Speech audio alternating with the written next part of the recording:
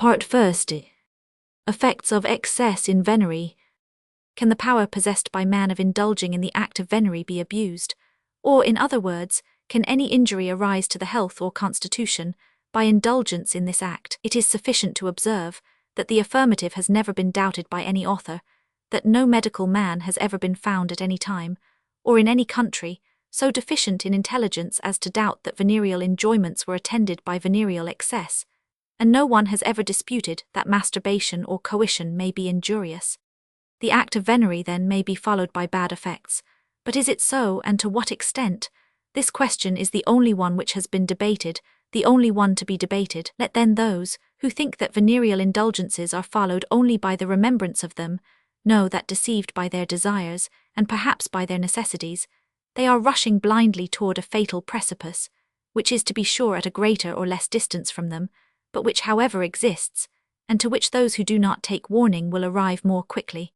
It is generally thought that venereal excesses, particularly those of masturbation, contribute in a considerable proportion to the ills of suffering humanity.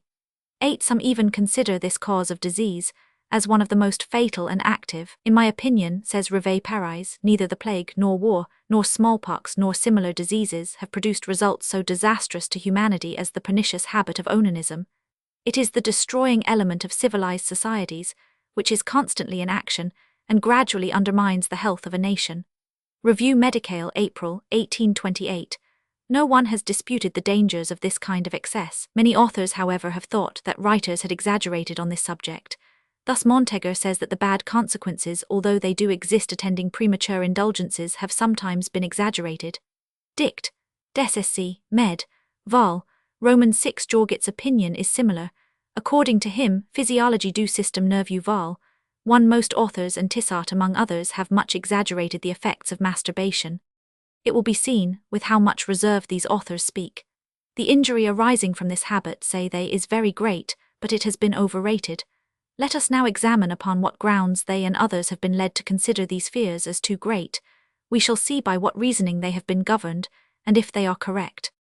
Montaigne was struck by the instances of individuals who were addicted to onanism from early childhood, and who, however, in the prime of vigor and health, had attained an age to which men do not generally arrive, or to whom advanced age comes loaded with troubles. But do we not see old soldiers who have always escaped bullets?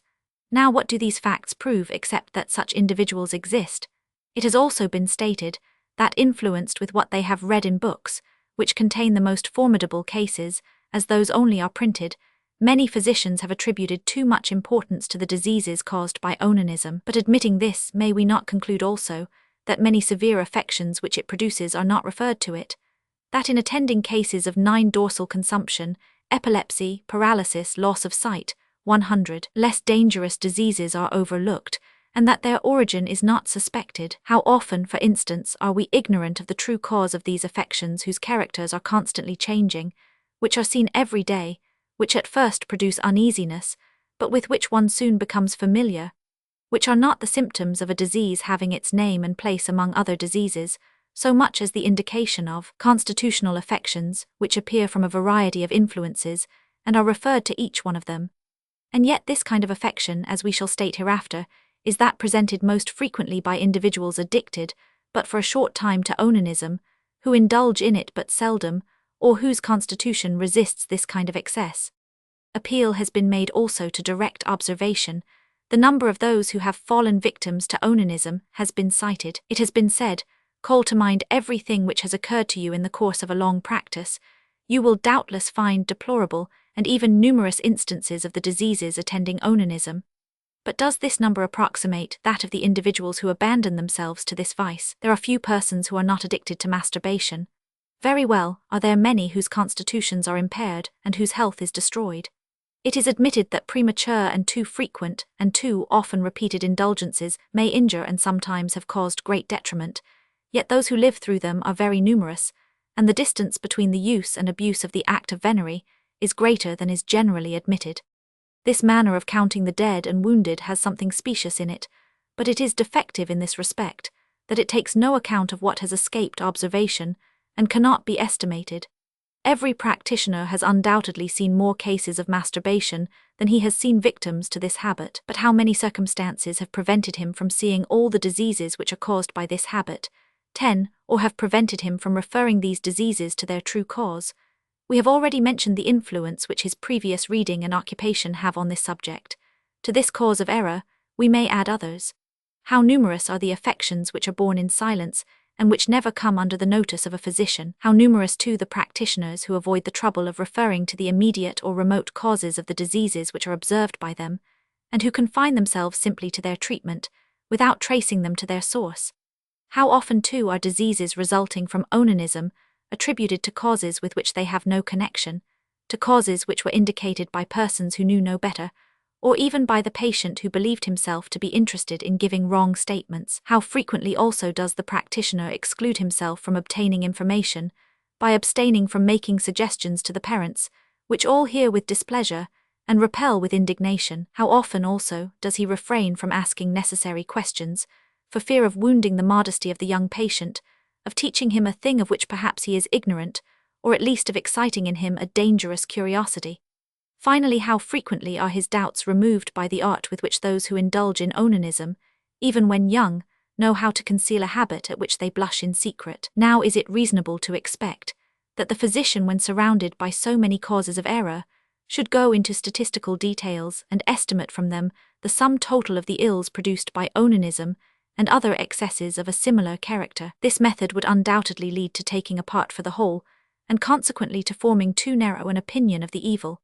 Many authors having followed this course, and having considered the evils which are unobserved by them as only imaginary, have not denied the dangers and inconveniences of venereal excesses, but have supposed that they exist less frequently than is really the case.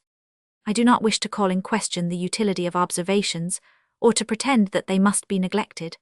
I only wish to say that in attaching to them too much consequence, we are led to false conclusions, which may inspire a dangerous security. The physician who commits this fault reasons as does the onanist, who being unable to distinguish, either in his comrades or in himself, the effects of his pernicious habit, concludes that it is an innocent practice, and that it may be indulged in unreservedly. The principal utility of observing the diseases caused by masturbation is to determine what are the maladies produced by onanism, and what is the relative frequency of each of them. We can also certainly form an opinion, from that which is shown by observation, in regard to that which escapes us. But it is only by induction that the extent of the evils caused by venereal abuses can be estimated. The bad effects produced by these abuses can be estimated only by considering what they may produce. It is only after studying the genital system in its relations with other organs, and considering the influence it exercises upon them, that we can pronounce in regard to the maladies and infirmities and dangers of all kinds which attend the abuse of the genital system. We proceed to this subject first. We shall then state what is known from direct observation in regard to the different affections which result from venereal excesses. Chapter 1 of the dangers which may follow venereal excess. To abuse oneself by onanism by coition is to abuse the organs which serve for the execution of these acts. The genital organs in the female are the vulva, clitoris, vagina, uterus, fallopian tubes, and ovaries. Those in the male are the penis, the seminal passages, and the testicles. These organs are then placed in such a state that they become a source of disorder and of disease to the rest of the body. Now, 12. What is their power in this respect? Can they do much injury? This is the question now to be examined. The injury which the genital organs can do to the rest of the body when they are abused is the natural consequence of the influence exercised when they are not abused. This injury is in a direct ratio with this influence. It is by this then that it must be measured. In fact, it is clear that if the different organs have in the ordinary state different degrees of power, they must, when they do injury, exercise it in different degrees. Let us then attempt to estimate the influence possessed by the genital organs. If it be demonstrated that when these organs are in a state of rest, of excitement, or in use, their influence on the other functions is considerable, some opinion may be formed as to what may be their influence when abused. It must be admitted that organs, which have a powerful effect on all parts of the body, which regulate all the others, which cannot feel, act, and perform their functions without the others taking part in what takes place in them. It must be admitted, I say, that when such organs are made instruments of disorder, the bad consequences which follow may be very great. The genital organs may be observed in 3 states. The first state is that of rest. They then merely live, present no special sensation, and do not proceed to the act of venery. In the second state they become the seat, the focus of more or less vivid sensations, and which have for a special character to invite and to constrain with more or less power to the act of venery. In animals this state is called rutting. In our species it has no special name, except when existing to a very great degree, and then it constitutes a disease termed satyriasis or nymphomania. I shall call it the state of excitement. The third is that of action. It is the state in which the genital organs are when they perform their special functions, when they accomplish the act of venery. They then do not simply live as in the first state or feel as in the second, but they act and afterward return to one of the 13 preceding states, and particularly to the first, they rest. These are the 3 aspects under which we shall examine these organs. To render our remarks more intelligible, we will give a few definitions. The power of bringing the genital organs into a state of action is the venereal power. This, when put in action, is the act of venery. If this act results from the concurrence of the 2 sexes, it is coition. If it be caused by solitary manipulation, it then receives divers names. The terms most used are masturbation or onanism. The act of venery, whether it does or does not result from the concurrence of the 2 sexes, may or may not be injurious. When it is injurious in any degree, there is then venereal excess, abuse of the genital organs. This sense is the only one attached in this book to this mode of expression. For if in a moral and religious point of view the simple fact of coition in some cases and of onanism in every case be a vice, an excess, an abuse, the physician should apply these terms only to cases where the health is injured. One influence of the genital organs considered in a state of rest. It might be thought that when these organs are at rest, when they are neither used nor abused, when the venereal sense is as it were asleep in them, and they seem occupied only with their own development and nutrition, it might seem, I say, that these organs take little or no part in what is going on around them. But this is a mistake. We shall see that this dull life which then occupies them is sufficient to make them a powerful focus of action, that all the other organs owe to them a part of their mode of existence, their form and substance. By this we can judge of what the genital system is capable when excited, and when by the hand or otherwise it is brought to the highest degree of activity. Consider him who was born an eunuch, the man who has never had genital organs, whose body, mind, and heart are developed without their influence. Compare him with other men, and see in what he is deficient, for his physical, moral, and intellectual relations will of course be deficient in all that depends on the genital organs. This study will reveal to you their power, and will point out to you the difference between a man in whose development they have assisted, and one in whose development the genital organs have taken no part. Eunuchs are very seldom tall. They are frequently short and sometimes very short. A woman 52 years old who had no uterus, and whose genitals were presented to the Academy of Medicine by 1000. Rinaldan was only 3.5 feet high. The limbs of eunuchs, when they are not percolated with white fluids, are generally thin and badly developed. Their bones have neither their usual size nor form, as has been remarked by many observers, particularly by 1000. Marjan of Geneva, a Libert Nouve, L. de Thérapeutique 3d edition vol. 2. This defect in growth is much more remarkable in the larynx. This organ, which generally acquires 2/3 of its size at puberty, remains as in infancy, and the voice preserves that shrillness which it has in young people, but becomes a little stronger because the chest enlarges. The different tissues are not only less developed, but some are not developed at all. Thus in eunuchs the beard and the hairs on the pubis are deficient. Their skin remains as free from hairs as in early youth. The genital organs then have a powerful effect on nutrition, because when they are deficient, the growth is defective or ceases entirely. This influence is manifested also by the characters presented by the different tissues after the action of the genital part ceases. To understand these characters, we have only to compare the flesh of animals who have been castrated with that of those who are perfect. For example, the flesh of the ox with that of the bull, that of the capon with that of the rooster 100. In the eunuch these characters are no less marked. His organization is in a measure stationary. When an adult, he preserves in great part the physical attributes 15 of youth, and then when these are lost, those of old age and not those of manhood present themselves. It is the genital organs then which in a perfect man give color to the skin, give to the flesh more consistence and firmness, and which gradually take up from the cellular tissue those white fluids, which prevent us from seeing the prominences of the bones and muscles. The organization of the eunuch is then unfinished, imperfect. The organs which should have appeared at the period of puberty are not seen. Others acquire only a part of their growth. All retain a part of those characters which they ought properly speaking to lose, and do not obtain those which belong to them. These facts are highly important. The study of them demonstrates the extent of the derangement caused by venereal excesses. For the organs abused by the onanist and libertine are those which take so active and special a part in the internal economy of all our tissues, which stamp them with the seal of virility, of which the eunuch always remains destitute. Consider the eunuch now in his life of relation. Look in him for the thought, activity, and sensibility of the man. In these respects also how much he is deficient. He is inactive, indifferent, and destitute of energy. The lymphatic temperament is marked in him by his insensibility, his apathy, no less than by the delicacy of his flesh, and the whiteness of his skin. He has preserved from infancy the disposition given by feebleness, to be excited by the least cause. Hence he is timid and pusillanimous and cowardly, devoid of any internal feeling which renders the soul gay. He is morose and wearisome. He is destitute of those feelings which attach man to man, and render one capable of attachment, love, and devotion. He vegetates only for himself.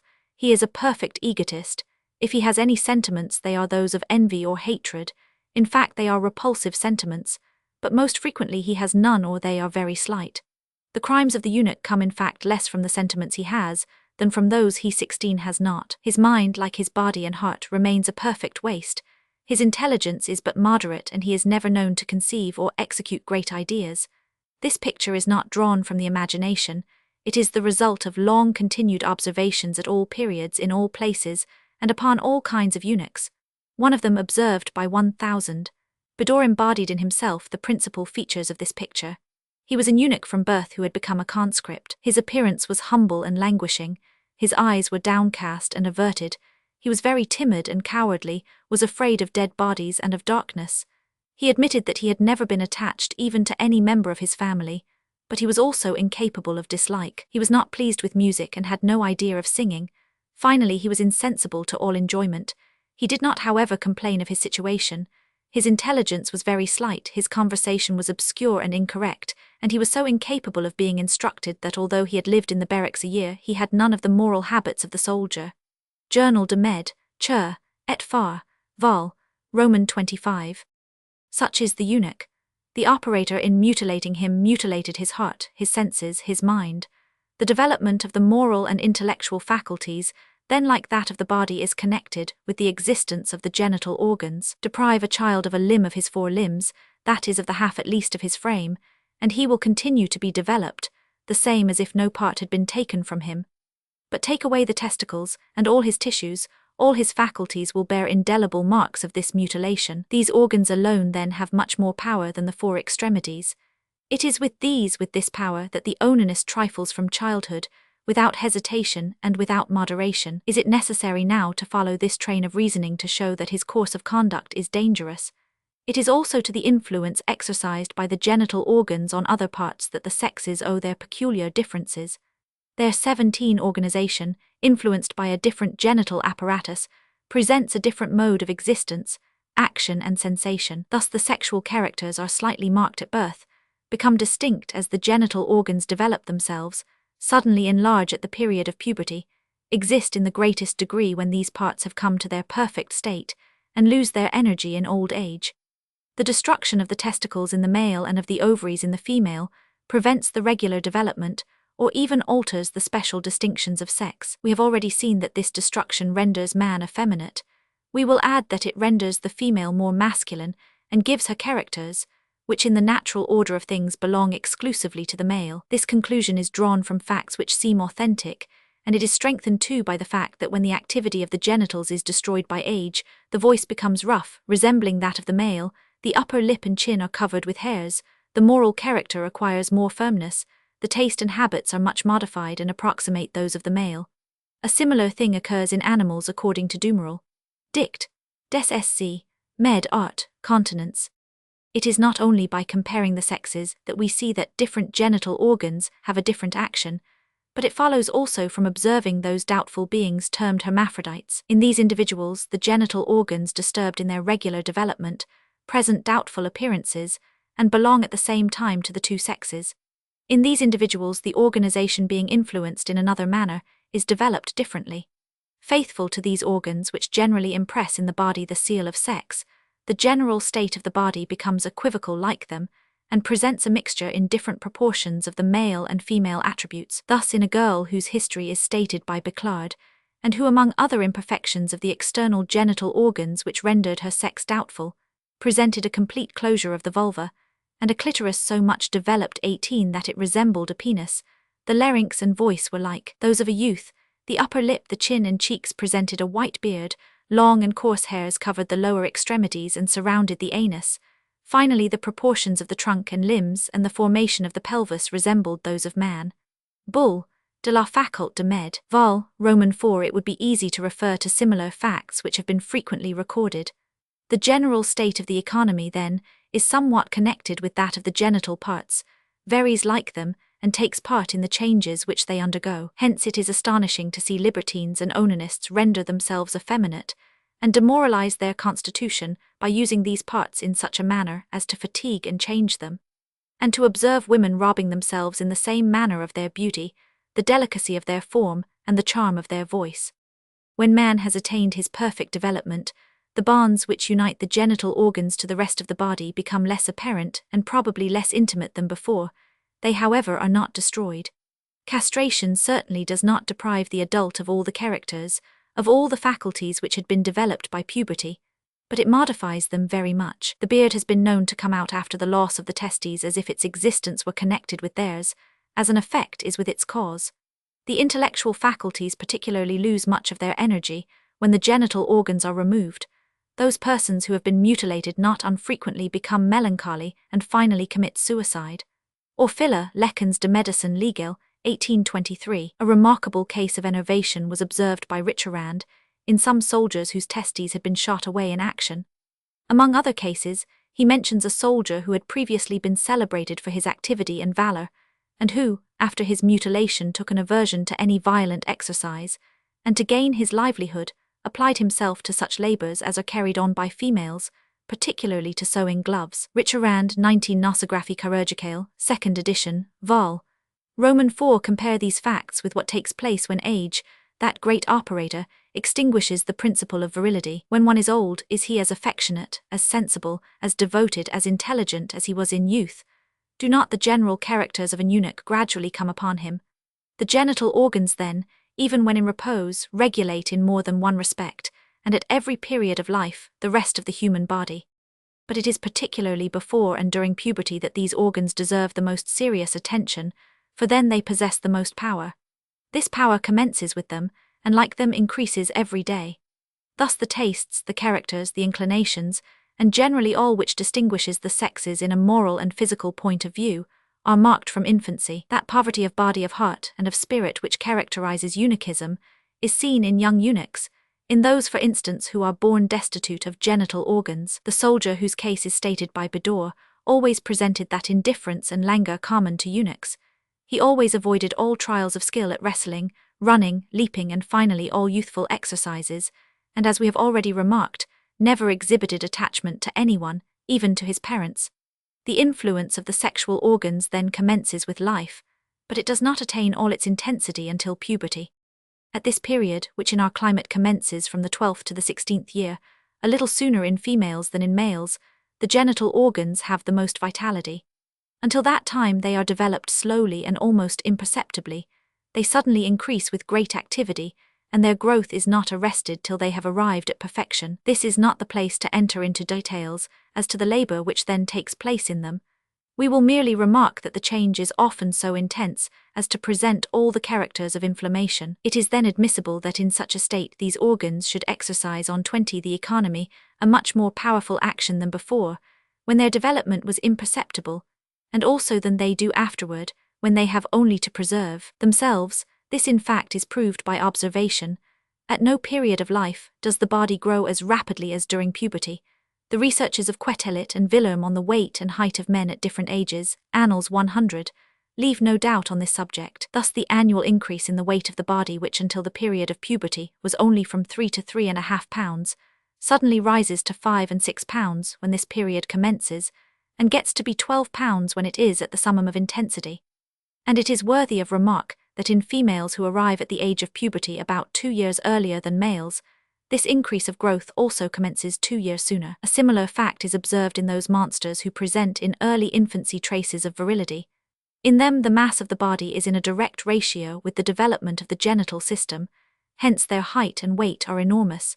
This is proved by a great number of facts related by authors, and particularly by Morrow, Fages, J.G. Smith, Jedike, Meckel, Dupuytren 100.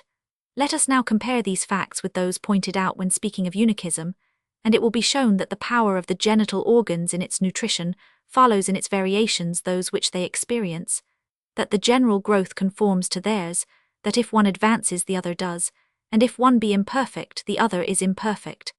This increase in the activity of the nutritive powers during puberty is not shown simply by the increase of the substance of the body, it manifests itself by other symptoms.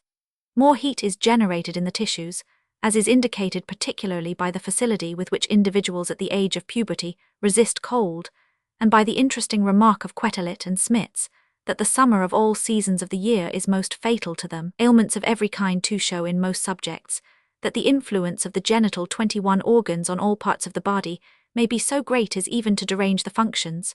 Of this character are pains, heaviness in the head, vertigos, redness of the face, numbness in the limbs, dullness and oppression, palpitations of the heart, bleeding from the nose, painful engorgements of the lymphatic ganglions, different inflammations 100. Finally, the body responds like an echo to all that takes place in the genital system. Need we say that nothing of the kind takes place in eunuchs? The active development of the genital parts exercises an equal influence on the functions of the life of relation, in the faculties of sensation, action, and thought. These faculties, which are so feeble in the eunuch, are extremely active during puberty. This is the age of muscular activity and agility. If those who are growing up sometimes are reluctant to take exercise, this feeling of reluctance depends on a hyperemia of the nervous centers, which soon disappears. Numerous different and generally transient sensations denote the part which the nervous system takes in what passes in the genital system, and this is proved also by the frequency of convulsive and spasmodic affections at this period of life. The moral susceptibility is then still more exalted than the physical susceptibility. The mind, directed and controlled by the most vivid, most varied, and most transient impressions, takes up and lays aside the most opposite opinions, and adopts the most hazardous enterprises. This disposition has existed to so great a degree as even to constitute a kind of monomania, so transient as to be almost imperceptible, and during which crimes, particularly that of arson, were committed. This fact rests on the authority of Osiander Henk, of the Faculty of Medicine at Leipzig, of Mark, and of many other authors. See Mark's memoir on incendiary monomania, Annals Dihig, October 1833. But the mental state resulting from the change of puberty is characterized particularly by the readiness with which one shares the affections of others, partakes of their sympathies, and sympathizes with them. 22. This is the moment of generous ideas, or, as is remarked by those whose minds no longer feel the action of organs which have become mute, the period of illusions. How much experience ought not the mind to gain when passing through this moral tempest? Is it astonishing then to find weak minds and cold hearts among eunuchs? Being deprived of these organs which at the period of puberty give so marked an impulse to the system, they do not feel it. The most active of all moral excitants is absent. Judge from this of its power, and yet it is this stimulant which is so much abused by the onanist.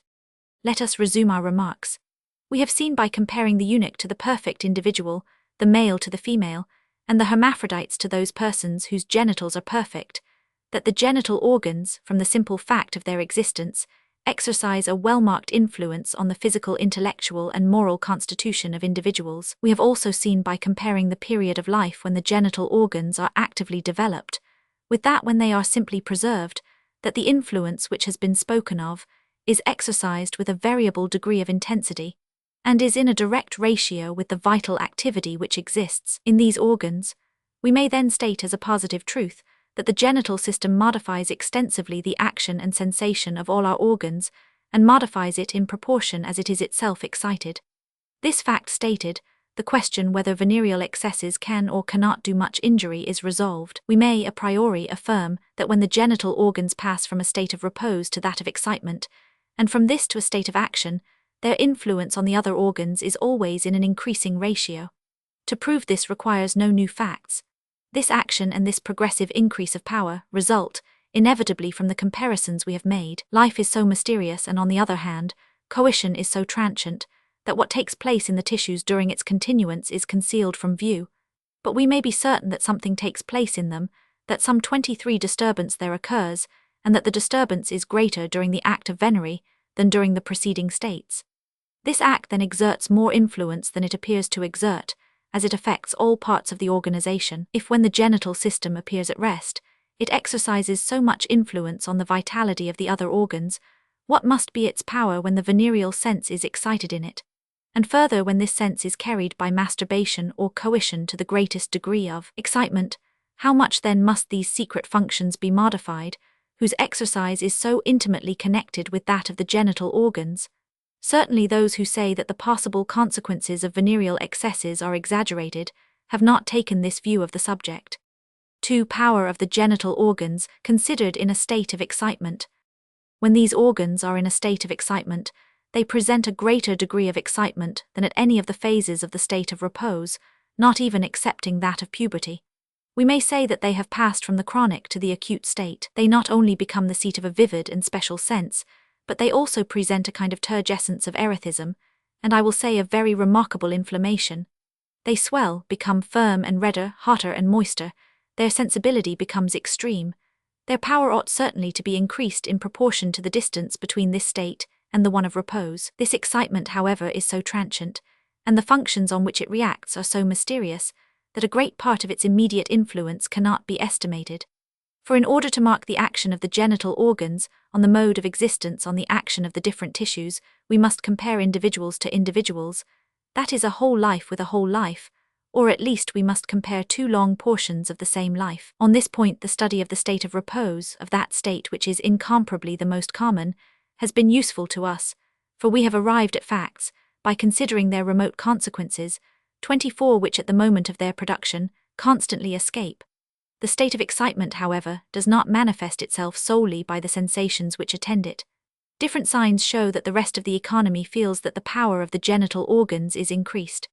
In fact, when this state is well marked, the heat of the other parts of the body is increased, the eyes are more brilliant, the color of the complexion is more lively, the pulse is quicker, and the patient experiences a kind of febrile agitation which in satyriasis and nymphomania, that is, in the greater degrees of human venery, presents the characters of a highly marked fever.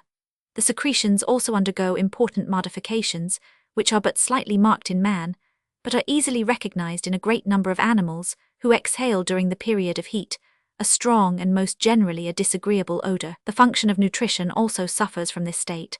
Thus, if it appears too frequently, or is continued too long, the embonpoint disappears, the flesh becomes dry, and the body exhibits that leanness which is seen so frequently in those who are extremely salacious. But I repeat, a great part of the influence exercised upon the nutritive functions by the genital organs when in a state of excitement would be overlooked, if only the phenomena mentioned were taken into account. In fact, these phenomena are only those which fall directly under the notice of the senses, and we believe that their number and proportions would increase infinitely if the observer could directly inspect the tissues closely.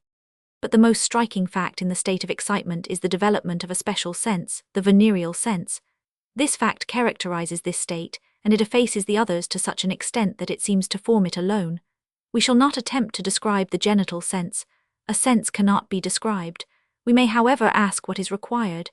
Even as hunger impels to eat and thirst to drink, this sense impels to the act of venery. It is the bond which brings the 2 sexes toward each other, which unites them, and which 25 makes, in the words of the disciples of a new belief, a perfect individual of the male and female. This sense may be only feebly excited, and then may have only a moderate degree of power. But when it is exalted, the chain with which it binds the free will is of incalculable power. The male dreams of the female, the latter of the male. One of the opposite sex is continually present to the mind and eyes and imagination.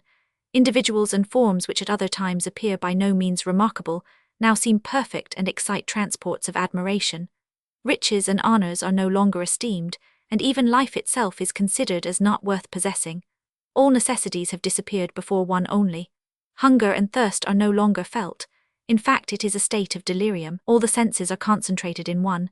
It commands them and receives from them, like a blind master, all the illusions which they present to it.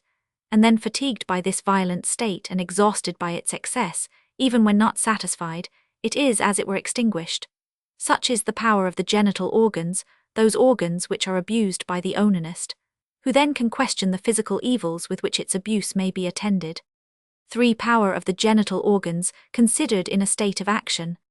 If the individual, either by legitimate modes or otherwise, wishes to satisfy his desires, the state of excitement becomes changed to one of action, and the genital organs then arrive at their greatest degree of power. All parts of the genital system are interested and combine their actions.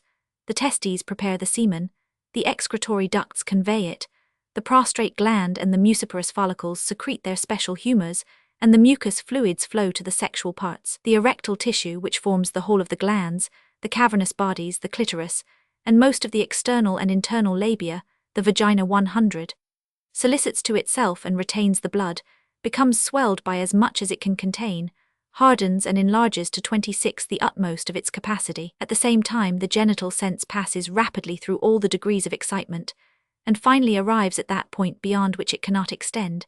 Every muscle, every mature fiber in the genital system is then convulsed. The seminal vesicles, the muscles surrounding the urethra and those which are attached to the anus contract with violence, and the semen, the loss of which causes so much exhaustion even when discharged involuntarily, is convulsively expelled. The scene now changes.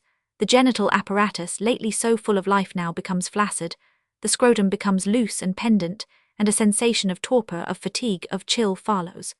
The convulsive motions are succeeded by a kind of paralysis, and all attempts at new excitement are vain. During this tumult and after this crisis, the general state of the patient conforms in every manner to that of the genital system. Thus the face reddens, the neck swells, the veins become filled, the skin is now burning and now moistened with sweat, the heart beats with rapidity. In fact, there is a state of fever which almost justifies us in placing the act of venery among diseases. At the same time, the nervous centers, the cerebrum, the cerebellum, the spinal marrow, experience a very powerful impression. As the state progresses, consciousness is lost, and the subject is as it were in a state of delirium. The will is suspended, and the muscles are not controlled by it, but by the nervous centers which are so much irritated. Thus the trunk and limbs are agitated by involuntary motions and chills. This disturbance increases until the crisis arrives, when the convulsion affects the genital system. A fit of epilepsy as it were ensues, the sight becomes dim, the trunk stiffens and the neck is thrown back, and finally this state might be regarded as a violent access of disease if the beginning and end of it were not known. Now, however, the individual is changed. His face has lost its color, his limbs are stiff, without motion and as it were paralyzed.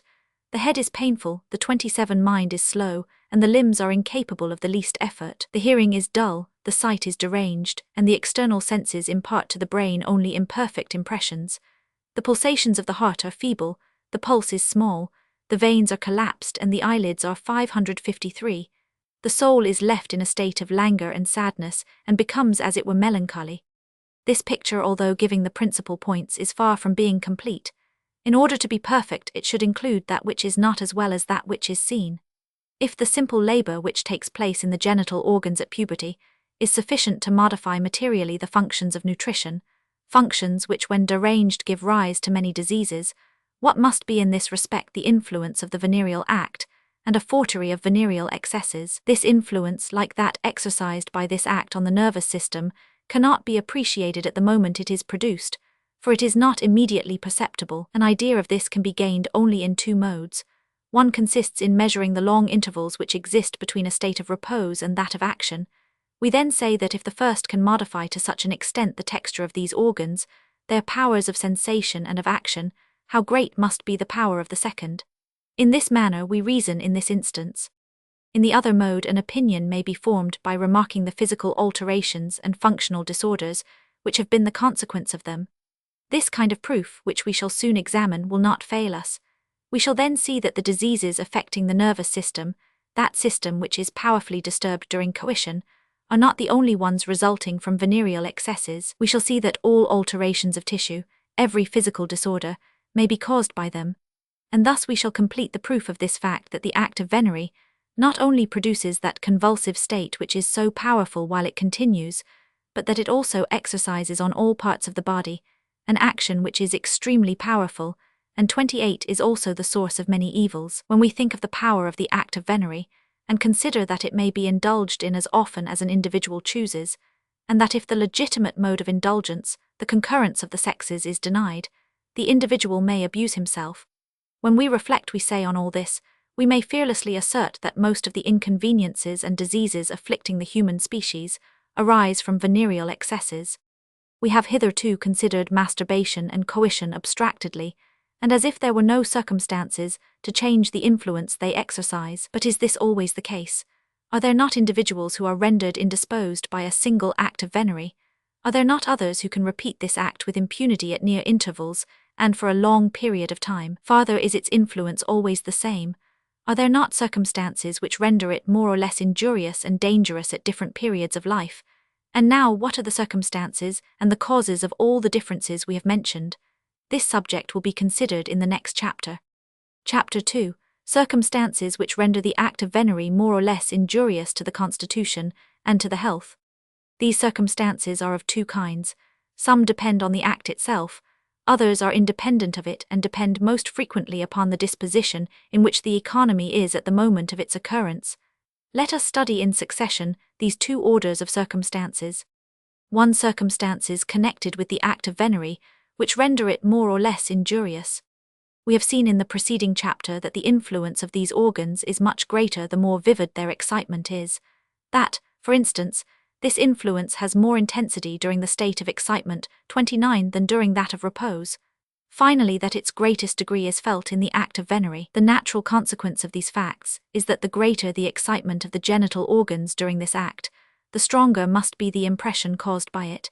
We may then say that its power of doing injury, other things being equal, is in direct ratio with the force and duration of the excitement which attends it. And further, this result is proved by observation. Compare the two sexes together. The female presents instances of venereal excess much less frequently than the male. Whence is this difference? Is it not because the genital sense in females is much less susceptible of excitement than in males, and therefore the act of venery causes them much less fatigue? I know that this fact has been disputed, and it is asserted that the female is fully as sensual as the male, and that if females show their feelings less, it is because they are controlled by custom. I know also that the reluctance of females to submit to the approach of the male is ascribed to a kind of tender coquetry, which tends to increase the ardor of the former. Finally, the redness of the genital organs of females during the period of heat has been mentioned as proving the intensity of their sensations. Mark Dict, Des Sc. Med. Art. Celib, etc. But these arguments cannot be maintained in opposition to that which daily experience proves to be true, viz., that as a general fact, females are much less addicted to the pleasures of love than males, and experience less fatigue during sexual intercourse.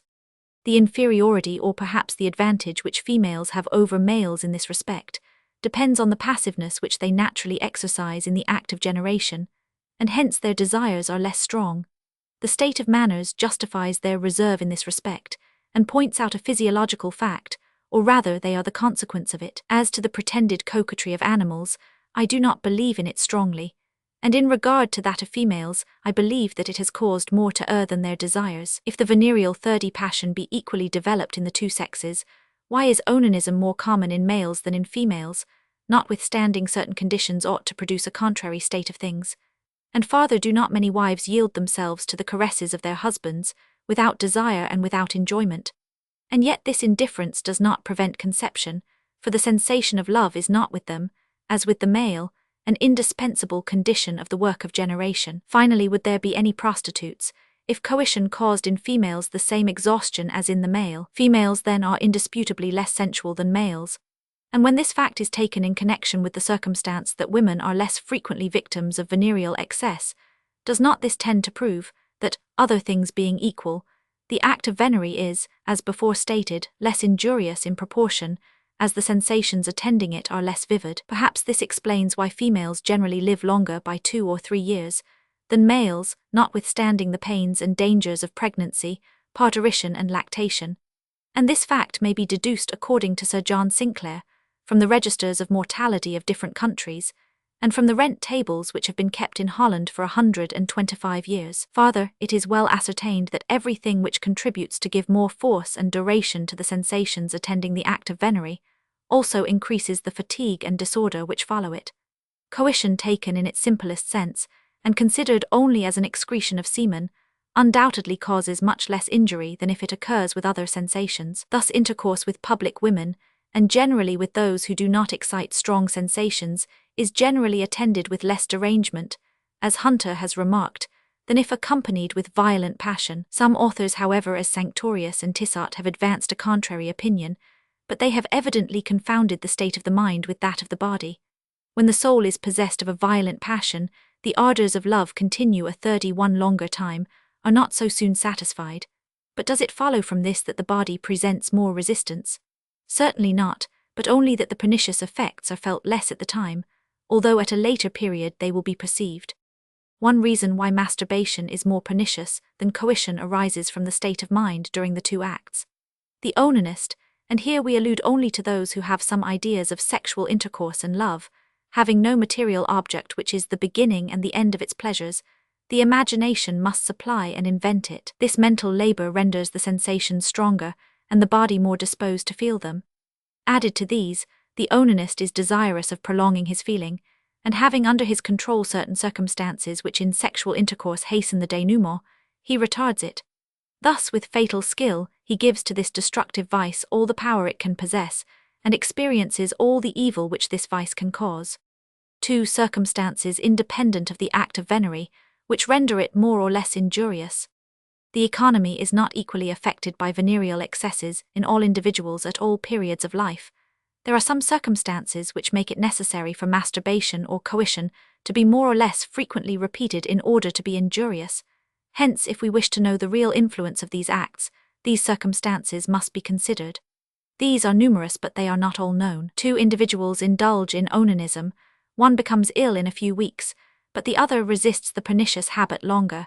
These two individuals were certainly in different states, as the event proves. This fact, however, was indicated previously by no circumstance. Their age, constitution, and manner of living before this were similar. In fact, the reason why they were affected so differently cannot be told. The difference here presented by two individuals may be observed in 32 the same person, when considered at different epochs and periods of life. He will resist the excess of masturbation and coition to a greater degree at some times than at others, although the circumstances on which these differences depend are not known. There are then unknown circumstances which have an effect on the consequences arising from onanism. These remarks are highly important and seem to be well understood, and it is clear that there is no possible security for the onanist. In vain does he look for encouragement by comparing himself to others, or by remarking of a comrade, "If he had been as healthy as I am, his health would still be good, he would not have died." Or by saying, "Why should I fear what I have indulged in so long with impunity?" This mode of reasoning is out of the question when the truth of the preceding remark is admitted, and it is then impossible for a person to deceive himself, and the reason that so many abuse themselves is because they think themselves stronger than others. Besides these circumstances, there are some which are well known, and which contribute more or less to render the act of venery more detrimental. These circumstances consist first, in the general state of the functions at different ages, and in the peculiar state of some of them at different periods of life. Second, in a coincidence of action between the act of venery and other causes of disease. Third, in the alterations which the constitution may have already suffered, and in the disposition existing to contract certain diseases. Fourth, finally, in the state of the diseases with which the patient is afflicted when he indulges in the act of venery. Three, influence which the general state of the functions has at different ages, and which the peculiar state of some of them at different periods of life may have on the consequences of the act of venery. Life is composed of three very distinct periods. In the first, the body is developed and formed. It is a period of progress. While it continues, the organs gain in force and substance. It terminates when they 33 have arrived at their greatest degree of perfection, and this generally takes place about the 25th year. During the second period, man uses the organs as they are formed and constituted. The only process which takes place in them is one of reparation, of renewal. This is the period of maturity. It generally terminates about the 50th year. The third period is the opposite of the first. It is the period of decline. There is, during this latter period, a progressive deterioration of the strength and of the tissues.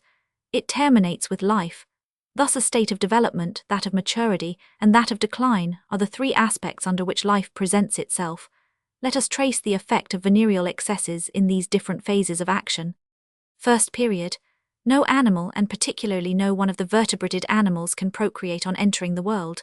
The genital organs doubtless exist at that time, but their form is rudimentary, which proves that they are incapable of doing much. These organs do not acquire the power of fulfilling their special functions until a more advanced period of life, which period varies in different species of animals, but is nearly the same in all individuals of the same species. Until this time there is no secretion of prolific semen in the male, nor creation of ovals in the female. The procreative power does not exist. Man is no exception to this common rule. His genital organs, although distinct, are scarcely developed at the moment of birth. The penis in males, the nymph and clitoris in females appear, it is true, to have a certain size, but this size does not depend on the development of the true spongy erectile tissue of these parts. The genital apparatus continues to grow, although slowly during infancy, but it does not become filled for reproduction until after the rapid development seen at puberty. Hence in man, as in all animals, the power of reproduction does not exist until after some portion of life has elapsed. What is this portion? Why does not the power come earlier or later? This is of but little importance. Existence is necessary a certain time before it appears. But as God has made nothing useless in this world, we may fearlessly assert that those who before the age for procreation excite in themselves the feelings attending this faculty do an unnatural act and one which is necessarily pernicious. Thus a priori, and by the application of general laws, all premature indulgences are approved. This opinion is confirmed by the study of the human body in the first third of its existence. This period of life is marked by two facts of the highest importance. It is then that the organs form, that they become perfect in substance, extent, and texture. It is then also that they acquire in action, and in the power of receiving impressions, the characters which form their special constitution, that is, the state which, considered at the same time in all the organs, composes what is called the temperament. During infancy and in youth, the formation of the substance of the body and of its constitution is going on. Let us compare with this process, on the regularity of which the health and well-being of the individual depends. Let us compare, we say, venereal indulgences, or rather masturbation, for this alone is then possible. We shall then see why the generative faculty was not born with us, and why the precocious excitement of the genital sense is attended with so much danger. The first result of this excitement is to hasten the material and sensitive development of the genital organs. The preternatural size which masturbation gives to the penis in children is so remarkable that this alone is often sufficient to reveal this habit. Farther, this excitement not only awakens the venereal sense long before the legitimate period of its appearance, but it acquires so much power that the youngest persons brave all connective means to satisfy it. Here, then, we have a system of organs forcing their development forward at the expense of the other organs. This state undoubtedly causes derangement, and if we compare the genital organs with those which have the least sensibility, we may form an 35 opinion of the consequences of it. If we reflect on the symptoms attending dentition, which are often severe, or those depending on too rapid growth of the bones, and then measure the great difference between the vitality of the osseous and genital systems, we can form an idea of the injury caused by the premature enlargement of the genital apparatus. Although there may be no real disease, yet the wasting of the body, the enervation which results from excessive growth, are often sufficient to give to a young man the appearance of an onanist. If such feelings arise simply from the osseous system, what must we expect when onanism, with its train of moral and of sensual feelings, forces the genital organs to take part in the efforts of growth? The power which is then impaired is the same which we have seen extend over all parts of the organization, that, whose action when regular, contributes so much to make each tissue perfect, in fact that which when removed gives to man the characters of an eunuch. Now consider onanism as possessing this power, and using to do injury all the energy which it possesses to do good. What limits shall be assigned to its injurious effects? And yet some authors question them. Many general phenomena of puberty also appear prematurely, when premature indulgences call them into development. Thus the beard appears on the chin, the pubis is covered with hairs, the voice assumes a deeper tone, and the first indications of virility show themselves much earlier than is proper. These symptoms serve to trace the aberrations which onanism causes in the formation of the organs. This vice too does not surely hasten or retard, it deranges, for the derangement of the functions is not generally manifested by irregularities in formation, aspect and texture, but by material alterations, by diseases, hence why inflammations of all kinds and numerous organic affections result, as observation proves, sooner or later from anticipated pleasures. Now as the susceptibility of the organs varies in individuals, and as in one the heart, in another the lungs, the stomach 100, is most liable to be affected, we see why the list of diseases caused by onanism comprises most of those which afflict the human body. Nor is this all. If the excitement of a sense which affects all the other organs, and to which they respond, occurs at a time when their mode of action and of sensation, or their temperament is not formed, this latter varies from what it would be, if developed calmly and uninfluenced by this excited sense. Hence not only the health but the constitution suffers from the too precocious use of the genital organs. He who might have attained the age of manhood, with a robust temperament by which his body resists numerous bad influences by which it is constantly assailed, will after indulging in onanism, be exposed to all these influences. This vice then compromises both the present and future health of the body, the present by the diseases with which it is accompanied, and the future by those for which it prepares. Hence if the young man escapes with life, he is as it were loaded with a tribute of ills which he must pay before long and perhaps always. Thus the indirect influence of onanism in producing human suffering is enormous. I consider it even as greater in proportion than that of the most immediate consequences of this fatal habit. This is confirmed not only by daily observation, but it cannot be otherwise. How much then do those deceive themselves who seek for the diseases of masturbation without believing in their existence, and who continue to indulge because they do not see its abuses? If premature indulgence cause so much injury, it should be one of the most interesting duties of humanity to prevent children and young persons from abusing themselves. And although the practice of onanism cannot be controlled by laws, legislators might however fix the age under which marriages could not legally take place. We must however admit that circumstances connected with the social state of different people, with the power of procuring the means of subsistence for a family, and the necessity of having 37 vigorous children, have contributed not a little to fix this age. Thus the laws frequently present differences, which can only be explained by taking into view the necessities under which they were passed. Females, however, are allowed to marry much younger than males. This depends on two facts: first, because puberty takes place earlier in females than in males, and secondly, because the latter require their organization to be more advanced to resist the fatigue of generation. The age at which the venereal power enters into full action, and when its exercise is attended with the least detriment, has been generally determined on two distinct grounds. First, the physical aptitude for sexual intercourse. Second, the general state of the organization. The marriageable age has been fixed at an earlier or later period, according as legislators have assumed one or the other of these bases. The first served as foundations for the matrimonial laws of the Romans, and probably the second served as a guide to Lycurgus, who prohibited men from marrying before the age of 37, and to Plato, who recommended that every child born of a female younger than 20 years old, begotten by a man less than 30 years, should be branded with infamy. J. Rousseau too reasons in the same manner. Until the age of 20, he says, the body grows and has need of all its substance. Continence is natural, and if not observed, it is at the expense of the constitution. Although the physical aptitude for coition comes at the age of puberty, this fact proves nothing except that the genital organs can then be used. It does not follow that the genital power is fully developed, or that the body is in the state most favorable for its use. Who would venture to say that because masturbation is practicable in early infancy, that it is not more injurious than at a later period of life? Hence the cause and degree of the evils attendant on premature indulgence is to be sought for in the degree of perfection of the organism, as we have already stated. We therefore think ourselves justified in saying that 38 other things being equal, the period of life when the act of venery is attended with the least trouble is that which begins when the organization is completed, is perfected. And as a reverse of this formula, we may say that other things being equal, venereal enjoyments anterior to this period are more detrimental, the less perfect the system is. The perfect state, then, is the point to which the system must arrive, before the act of venery is permitted, and before marriage is allowable.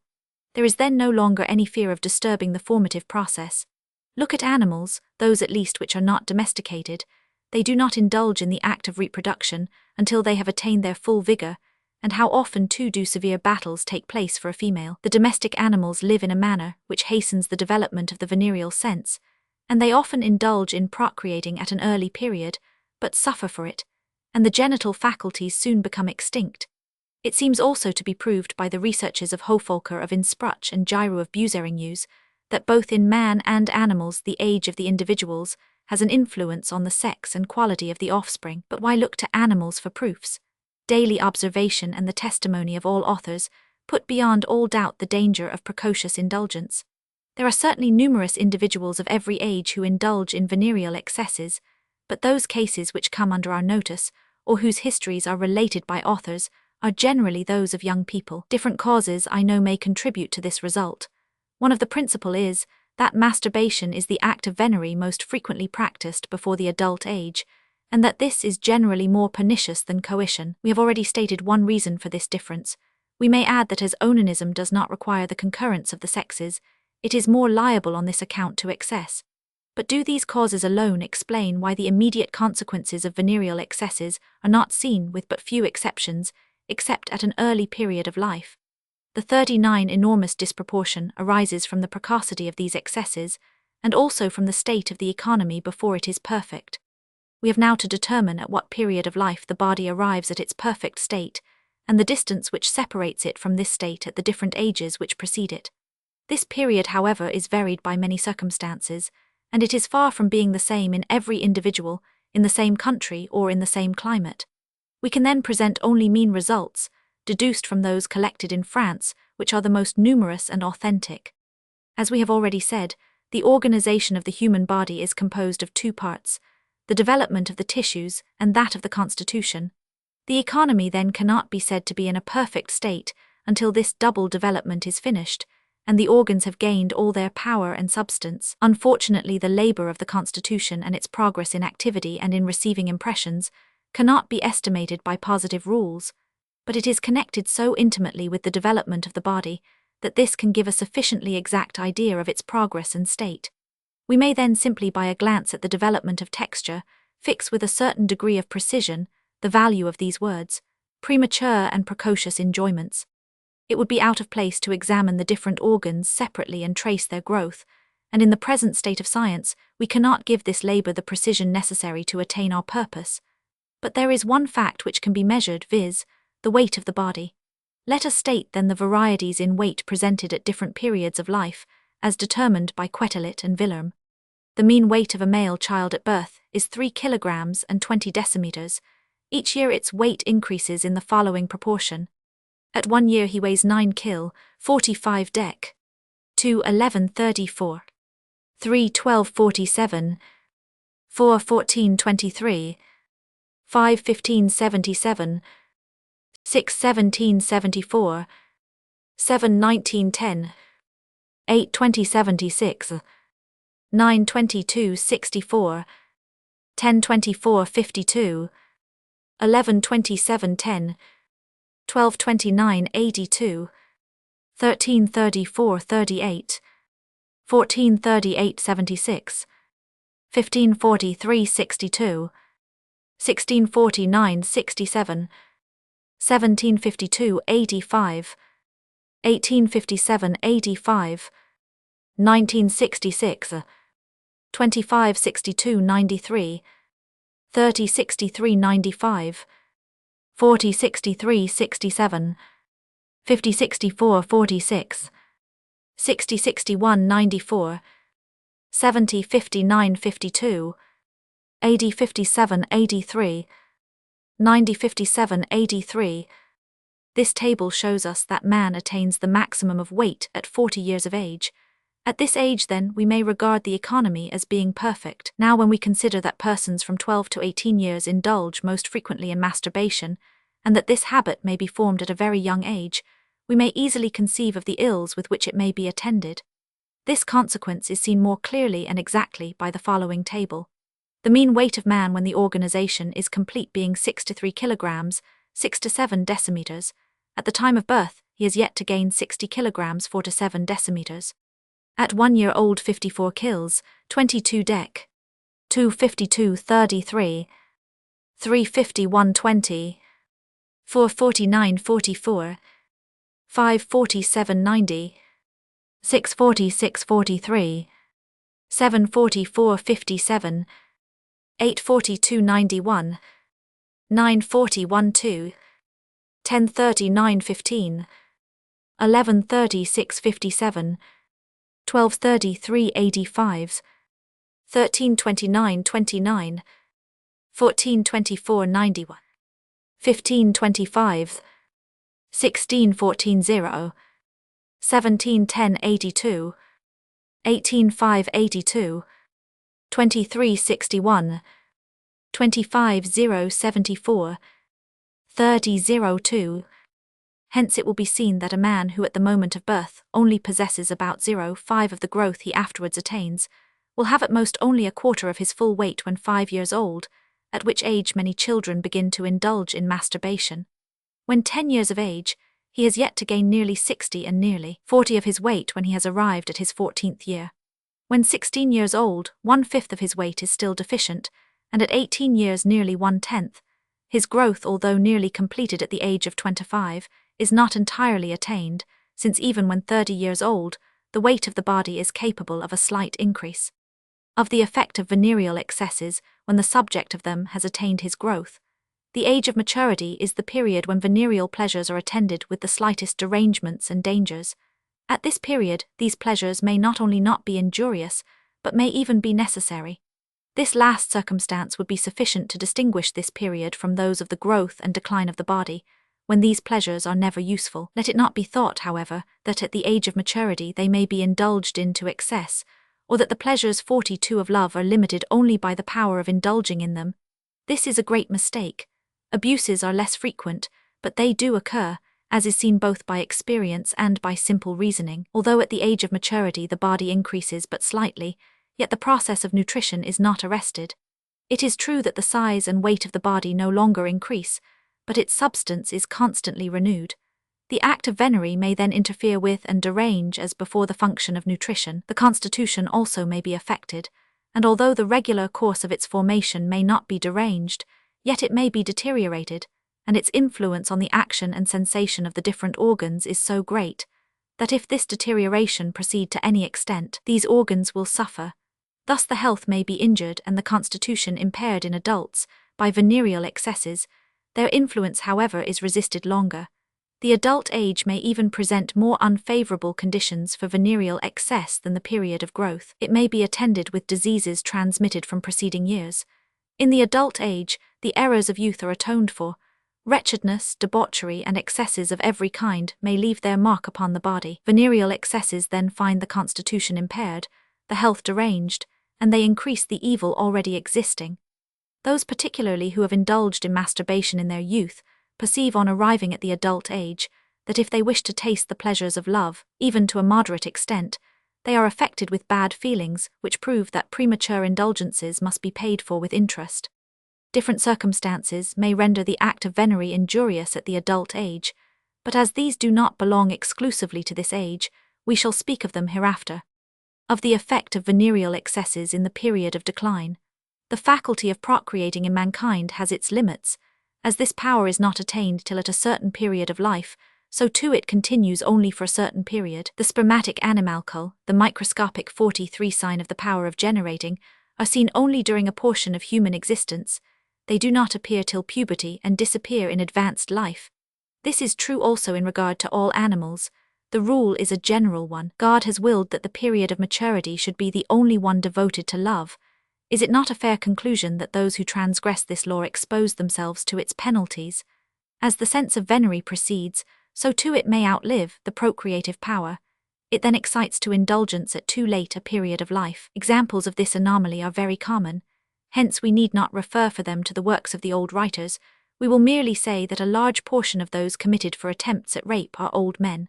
Fortunately, the venereal sense is that which suffers the soonest from excesses, and if sometimes the venereal desires are excited, the state of the genital organs prevents their indulgence. Sometimes, however, the case is otherwise. Excited in different ways, the genital organs in old men may for a few moments appear to have regained a faculty which they considered to be lost. These imprudent persons soon pay dearly for their indiscretion. Let us reflect a moment on the state in which venereal pleasures find man in his old age. His substance, instead of increasing or of continuing sound, wastes away. We have seen in a former page that after the 40th year the weight of the body begins to diminish. The tissues also vary in every respect from the perfect state, as seen at the age of maturity. Farther, the sensibility is diminished, the vital activity is enfeebled, the faculties become enervated, in short, the economy is impaired. Need we now to make any remarks in regard to the most exhausting of human actions to show its danger? And yet we have only pictured old age as it progresses of its own accord, gently and slowly, without being hurried on by any infirmity. But this rarely happens. In speaking of the adult age, I have pointed out the affections with which it is attended, but the case is worse in old age. All parts of the body have suffered 44 so many attacks, have been so often affected, that hardly one of them can be called sound. Hence every cause of disease is serious and important, the body being as it were ripe for a diseased affection. What ought then to be the influence of the act of venery? Will it not quicken into life the seeds of disease which are as it were already sown? In fact, it often has a violent effect on the system, and sudden death follows exertions which ought not to be made. How many old men have yielded up their existence in the nuptial bed, when their term of life might have been continued, if they had not exhausted their strength in unnatural exertions? We have said that the peculiar state of some functions may render the act of venery more injurious at some periods of life than at others. The functions to which we alluded were digestion, menstruation, pregnancy, and lactation. Masturbation and coition are often practiced after taking food. Sometimes the general excitement attending the labor of digestion extends to the genital organs and excites to these acts. We cannot say that they are then always injurious, as this would be contradicted by facts, but that they frequently are is supported by the opinions of all authors who have written on the subject. Coition after eating, says Sanctorius, is injurious, and he attributes the same effect to thoughts of venery. His commentator Laurie confirms this opinion. The act of venery during digestion may injure in two modes. First, by deranging the digestive system, and by exposing it to the affections which are the usual consequences of such a derangement. To this must be referred most of the derangements usually presented by the digestive organs of onanists, who merely watch their opportunities for self-pollution, without regarding whether digestion is or is not finished. Happily, vomiting then sometimes rids the stomach of food which might be badly digested, and thereby cause more disturbance. The second mode in which the act of venery acts 45 during digestion is by causing a general state of excitement, which adds to that caused by the digestive process. All the organs, as the heart, lungs, brain, 100, are during digestion in a state of hyperemia, of congestion. They are crowded with blood, as is indicated by a great number of symptoms. It can easily be imagined that venereal excitement under such circumstances may become the cause of inflammations and organic affections, or may, at least, contribute to their development. By increasing also a congestion caused by an abundant repast, it may immediately excite severe and fatal symptoms. Instances of individuals who have died during the act of coition after leaving the dinner table are by no means rare.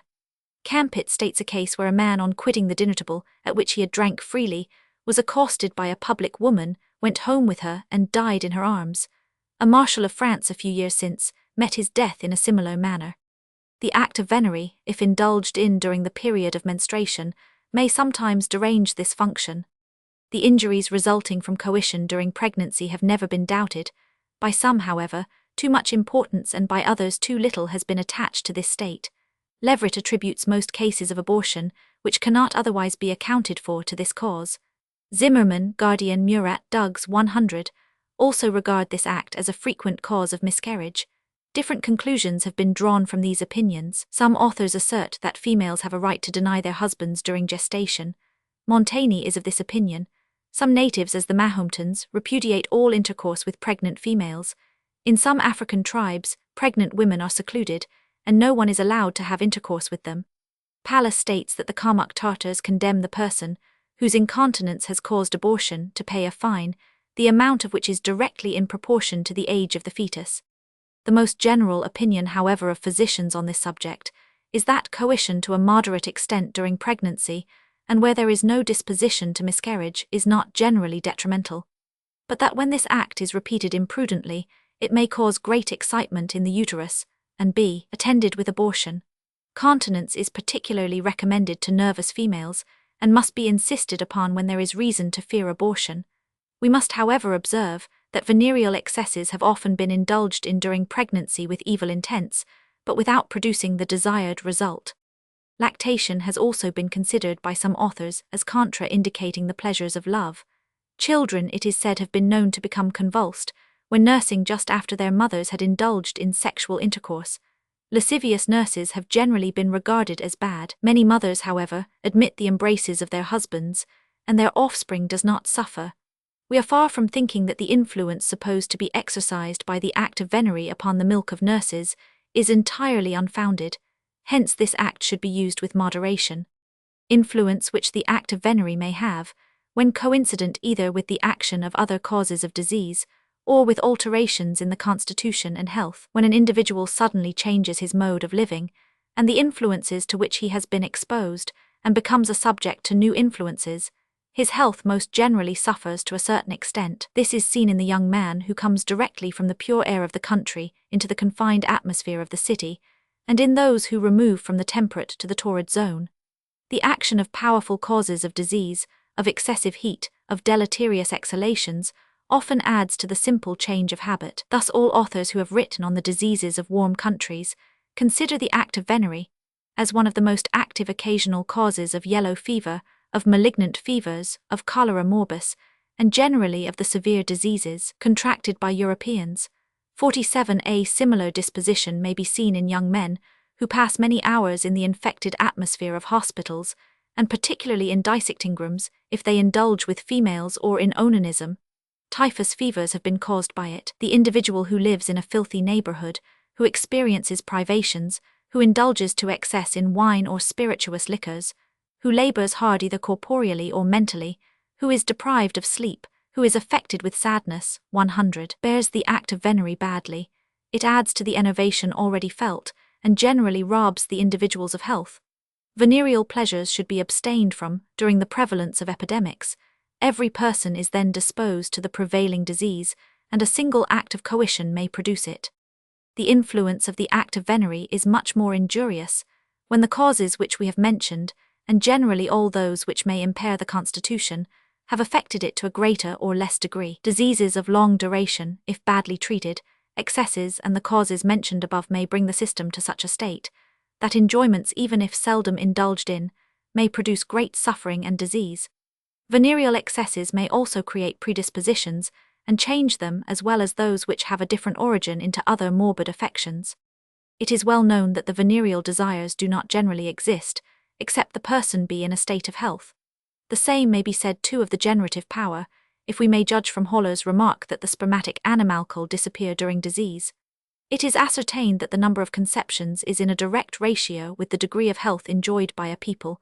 They increase in a healthy season, and diminish in an unhealthy season. This fact is established by the researches of Villerm in regard to the births and deaths in France, Italy, England and Belgium, and also in regard to the marshy parts of France at different periods of the year. Anne, D. Hig, Pubble, January 1831. Thus then the genital sense, like that of hunger, and probably the power of procreating, 48 like that of digesting, is most generally suspended during disease. Is not this one of the many warnings of the organization as to the preservative power? It is true, however, that individuals indulge in coition and masturbation, although even in an advanced state of disease. This is most frequently seen in onanists. I have seen, says Pinnell, a person affected with a dynamic fever who was entirely exhausted, and yet his passion for onanism was so powerful that on the 6th day of the disease he still attempted to excite his organs, although death was coming upon him. Similar cases have been witnessed by every practitioner, which we shall mention in the course of this work. Thus then even a severe disease does not entirely prevent the act of venery. Let us now inquire what is the effect when such people indulge. It must be admitted that this indulgence is at least useless, except in very rare cases, where continence is the cause of sickness. Strictly speaking, this may be the case in certain chronic affections and in some few individuals, but it is rare. The power of the act of venery is so great, and the diseased organs are generally so sensitive to the impressions made on the economy, that if there are apparently some diseases which seem unaffected by this act, it is because the modification which they experience escapes observation. We may then state as a general rule that if the act of venery be indulged in by sick people, it is injurious and generally to a great degree. How great is the injury when the disease is caused by venereal indulgences? It often happens that diseases resist to an unaccountable extent all remedial agents, Suspicion is excited, and finally we find that the patient, an onanist before he was taken sick, has continued to abuse himself through his sickness.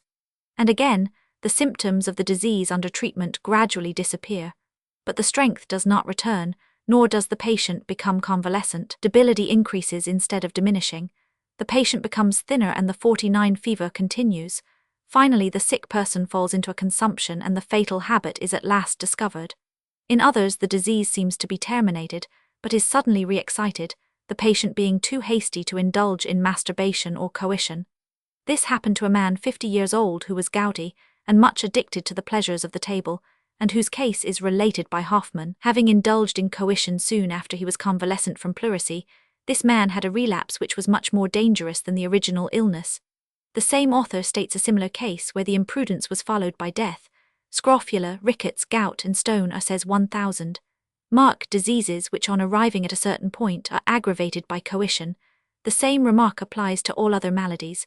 1000. Faurit mentions a female affected with melancholy at the hospital Salpêtrière, whose mental affection has several times been re-excited by onanism, after she was thought to be cured. Cutaneous diseases in particular may give an idea of the influence exercised by the act of venery on those maladies, which are deeply situated.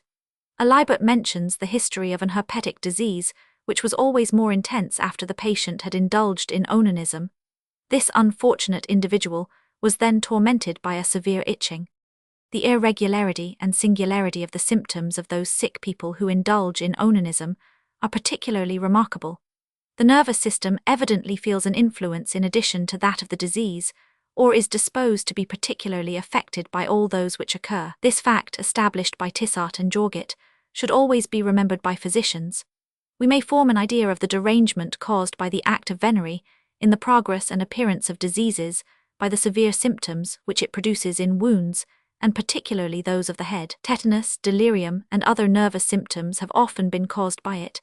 Fabricius de Hilden states the case of a young man whose hand was amputated, and whose physician forbid having any intercourse 50 with his wife, who was also informed of the danger. But when all the symptoms disappeared and the cure was progressing rapidly, the patient, feeling desires to which his wife could not respond, procured a seminal emission without coition. It was immediately followed by fever, delirium, convulsions, and other symptoms, and in 4 days the patient died. Death also often follows coition in patients affected with diseases of the heart and large vessels. This was seen in the case of Corroy, a servant at the hospital La Chardite. One evening while intoxicated he met a courtesan with whom he proposed spending the night, but in the midst of his transports he suddenly died. On examining his body it was found that he had an aneurysm near the commencement of the arch of the aorta.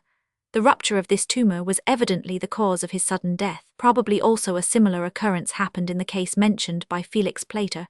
The patient, having married a second time, experienced, while consummating the marriage, such a violent degree of suffocation that he was forced to suspend his efforts. The same symptom reappeared whenever he again attempted it. Having consulted a charlatan, he was recommended to persevere. He did so and died. Examples of sudden death during coition are not rare. Death generally arises from aneurysm or apoplexy. Pliny the naturalist mentions 2 cases, and Taberdat in his Bigorias has preserved the epitaphs of several who have perished in this manner. Chapter 3. Symptoms and diseases caused by venereal excesses. The genital organs, when they are abused, are precisely in the same state as if they were diseased. In this case, in fact, they are not in their normal state, for they are in action when the health demands that they should rest. Hence, when we consider them either specially or as to their action on the rest of the 51 body, we see that they resemble organs in a morbid state. They are, as it were, affected with an intermittent malady, having distinct periods of access, which are repeated more or less frequently, according to the acts of the onanist. The local condition of these organs is at first that which they present during the act of venery, but at a later period, they may present different alterations, which continue after the periods of access, in the same manner as the tissues are modified, if the cause which renders them diseased continues to act on them. The general state of onanists is also perfectly analogous to that observed in diseases. In them, the genital organs are the seat of different symptoms, and the focus of numerous diseases. The symptoms appear first only during the periods of access, or for a few hours afterward. Then they continue longer and the intermissions become shorter, and afterward are only remissions. Finally, the disease is perfectly continued. This is the usual course of the symptoms of this affection, which may be called the genital disease.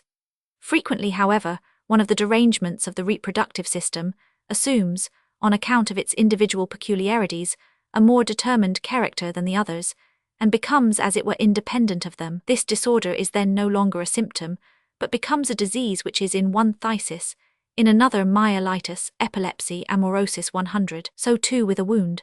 This which at first caused only fever and other symptoms intimately connected with it, becomes afterward gastroenteritis, tetanus, or some other disease which has its regular place in systems of nosology. Voluntary pollution, when it becomes injurious, must then be considered as an affection having its symptoms, and also as a cause of disease. We shall proceed to consider it in these two relations in two different sections.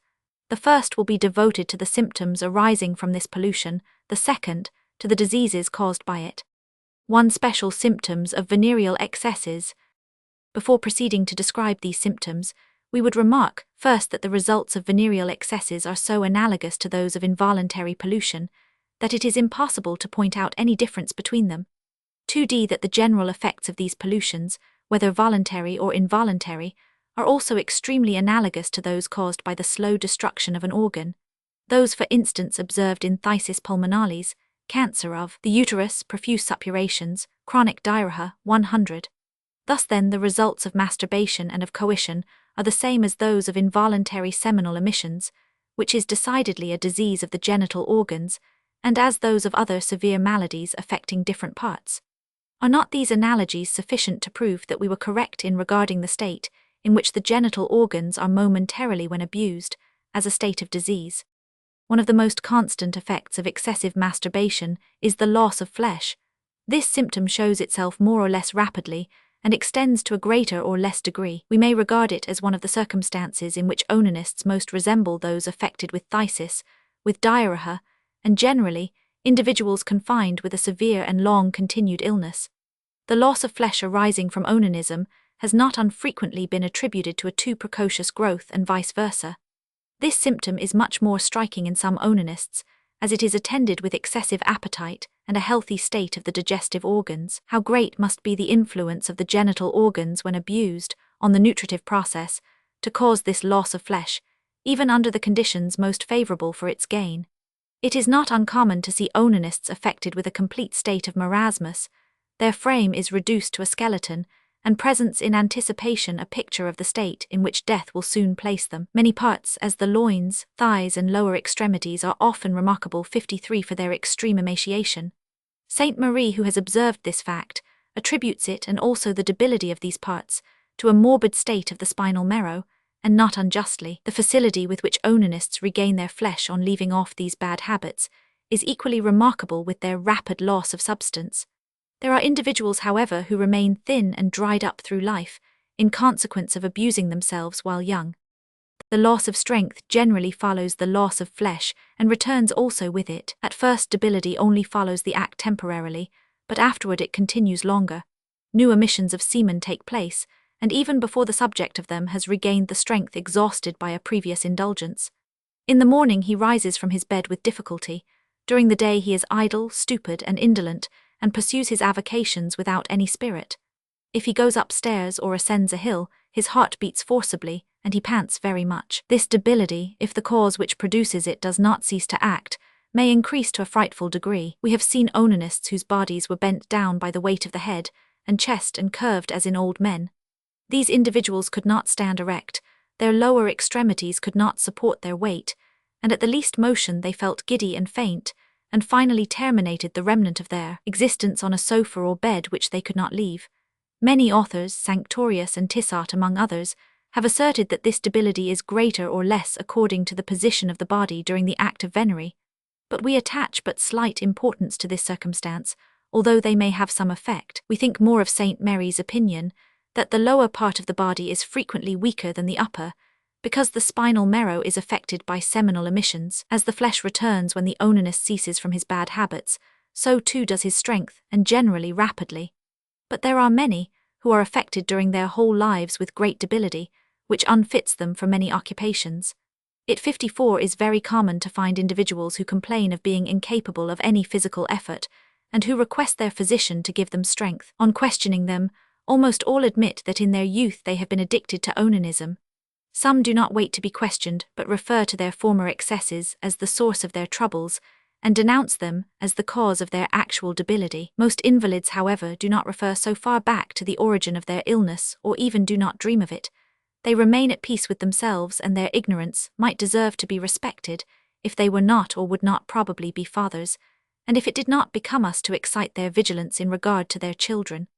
Thus then venereal abuses may cause not only a transient debility, but an exhaustion which may be continued as long as life lasts. The loss of flesh and strength is not the only symptom of consumption which undermine gradually the onanist.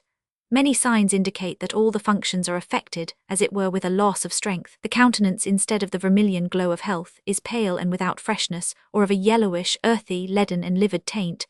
The lips lose their color, a bluish circle surrounds the eyes, the eyelids are puffed out with demur, the flesh is soft and flaccid, the pulse is small and feeble.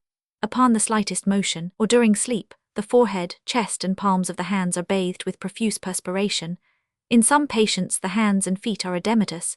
In short, the symptoms are those of general atony, which are attended with a slow hectic fever, denoting that the economy does not yield without reaction to the destructive disease.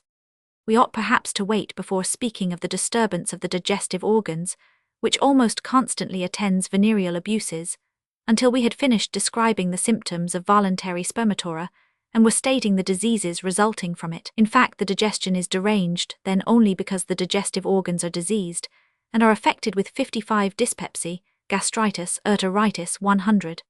But these derangements are so common after the loss of the seminal fluid, that we think ourselves authorized to treat these derangements as symptoms. Venereal excesses may affect the digestive organs in several ways. First, by disturbing digestion if they occur while this process is going on. This fact has already been stated. We might add that when food is taken too soon after masturbation or coition, digestion is seldom performed well. This fact did not escape the notice of Sanctorius, who remarks, Cibus copios solito post immoderatum coition interremerit nisi succederit aliqua ciborum corruptella. Venereal excesses may also affect the digestive apparatus in another manner, besides that of directly disturbing its functions. This system is so intimately connected with all parts of the human body that all are influenced by it. If then the digestive functions are disturbed by most morbid states, can they remain uninjured when so many symptoms are presented by the genital apparatus, which has become the focus of so many symptoms? Certainly not. These functions also take a part, and a large part, in the disorders which are the usual consequences of venereal excesses. A moderate exercise of the genital organs may excite the stomach, render the appetite more keen and the digestion more rapid. Hence why young men who begin to masturbate or to indulge with women have frequently an insatiable appetite, which leads them to eat constantly, which is very striking inasmuch as debility and loss of flesh ensue in just the same manner. But such a state of things cannot long continue. Thus numerous signs soon show that excesses in venery may act on the digestive tube in another manner than by rendering the appetite more keen and the digestion more easy. In fact, the appetite does not long resist excesses of onanism.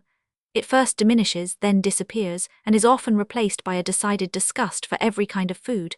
In some patients it becomes irregular, capricious. In others it remains. The latter have most cause of complaint, for it continues longer than digestion is performed. 56 My appetite remains, writes an onanist to Tissot, but it is a misfortune, as eating is followed by pain in the stomach and my food is rejected. Many onanists feel pains of a similar character after eating. In others there is a sense of oppression, of fullness, in the epigastric region. In some there is a gnawing feeling resembling that produced by a want of food. This symptom is very common in girls, who in consequence of secret practices have become affected with leucora. In some the face and cheeks present a redness which contrasts remarkably with their habitual paleness. Onanists are frequently affected with headache, vertigo, flushed face, 100. In some the slowness of the digestion is indicated by eructations, which occur long after taking food, or the belly is tense and filled with wind. Food, which was formerly digested with ease, is now oppressive, and the list of articles of diet is shortened every day. Some onanists have been known in these cases to indulge in ardent spirits with the vain hope of exciting their appetite and regaining their strength. Repeated vomitings, constant pain in the belly and a slow fever are also frequent symptoms of the deep-seated affections of the digestive organs. In many patients, the intestinal canal is more liable to be affected by venereal excesses than the stomach. Obstinate constipation in some, diarrhea and borborygmy in others are the usual signs of the affection of this canal. Fournier and Begin mention the case of a young man who almost constantly experienced, after excess in coition, severe colics followed by excessive diarrhea and an insupportable tenesmus. Rest, gummy drinks, the use of farinaceous food, and a small quantity of red wine soon dissipated these symptoms, which sometimes threw him into an alarming state of languor and debility. Dict. Des. Sc. Med. Art. Masturbation. Hoffman relates a similar case. We have more than once met with similar effects. A young man whom we attended in 1832 died, after excesses in onanism, with diarrhea. This unfortunate individual, although in the last stages of consumption, 57, still indulged as soon as he was left alone, in his deplorable habit. Diarrhea, or rather intestinal ulcerations, which are then the cause of it, generally appear in onanists as in those affected with consumption, at the last stages of life. Thus a young man, 19 years old, addicted to masturbation from childhood, died a few years since at Hotel Dieu. The most active watching and the strictest mechanical methods could not arrest his fatal manipulations. Diarrhea was added to his habitual loss of semen, and he died 3 months after entering the hospital, in a perfect state of marasmus. Many authors have repeated after the statements of Hippocrates that individuals affected with consumption, arising from venereal excesses, have no fever. This is an error. They die, as we have already stated, with true hectic fever, which is caused by the state of the different organs, and particularly by that of the genital system. Of this, numerous instances might be cited.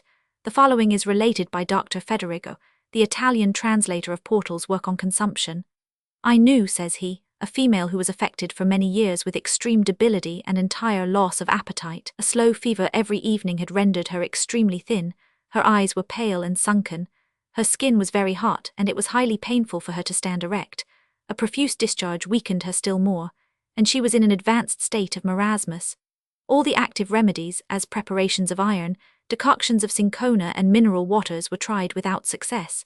She died in a most deplorable state of consumption. I attempted, by questioning her as to her mode of living, to discover the cause of this disease, but unsuccessfully. A month before her death, however, she told me with tears in her eyes that she brought her debility upon herself by indulging constantly and for many years in a secret and murderous habit. We will add that Saint Marie, having found that daily involuntary pollution occurred in diseases of languor, as soon as he became acquainted with the dissertation of Wichmann, 58, discovered that many slow nervous fevers were kept up by this affection. From our remarks on the influence exercised by the genital organs on the nervous system, even when simply in a state of excitement or repose, it will not surprise if we should state that in this system are seen the affections resulting most frequently from the abuse of these organs. In fact, the diseases of motion, sensation, or of intelligence, that is, of the faculties which are situated in the nervous system, are in fact the most common consequences of masturbation and of venereal excesses generally. We have already spoken of the gradual diminution in the locomotive powers of the onanist. That of sensation presents very different phenomena. It is exalted as much as the first is diminished. Farther, it is admitted that these two faculties are in an inverse ratio to one another. This increase of the susceptibility may take place at any age in consequence of venereal excesses, but it occurs much more readily in young persons, that is, at that period of life when the mode of sensation assumes those characters which at a later period, more than all the others, constitute the temperament. Thus the excessive susceptibility generally presented by onanists does not belong to those transient symptoms which disappear when the habit ceases, but on the contrary it continues, long after the habit has ceased, and its influence is long felt. How many persons of every age complain of being extremely nervous? Some know that this depends upon their own conduct, which they deeply regret. Interrogate them, and many will admit the excesses of their youth. We have rarely neglected to verify this remark, and the responses have generally confirmed my suspicions. These individuals are seldom free from disagreeable feelings, from pain and inconvenience of some kind. Their symptoms may vary extremely and change very suddenly, but they are generally or always indisposed one way or another. This can be readily imagined. Everything affects them: cold, heat, dryness, moisture, rain, snow, food, drink, exercise, rest. In fact, all 59 these modifying circumstances find in them an organization ready to be acted on. The act of venery, the first source of their nervous susceptibility, subjects them to constant privations.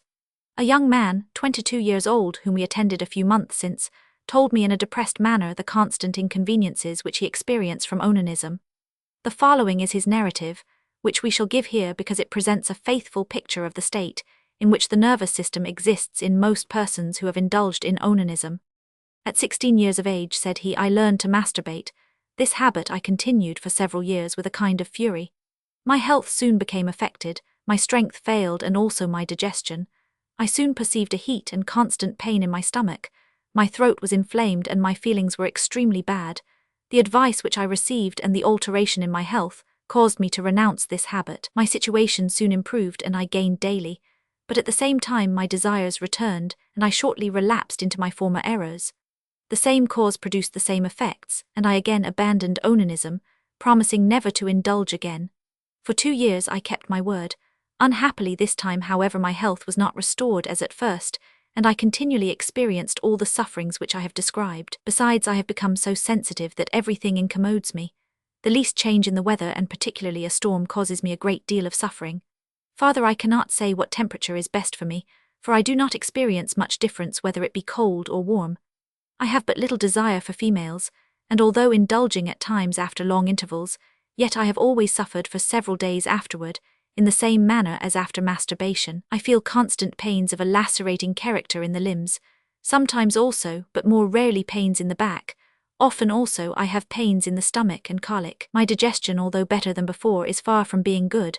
I can take but a 60 few articles of food, and the smallest portion of wine, spirit, or coffee produces great distress. This was the young man's statement. He was deeply affected by the slightest cause. His appearance was sad. He was tired of himself and was constantly tormented by thoughts of his former excesses. I have seen him several times since, and I have reason to believe that his obedience to my advice improved his health. It may be said that this patient is a hypochondriac. I admit it, but what is hypochondria, save an excessive susceptibility, added to all the inconveniences which result from it, and the derangement of the digestive functions? And hence all authors who have spoken of this disease, and of hysteria, which resembles it in so many respects, have classed venereal excesses among their most common causes. I might cite in proof of this Tissot, Lauger, Villermy, Fodor, Favell, and many others. Oppenheim, physician to the Grand Vizier, attributes the frequency of hypochondria and of hysteria among the Orientals to their abuse of the pleasures of love. Pinel gives the history of a hypochondriac who at the age of puberty abandoned himself to masturbation, which was followed by frequent involuntary pollutions. In another place, he speaks of a similar case, and almost every practitioner can mention several. The affection of the nervous system in onanists consists not only in an increased susceptibility, but is indicated also by a number of symptoms, as pain sensations and spasms of every kind. Angelot has related the case of a young man affected with constant discharge of semen, who, among other phenomena, presented so great a degree of nervous irritation that he experienced a vibration over his whole body at the slightest noise. Some patients experience pains in the limbs as if they had been beaten. Others are affected with intense headache and pains in the loins which reappear at each pollution, or wandering pains, which however are sometimes fixed, are felt in the course of the nerves and are similar to neuralgia. We shall see hereafter that painful affections, 61 of various kinds, have been the more or less direct consequence of venereal excesses. Sensations of giddiness, of formication or crawling, 100, may also be perceived. Some patients experience cramps which at first are felt only during the act of venery, but which afterwards reappear at other times. Spasms, contractions, and generally the convulsive motions so often observed in onanists usually result from severe affections of the nervous centers, affections which we shall speak of directly. A very frequent symptom, and one too which has never deceived me as to its nature, says Jorget, are palpitations of the heart attended with difficulty in the respiration, slight suffocating feelings, 100. He remarks also that fainting and partial or general trembling appears on the slightest contradiction, and often without any known cause in onanists. These remarks are very true. Palpitations and stifling sensations continue sometimes for years after onanism has ceased, and fainting fits, trembling sensations, 100, show themselves during or immediately after the act of venery. The heart and the mind suffer as much as the body from excesses of masturbation. To be assured of this, we have only to remember the power exercised by the genital organs in the physiological state, on the ideas and feelings, generally the necessity which the onanist experiences for dissembling his tastes, and for concealing a habit which is both ridiculous and vile, renders him taciturn. His eyes are turned from the gaze of those around. He loves solitude, avoids the world, and is embarrassed, and almost as it were ashamed of himself. His manner might sometimes pass for timidity, we might almost say for innocence, but it is entirely changed, when being in company with professed onanists he no longer feels restraint. It is to this habit of dissimulation, this inquietude with which the onanist is constantly haunted, that Montaigne attributes particularly the difference between self-pollution and coition. But this moral torment is far as we shall see from being the only one with which the onanist is affected. In fact, he constantly experiences a sensation of sadness and ennui, which is impressed on his countenance, and which is the natural consequence of restlessness, and of the fatigue which he feels constantly. He is sad as one is when suffering, and when debility are felt. This inward feeling of shame which is banished with difficulty when the actions reputed to be bad are often repeated, must also contribute to increase his melancholy and sadness. But perhaps the worst feelings which torment him are regret and remorse. The exhaustion of his system, his sufferings, the near approach of death often render him desperate. He remembers the time when he did not indulge in onanism. He remembers those who first taught him that vice. His shame, his pains and fears all come up strongly before him. Being the author of his own misfortunes, he constantly reproaches himself, and he remembers all that has been said to wean him from the habit. Now picture with these regrets, these fears, and the despair we have described, the existence of this fatal habit which cannot be overcome. The onanist knows this danger, and yet he cannot break himself of his bad habit. It can readily be supposed that onanists tortured by the present, and by the thoughts of the future which appears to them overshadowed with clouds, have often wished to terminate their sufferings criminally. This has in fact sometimes happened. I do not believe, writes an onanist to Tissot, that any human being has suffered as much as I have. Without the special care of Providence, I should find it difficult to support the burden of life. Some have not the courage to sustain life. Esquirol has often known masturbation to lead to melancholy and suicide. Orfila also mentions among the occasional causes of suicide the physical and moral disgust, intellectual apathy, without any hope of cure, which often follows premature indulgences of every kind. If the resources of nature had been known to those who thus abandon themselves to despair, if they had witnessed, as we have, the rapidity with which the health is restored when onanism is arrested, if they had believed in the healing power of time, they would have seen that their pains might disappear, their strength might have been restored, and they might have enjoyed a long and happy life. The following case will teach onanists not to despair. A gentleman, 24 years old, says 1000. Saint Marie, in order to avoid conscription, shut himself up in an isolated chateau under the charge of an old and confidential domestic. There, in order to lighten the ennui of his situation, he gave himself up to onanism. After 3 years of this forced seclusion and dangerous excess, he reappeared in the world. He was excessively pale and thin, which was attributed to the extreme loneliness in which he existed. Marriage was urged upon him as a mode of relieving, by an agreeable establishment, this long ennui. His strength, however, failed him the night of his marriage, and he was unable, as Montaigne says, to consummate the nuptials. He became disgusted with himself, and this feeling soon settled into one of deep and fixed despair. One day he swallowed a large dose of arsenic, but vomited it soon after with the food which he had eaten. He then came to Lyon to seek a death which he considered more worthy of his birth and station. He followed very closely for several days a celebrated fencer, and finding an opportunity to insult him, did so with no other intent than that of losing, sword in hand, a life which had become hateful to him. The fortune of arms decided otherwise. Although feeble and languid, he wounded his adversary, and this slight advantage suddenly changed his resolution. He now saw that life was not a series of defeats and humiliations. He desired to live, and in this frame of mind he came to consult me. His impotence seemed but a slight symptom. I readily saw that it was only the symptom of a well-marked dorsal consumption. I prescribed ice to be taken internally, iced water douches to be used along the vertebral column, and a milk diet. After continuing this treatment 3 months, the patient's health seemed perfectly 64 restored. He left Lyon and rejoined his family, who were much concerned at his long absence. I learn now that he is very happy, and that his wife has presented him with 3 living pledges of affection. Wichmann. Besides the intellectual and moral effects which we have mentioned, onanism often produces a very marked debility of the mental faculties, and particularly of the memory. Young men who previously showed considerable vivacity of mind and aptitude for study become, after being addicted to this habit, stupid and incapable of applying themselves. It is evident that this transitory state which immediately succeeds the act of venery becomes continued when this act is frequently repeated, because time is not allowed for the effects of it to pass off. This debility of the intellectual faculties must not always be considered as irremediable. In fact, these individuals sometimes regain their original acuteness when the habit which had enfeebled them is discontinued, before the deterioration is of long standing. We might adduce instances of this return. The most remarkable, assuredly, is that of an idiot girl who was restored to reason by amputation of the clitoris, an operation performed by Dr. Grief, of Berlin. In a future page, we shall give this interesting case in full. Unfortunately, the simple cessation of onanism is not always sufficient to efface its effects completely, and many individuals preserve, during their whole existence, a certain feebleness of mind, which arises from the excesses of their youth. The debility of the intellectual faculties does not always stop at the point indicated. It may extend almost to idiocito, the most complete stupidity. Most generally, then, the brain or its appendages are deeply injured, which is indicated by different symptoms, as loss of sight, hearing, fits, paralysis. 100. This was the case with an individual, whose case is stated by Serruria, and who became, through onanism, perfectly imbecile. This is true, too, of an idiot who was under the charge of Pinel, in the infirmary of Bicetre. He was a sculptor, who had previously been exhausted by 65 intemperance and venery. He remained almost motionless and quiet, or at intervals indulged in a foolish laugh.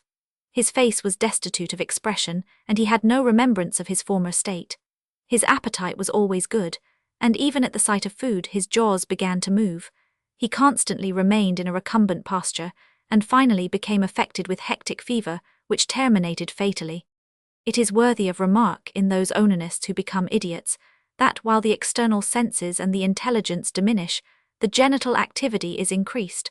All these faculties seem to be blended in one, the proportions of which seem much greater as the others are diminished. This opposite state of things, found in all cases produced by onanism, is particularly remarkable in a case observed at the Hospital St. Louis by a Libert.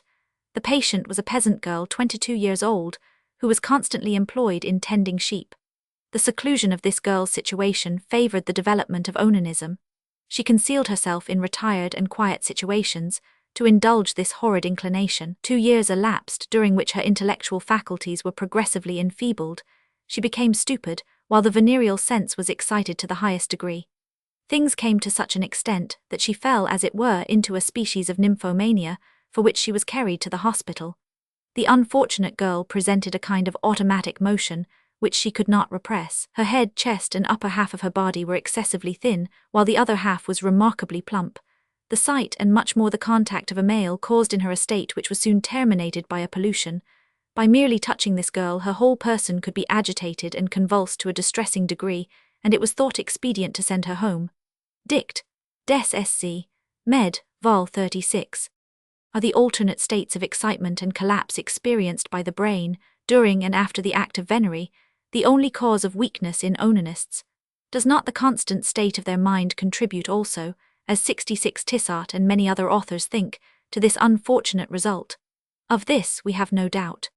The yoke which onanism imposes on those who are completely abandoned to it is such that they have constantly before them a certain set of ideas. All their study is confined to avoid the looks of others, and to call to mind all the remembrances, and to create all the illusions, upon which their senses revel. Their strength of mind is consecrated to these objects alone. To dissemble and enjoy themselves is all they wish. The intellectual faculties, being thus neglected, must remain imperfect, or even, if we may be allowed the expression, must lose their vigor and waste. We can understand well how the necessity arising from this state of things may aid the development of the most wicked thoughts. Was not this the case with a young girl, whose history, as stated by Parent Duchatelet, is as follows? This girl, whose early childhood was spent with her grandmother, a respectable and religious woman, was about 7 years old when she returned home. For the first 4 months after her return, she was very sad and was not as playful as children are generally, and never caressed her father and mother. She lost flesh rapidly. The cause of this was sought for in vain. When one day, a few questions having been put to her, she stated that from the age of 4 years she had been in the habit of seeing boys from 10 to 12 years old. that since she had returned home, she had had no opportunity and had indulged in self-pollution. In vain did her parents try to wean her from this vice. They reasoned with and caressed her, they gave her presents and all the clothes she desired, physicians visited her, the powers of religion were tried. But all in vain, the child abused herself even in her sleep. But a horrid inclination soon appeared. She now desired to see her parents dead, and even to murder them. This wish she expressed freely, and also her regret at not being able to satisfy her wishes. She promised herself to embrace any opportunity which presented. The only motives which induced her to 67 do this, were to possess her mother's jewels, and then to go with the men. Things soon came to such an extent, that the parents, for their own safety, were obliged to lock up their daughter every night, as she did not conceal her intention of assassinating them during sleep. The child, being in this manner less exposed to observation, abandoned herself to her habits without constraint, it being the only wish she could gratify. She never laughed nor cried. She sat the whole day in a very small chair with her hands crossed, and she abused herself as soon as her mother's back was turned. Punishments succeeded no better than presents or caresses. One day her father tied her to the bedstead. She said, "You may kill me, but I will not change." These facts gave rise to a judicial investigation from the minutes of which this statement is taken. Arch, Digine et de Med. Legal, January 1832. This young girl certainly had inclinations which were the result of her organization. She never became attached even to the grandmother who brought her up, and whom also she would have destroyed for her jewels. She was not animated by the wish to kill, as by that of acquiring a desired object. One day, while a man was talking with her, she looked attentively at his breastpin. When questioned on the subject, she admitted that she would kill this man for the sake of this jewel. Her passion for venereal pleasures also came from an organic arrangement. She had never been led into these enjoyments by men or women. When 4 years old, she sought after little boys, and it was not till she was deprived of them that she resorted to onanism. She admitted that she preferred the boys.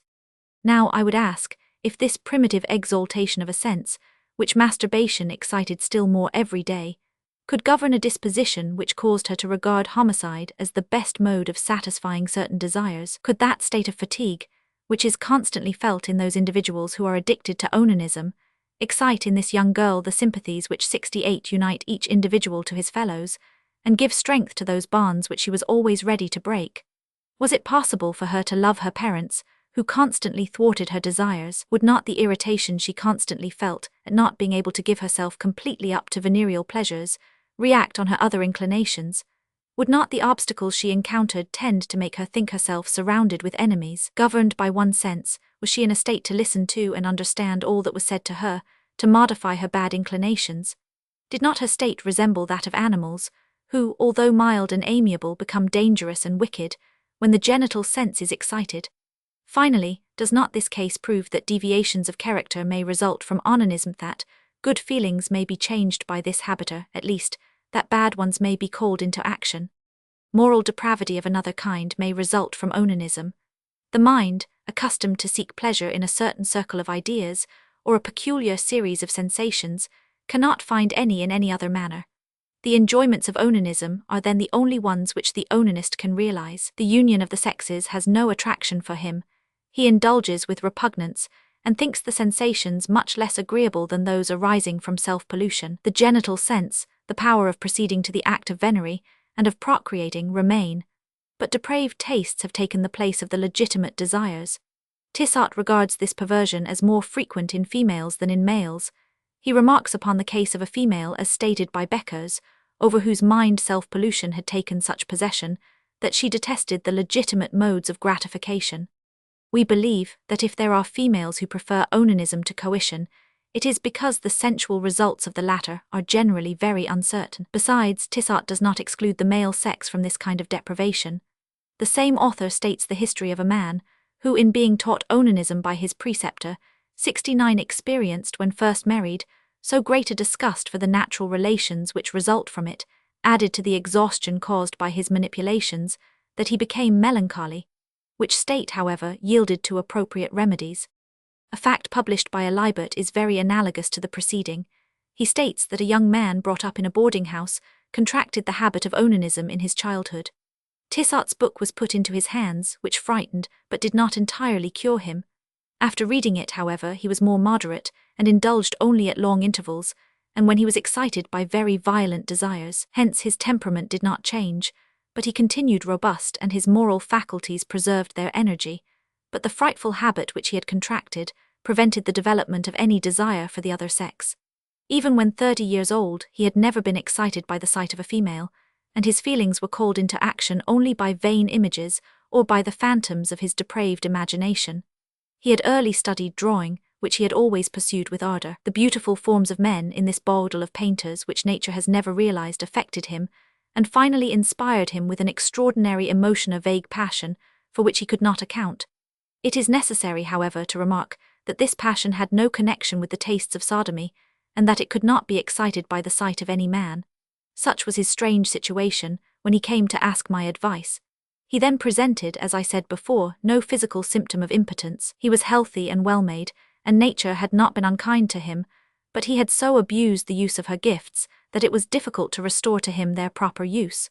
The patient was perfectly acquainted with his situation. "There is no effort," said he, "that I am not willing to make, to free myself from my ignominious situation, to drive away from my thoughts the infamous images which haunt me. They have deprived me of the legitimate enjoyments procured by the union of the sexes of the power possessed 70 by the lowest animals of reproducing their species. I am dying of chagrin and shame." I considered his disease as a perversion of the venereal appetite. I thought that the most urgent indication was to restore nature to its true type. In fact, the individual was very robust at the period of consulting me, and farther, as I have said, the beauty of the ideal forms of man excited in him voluptuous sensations, during the continuance of which the genital organs became excited, and there was a discharge of semen. This favored the supposition that he still retained some stamina. Hence, there was neither destruction nor essential alteration in his physical sensibility, but rather a false direction of this faculty of the organism. The following course of treatment was proposed. I have already said that the patient was very fond of drawing, and that he applied himself to it with that ardor which is the sure guarantee of success. I required him to study carefully the female form, and to make drawings of Ito break through his habits, and to renounce the Belvedere Apollo for the Venus de Medicis. He did so. Nature gradually resumed her rights. He soon preferred a round and delicate arm to that which was strong and masculine, and when he contemplated the elegance and softness of contour in the female form, he began to be cured. After constructing an imaginary model, he sought for it in the physical world. Time was required and perseverance, but he was perfectly restored. 2. Diseases arising from venereal excesses. There are but few diseases which have not been observed as occurring after venereal excesses. The influence of the genital organs is so great, and extends so perfectly to all points of the organism, that the slightest morbid disposition of the latter is favored by its action. Capable of fecundating all the germs of the diseases which occur, the abuse of the genital organs produces all those which may happen in the body. Hence, we must not be astonished to see venereal excesses 71 mentioned. In enumerating the direct or indirect causes of most of them, we should certainly sometimes be embarrassed to justify this indication by positive proofs, for we do not know all that exists, and written science does not represent all that has been seen. But, as we know that a powerful influence only requires to exist with a morbid arrangement, to make of it a disease, the knowledge of this fact alone authorizes us to place venereal excesses, which have so injurious an effect, among the productive causes of most affections of the body. Those diseases which are the consequence of this cause generally have a special mark, which depends not only upon the fact that in a great many cases it continues to act when they are developed, and therefore deranges their course, but which results also particularly from the presence among their symptoms of those which belong particularly to venereal excesses. Hence, if in consequence of these excesses an individual should be affected with phthisis, epilepsy, a chronic disease of the brain, spinal marrow, caries of the vertebra, 100, the patient will present, besides the special symptoms of these different affections, the signs of consumption already mentioned by us, and which are generally the consequences of the prolonged abuse of masturbation or of coition. He will become thin, his strength will be exhausted, his eyes will be sunken and present a dark ring beneath them, his countenance will be melancholy and suffused, his digestion will be deranged, he will suffer from wandering pains, from trembling and from spasms, his mind will become enfeebled, and finally, he will show many of the phenomena which we have described as general symptoms of venereal excesses. In these cases there is, properly speaking, a complication of the special disease which they have produced, and of this other disease resulting, as we have seen before, from the abuse of the genital organs. There are, at the same time, the general effects of this abuse, which may be seen in all those who are the victims of it, and the special characters of diseases which might have arisen from some 72 other cause. The practitioner who should be unacquainted with these facts, in regard to which we find nothing precise in authors, would be liable to mistakes which would render him liable to errors of prognosis and of treatment. The instances of individuals who have died of apoplexy, either of the cerebrum or cerebellum during coition, are by no means rare. We can readily imagine that if there be a marked disposition to this disease, and that if it be disposed to come on, the derangement in the respiration and circulation produced by the venereal action might hurry it. This has happened more than once during the digestion of a full meal. Most old men who have died during coition have been affected with apoplexy. Hence, authors have generally placed venereal excesses among the causes of this affection. We will mention Cleius Aurelian, Areltus, Lamnius, Tissart, Pinel, Cruvillier, Land 100. Henry Van Hers mentions a man, 40 years old, who was attacked with apoplexy while with his wife, the first night of his marriage. The attack, however, could not have been very severe as it yielded readily to treatment, but the patient, indulging in the pleasures of love a few days after his recovery, was again attacked and died. Dict. Des Sc. Med. Art. Apoplexy. Hoffmann mentions one. It was that of a soldier who died in the act of coition. It was found, on opening his body, that blood was effused in the brain. Sayre's work on the comparative anatomy of the brain states a similar instance.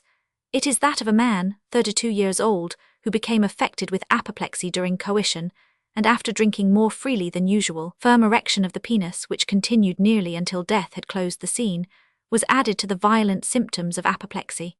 The cerebrum was healthy, but the median lobe of the cerebellum exhibited traces of severe irritation, and the substance of the cerebellum was broken in several places, and small abscesses, filled with blood, were grooved along the superior vermicular process. In some individuals, apoplexy supervenes so soon after venereal excesses that we might reasonably anticipate that they contributed to its invasion. Thus, a steward, 49 years old, whose case is mentioned by Andrel, fell down in the street on coming from a house of ill fame. He was immediately carried to the Maison de Saint near where he died shortly afterward. On opening his body, 2 apoplectic lesions were found, one in the right hemisphere of the cerebellum, the other in the left hemisphere of the cerebrum. In coition, a marked congestion of blood takes place toward this organ. It is fair to presume that such an act frequently repeated may predispose to an attack of apoplexy, which is decided sooner or later under the action of different causes. It is a fact, however, that this affection occurs frequently in those individuals who are accustomed to indulge in venereal pleasures. Sayres reports the case of a man who indulged frequently, and who was attacked with apoplexy soon after a day passed in a house of ill fame. He died 2 days afterward, presenting, among other symptoms, the erection of the penis and an abundant discharge of semen. Post-mortem examination showed, as in the preceding cases, apoplexy existing in the cerebellum.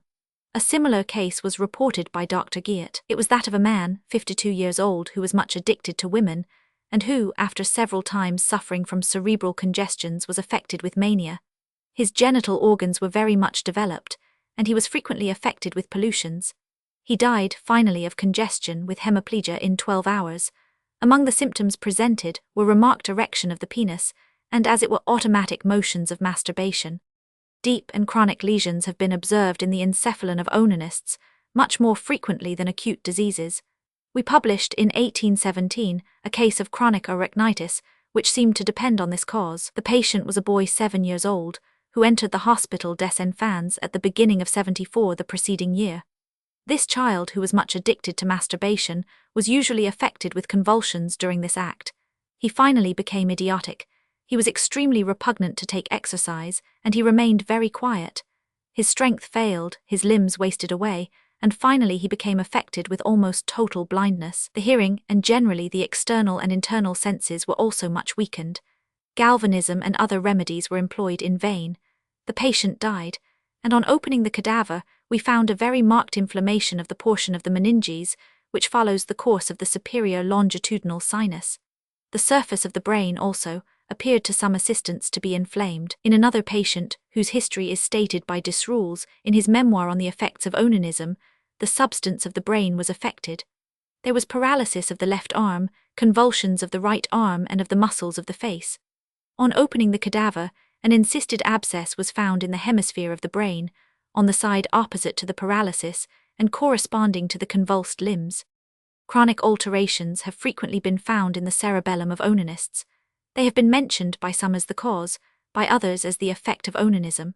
But even admitting that in some cases these alterations may have been the beginning of this habit, this fact shows the bond which unites the genital organs and the cerebellum, and renders more probable the influence which they may exercise upon it. In fact, when the disease of one organ deranges the functions of another, we may be satisfied that an opposite result is possible. Farther, it would be impossible, in most of the cases of which we speak, to distinguish whether the cerebral affection or the masturbation had precedence. The only thing positively known is their coincidence, and this latter has appeared too frequently not to attract attention. We will mention several instances of it.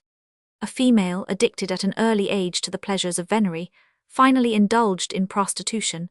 She was at 75 the same time addicted to onanism, and at last became affected with nymphomania. Ashamed of her situation, she submitted to cauterization of the clitoris, but without any good result. She finally died, and we found chronic irritation with induration of the middle lobe of the cerebellum. Small sinuses with callous edges indicated that an inflammation had existed for a long time in this organ. Gall, in his treatise on the functions of the brain, Vol. 3, has given us the history of a boy 3 years old who was strongly addicted to onanism, and in whom 2/3 of the cerebellum was found to be suppurated. A young man, 19 years old, was so much addicted from his infancy to masturbation that all mechanical means were tried in vain to conquer this fatal habit. It was even proposed to scarify the penis, in order that his motions might be prevented by pain. All attempts were in vain, and this unfortunate young man, exhausted by continual losses of semen, died 3 months after entering Hotel Dieu in the most complete state of marasmus. He had often experienced attacks of epilepsy. On opening the dead body, we found in his cerebellum an encephaloid tumor the size of a nut, which had begun to soften. A girl 10 years old, addicted to masturbation and of a melancholy temperament, complained for 4 months of severe pains in the head. These pains increased to such a degree that for the last 3 weeks of her life she was constantly crying. She was finally carried to the hospital Deslandes. The only additional information obtained in regard to her was that the patient was bedridden for 12 days, that she was affected with vomiting of bile, followed by somnolency, that for 3 days she had ceased to speak, or answered with difficulty, that she constantly kept her hand to her head, which was thrown back. During the last 4 days she was comatose. There was a slight degree of strabismus and dilatation of the pupil. A post-mortem examination showed inflammation, with purulent infiltration of the arachnoid membrane, 76 at the upper part of the cerebellum. The substance of the brain presented tubercles and a softening. Comet has related a case, which to our knowledge is unparalleled, viz., complete destruction of the cerebellum in a girl 11 years old who was addicted to onanism. In place of this organ was found a gelatiniform membrane attached to the medulla oblongata by a peduncle of a similar character. The genital organs of this girl presented evident marks of her habit. The finger could easily be introduced into the vagina, the hymen was absent, the external labia were of a bright red color and seemed to have been frequently irritated. All that is known of this patient, who died at the hospital Deslandes in 1831, is reduced to a few facts. She was born healthy and well-made, although she was slight, and her physical and intellectual development was slow and very imperfect. On entering the Foundling Hospital the 13th of January, 1830, she was feeble and rickety, had but little intelligence, and seemed indifferent to surrounding objects. She answered questions with difficulty and hesitation. Her legs, although feeble, still supported her, but she fell frequently. She was in the full possession of all her senses, her appetite was good. Her health suffered more the following months, and she was finally obliged to remain constantly in bed. Her constitution then appeared impaired, and she was as it were stupefied. She was depressed and complained neither of pleasure nor pain. If questioned, she merely answered yes or no. She laid constantly on her back, her head turned to the left, and she moved her limbs with great difficulty. She soon became affected with a continual diarrhea, and she died 15 months after entering the hospital in a state of complete exhaustion. What was the effect of masturbation in this case? Was it the cause or effect of the malady which had disorganized the brain? This habit certainly had a great deal to do with it. Revue Médicale, April, 1831. To these facts others might easily be added, where the affection of the brain was manifest, although not 77 verified by a post-mortem observation. Thus, in the following case mentioned by Serruria, the epilepsy, loss of sight, and the destruction of the intellectual faculties certainly indicated a deep lesion of the brain. I always remember with horror, says this author, the frightful picture presented by a young soldier after frequent indulgence in onanism and of nocturnal pollutions, which were more violent and copious after each epileptic fit. This young man was in a perfect state of marasmus. His sight was lost entirely. He was perfectly imbecile, and even the calls of nature were unanswered by him. His body exhaled a particularly nauseous odor. His skin was livid, his tongue trembled, his eyes were sunken, his teeth decayed, and his arms were covered with ulcers which indicated a scorbutic affection. This state continued for 6 months when the melancholy man died, having struggled for a long time against death, which finally terminated his sufferings. In the preceding case we can remark, in addition to the symptoms of the cerebral affection, the symptoms of the exhaustion of the cachexy, presented by individuals who have been reduced very low by onanism. A similar state is seen in the following case related by Tissot.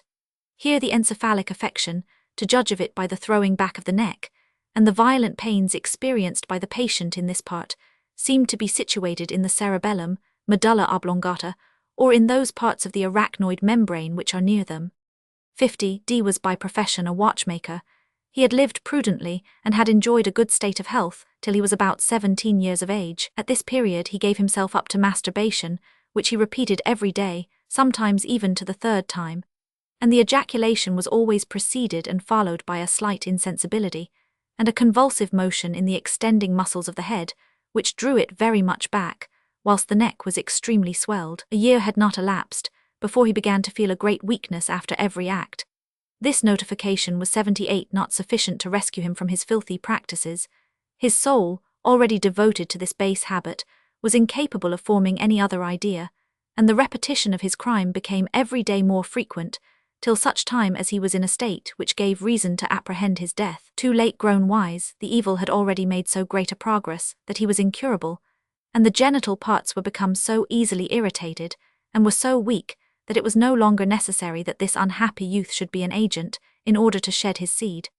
The slightest irritation immediately procured an imperfect erection, which was constantly followed by an evacuation of this liquor, which daily increased his weakness. This spasm, of which he was not before sensible but in consummating the act, and which ceased therewith, was now become habitual, and frequently attacked him without any apparent cause, and in so violent a manner, that during the whole period of the fit, which sometimes lasted 15 hours and never less than 8, he felt such violent pains in the back part of the neck, that he did not scream out but absolutely howled, and all this while it was impossible for him to swallow either solids or fluids. His voice was become hoarse, but I did not observe that it was more so while the fit continued. He entirely lost his strength, and was obliged to give up his profession, being altogether incapacitated. Thus overwhelmed with misery, he languished almost without any assistance for some months, and was the more to be pitied as what memory he had remaining, and which he was at length entirely bereft of, only served him to take an incessant retrospect of the cause of his misfortunes, which were increased by all the aggravating horrors of remorse. I heard of his situation and went to him. I found a being that less resembled a living creature than a corpse, lying upon straw, meagre, pale and filthy, casting forth an infectious stench, almost incapable of motion. A watery palish blood issued from his nose. Saliva constantly flowed from his mouth. Having a diarrhea he voided his excrement in the bed without knowing it. He had 79 continual flux of semen. His sore, watery eyes were deadened to that degree that he could not move them. His pulse was very small, quick and frequent. It was with great difficulty he breathed, reduced almost to a skeleton in every part except his feet, which became dematus. The disorder of his mind was equal to that of his body. Devoid of ideas and memory, incapable of connecting 2 sentences, without reflection, without being afflicted at his fate, without any other sensation than pain, which returned with every fit, at least every 3rd day. Far below the brute creation, he was a spectacle, the horrible sight of which cannot be conceived, and it was difficult to discover that he had formerly made part of the human species. I had immediate recourse to the assistance of strengthening remedies, in order to remove these violent spasmodic fits, which so dreadfully brought him back to sensibility only by pain. I contented myself with having given him some ease in this respect, and I discontinued administering remedies, which could not ameliorate his condition. He died at the end of a few weeks in June 1757, his whole body having become dropsical. In a case related by Boutet, Surgeon General of the hospital at Lyon, most of the symptoms resulting from the cerebral affection existed in the right side of the body, and consequently indicated an affection of the opposite side of the cerebrum. The patient was a young girl 12 years old, whose constitution was weak and irritable and very slightly doubtless, on account of the enervating habit of onanism, in which she had indulged for several years, and which her mother's vigilance could not prevent. Just after recovering from a severe illness which yielded readily to remedies, this young girl was very much terrified, which had a great deal of influence upon her, as she was extremely sensitive, her sensibility being increased by the weak state of her nervous system, produced by onanism. Soon after, she was affected by slight convulsive motions in the right foot and arm, accompanied by a disagreeable pain in the right knee, and in the 80 sole of the foot of the same side. Notwithstanding the use of remedies, the disease increased, and she was soon unable to carry her food to her mouth, her arm was so much agitated. The appetite was variable and the pulse was regular. Sometimes, and contrary to her usual custom, the patient was silent. Sometimes she was extremely lively and even foolish. Sometimes her ideas were incoherent, and she often indulged in tears. Headache and dizziness were perceived, but they soon yielded. At a later period, the sight and hearing of the right side were considerably weakened. At the same time, the pain in the sole of the foot, knee, and part of the right hand became more intense, and the difficulty of walking increased. After a time, the disease seemed to improve a little, the convulsive motions abated, the intelligence and memory returned as before the disease, but the sight and hearing remained as they were. An active mode of treatment was now used. Electricity formed the principal remedy. The patient was finally cured. Need we remark that in all probability the fright was only the occasion which excited the development of a disease already prepared for by the onanism. Trait de la chose. The convulsive form, the epileptic, is one of those assumed most frequently by the cerebral diseases produced by masturbation. We can easily conceive of this by remembering that what takes place in the act of venery has, as we have already seen, a striking analogy with an attack of epilepsy. Hence the ancients termed the act of coition a short fit of epilepsy. It is unnecessary to state here the numerous testimonials found in authors in regard to the influence of onanism as a cause of epilepsy. This influence is a fact mentioned and assented to by all. We shall relate a few examples. There are some individuals who are so susceptible and present so great a disposition to epilepsy that they have a regular attack of it whenever they indulge in the act of venery. Didier knew a merchant of 81 Montpellier of whom this was true. Similar cases are related by Galen, Van Hers, Tissot, Hoffmann, Haller, and many other authors. A similar thing is observed even in animals. Alfred Menard had a strong watchdog who was affected with epilepsy whenever he coupled with a slut. These attacks were characterized by convulsions and a loss of consciousness. Their duration varied and was always connected with the ardor of the animal, who never was affected except under the circumstances mentioned. Revue Médicale, March 1825. Epilepsy sometimes supervenes directly after the excesses which cause it. Cole, cited by Esquirol, relates the case of a female who became epileptic 3 days after marriage, but venereal abuses generally act slowly and prepare the body for an attack of epilepsy, which this or some other cause excites. Esquirol relates the case of a young man, 12 or 13 years old, who early in life was addicted to masturbation and became extremely nervous although strong and robust. At 15 years of age he was affected with epilepsy. These attacks came on at the moon's first quarter and were very sudden. The patient fell down, uttered loud cries, and was generally convulsed. His eyes were open, fixed, and injected. The pupils were very much dilated, and when the fit passed off he remained exhausted the rest of the day. This young man, like most onanists, was extremely susceptible, fretting upon the slightest pretext. After 6 months of treatment the attacks became less frequent. At the end of a year they ceased. This young man might have been considered cured, but the pleasure of seeing his mother, from whom he had been separated for 2 years, caused a relapse. The same remedial means were again employed, and with success. He has since that entered into business and has travelled extensively. His nervous system is strengthened. He married when 27 years old and has continued in good health. Another curious fact has been communicated to us by the celebrated Dr. Goupil. A little boy, only 18 months old, who had been put out to nurse, returned home with the habit of masturbation. At first his parents thought but little of this, but when 2 years old he was affected with an epileptic form of disease, characterized by loss of consciousness. convulsions of the muscles of the face and eyes, stiffness of the limbs, and sometimes he fell down. These fits becoming more and more frequent, Dr. Goupil was consulted. The patient was now 3 years and a half old, and still continued his bad habit. He was constantly sad, morose, and stupid. The doctor, not being at first aware of the cause, employed different medicines, but unsuccessfully. He then discovered the cause and tried mechanical modes. He put on the boy at night a kind of straight jacket, by which his arms were kept crossed in front of the chest, and during the daytime he was watched carefully. These means succeeding but imperfectly. Dr. Goupil employed another straight waistcoat, which was laced behind, and was furnished in front with a silver apparatus to contain the genital organs, and having only an opening for the urine. This new obstacle did not answer as well as was expected, and the child sometimes escaped all vigilance. But as this was rare, he soon gained flesh and also his strength and vivacity. The fits of epilepsy gradually became less frequent. This boy is now from 9 to 10 years old, enjoys good health, and with the exception of a remarkable loss of memory, retains no trace of former indiscretions. These two cases show how far the system can be restored when the cause which disturbs it ceases to act. The following, which was communicated by Zimmermann to Tissot, proves the same thing, but it also shows how soon a return to the bad habit destroys the good effects resulting from its abandonment. I have seen, says Zimmermann, a man, 23 years old, who became epileptic after debilitating his body by frequent masturbation. Whenever he had nocturnal pollutions, a fit of epilepsy ensued, and the same thing occurred after masturbation, from which, however, he did not abstain, notwithstanding the bad 83 symptoms with which it was followed. After the fit had subsided, he felt very severe pains in the kidneys and around the coccyx.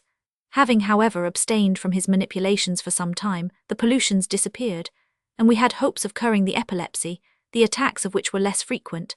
He had regained his strength, appetite, sleep, and colour after resembling a cadaver, but having returned to his bad habits, which were always followed by fits, he was found dead in his chamber one morning, bathed in blood. Another convulsive affection, St. Vitus' dance, has sometimes been caused by onanism. Mark Ant, Peddy, has published a case of it which was communicated by Dr. Morlot. It is as follows: a young girl 8 years old became remarkably thin. Her lower limbs were agitated by extraordinary motions, which were extended to the upper limbs. She soon lost all control over them. The twitching in the muscles of the face and eyes was excessive. The patient could not continue in her bed, and she was confined to a large chair. Her attending physician thought that this might be attributed to the presence of worms, and gave several anthelminthics, but without success. Dr. Morlot was consulted at this period, and thought that he could perceive the effects of a bad habit. He soon became convinced of its existence. By means of great watchfulness on the part of her parents, the use of cold baths, musk, and camphor, she was radically cured. Mental derangement is often the prevalent symptom in diseases of the brain, produced by excess of masturbation or coition. We have already spoken of idiocy, but this is by no means the only change observed in consequence of these excesses. Every variety of affection of the mind may be caused by them, as is proved by statistics collected by several authors in insane asylums. Yet these abstracts are far from presenting the truth. So many circumstances combine, says Esquirol, to embarrass the discovery of causes of mental alienation, that the one mentioned, 84, like other causes, must often be unascertained by physicians. According to this sagacious observer of all the forms of mental alienation, mania is produced least frequently by venereal excesses. He adds that maniacs, during the duration of the periods of access, are less addicted generally than other deranged persons to masturbation. But when they do indulge, this act must be considered as a bad symptom, since it constitutes an insurmountable obstacle to the cure. It destroys the strength, and finally produces in the patient stupidity, phthisis, marasmus, and death. Dementia is, perhaps, the kind of derangement most frequently observed after masturbation. I saw a remarkable instance of this disease in a young man, 20 years old, who, indulging in these excesses for several years, gradually lost his mental faculties, became averse to even his relatives and dearest friends, and finally fell into a most perfect state of dementia. The relative frequency of this form of mental alienation in onanists has been pointed out in France by Esquirol, and in Norway by Holst. Annals d'Hygiene Publ. December 1830. Holst has remarked that paralysis, that fatal symptom which so frequently attends all varieties of derangement, particularly monomania and dementia, is observed particularly in those insane who are addicted to onanism, and to other venereal excesses. This remark is confirmed by the two facts that paralysis is much less common in females than in males, and that onanism produces mental alienation much less frequently in the former than in the latter. Thus, of 256 persons admitted at the asylum at Charenton during 182,678, there were 44 men in whom derangement could be attributed to libertinism or to onanism, while the same was true of only 3 women. Dr. Holst has shown that a similar proportion exists between the deranged of the two sexes in Norway. This relation, however, must not be considered as strictly correct. For females, being generally very reserved in their disclosures, onanism probably passes undiscovered in them more frequently than it does in men. It is well 85 ascertained that 1/20 of the deranged at Salpêtrière is composed of public women, who are for the most part affected with dementia and paralysis. Now consider that masturbation is much more frequently a cause of derangement among the rich than among the poor. Dict. Des Sc. Med. Vol. 16.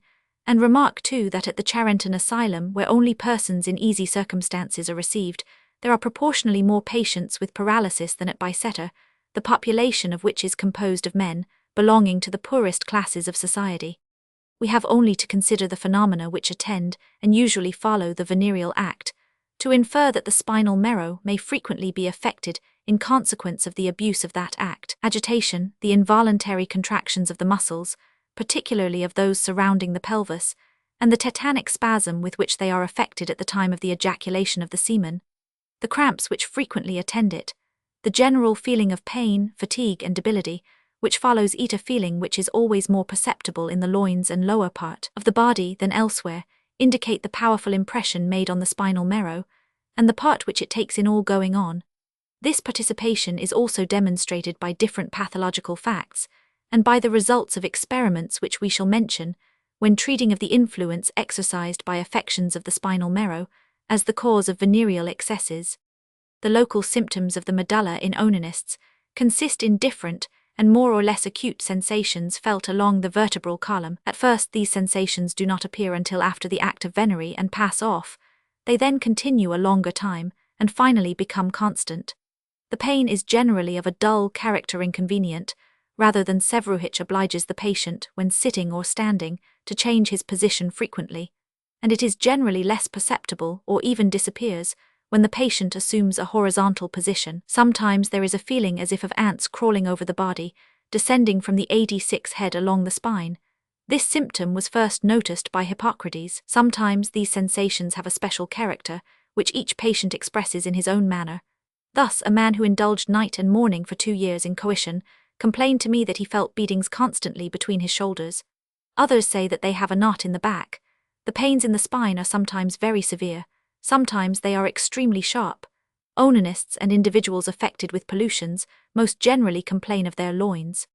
The frequent occurrence of the symptoms mentioned in persons exhausted by venereal excesses has caused the terms consumption, phthisis dorsalis, and tabes dorsalis to be applied to the state which they then present. The other symptoms of the affection of the spinal marrow are more or less severe pains, more or less distinct sensations of cold, of numbness and formication in the limbs, particularly in the lower extremities, cramps, constant trembling or convulsive motions in these parts, a kind of tetanic stiffness, gradual debility of the lower half of the body, and finally paraplegia. We shall find these symptoms in addition to the other effects of masturbation in cases to be mentioned. Pains in the loins and extremities were very marked in an individual of whom Serruria remarks as follows: "A patient whom I attended was reduced to a most dreadful state of marasmus, in consequence of nocturnal pollutions, determined by venereal excesses. I prescribed a tonic mode of treatment and varied it in every form, but the patient died after 4 months of frightful pains in the loins and articulations. There was apparently in this case an affection of the lumbar part of the medulla, or of its membranes. A similar malady existed probably in a man whose case was published by Hatt, and who was affected in consequence of excesses in coition with a lumbago which alternated with satyriasis. There is no doubt in regard to the affection of the spinal marrow. In the following 87 case related by Van Swieten, for 3 years, says he, I used all the aids of medicine for a young man, who, in consequence of onanism, was affected with general wandering pains with a sensation, sometimes of heat, sometimes of cold, which was extremely unpleasant over the whole body, but particularly in the loins. After a time these pains diminished slightly, and then the thighs and legs were so cold that although these parts on being touched seemed to preserve their natural heat, yet he was constantly warming himself at the fire, even during the warmer days of summer. I observed particularly a constant rotation of the testicles in the scrotum, and the patient felt a similar motion in the loins, which was very troublesome to him. Was the spinal marrow perfectly healthy in the onanist who wrote to Tissot the following: "My nerves are extremely weak. My hands have no strength, they tremble constantly and perspire freely. I have violent pains in my stomach, arms and legs, and sometimes in the kidneys, chest 100. Persuaded also from a great many cases that most of the pains termed rheumatic are neuralgic, and that many neuralgias depend on an affection of the spinal marrow. I think there is reason to suspect this affection whenever it is found in onanists." The following case, related by Dr. Bertini of Turin, presents as a principal symptom convulsive trembling of the lower extremities. The disease commenced, as is frequently the case, under the influence of an accidental cause. But when this had occurred, the patient presented for a long time symptoms of an affection of the medulla, and it is evident that their origin must be ascribed to onanism. The patient was 28 years old and of a lymphatic bilious temperament. When 12 years of age he became addicted to masturbation, and then began to perceive tremblings in the arms and legs, vertigo and pains in the head. He continued his fatal habit till 22 years old. At the beginning of August 1824, he was attacked with a tertian intermittent, AD8, but for this he took no medicine. On the 20th of the same month, while cutting wood in seizure, and while in a profuse perspiration he went in swimming, he soon felt a sensation of shivering, followed by cold, spasms, vertigo, pain in the head and thirst, aversion to food, difficulty of respiration, sensation of oppression in the sacrolumbar region, constipation, pains and trembling in the low extremities. These latter symptoms became so urgent that the patient was obliged to have advice. In this state he was carried to the hospital of Vercelli, and in a few days he was bled 11 times, and drastic purgatives were administered without success. A month afterward he left the hospital, and since that time the man has become a beggar and an object of public commiseration. The 18th of October, at which time he came under the charge of Dr. Bertini, he presented the following symptoms. He had no fever, nor pains in the head, nor derangement in the intellectual faculties, but he had a pain in the 2 sides of the sacrolumbar region, which was increased by pressure. The patient complained also of a kind of formication in the legs and feet, which parts, as also the rest of the body, trembled constantly. The agitation was so great that the patient could not rest in bed, nor sit without support. 25 leeches were applied to the lumbar region, and these drew about 12 ounces of blood. The trembling diminished, and the patient could soon rise and walk without a stick, and in fact without assistance. From this time he felt no pains nor trembling, and he left the hospital 8 days afterward. Dr. Bertini has since seen him, and he was well. Review Med. Dec. 1825. The tetanic form of the disease of the spinal marrow has rarely been observed as arising from onanism. Tissot saw a case of it in a young man. The disease commenced with rigidity of the neck and spine. This extended successively to all the limbs, and the patient for some time before death was obliged to lie in bed on his face, unable to move either his feet or hands. All motion was impossible, and he was 89 obliged even to be fed. He lived several weeks in this sad state, and died, or rather sunk away, almost without suffering. Paralysis, which is the consequence of myelitis or of any other affection of the spinal marrow, has been seen much more frequently than tetanus in onanists. It is most generally confined to the lower parts of the body, but if the disease be seated in the cervical portion of the spinal marrow, the 4 extremities may be paralyzed. This was seen in the case of a young man who was under the care of Dupuytren in September 1833. This young man was 20 years old. He was very much addicted to masturbation, and his disease could be attributed to no other cause. This affection had existed for 2 years, when the patient entered Hotel Dieu. The attack of paralysis had been sudden, like a clap of thunder. The patient had lost the use of his limbs suddenly. The muscles of the neck were paralyzed, and the head fell in any direction. A short time before, however, the patient had recovered the power of sustaining it. The paralysis of the 4 limbs also varied in degree, alternately increasing and diminishing. After the patient entered the hospital, it was not equal on both sides. Thus he had some power over his left arm but not over his right arm. Both the upper limbs also were atrophied or wasted, those of the right side more so, however, than those of the left. Many remedies had been tried for this patient, but without success. At the time the case was published, purgatives and moxas were proposed. Dupuytren remarked to his pupils that the situation of the myelitis corresponded in this young man to the cervical vertebra, and that, if it ascended a little and extended to the origin of the diaphragmatic nerve, it would cause death. He regarded the passion for masturbation, which existed in this young man, as the probable cause of this myelitis, and consequently of an atrophy of the anterior roots of the spinal nerves. Lancet Francaise, 1833. The disorganization also occupied an elevated portion 90 of the spinal marrow, in the following case stated by Tissot. I was called upon, says he, to visit in the country a man, 40 years old, who had been very strong and robust, but who had indulged excessively in sexual commerce and in wine, and who had been often engaged in athletic exercises. He began to be affected a few months since by a weakness in his legs, which made him totter in his walk, as if drunk. He sometimes fell when walking on a plain. He could not descend the stairs without much difficulty, and hardly dared to leave his apartment. His hands trembled very much. He wrote with very great difficulty and very badly, but he dictated with ease, although his speech, which had never been very fluent, began to be less so. His memory was still good, and the only ground for suspecting a lesion in his mind was the want of attention at the jeu de dames and the change of countenance. His appetite was good and he slept well, but it was difficult for him to turn in bed. It occurred to me that his gallantries and a too free use of wine were the first causes of the disease, and that his athletic exercises, in which he had been frequently engaged, were the origin of the particular affection of the muscles. The season was not favorable for the use of remedies, but it was necessary to attempt to arrest the progress of the disease. I advised frictions of the whole body with flannels and some tonics. I directed the doses to be increased, and to add also the use of the cold bath at the commencement of summer. In a few weeks, the trembling of the hands seemed to be a little diminished. A consultation was had in the month of April.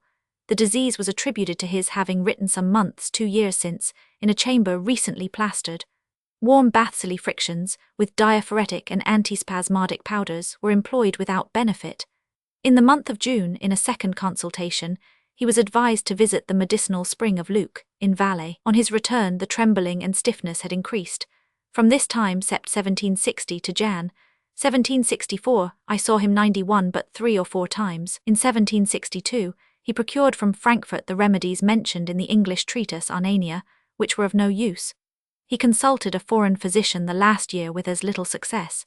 The disease has slowly but daily progressed, and for several months before death, his legs were too weak to support the weight of his body. He could not move his hands nor arms without help.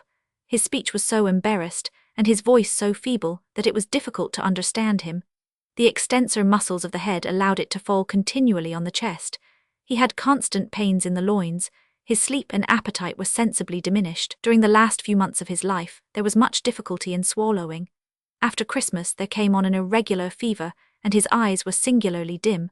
When I saw him in the month of January, he passed the whole day and most of the night reclining on a sofa with his feet in a chair, with a domestic constantly in attendance near him, in order to change his position, raise his head to feed him, and to listen attentively to all he said. As he approached the period of his dissolution, he was obliged to articulate letter by letter, which was written down as it was pronounced. Seeing that I gave him no encouragement, as I only employed some palliatives for his fever and oppression, and actuated by a desire of living, he sent one of his friends to tell me the cause to which he attributed all these symptoms, viz., masturbation, that he commenced this infamous practice several years since, had continued it as long as possible, and that he had perceived his difficulties increase in proportion to his indulgence in it. He confirmed this statement a few days afterward, and it was this which induced him to use the remedies recommended in Onania. This case shows us paralysis confined at first to the abdominal limbs, but extending afterward to the upper part of the body. We find a similar case of this progression in a case related by Olivier of Angers. M, of a sanguine temperament, of a strong constitution, and of a lively and gay character, had always 92 enjoyed good health until 17 years old, when he unfortunately became addicted to masturbation. He soon languished and grew debilitated. Having, however, conquered this fatal habit, his strength gradually returned, and a proper regimen soon restored him to his former vigor. When 20 years old, he perceived a marked debility in the motions of the articulation of the right foot, but this disappeared. He was then affected twice with blenorrhea, the last attack of which continued for several months. When 25 years old, he again indulged in masturbation, and similar symptoms to those first presented soon appeared, The lower extremities also became weakened. At times also the sensibility of the skin was obtuse and even lost, but it soon reappeared. Under the influence of remedies, the weakness in the limbs diminished slightly. M could walk 3/4 of an hour without resting, but he could not stand longer, his legs, which were evidently wasted, refusing to sustain him. He was extremely costive, and since the last attack of blenorrhea the excretion of urine was painful. This affection remained stationary for several years, and then became more serious. The patient was now 29 years old. At this period the paraplegia became complete. He could not walk nor even support himself on crutches, his lower limbs were often stiff, both arms also were at times insensible, and sometimes the sense of touch was blunted. The wasting away had increased, the excretion of urine was often involuntary, and the constipation was habitual. He was somewhat benefited by Haller's prescriptions, consisting in frictions with cantharides and douches to the spine. But the next year the evil increased, the sensibility in the hands diminished, and there was difficulty in moving the right hand. 18 months afterward the lower extremities became perfectly paralyzed. They were less warm than the rest of the body, yet when cold water was applied to them, it produced a burning sensation. The right arm, forearm and hand often felt fatigue, its motions 93 were less free, and the patient sometimes found it difficult to write. The limb of the opposite side was not affected. The disease of the bladder, which had existed for several years, was also increased. Paralysis during the following years progressed slowly but constantly. The arm of the right side lost its motion entirely. The forearm was flexed upon it and retained this position. At a later period, the fingers became stiff, crooked, and they continued to be so flexed that a tampon of linen was placed on the palm of the hand to prevent the nails from lacerating the skin. A singular symptom also appeared. If the internal part of the thigh was gently rubbed, the limbs extended quickly, as if by a galvanic shock, and then resumed their first position, which was that of a permanent state of semiflexion. The paralysis finally affected the left upper extremity, which had hitherto been free from it.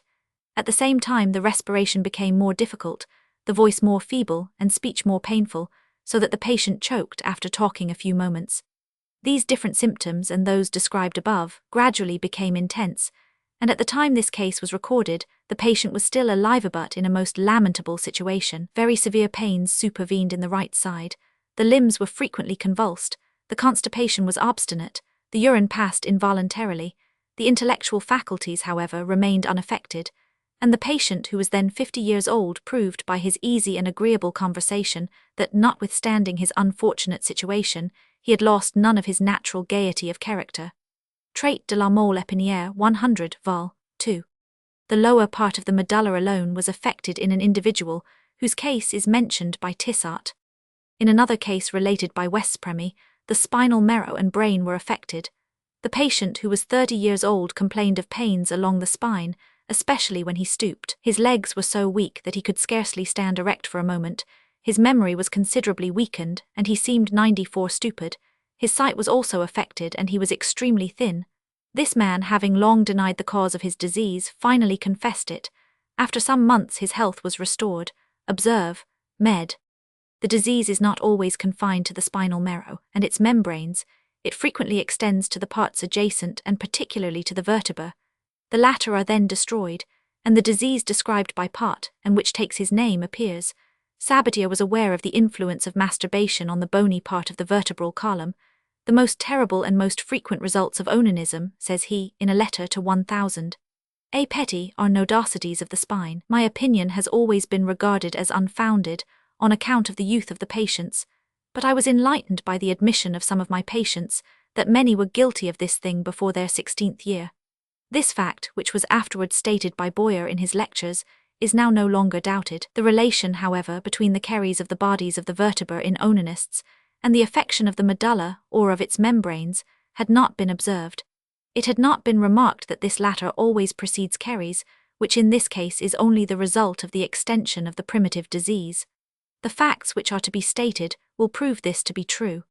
50, e.g. 21 years old, a turner of a lymphatic temperament, of a slender and delicate constitution, addicted to masturbation from childhood, experienced at the beginning of February 1825, a slight pain in the epigastric region, difficulty of digestion and constipation.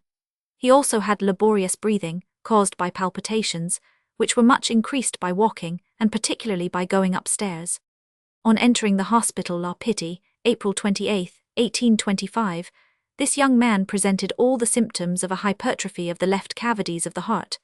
These phenomena, which diminished after a few days, were followed by symptoms of enteritis and peritonitis, which were attributed to excesses in eating.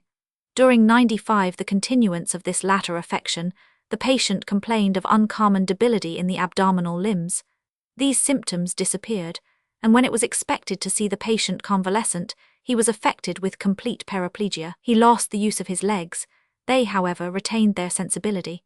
As motion in them was lost, this sensibility was even increased, for the patient cried whenever he was touched, or when the position of the lower limbs was changed. The bladder was soon paralyzed, and the sound was used, which caused inflammation of this organ. A broad and deep eschar, followed by ulceration, laid bare the whole posterior part of the pelvis. From this time the symptoms increased more and more, and the patient died the 11th of August, about 6 weeks after the first symptoms appeared. On opening the body, a softened tubercle was found on the surface of the right hemisphere of the brain. The body of the third dorsal vertebra was slightly changed. The corresponding portion of the dura mater presented a cancerous degenerescence, which extended from the body of the third dorsal to that of the fifth cervical vertebra. The bodies of all the vertebrae connected with this alteration were whitish and slightly softened. The tissue of the spinal marrow was softened, especially on the level with the seventh cervical and first 3 dorsal vertebrae. The softening occupied the anterior cords, which were of a greyish-white colour. The posterior cords were slightly softened, but only on a level with the first 3 dorsal vertebrae. The lungs were healthy and crepitating. The right contained superiorly a small softened tubercle. The heart was healthy, its size was normal, the left cavities possessed their usual size and thickness. Traces of inflammation were found in the peritoneum, intestines and bladder. Journal de Physiologie, Experim, July 1825. In this case, we see in a measure the mode in which caries of the vertebra is produced. This caries is only at its commencement. The vertebrae are affected superficially, and in those parts only which correspond to 96 the diseased portions of the dura mater and medulla. There are none of the local symptoms of parts diseasno collapse of the vertebral columno-gabosity. Yet the paraplegia appeared, as in the cases where these alterations exist. It resulted, then, from the softening of the medulla, or the alteration of its membranes. If a little time had elapsed, and several spinous processes had deviated from their true direction, this paralysis would have been attributed to the commencement and progress of this deviation.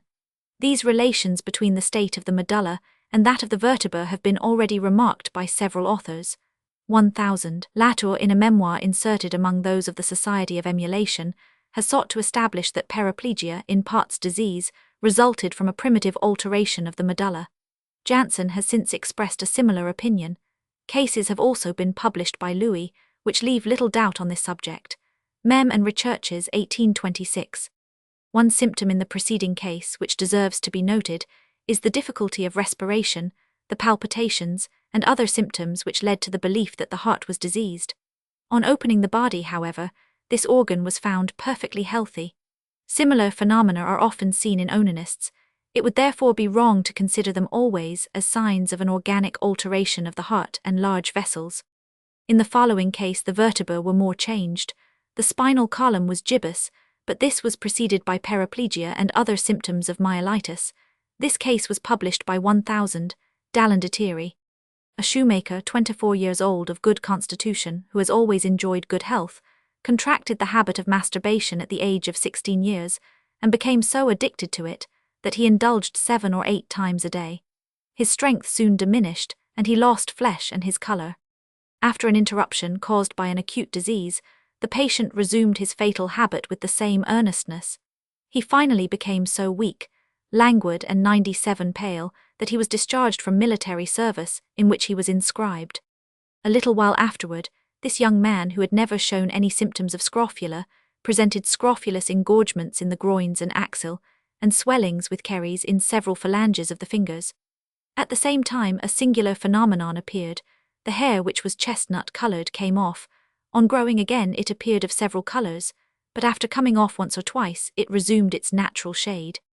The patient, continuing to indulge in onanism, finally became extremely weak and was obliged to keep his bed. Marked symptoms of myelitis now appeared. The patient gradually lost the use of his lower limbs. First they became weak and showed a disposition to be crossed, but finally wasted away and lost the power of motion. He was now obliged even to be turned in bed, as he could not move. The articulation of the feet and knees became stiff and inflexible, and his legs were so much retracted that the end of the foot only touched the ground. When the patient was placed in an erect position, the sensibility of the limbs also was as much affected as their motions. They were cold, numb, and even when pinched they were not painful. The general languor was increased every day. He suffered from thirst, dyspepsia, pains in the stomach, rumblings, night sweats. 100. At this period the patient quitted a woman with whom he had lived for a year, and who, having but little inclination for coition, caused him to indulge in masturbation. The erections were frequent, powerful, short, and always terminated with a more or less abundant discharge of mucus from the urethra perhaps, also from the prostate gland, or even the discharge might be of thin semen. After a while the ejaculations were composed, instead of semen, of a half-clotted, blackish or yellowish blood. Sometimes as much as a tablespoonful was lost. These emissions were always painful, and were followed by extreme prostration. For some time the patient was in this sad state, when he experienced a crawling sensation, like that caused by ants, descending along the back. He experienced in the same region a severe and fatiguing pain, which extended into the ribs and loins. These symptoms subsided, but at the lower part of the dorsal region appeared a hard tumour which at first was small, but it gradually enlarged as long as the patient continued to masturbate. This tumour was evidently formed by the curve of the spine and the projection of 3 spinous processes.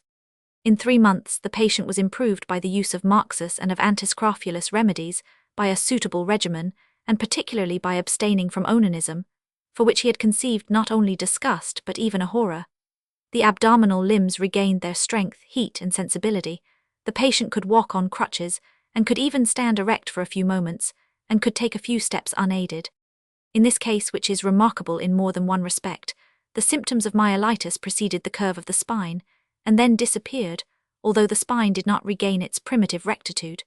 The debility, numbness, retraction, and paralysis of the limbs appeared long before the pain in the back, after which the curve in the back began to appear, and then these limbs regained their sensibility, force, and motion, while the gobosity remained always the same. This curve, then, could not be the cause of the paraplegia, because the latter appeared first, and the spine remained curved after the paralysis was removed. The development of symptoms apparently scrofulous in a man more than 20 years old, who had hitherto presented nothing analogous, and whose parents were healthy, the loss of his hair, the affection of the seminal passages, and the state of the genital organs. 100. Facts to which we shall recur hereafter all contribute to render this case interesting. We shall see in the following case, also related by 1000, Deslandes, an instance of vertebral caries in an onanist. 99. A cook 45 years old of bad constitution, but having always enjoyed robust health, indulged in masturbation, although not to very great excess. 18 months before his case was published, he perceived pains and weakness in the loins, frequent colics, often followed by brownish dejections and sometimes by obstinate constipation. He suffered, too, from flatulency, and in the left haunch there was a pain, which increased or diminished with this flatulence. The patient, notwithstanding the progress of these symptoms, continued to masturbate. Debility and pains in his loins extended into the abdominal limbs and increased so much that he was obliged to keep his bed. He could only lie on his left side, but in this position his motions were easy. The diminution in the natural heat, the livid colour of the skin, the softness and flaccidity of the flesh, debility, loss of sleep and of flesh, thirst, constipation. 100, were added to the symptoms already mentioned.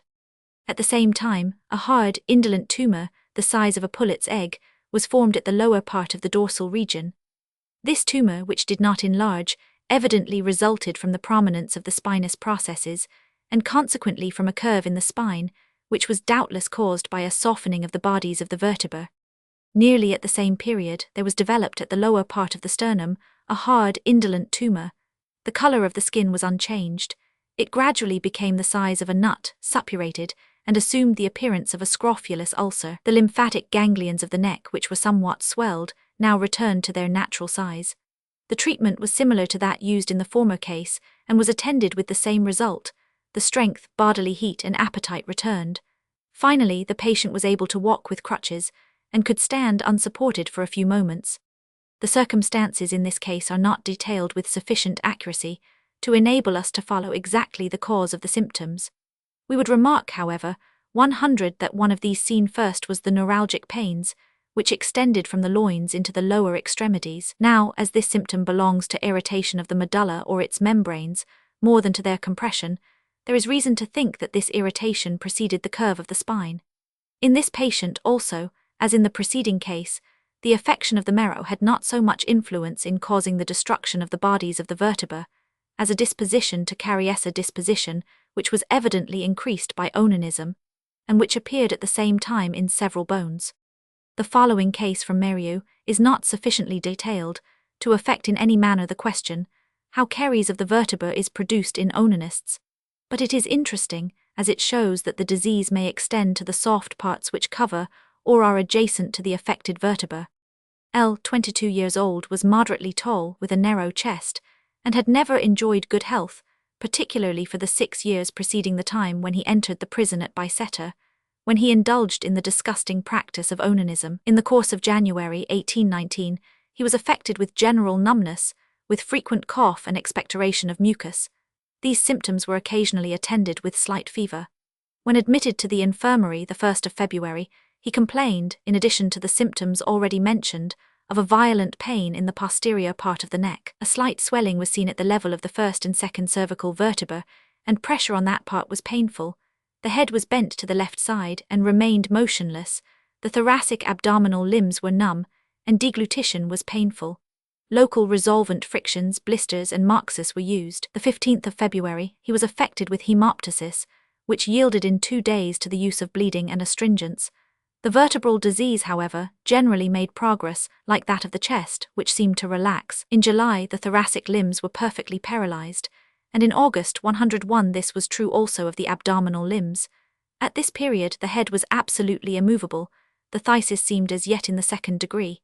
Finally, the patient died suddenly from moving his head while the attendants were changing him. Post-mortem examination. The soft parts of the posterior region of the neck were changed to a whitish, lardaceous substance. The right condyle of the occipital bone was carious. There was also a deep caries of the upper part of the right lateral mass of the first vertebra and of the odontoid process. The transverse and odontoid ligaments were degenerated and softened, and the medulla oblongata presented a kind of strangulation, resulting from the compression caused by the left posterior part of the edge of the occipital foramen. In fact, there was a dislocation of this bone on the first vertebra. The cerebrum was unaffected, the right lung was tuberculous and very small, that of the left side was also tuberculous but was larger. The peritoneum presented some marks of inflammation. In the preceding cases, the caries of the vertebra was not attended with a congested abscess. The following case, published by Lévesque Lassource, will present to us this symptom, which is so common in this disease.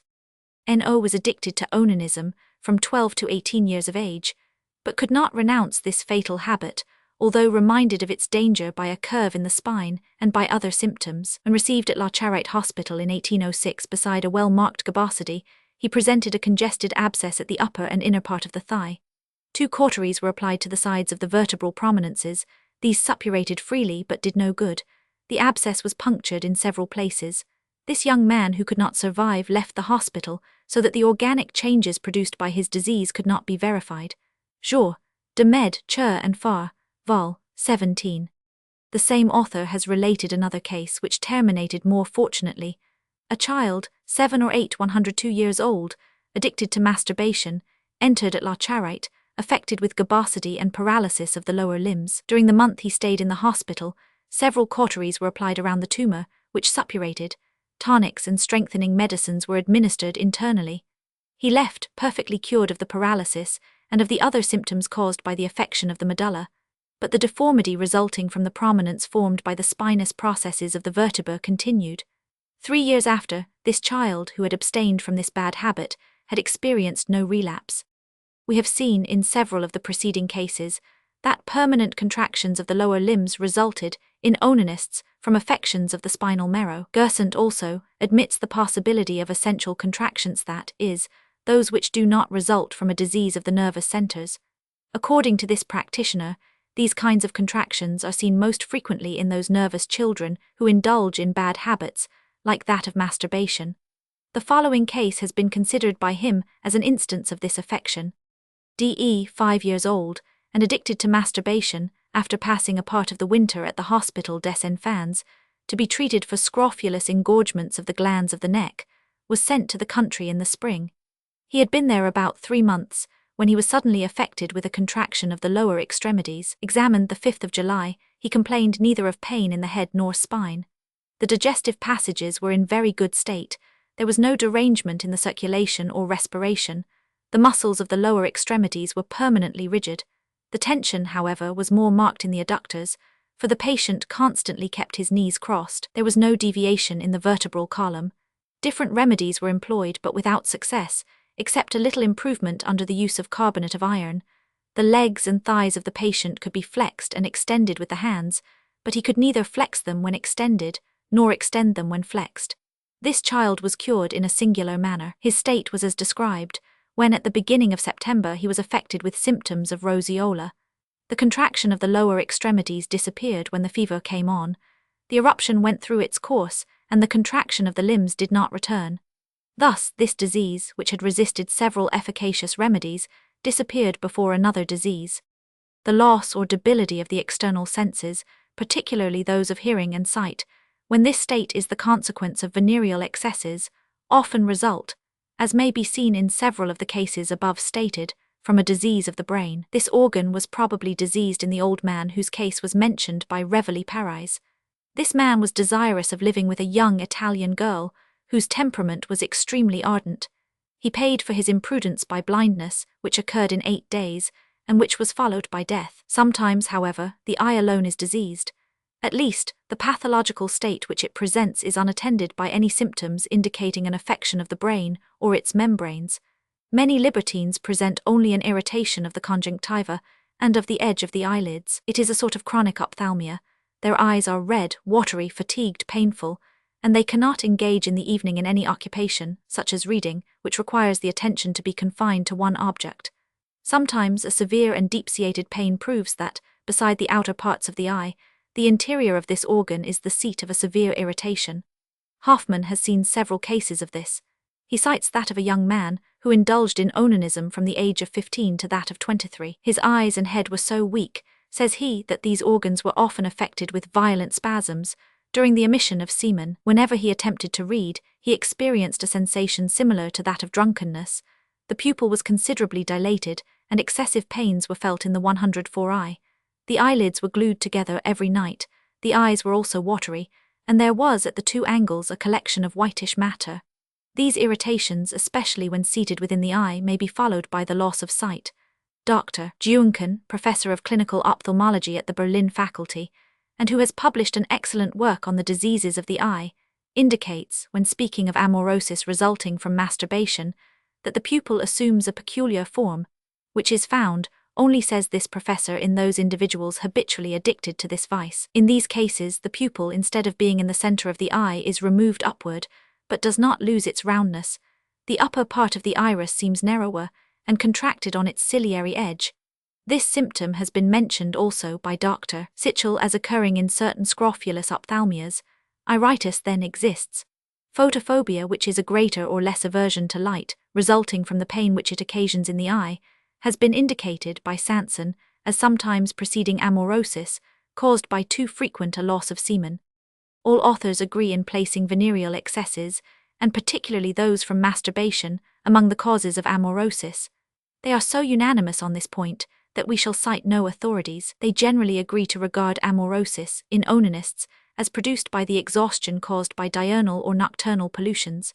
Beer and many others assimilate in this respect the loss of semen to that of other fluids, and compares venereal excesses, especially those from onanism, with cholera diarrhea 100, as a cause of amaurosis. This idea of exhaustion probably led Scarpa to remark that amaurosis, resulting from premature abuses of masturbation or coition, must generally be regarded as incurable. This prognosis may be made, we believe, in regard to most cases of amaurosis. Dr. Buzzi has published with 4 other cases of amaurosis, which were cured, that of an individual in whom it had been produced by masturbation. It, however, yielded, on the abandonment of bad habits, 105 to the moderate use of good wine, combined with milk diet.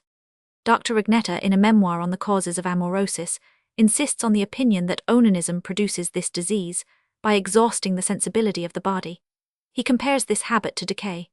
Nothing, says he, enervates the body so much as too frequent emissions of semen, especially when they are caused by the hand. The spasm which attends them throws the body into all the infirmities of old age. The retina and optic nerve then gradually lose their sensitive faculty, which finally becomes extinct. Those who masturbate are affected with amaurosis, like decrepit old men.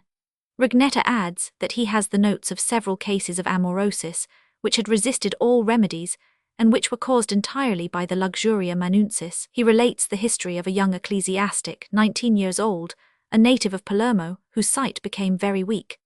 This unfortunate young man had been in the habit of masturbating 7 times a day.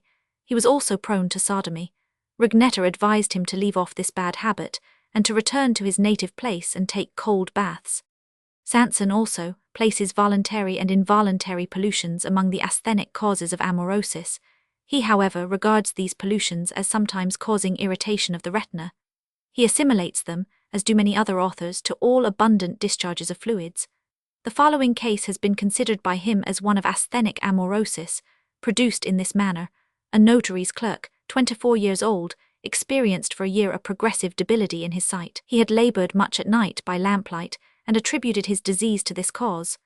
But another, which had contributed to the development of the amaurosis, was the excesses of this young man in onanism and coition. Venereal disease which he had contracted might also contribute to this bad result. The pupil was dilated, the iris was immovable, the eye was perfectly clear, and the retina of a dull colour could be seen through the pupil. An antivenereal treatment, 106 purgatives, emetics and blisters around the organ, 100, produced no effect. In my opinion, blindness from amaurosis, being not so much a disease as a symptom, or rather the consequence of many other diseases, is not in onanists the result of exhaustion of asthenia, any more than the debility and paralysis of the lower extremities are when the spinal marrow is diseased. Besides, what difference does it make how the sight is lost in onanists? The most essential thing to be known is that they can lose it. This unfortunate circumstance is to be dreaded by those whose sight is much affected during the act of venery, and who remain, as it were, in a mist for a few moments after this act. Thus amaurosis was predicted in a public girl whose case is mentioned by Hoffmann, and whose sight was obscured whenever she had connection with men. She finally became blind. De morbis ex nim ven, 26.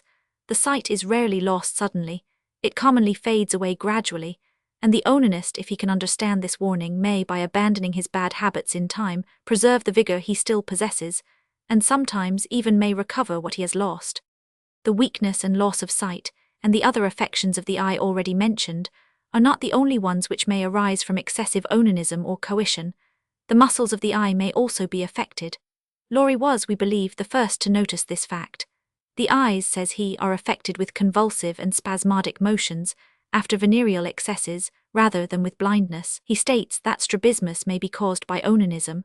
We have before stated the case of a young man, whose eyes were affected with violent spasms at the moment of a discharge of semen. Demers has observed similar facts. Masturbation, says he, affects the optic nerves, and also acts on the motor nerves of the eye. He admits that he can see no reason for this. The same author mentions venereal excesses among the different causes of partial paralysis of the muscles of the eye. We have already mentioned the wandering pains, 107, which frequently affect onanists. We have also alluded to those which depend on an affection of the spinal marrow. We have reason to think, from our own observations, and the statements particularly of English authors, that the number of pains dependent on an affection of the spinal marrow is much larger than is generally thought. We think that most of the pains termed rheumatic, particularly those affecting the trunk and the limbs, are neuralgic, and that most of these neuralgias proceed from an irritation of the medulla or its membranes. We do not say that the spinal cord is always affected then, as in those cases of myelitis which attend paralysis and death. We think that it is affected in some manner, and that these pains, which are commonly so severe, and frequently so general, sometimes attended with tumefaction, but more frequently without it, which are felt in the course of these nerves, are the usual consequences of this affection. Hence it is not surprising that the act of venery, which excites the nervous system so much, which has so marked an action on the spinal marrow, has frequently predisposed to neuralgic or rheumatic pains, and has directly caused or increased this kind of pains. It is well ascertained, and many authors, particularly Hoffmann, have remarked, that those who indulge in onanism during youth are more subject to these pains than others. The act of venery, even when indulged in to a moderate extent, generally increases their violence. I have often seen attacks of neuralgia supervene immediately after coition. It was an affection of this kind which was felt by the onanist who wrote to Tissot that he felt in his face a pain similar to that caused by applying a great number of pins. Individuals who have braved the usual causes of rheumatism with impunity not unfrequently become vulnerable to these causes after venereal excesses. 1000. Villeneuve relates the case of a stonecutter who had long been exposed to changes of weather without inconvenience, and who was violently attacked with rheumatism after unusual venereal excesses. He also mentions the case of a groom who had long slept in a 108 damp and narrow stable without suffering, but who was attacked with rheumatism the winter after his marriage. Sausseret has seen a similar case. It was that of a man who had constantly braved the changes of weather, and who was affected with rheumatism after indulging in women and wine. The same author has established, in the memoir where this fact was reported, that muscular rheumatism is only a variety of neuralgia. Among the proofs which he gives of it, he states that many authors, as Barthes, Scudamore, Chaucier, Olivier, and Ferris, have placed venereal excesses among the causes of neuralgias and those of rheumatism. Most authors have considered these excesses as one of the predisposing causes of gout. Hippocrates probably entertained the same idea, if we may judge from these two aphorisms: Eunuchi nec podagra laborant, nec caluscunt, pure podagra non tentator anti venereorum usum. Sydenham also regarded excessive indulgence in venereal pleasures as tending to produce gout. Gilbert remarks that even hereditary gout is neither a disease of infancy nor of youth. He admits, however, that venereal excesses may produce it before the time it generally appears. Roch exclaims against this opinion. He thinks that venereal excesses can only cause attacks of gout. He says, "What influence have masturbation and venereal excesses in producing gout? According to men of the world, and even to some physicians, they are the most fruitful source of this infirmity. And yet on what facts does this opinion rest? On this, that several gouty people have been great libertines in their youth. But how many chaste persons, and how many prelates too, are attacked by this cruel disease? On the other hand, are there not as many, and even more libertines among the poor than among the rich? And yet, in general, they are not attacked by the gout." Finally, the shameful vice of onanism is observed most frequently among the young, and we have already said that gout is a disease of manhood and old age. Hence, it is 109 wrong to attribute to this order of causes a part of the influence which it has not, and cannot have, in producing gout. Here doubtless has been committed the error which has been several times pointed out. Attacks of gout have frequently been known to supervene after venereal excesses or masturbation, and it has been concluded that these causes concur powerfully in producing the disease itself. Good living and gormandizing are, we repeat, the real only sources of gout. Sobriety, frugality are the best preservatives from it. This last phrase shows clearly the origin of Roch's opinion. It is evident that he denies the influence attributed to venereal excesses in the production of gout, only to sustain a favorite theory. Roch certainly never would have said that there is more libertinism in the lower than in the higher walks of life, if he had not been preoccupied with the desire of proving that good living is the cause of gout, to the exclusion of every other cause. It may be asserted that one mode of living predisposes to the gout more than another, and we will agree with every author that this disease appears particularly in individuals who are well fed, but we cannot admit that the possible action of certain influences, as that of venereal excesses, should be denied. Impressed, however, with the vast extent of the influence of venereal excesses, and with the uncertainty of its limits, we prefer to allow, with all authors, that venereal excesses, like many other known and unknown causes, may predispose to gout. This opinion seems to be more logical than that sustained by Roch with his usual ability. Roch also, in accordance with other authors, regards venereal excesses as injurious to those affected with gout. The indulgence in venereal pleasures, says Barthes, should seldom be permitted to those affected with gout, for they should abstain from whatever weakens or exhausts. Coste, who has written on gout, is much more formal. A gouty person, says he, should choose between living apart from his wife, and being cured of his disease, or caressing her, and 110 rendering his disease incurable. Whenever a gouty person sees a female, he adds, if young, a new root to his disease sprouts forth, and if he be old, he drives a nail into his coffin. This opinion differs from that of Pietsch, who maintains that gout arises from the absorption of vitiated semen, which is retained by continence in the seminal vesicles. Can venereal excesses cause hemorrhoidal affections? For want of facts on this subject, we would remark that these excesses may contribute to develop these affections, and particularly the exacerbations to which they are subject. This was Montague's opinion.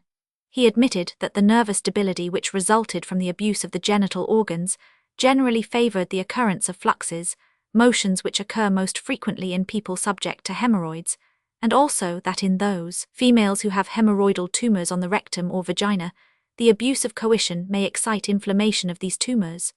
Montague, however, thinks that excessive continence has a more detrimental effect on those affected with hemorrhoids than the contrary. He thought that the irritation which extreme continence causes in the seminal vesicles and adjacent parts may excite a hemorrhoidal paroxysm.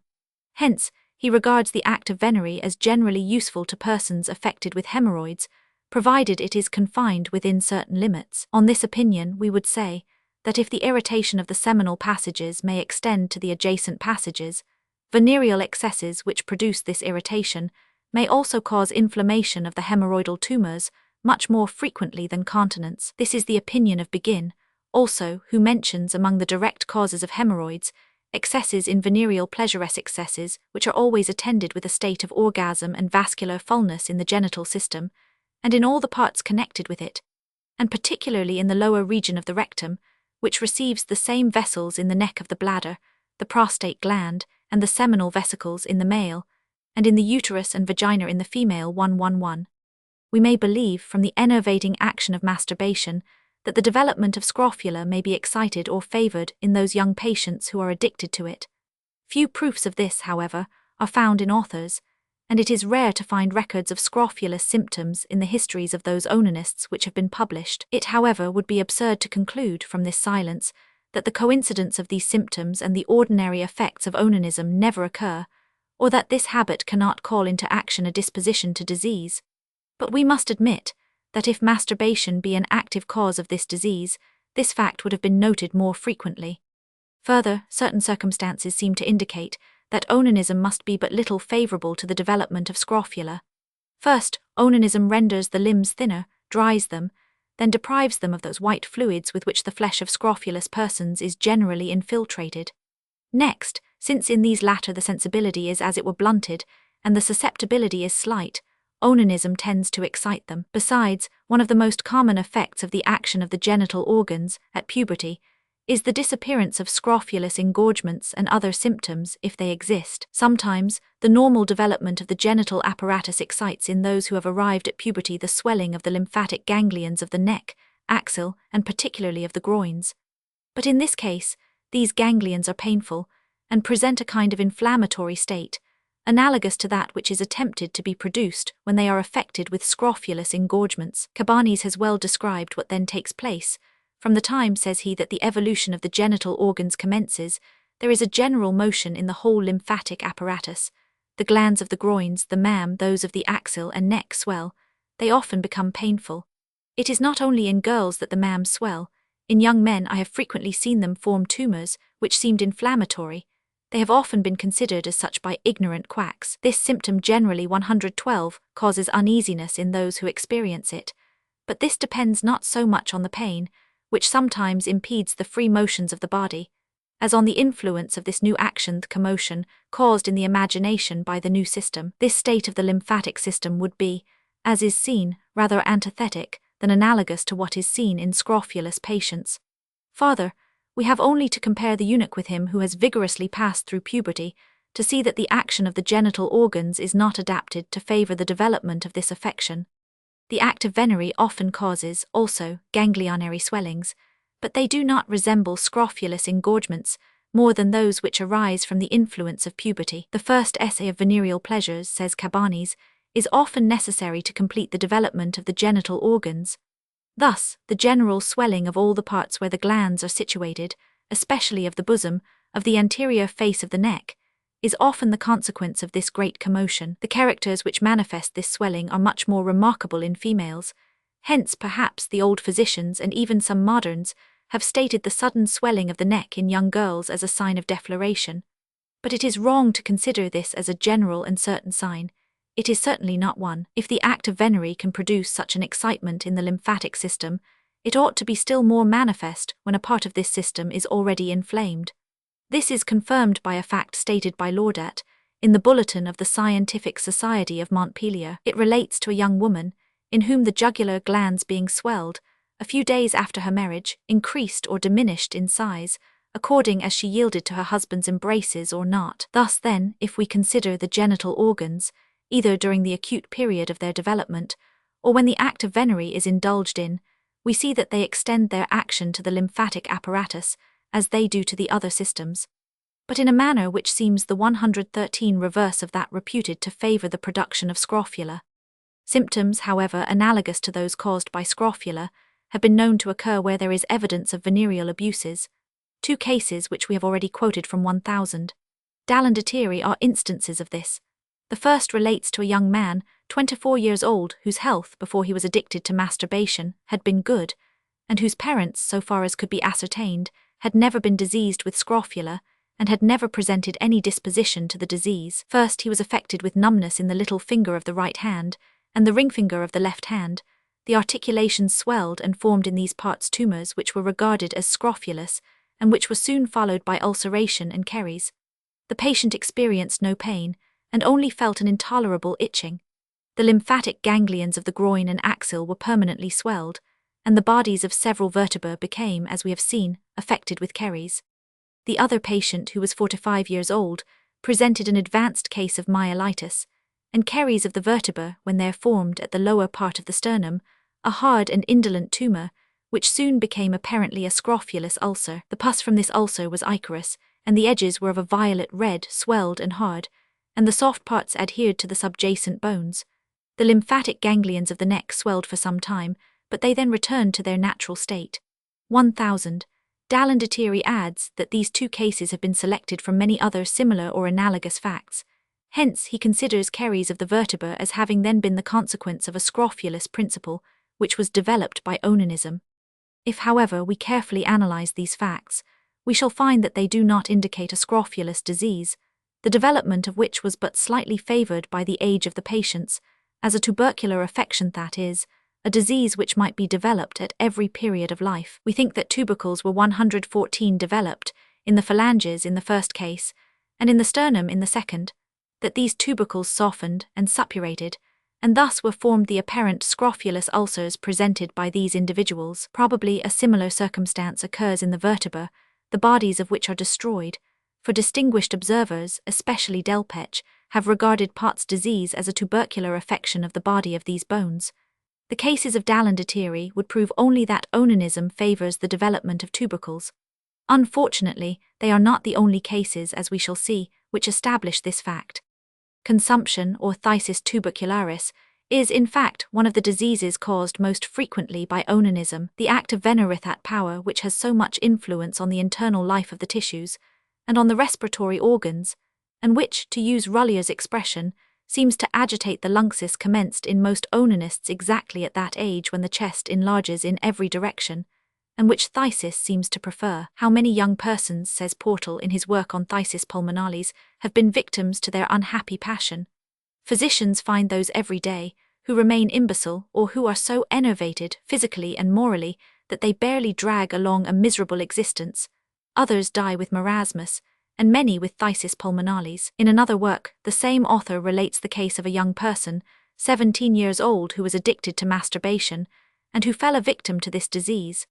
This young person, who had become much deformed, was affected with raising of blood, and soon died of phthisis. It results from numerous well-ascertained facts, say Fournier and Begin, that those persons who indulge in onanism are generally remarkable for the imperfect development of their thorax, and for the promptitude with which the least exercise renders respiration difficult and hurried. Almost all these individuals contract chronic catarrhs, or more serious affections of the pulmonary organs, and finally perish in a complete state of phthisis. Brausies also places among the 115 causes of phthisis pulmonalis erotic spasms, no matter in what manner they are excited. We have seen this affection, more frequently than any other, resulting from onanism. Among other instances, we would mention that of a young man who died in 1833. This young man sustained himself so well in public debate that he was placed at the expense of government in a public school. He was then 16 years old, and his health, which had previously been good, now failed. He became pale, languished, and grew thin, And this too, although his appetite was keen and his digestion excellent. Having my suspicions and having communicated them to the patient, and also to other persons who could enlighten me, we were led to believe from the answers made to me that the too rapid growth of the body was the only cause of the state presented by the patient, and his state varied so little from that of health that the young man assured me that he was very well. I therefore simply directed him to take more exercise and to be more free in his diet. His loss of flesh, however, and paleness continuing, his parents felt anxious about him. I examined his organs separately.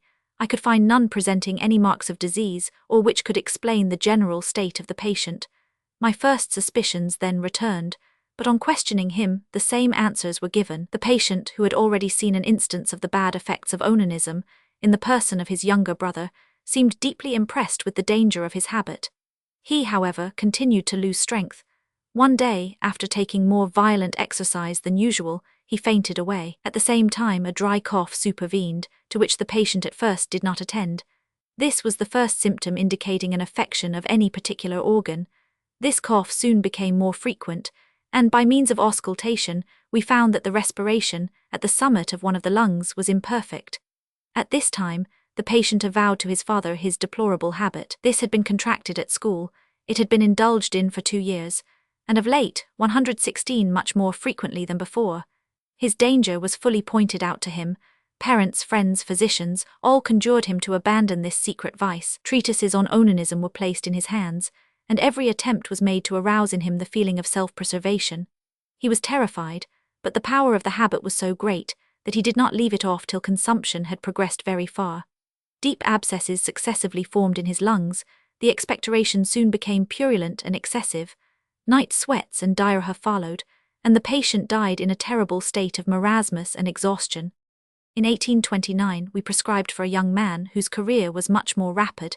He had always enjoyed excellent health, and his parents exhibited no marks of consumption. Having married a very pretty widow, he indulged himself with her very freely at night, while during the day both were assiduously engaged. The female was 7 or 8 years older than her husband, and did not suffer much. He, however, soon became affected with cough, attended with bloody expectoration. When consulted, we informed the patient of his danger, unless he changed his mode of living. Our advice was not followed, and shortly after, hemorrhage from the lungs supervened so abundantly and obstinately that, notwithstanding the most active treatment, he died in 8 days. The young man, too, mentioned by Tissot, was also doubtless affected with phthisis.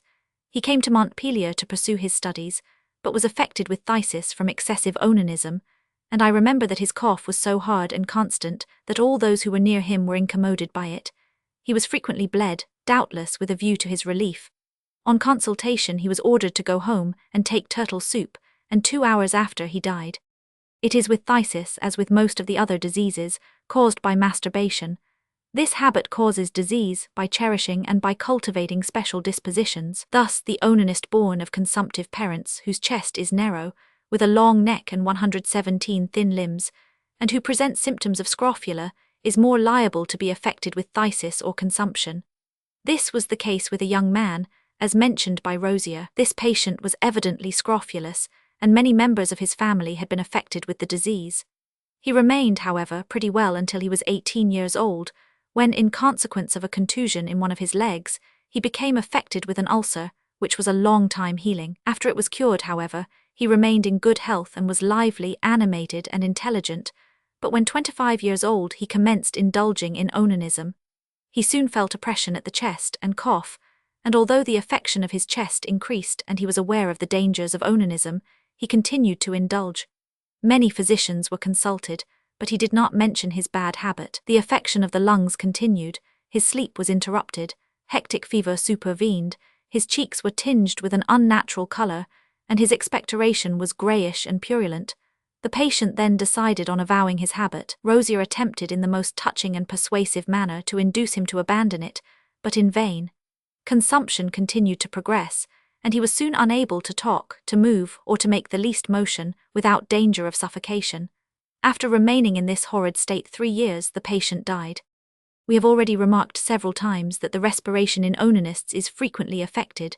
Their breath is often short, they pant on the slightest exercise, are subject to stifling 100. These symptoms, the existence of which cannot always be explained by that of any organic alteration in the heart or lungs, finally assume, in some individuals, the characters attributed to nervous asthma. The authors who have written on this subject have all classed venereal excesses among its most frequent causes.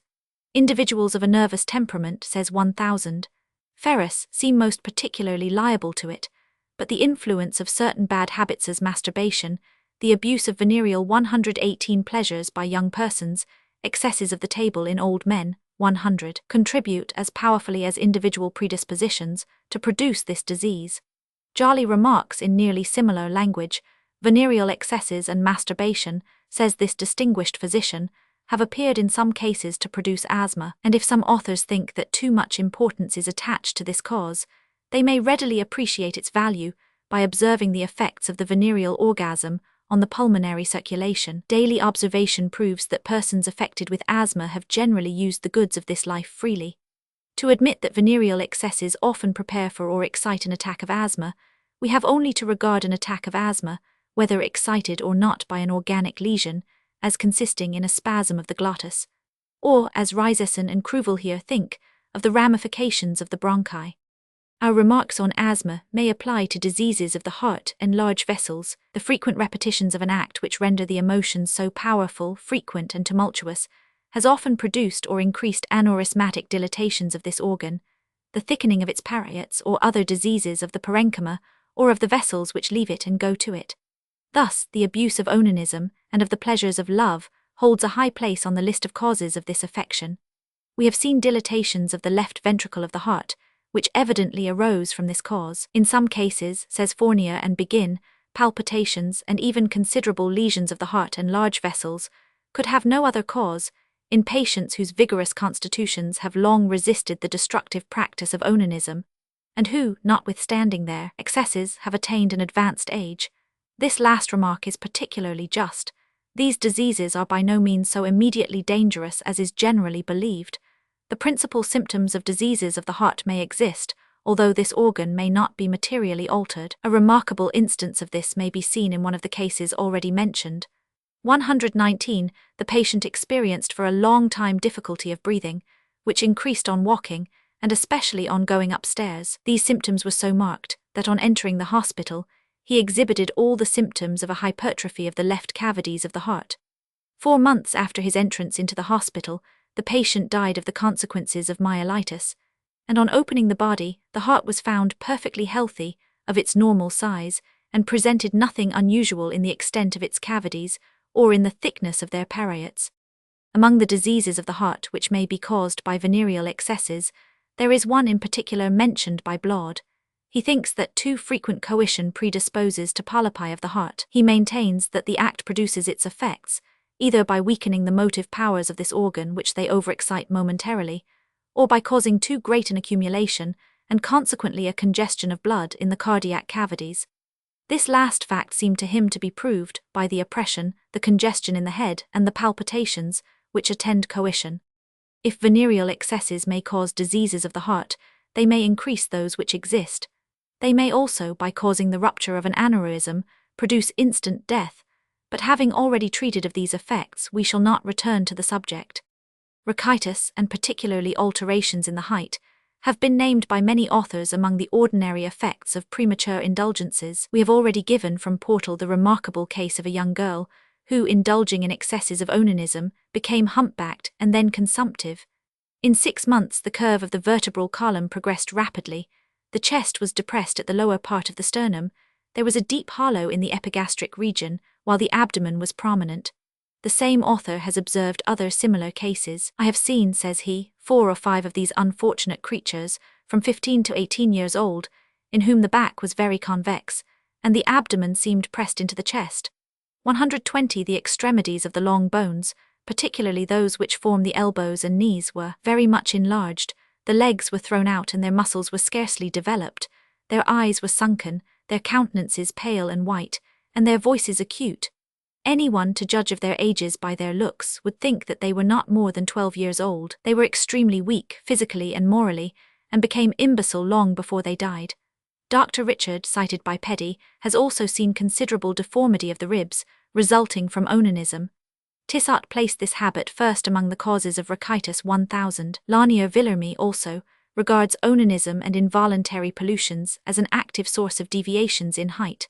On the other hand, Dr. Lager, a gentleman who has attended to rachitic persons a good deal, tells us that the habit has been observed by him only once as a cause of spinal deformity. It has also been advanced that premature enjoyment may arrest the growth of the body and consequently prevent it from attaining its normal height. We do not deny the possibility of such a result. We have seen many onanists, however, grow very rapidly, notwithstanding their excesses and all the symptoms of extensive alteration. It follows also from the researches of Villerm and Quetelet that the mean height of man is generally greater in the city than in the country, and yet in the former, masturbation is more frequent. We can see, too, by comparing the increase in weight to that in length during the first 20 years, that the development of the genital organs exercises much more influence on the mass of the body than on its height. Thus, between the ages of 4 and 15 years, that is, during the period of puberty, the annual increase of weight is quadruple of what it was in preceding years. Do not these reasons authorize us to think that if premature excesses have any influence on the height of man, this action is less than is generally imagined? Besides rachitis, caries, and tubercles, which have been mentioned, are the bones ever affected with any 121 other disease, in consequence of venereal indulgences? The only case in point is that already mentioned, as reported by Serruria, of a man who was reduced to a complete state of marasmus, in consequence of venereal excesses and nocturnal pollutions. In this man's case, a remarkable circumstance occurred. Having attempted a few days before death to rest himself from the fatigues of the bed, by spending a few hours in the easy chair, he fractured the bone of his right thigh at its center, merely by attempting to cross the right thigh on the left. Might not this disease, which is very rare and is termed friability of the bones, be also caused by the excesses we have mentioned? These excesses, if accompanied by those of the table, or if indulged in under unfavorable circumstances, may be followed by acute, as well as by chronic affections, and particularly by fevers of a bad character. This result of excessive enjoyments is frequent, and cases of it have been seen by almost every physician. It was known to the ancients. Hippocrates gives the history of a young man of Melibea, who, after indulging in women and wine, was attacked with all the symptoms of typhus fever. Bartholin knew a person, recently married, who was attacked, after conjugal excesses, with an acute fever, attended with great depression, sinking, nausea, immoderate thirst 100. This patient was cured by rest and tonics. Hoffmann, who states this case, also mentions that of a man, who never indulged in venereal excesses without being attacked with fever, which continued several days. Tissot in 1761 and 1762 knew two very healthy, strong and vigorous young men who were attacked, one the day after, and the other the second night of their marriage, with a very violent fever preceded by no chill, pulse quick and hard, wakefulness, many slight convulsive motions, very great inquietude and dry skin. The appearance of the second was very much altered, and he was troubled with dysuria. He first thought that an intemperate use of wine was in part the procuring part of these symptoms, but I was of a different opinion in regard to the second. They 122 were cured at the end of 2 days. This circumstance, added to the character of the disease, leaves no doubt of the cause. Sauvages admits, after Deslandes, that a typhus of exhausted persons exists. The Portuguese term patients affected with this malady esfolfados. The exhaustion caused by immoderate indulgence in venereal pleasures, says this author, is very common among the Indians. It is a continued fever, in which the pulse is sometimes full and strong, sometimes weak and almost imperceptible. The urine is sometimes very red but transparent, the skin is hot and dry, and there is watchfulness, nausea, and violent thirst.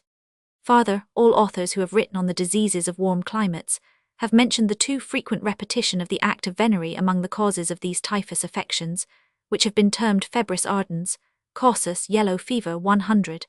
In temperate climates, a dynamic ataxic fevers 100 and very severe acute diseases have often been known to occur from excesses in venery or from masturbation.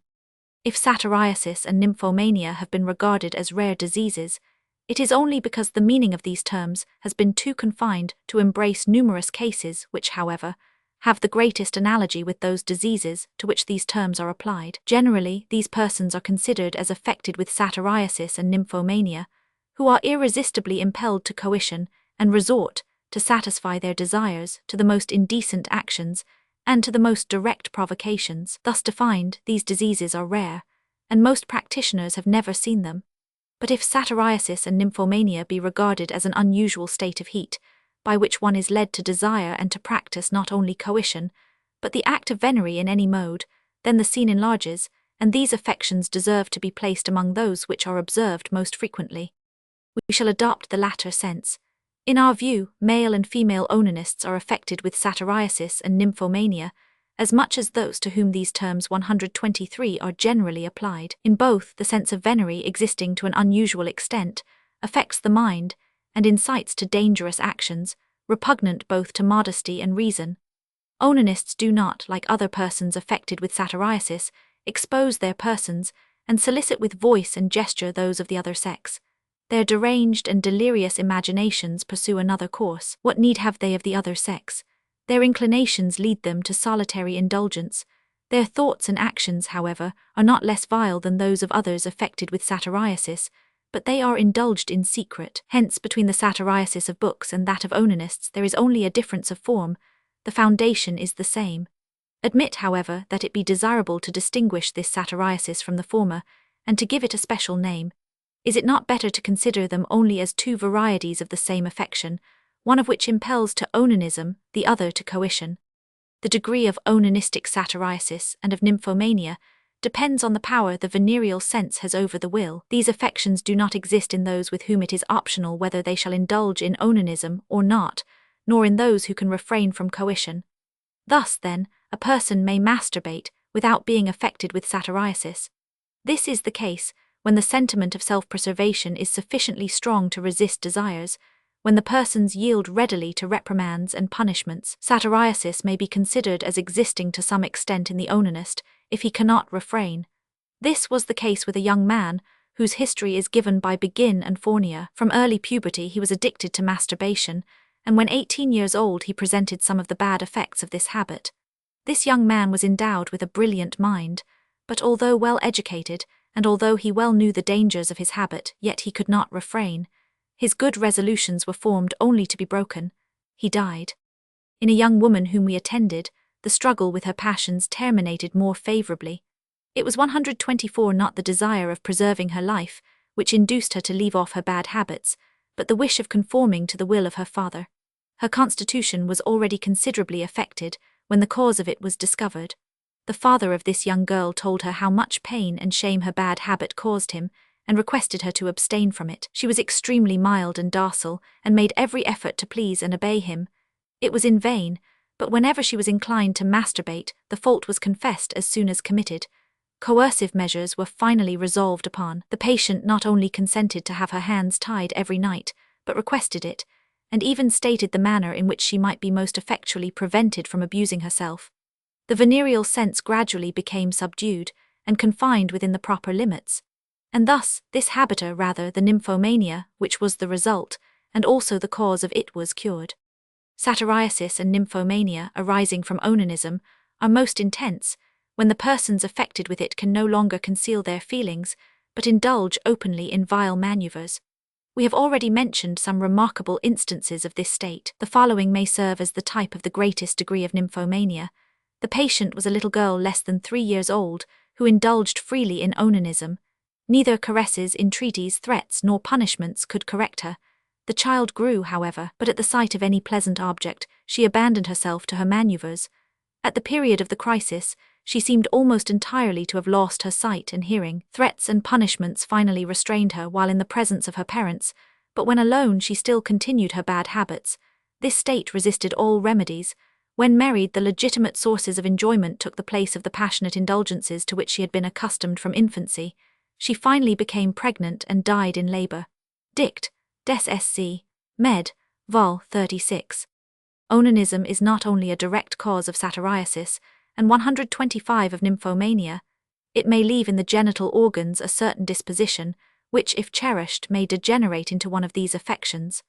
The following case, published by Duprest-Roney, seems to us to be an instance of this. A young man 20 years old, of a strong and almost athletic frame, but who had been enfeebled by onanism, abandoned himself from the age of 15 to 18 years to this destructive habit. He indulged in this habit even while in the bath, and sometimes to the extent of 15 times in a day. His constitution was enfeebled, his mind was affected, his memory impaired. In accordance with the advice of some prudent people, this young man renounced this fatal habit. During the next 2 years he was perfectly continent, his constitution resumed its vigor, his memory and other mental faculties were restored. His parents now placed him with a merchant.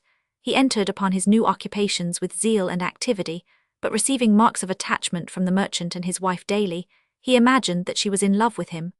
On his side, the passion was returned, actuated by the fear of violating the duties of gratitude, and the desire of possessing this lady who was neither young nor pretty. His situation daily became more embarrassing. Whenever she looked at him, erections took place, and there was a discharge of semen. During the night he had frequent pollutions. His faculties now became deranged. This derangement supervened after reading the Phaedra of Racine. He identified himself so closely with the characters of this piece that he supposed himself to be Hippolyte, and considered his mistress to be Phaedra, and her husband as Theseus. More amorous than Hippolyte and no less virtuous, he threw himself one day at the feet of Theseus and said, "Theseus, the crime is not yet consummate, dear wife is not yet guilty. I have hitherto resisted her precious tears, but I am no longer master of myself, and if she is not removed from my presence I must yield." Great was the astonishment of the supposed Theseus. He resolved to 126 send the young man away. This cured the delirium, but the erections and seminal emissions continued.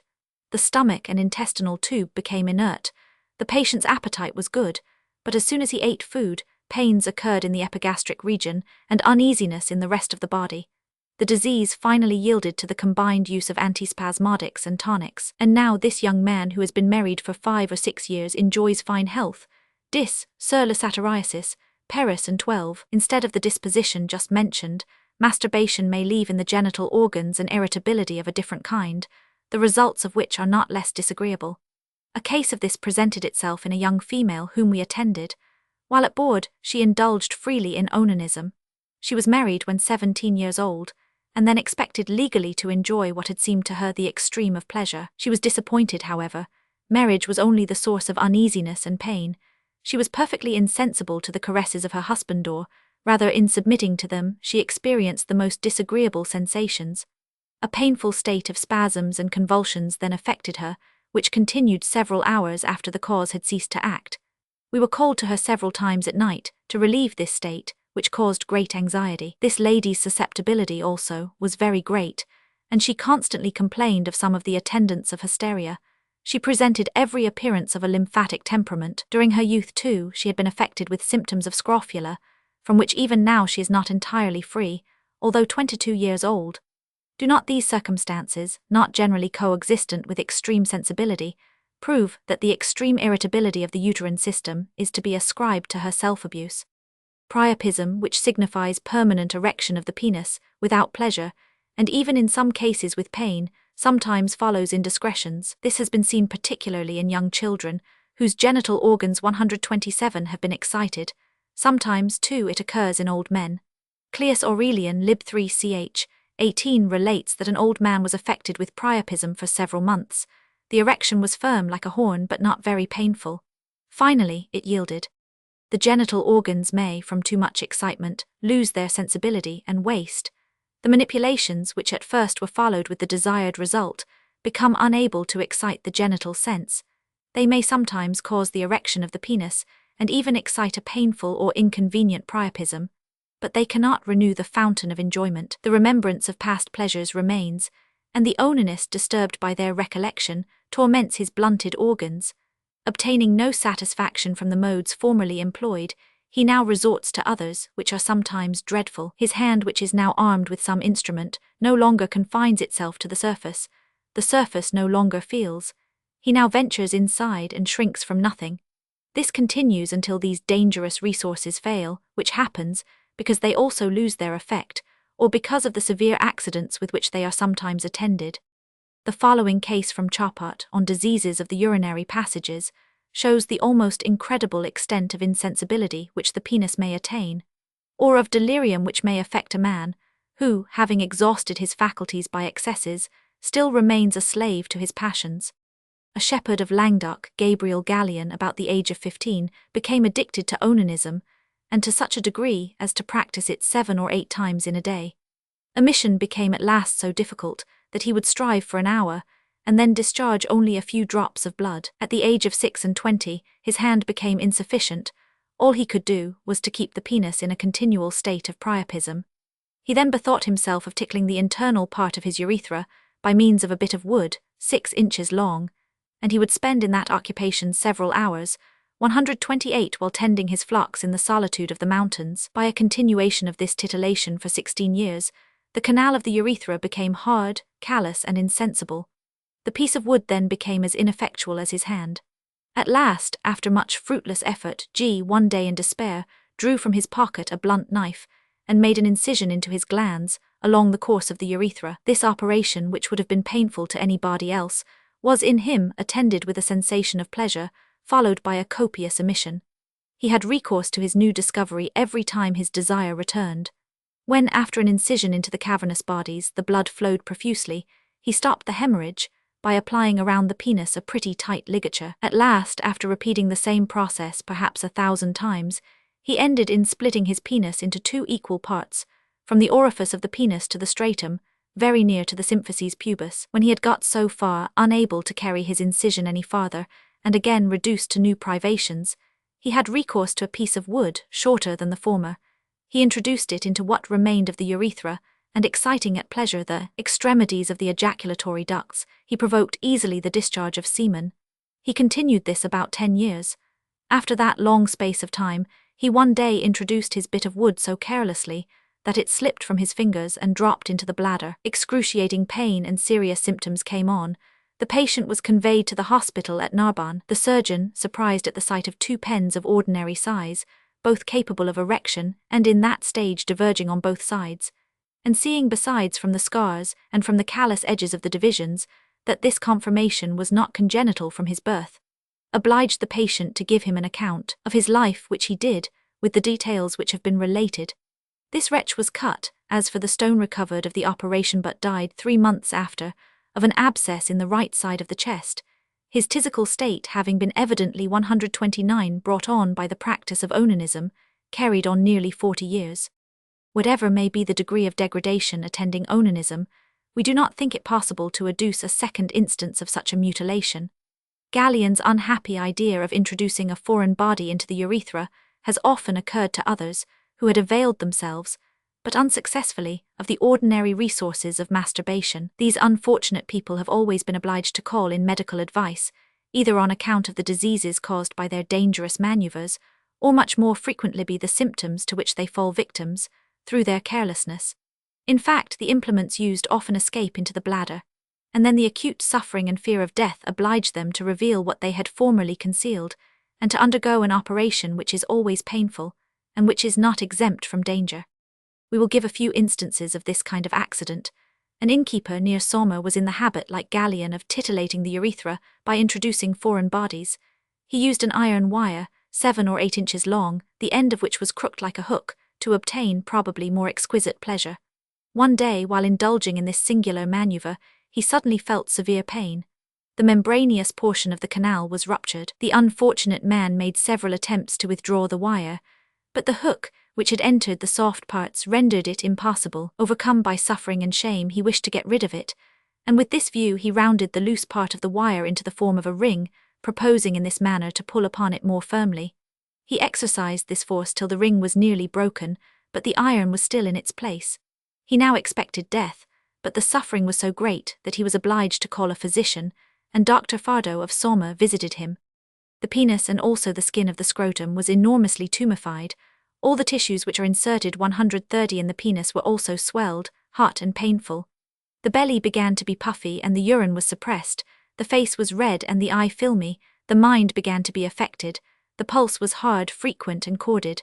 Dr. Fardeau grasped the loose portion of the wire, pulled upon it slightly, and immediately found that the other end was arrested by an immovable obstacle. He then examined the parts attentively, and found, to his astonishment, that the hook was fixed in the inner edge of the ischiatic tuberosity. An oblong incision was now made over this part, the hook seized, and the wire was withdrawn through the perineum. The patient was relieved and finally was completely restored. Lancet Fr. October 13, 1831. Sarel has reported a similar case. The patient was 50 years old, and called this surgeon the 18th of October 1813.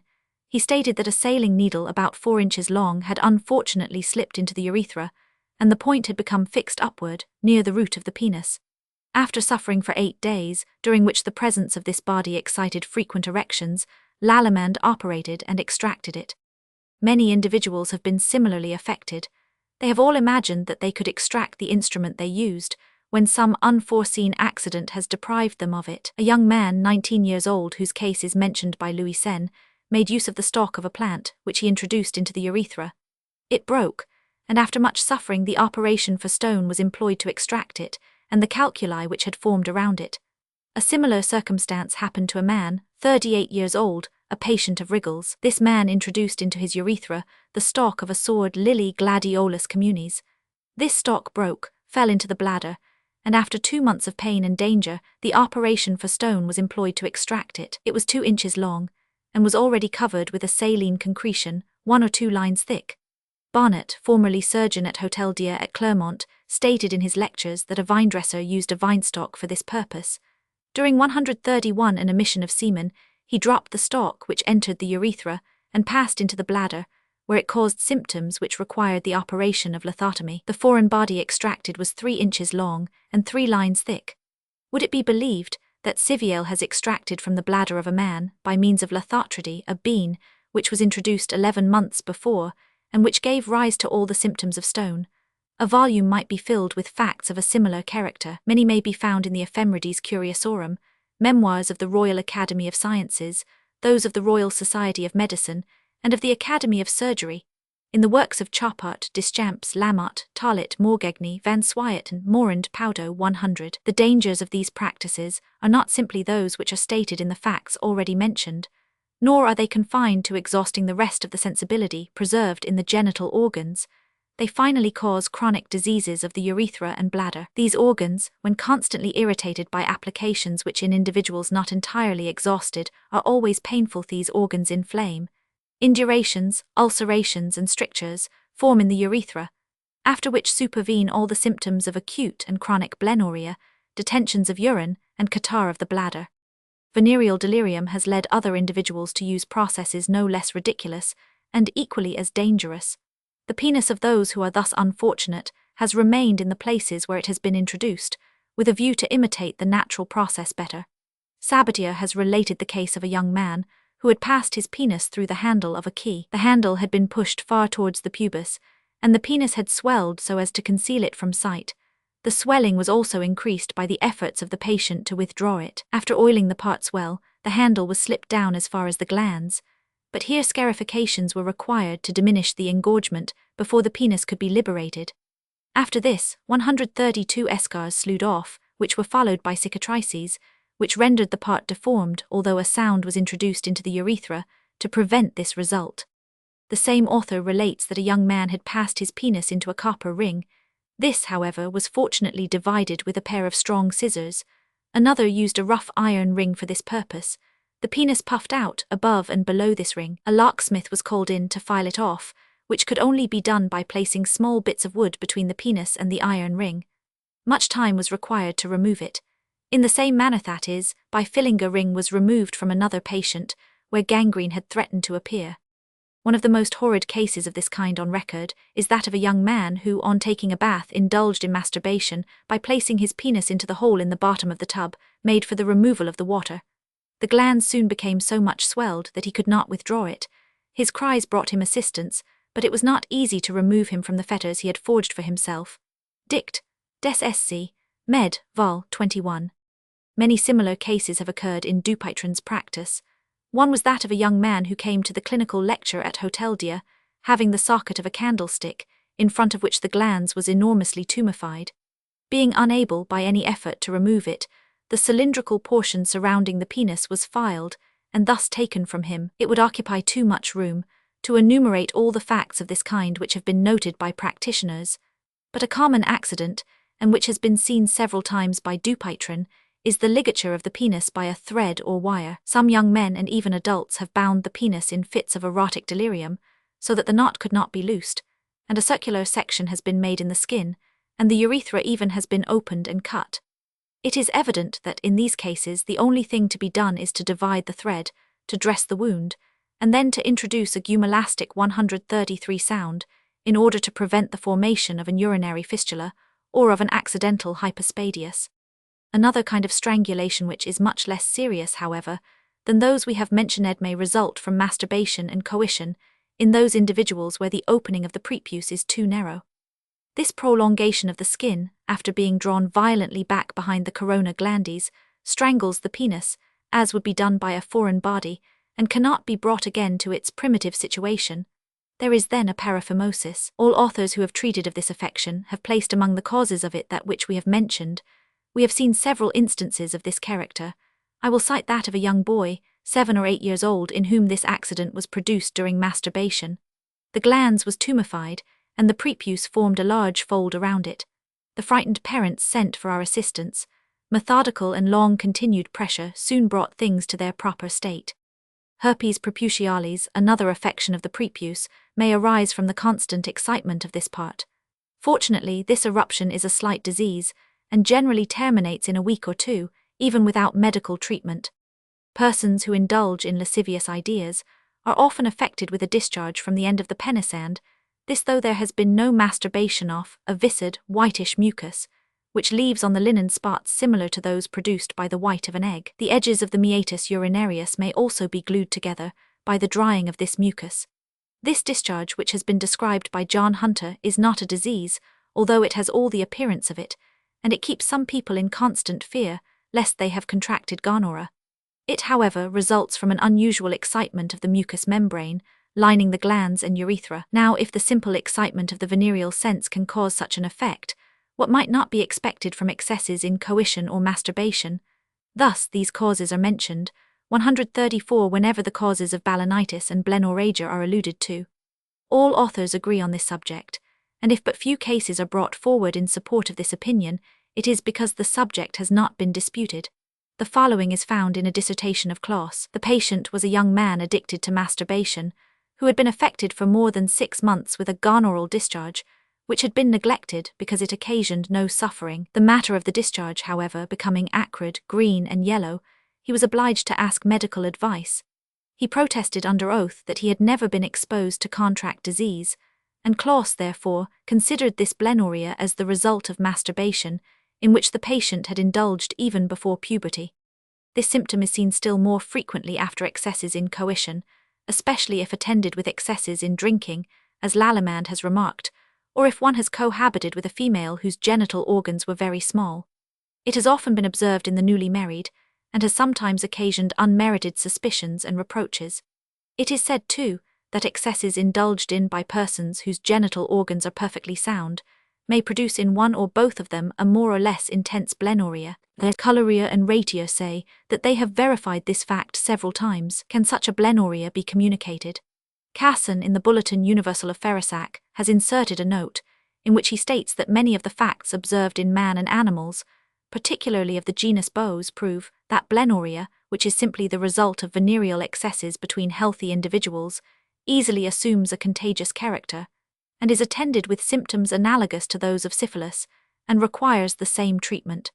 Inflammation of the urethra may become very intense, and extend to the bladder, particularly when venereal excesses coexist with intemperate habits. The discharge of urine may then be interrupted, and consequently all the symptoms of dysuria and strangury may supervene. Chronic catarrh of the bladder 135 is often observed, also in those individuals who have abused the pleasures of love. Monteger, speaking of a kind of cystitis, which he terms vesical hemorrhoids, mentions among its causes venereal excesses, and particularly those repeated titillations, which keep the genital organs in a state of semi-orgasm, which is not terminated by any crisis. Lallemande reports the case of an individual who, being addicted to venereal excesses, experienced frequent desire to urinate, and found it difficult to empty his bladder. Finally, unable to pass water without the use of a sound, he learned to introduce it himself. This was not difficult, although the bladder could not be emptied without it. The urine was turbid, thick, and deposited a great deal of glairy mucus which adhered to the pate de chamber. The prostatic portion of the urethra was cauterized, but without success. Lallemande thought that there was a morbid development of the middle lobe of the prostate gland. In another patient, whose history is given by this excellent observer, excessive masturbation appeared to have predisposed to a chronic inflammation of the genitourinary organs, which were developed under the influence of the abuse of coition. Arbs 100. It is easily seen that if coition and masturbation may cause all these inflammations, so too they may sustain and increase them. The pleasures of love, therefore, should be strictly forbidden to persons affected with diseases of the genitourinary passages. Acute inflammation of the urethra, blenorrhea, has often been known to pass to a chronic state by a single act of venery, which, says Louis, may even cause this change several months after the apparent termination of acute blenorrhea. May an incontinence of urine be produced by excesses in coition or masturbation? We have more than once seen this disease in young onanists. Saint Marie also places it among the symptoms of daily involuntary pollution, and Lallemande has remarked that most individuals affected with this pollution had been subject, in their infancy, to incontinence of urine. 136. May not the relations between these two affections extend to the causes which determine them? One of the most common causes of excesses in venery is the involuntary loss of semen. This disease, which has been termed spermatura, involuntary pollution, may also arise from other causes, but as it results most frequently from excesses in masturbation or coition, we shall devote particular attention to it. Let us consider the mode in which the excretion of semen takes place in the normal state. It is the remote consequence of a voluntary action, and the immediate result of involuntary contractions. The venereal sense is excited voluntarily, either by copulation or by applying the hand. This excitement is carried to as great an extent as possible, and then a crisis entirely independent of the will terminates it. This crisis occurs sooner or later.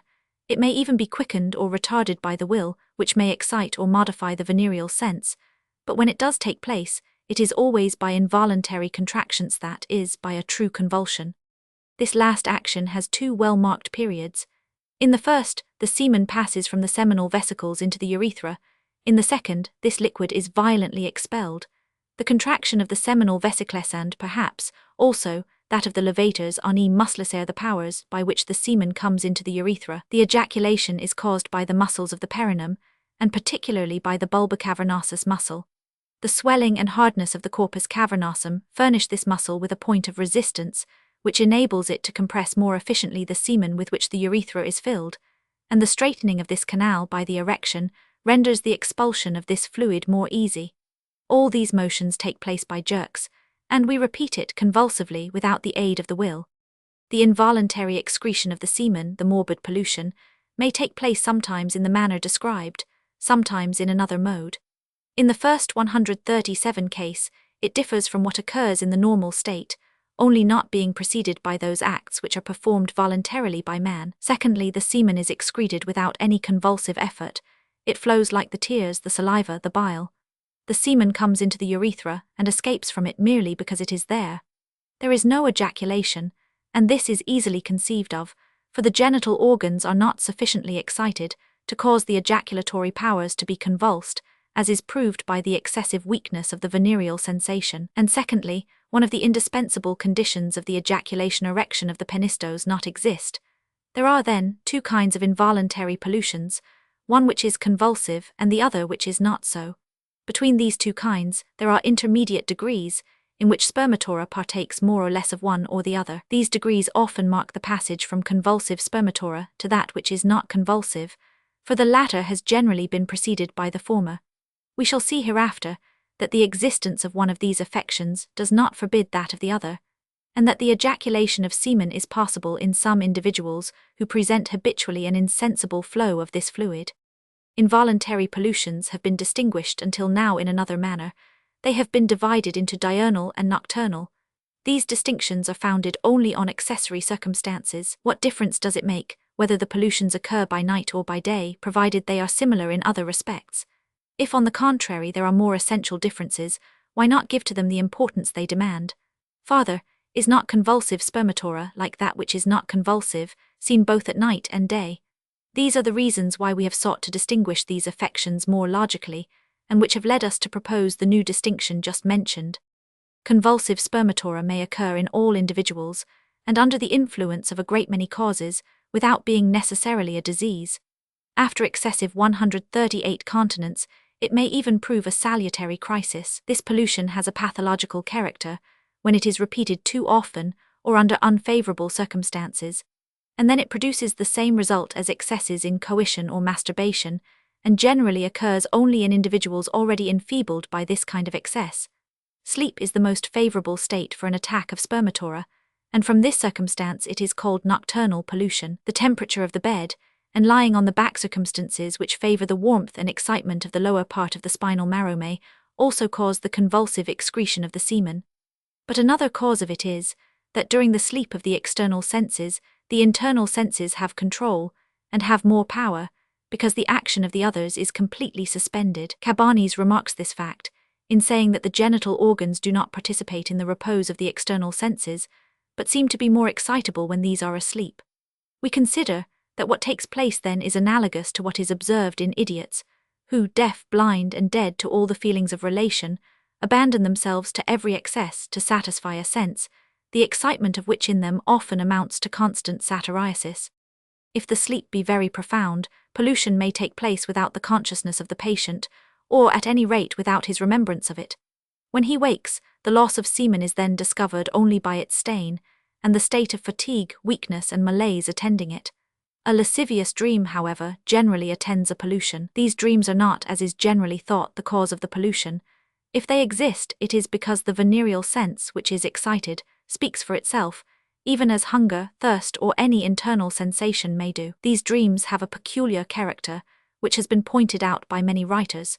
The individual is rarely placed in voluptuous circumstances, where his imagination places him during his waking hours, but he is surrounded by females who are hideous and repelling, and whom he is as it were compelled to enjoy. In fact, these pollutions fatigue more than those which are excited voluntarily. On rising, the patient experiences a general and more or less distinct feeling of feebleness and of suffering. His loins and limbs seem as if he had taken a long walk, or as if they had been bruised. The countenance is pale, the eyelids are swelled and bluish, the patient is sad and stupid. Finally, he presents physically and morally the consequences of an abuse of venery. It may readily be imagined that the periods of spermatora render the exhaustion more rapid than the voluntary excesses already commenced. If, contrary to custom, the onanist remains one night without pollution, the organs which he permits to rest supply the unaccustomed activity. Happy is he when these symptoms do not seem to him an evidence that this flow of semen is necessary. Everything which specially excites the genital organs, as lascivious thoughts, voluptuous sights, riding, a soft and warm bed, 100, and also everything which produces a more general excitement, in which these organs participate, as wine, liquors, coffee, spices, 100, are so many causes which combine with the direct provocations of the patient to multiply the causes by which he is excited. The nocturnal pollutions, however, are not formidable to those onanists who are reformed. Inspired by the sentiment of self-preservation, warned by the sufferings, counsels, and by reading, they have resolved to abandon for ever the manoeuvres which they know to be dangerous. This resolution they will be able to keep. They, however, anxiously demand if they are not too late. The genital organs rebel against the decision. How melancholy must be the state of the patient! He sees in perspective sufferings, even a death which seems to be inevitable. To avoid it he had made a sacrifice. He has abandoned those tastes which exercised such absolute control over him, but his organs, which have been irritated, continue the work which he wished to interrupt. He is irritated, despairs. Let him be of good cheer. When the will perseveres, it generally triumphs. I attended an 140 onanist who was suddenly converted by reading the work of Tissot, and who experienced all the troubles to which we have alluded. He was constantly tormented by the remembrance of the past night, and the fear of that which was to come. He slept on a coarse bed, and always enveloped the privy parts with linen, wet with vinegar and water before going to sleep, promising himself to awake as soon as he was assailed by dreams. By his will, however, he finally succeeded, and he had the power of watching himself during sleep. His pollutions gradually became less frequent, and finally disappeared entirely. This is generally the case where all bad habits cease. Convulsive spermatora is not very common, while a person is awake. It then rarely presents the purely convulsive character, with perfect erection and distinct ejaculation, that is seen in a healthy emission of semen. This state, however, is possible. An instance of it may be seen in the case of satyriasis stated by 1000. Duprest Roni. Whenever this young man beheld his mistress looking at him, erection took place and ejaculation followed. He, however, had refrained from masturbating for 2 years and had regained in a great measure his former strength. 1000. St. Marie has reported a case of priapism, during which the patient ejaculated 14 times in a few hours. But this affection was not in consequence of venereal excesses, and the emission of semen presented nothing more extraordinary than other cases of priapism. Diurnal convulsive pollution is seldom accompanied, in individuals exhausted by abuses of masturbation and coition, with a perfect erection. The size of the penis increases, but it does not become hard. The semen is then emitted only to a short distance if there be any ejaculation. The least cause, the slightest touch, is sufficient to excite this. Thus, in a man 30 years old, whom Tissot has mentioned after Boerhaave, the semen escaped whenever there was a commencement of an erection, for it was never complete, and instead of being expelled forcibly, it oozed out drop by drop. The patient became impotent. This symptom, adds 141 Tissot, is very frequent among those who are exhausted, and it contributes to continue the exhaustion. The slightest excitement causes the commencement of an erection, which is followed by an emission. We have seen a similar phenomenon in one of the patients of 1000. Deslandes. There were frequent painful erections, of short duration, which always terminated by a more or less abundant discharge of fluid. These kinds of pollutions were always painful, and were followed by extreme prostration. It is evident from the remarks we have quoted that there was no ejaculation in this patient, and probably also the erections, though painful, were imperfect. Daily convulsive spermatora assumes then, as it were, a bastard character in onanists. It occupies an intermediate place between proper convulsive spermatora, such as occurs during sleep, and the non-convulsive spermatora, which we shall mention directly. There is a phenomenon very similar to this bastard spermatora, and which shows itself when the patient is inclined to indulge in coition or masturbation. The emission of semen takes place on the commencement of the act of venery. It is a quasi-involuntary pollution. In this case, which is by no means rare, the erection is not complete, simply because there is not time for it to be so, the premature emission of semen not admitting it to be perfect. Sometimes, erection is radically impossible, and prevents the ejaculation. This was the case with the onanist who wrote to Tissot that the semen would flow, but there was no ejaculation. Farther, when there is no erection, either because this is impossible or because the semen is discharged prematurely, the person becomes impotent because the power of procreating requires erection and ejaculation. In persons affected with spermatora, the seminal fluid must preserve its normal characters. It is generally thinner, less opaque, and similar to serum. Sometimes it resembles a fetid sanies or corrupt mucus. In other cases, the seminal vesicles are evidently affected. Sometimes blood is exhaled from these vesicles, and 142 is even ejaculated. We have already stated instances of this emission. Tissot also has published a case of it. It was a young man, less than 16 years old, who indulged in onanism to such an extent that blood was finally emitted instead of semen. This emission was soon followed by excessive pains, and an inflammation of all the genital organs. We must remark that blood never seems to be discharged unless the pollution is excited directly. This, at least, would seem to follow from the cases stated, and particularly from one mentioned by Deslandes. The erections said he always terminate with a more or less abundant flow of mucus, perhaps, also of prostatic fluid, or even of a very diluted semen. In ejaculations excited by the hand, a semiclotted blackish blood comes instead of semen. Sometimes a teaspoonful is discharged. This is always attended with pains, and followed by great prostration.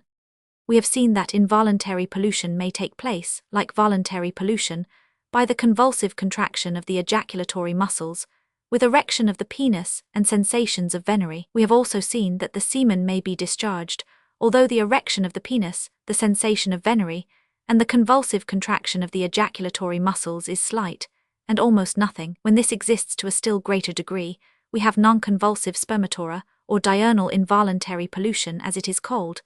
Here there is no erection, convulsion, nor ejaculation, there is no feeling of venery, the semen flows instead of being expelled, and there is no feeling of pleasure attending this discharge. This affection may arise from different causes. It is owing most frequently to venereal excesses, and as but little is known in regard to it, we shall enlarge on the subject. This pollution for a long time was confounded with all the discharges from the urethra, which were blended under the term gonorrhea. A contrary opinion was then adopted, and the existence of the disease was denied in toto. The remarks of several authors, and particularly of Wichmann, Sant 143 Marie, and Lallemande, place its existence, however, beyond a doubt. The first ideas on this kind of spermatora may be referred to the earliest periods of medicine. It was known to Hippocrates, who has mentioned de morbis lib 2 sect 5 one of the principal symptoms, the loss of semen during the emission of urine and of feces, when describing the tabes dorsalis which affects libertines and those lately married. Celsus also de medicina lib 4 ch. 28 has admitted that there may be loss of semen without pleasure, without voluptuous dreams, and which may be followed by a fatal consumption. After this we find no mention of the disease for a long period. Tovry says positively no, Annat, Racini 1693, that men who abuse themselves are liable to have emissions of semen on the slightest compression of the seminal vesicles, when they pass urine or feces. Morgagni admits that the semen may escape without any pleasurable sensation, as happens from the effect of an injection which is too warm, and from the excretion of hardened feces. But he adds that the fluid discharged may come in some from the prostate gland, in others from the seminal vesicles. There is much uncertainty on this point of science among authors, many of whom have considered as spermatic most of the discharges from the urethra. The dissertation of Wichmann, however, on the subject of diurnal pollution, is valuable. This dissertation was printed in 1782 at Gt. Tingen. In it, Wichmann states first the characters which distinguish diurnal from nocturnal pollution. The first occurs when the patient is awake, and without his experiencing erection or desire, he is unconscious of it. And this circumstance, with the absence of any swelling of the corpora cavernosa, and of all venereal ardour, serves to distinguish this pollution from the flow of the fluid of the prostate gland, or from a loss of semen, which takes place in some persons when they are excited by desire. To these characters, Wichmann adds another, drawn from the mode in which the excretion of semen takes place. In diurnal pollution, says he, men do not lose their 144 semen constantly by a continual excretion of this fluid, like females subject to leucorrhea, but they ejaculate at a single time, and this circumstance has rendered the term pollution applicable to this disease. He does not consider as a diurnal pollution the gonorrhea in which the semen is continually escaping drop by drop. He, however, doubts the existence of this last affection, and remarks that authors are very much confused on the subject. Nor would a pollution which was involuntary, and during the hours of waking, be considered as a diurnal pollution, if the evacuation of semen had been caused by any aphrodisiac substance. And on this topic, he relates the case of a man who, having been addicted to onanism in his youth, was affected with involuntary pollutions if a blister was applied to him, if he perceived the odour of cantharides, or even spoke of them. According to Wichmann, the semen never escapes with the urine. Thus it is not a seminal discharge which comes from persons affected with external or internal hemorrhoids, who pass off with their urine a milky fluid. He, however, admits with Hippocrates that the straining of persons at stool often occasions, in those affected with diurnal pollution, the discharge of a greater or less quantity of semen. When the existence of this affection is suspected, we must attempt to ascertain its truth, and for this purpose the patient should be made to urinate freely, and then, in passing the feces, he should sit in such a manner that the penis may be outside, and one can see all that escapes from it in the efforts. At stool, in a diurnal pollution, there is rarely as much semen lost as in a nocturnal pollution. The disease is quite as serious, if it be semen which escapes if it occurs once a day, and even more frequently, and at the lightest effort to stool and without any pleasure, to inform one of the risk which is run. Thus then involuntary emissions of semen, while the patient is awake without erection, without pleasure, and while the patient is ignorant of it, an emission which takes place not drop by drop, but at one time, 145, and especially while at stool, are, according to Wichmann, specific characters of involuntary diurnal pollution. The general effects of this diurnal pollution, as he has often observed them, are those seen in onanists.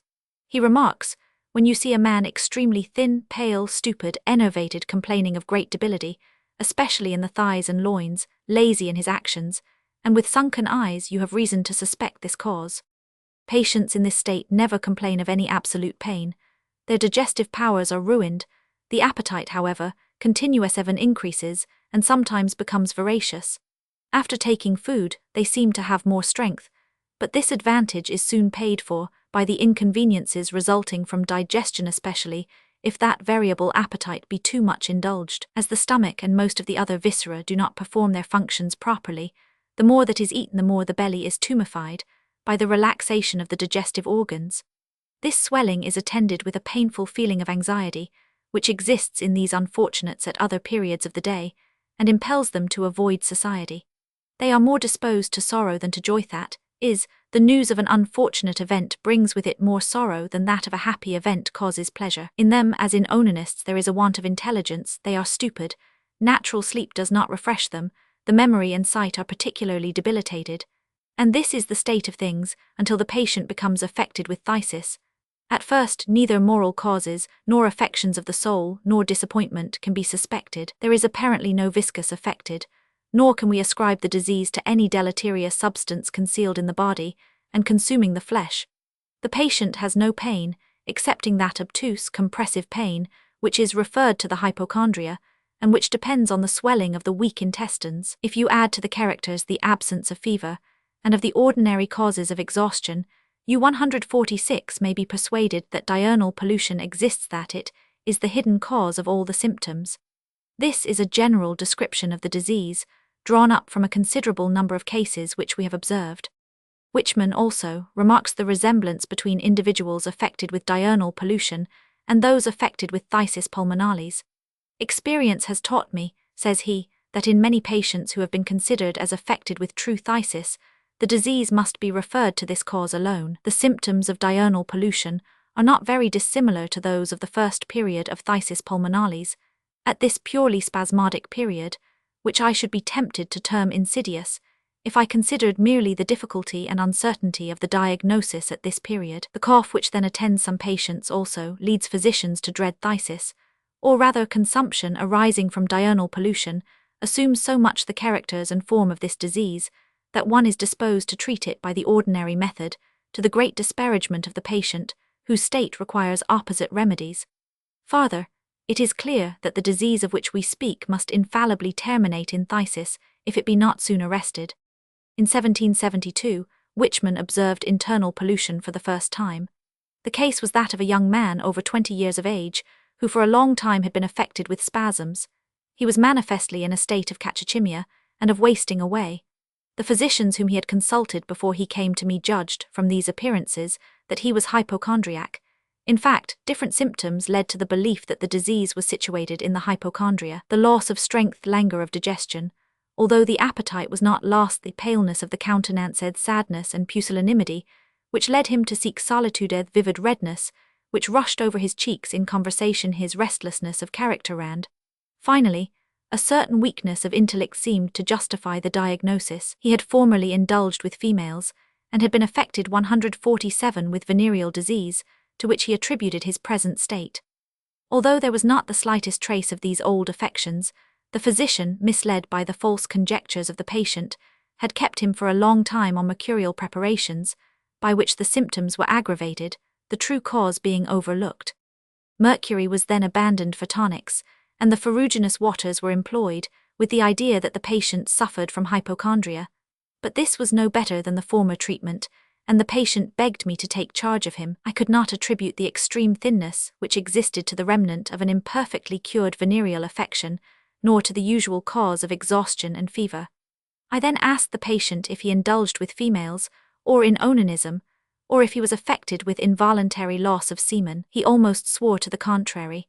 I then told him of his obligation to speak the truth, and assured him that I should not prescribe for him until he was attentively examined. Some days after he came to me again, and told me that he had been affected with something like loss of semen. I satisfied myself that the observation was correct. The cause of the evil being known, the treatment was simple. In a few months, the patient was restored to health, and this happy effect of the remedies proved that we had attacked the origin of the evil. This young man had probably indulged in premature excesses. In fact, this is the most usual cause of involuntary pollution. All the patients observed by me, says Wichmann, were from 25 to 40 years old. All were addicted to the pleasures of love or to onanism, or had become affected with blenora by intercourse with diseased women. I am led to believe, adds he, that the effects of onanism would not be so pernicious, were it not for this diurnal pollution, that without it this shameful habit would not be followed with consumption and other symptoms of phthisis. In fact, onanism does not always give rise to this pollution. If this were 148 the case, the number of onanists affected with consumption would be very great. The number of men addicted to this vice from early childhood is immense, for we do not know a greater scourge than this social corruption.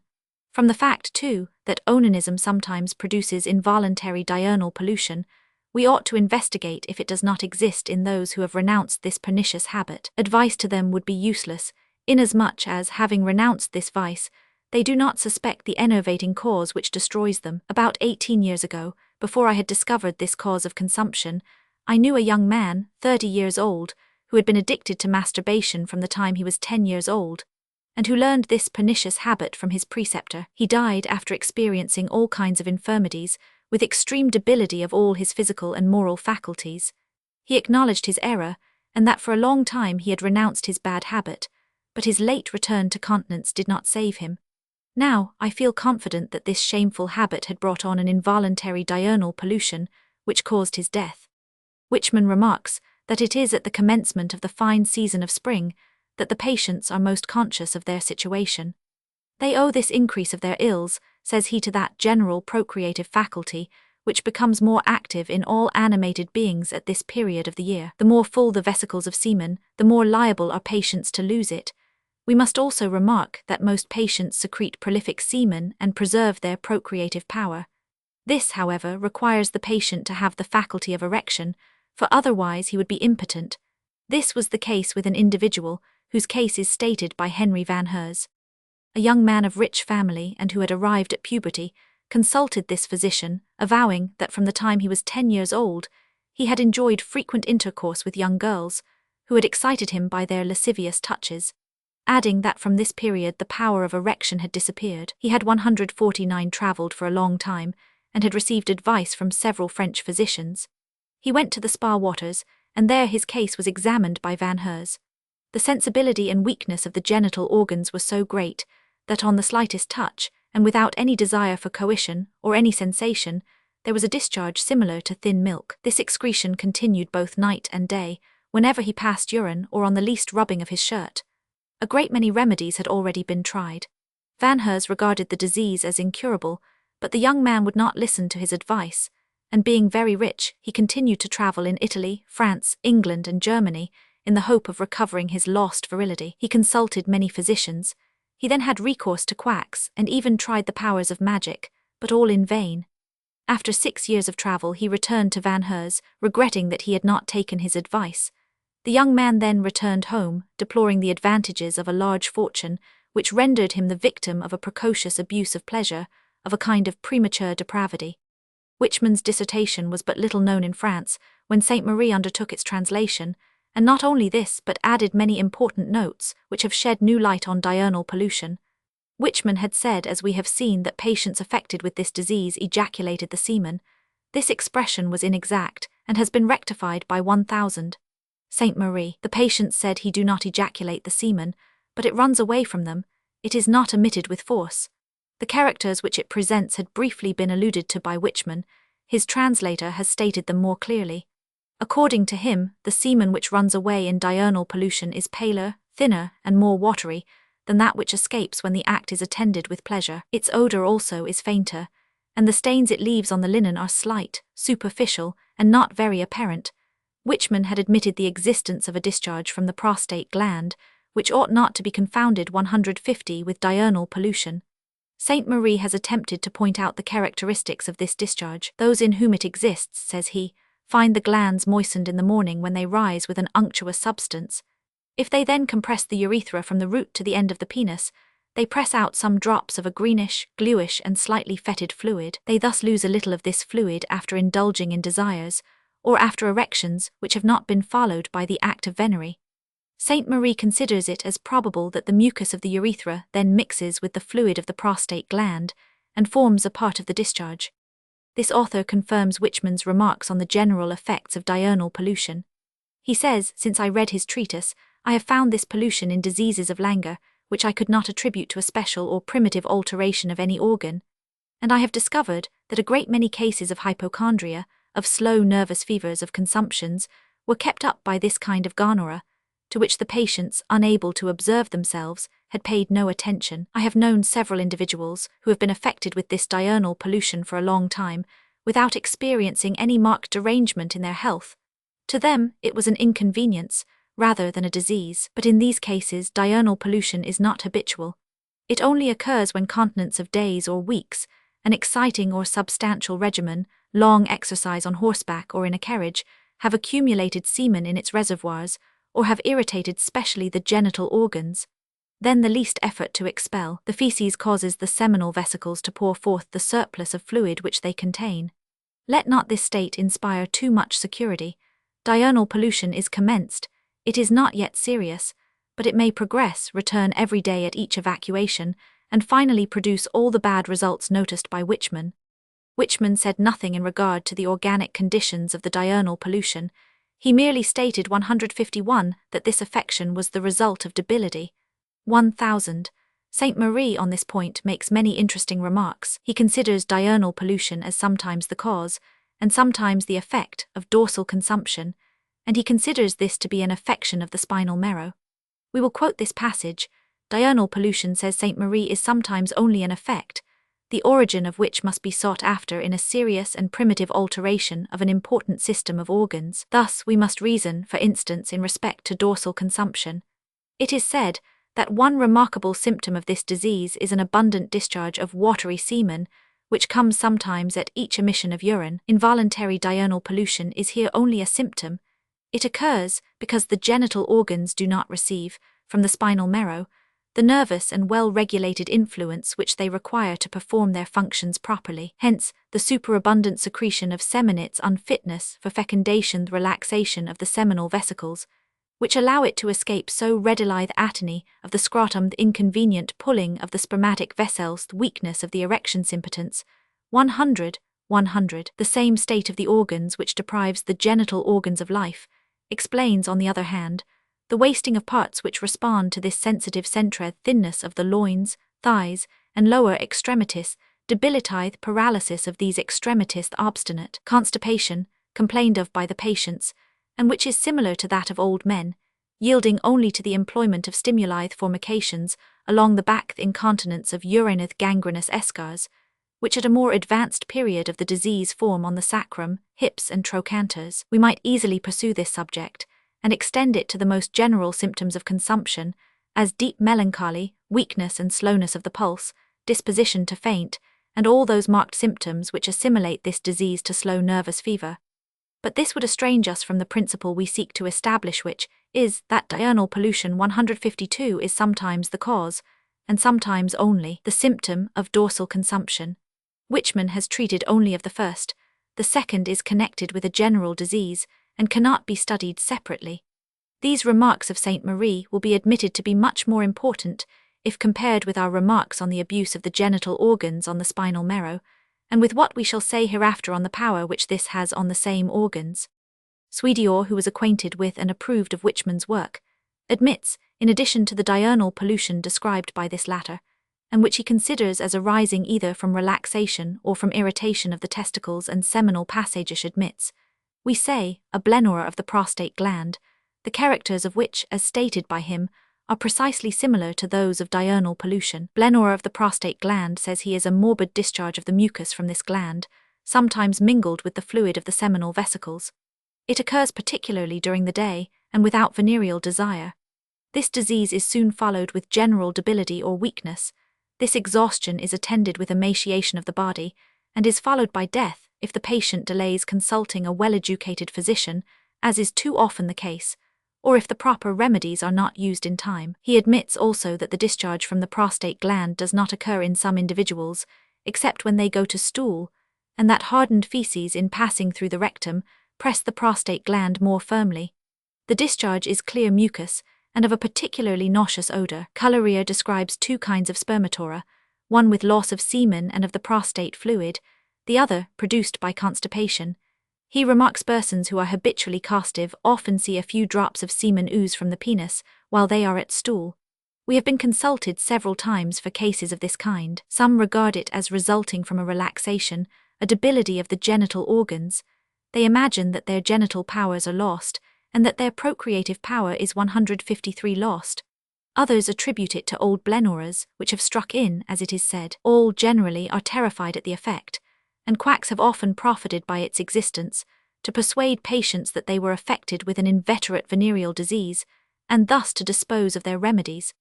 This effect arises, as everyone knows, from the pressure of the feces in the rectum on the seminal vesicles, and may be removed by removing the constipation. This was the state of science when Lallement devoted himself to the study of the diseases of the urinary passages, and enriched it with many important remarks, as in acute inflammations of the urethra, the irritation sometimes extends, following the course of the seminal passages to the testicles. So, in retentions of urine, produced by chronic inflammation of the prostatic portion of the urethra, the irritation extends more or less to the seminal vesicles and testicles, producing in the former normal contractions, and in the latter an excessive secretion, whence would result a spermatic flux. In patients thus affected, the ejaculation is very sudden. Nocturnal pollutions are frequent, or rather, the semen is expelled during the emission of urine and of the feces. It is also more liquid, less odorous, and in short less elaborated than usual. In many patients the venereal desires are nearly extinct, the erections are feeble, imperfect, or even impossible. This spermatura has general effects, analogous to those which have been attributed to other pollutions. The patients become timid, idle, indifferent to all which is not connected with their disease. All the functions of the economy languish, and are deranged, and finally both body and mind are degraded. Lallement has known all the phenomena which we have described to disappear. On curing the retention of urina, rather, the disease of the urethra which caused it, and relates cases of this character. Do not the remarks of this practitioner, compared with our remarks on convulsive spermatura, and particularly on the different states which the semen may 154 present in this affection, do they not establish clearly that in many, perhaps in most cases of spermatura, there is not relaxation, weakness of the seminal vesicles and ejaculatory ducts, but irritation or inflammation of these parts? It would then seem well established that the semen may be discharged without pleasure, without erection, and without ejaculation, and that this discharge may give rise to accidents analogous to those observed after all free discharges of this fluid, arising from any cause whatever. This fact, however, has been contested by different authors. Boerhaave says positively that he has never known the semen to escape spontaneously without solicitation, and that when such a case has been suspected, the fluid discharged was not probably semen, and that farther, if this kind of spermatura exists, it must be very rare. Swammerdam, Hunter, and Haller have expressed a similar opinion. The latter admits that a discharge may take place from the penis, under the circumstances mentioned above.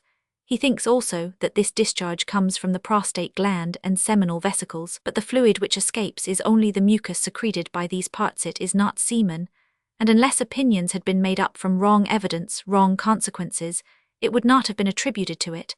At present, the opinion that all cases of spermatura are only blenuras is still very prevalent. Descamp's physician at Castellionis having brought before the Medical Society in 1821 2 cases of spermatura, the consequences of masturbation. Chantorelle, who was the reporter, raised some doubts, which the Society seemed to admit as to the nature of the discharge, thinking it was mucus rather than spermatic. We, however, are disposed to think that when the subject of diurnal pollution is better understood, it will be observed more frequently, and then its existence will not be denied. It is with the hope of contributing to this result that we have dwelt so long on the subject.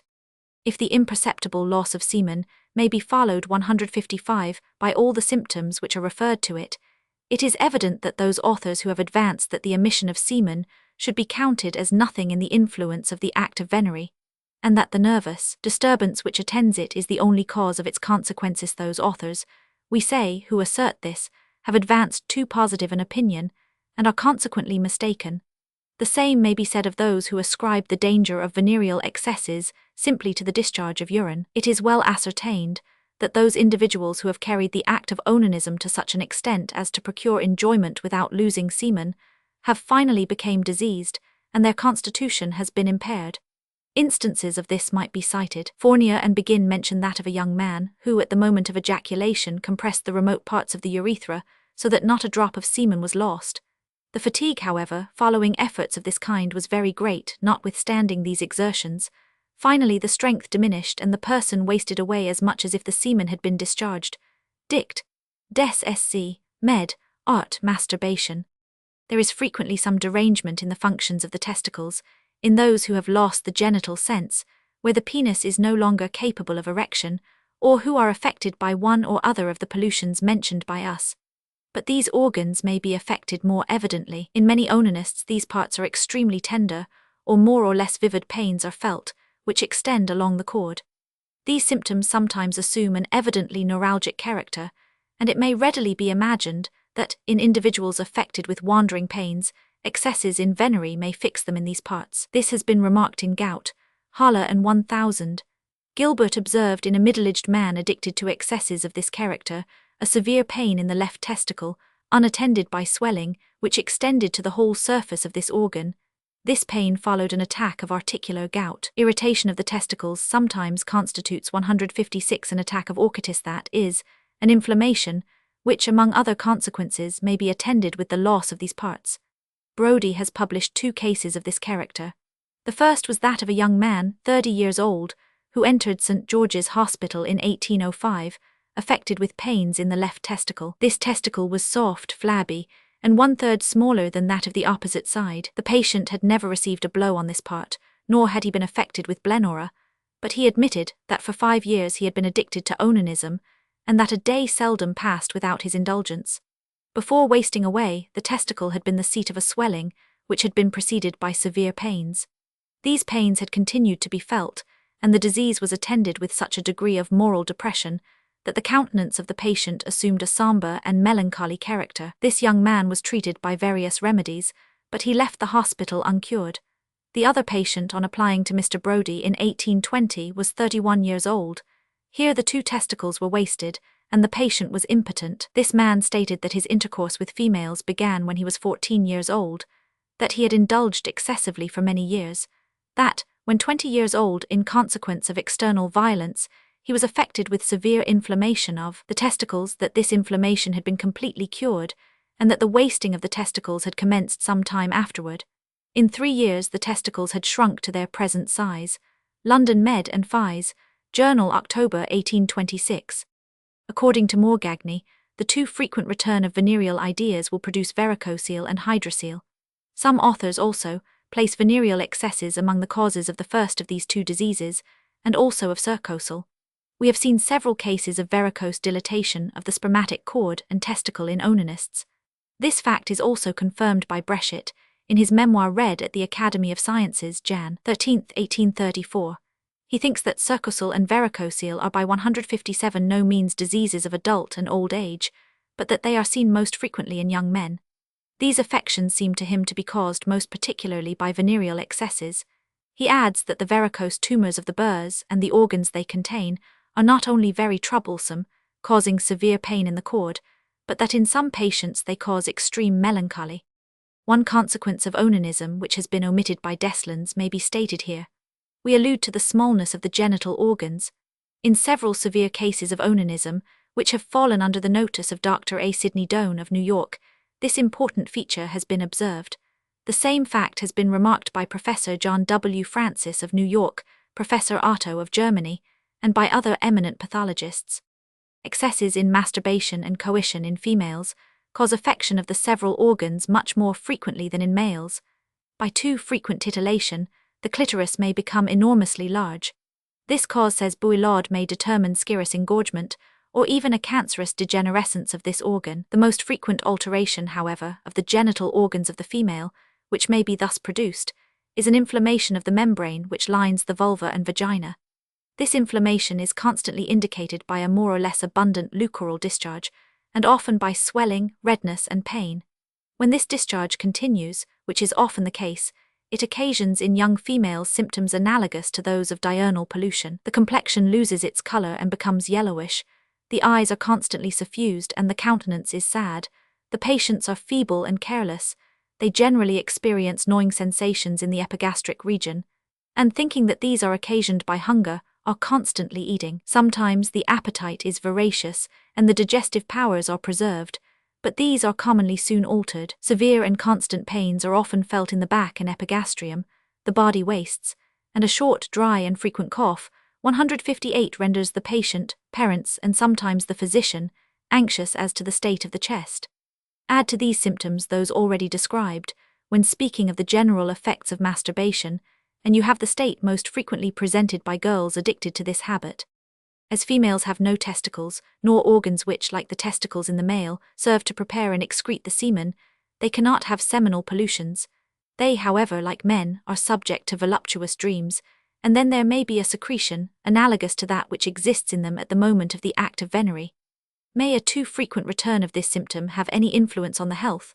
The only remarks on the subject, to our knowledge, are to be found in Swedior. He says, when speaking of diurnal pollution, I have seen, although much more rarely, similar diseases in the other sex. I have under treatment at this moment a female, 28 years old, who, since her miscarriage a year and a half ago, suffers from frequent involuntary nocturnal pollutions, excited by libidinous dreams, and attended with all the symptoms of the tabes dorsalis, described by Hippocrates as a disease of the male. Even the lungs begin to feel this disease. She, however, has been cured. Inflammation of the external organs of generation, and the fleur albus resulting from it, is most generally, at least in young girls who have not arrived at puberty, a consequence of onanism.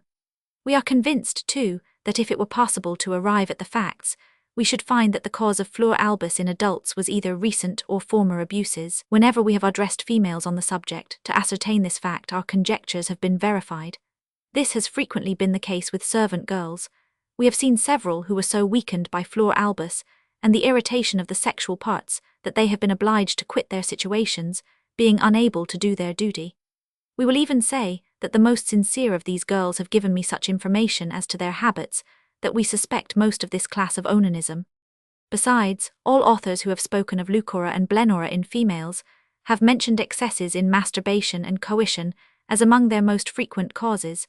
It would be easy to adduce general evidence and special cases in support of this proposition, but this would be useless. For the same reasons, we may state that diseases of the uterus may very frequently be determined by these excesses, and more particularly by those of coition. Daily observation proves that acute and chronic inflammations of the body and neck of the uterus frequently appear in those females who have indulged in premature enjoyments. We have attended, for more than 10 years, a lady affected with chronic metritis arising from this cause. This lady had begun to masturbate before she was 11 years old. She soon became affected with fleur albus, from which she has never been free since. When 18 years old, she married a vigorous man, and then became addicted to another kind of excess. She now experienced constant pains in the loins, lower part of the belly, and in the groins. She was also troubled with a disagreeable feeling of fatigue in the upper part of the thighs, and experienced as it were a weight, as if something was constantly trying to escape from the sexual parts. The neck of the uterus, instead of retaining its usual situation, proved on examination to be almost at the external orifice of the vagina. Our advice as to moderation and abstinence was but imperfectly followed. She was so addicted to onanism that although she indulged lawfully and was the mother of several children, she continued in this habit. It may readily be imagined that she did not derive much benefit from my advice. In fact, the symptoms mentioned above and many others still continue. Similar cases are related by other authors and have fallen under the notice of almost every practitioner. In this case there was evidently prolapsus uteri, or a falling of the womb. The neck of the uterus was almost at the vulva. This displacement, which is the 160 usual consequence of inflammations of the body of the uterus, very often results, like it, from venereal excesses. This fact has been noticed by all writers on this subject. Scirrhous and cancerous affections of the neck of the uterus also arise from this cause. Coleria remarks that uterine affections in females are frequently the sad and cruel consequence of solitary manoeuvres. Richarand, after stating that premature or too frequent indulgence is a cause of cancer of the uterus, says that of 4 to 7 females affected with this disease, 11 had indulged with males before the period of puberty, 7 at this period, and most of them were barren. He adds that those public girls who escape venereal disease generally die of cancer of the uterus. Bale and Kayal have attempted to verify this assertion by examining numerous cases, but they have obtained no marked result, which is not surprising, considering the number of causes, which, especially in hospitals, render such investigations useless. The influence of excessive indulgence in producing such a disease is very great. A short time since we were called to a lady who had a slight syphilitic ulceration of the neck of the uterus. She, however, still admitted the embraces of her husband, although they were painful, and were followed by a discharge of blood. The parenchyma of the neck around the ulceration was gradually engorged. It became scirrhous, then cancerous, and the patient finally died. Probably, coition had great influence in developing this disease. Such a thing might happen frequently, for record has shown that superficial ulcerations of the neck of the uterus are frequent. The cancers which affect these parts in public women are probably often produced in this manner. In the lady whose case has been mentioned, the act of coition produced a discharge of blood from the vulva. We have seen cases of a similar character, where the neck of the uterus presented no evidence of organic alteration to the touch. Females in whom this occurs should, however, be very careful in their pleasures, as this slight accident indicates a bad state of the system, 161 and one which should be mistrusted. Sometimes blood appears on return of coition, when females have not indulged for a long time. Rondelin cites an instance of this. It occurred in a lady from whom her husband had been absent for 3 years. At the end of this period he returned.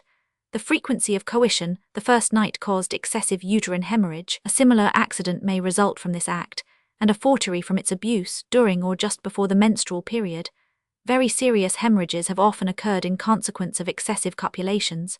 Tissot states in 1746, a girl, 23 years old, submitted to the embraces of 6 Spanish dragoons at a house near the gates of Montpellier. She died the next day from excessive hemorrhage of the uterus. A similar case has been related by Vieri.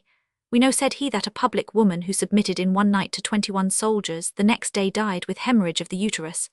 This was a dark, thin woman in the flower of her age. Dict.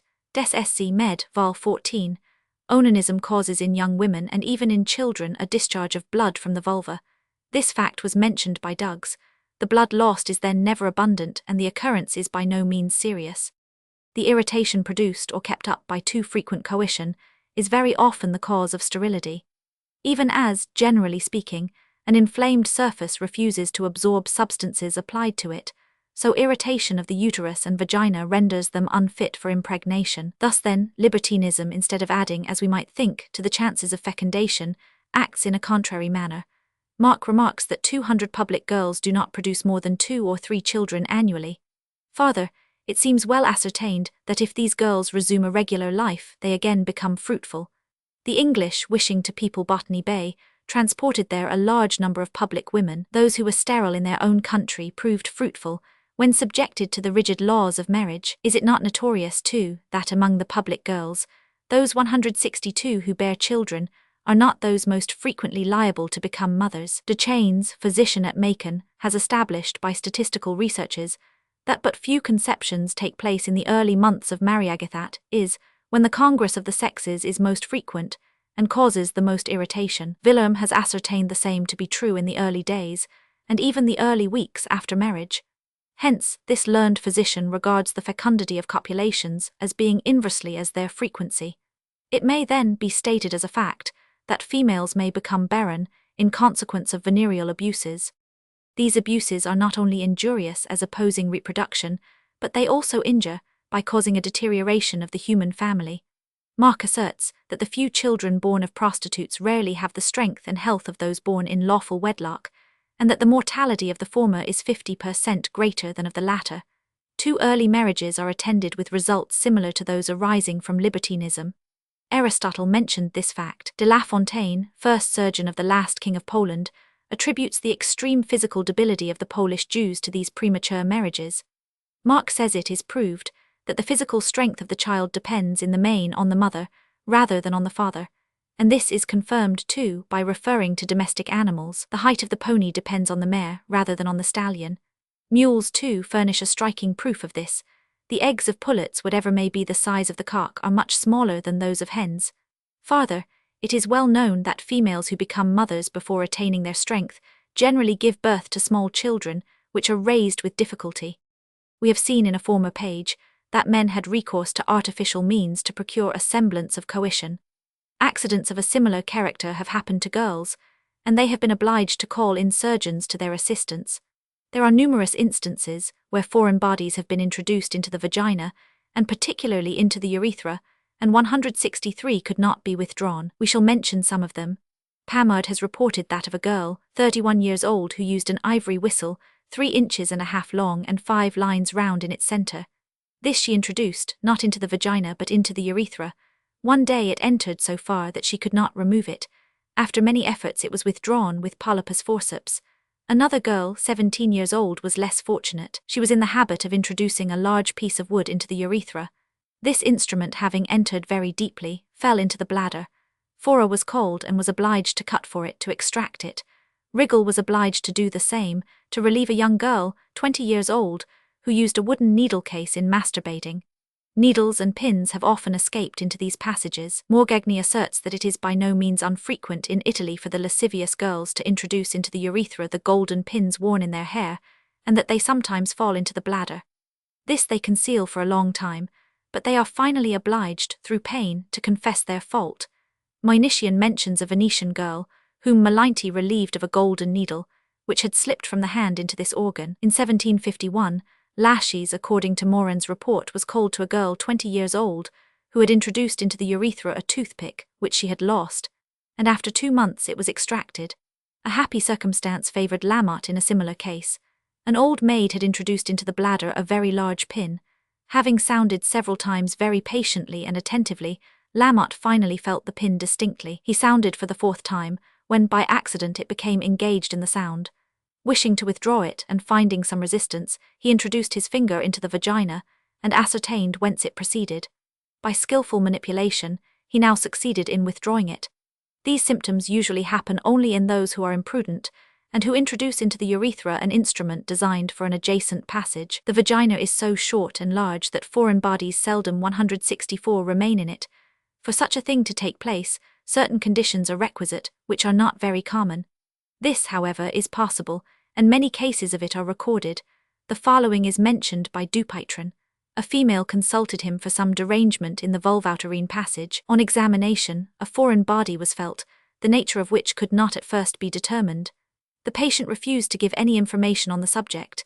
By examining, however, it was found that the body presented a large opening or deep cavity. The tumefied walls of the vagina covering the edges of the kind of vessel prevented its disengagement.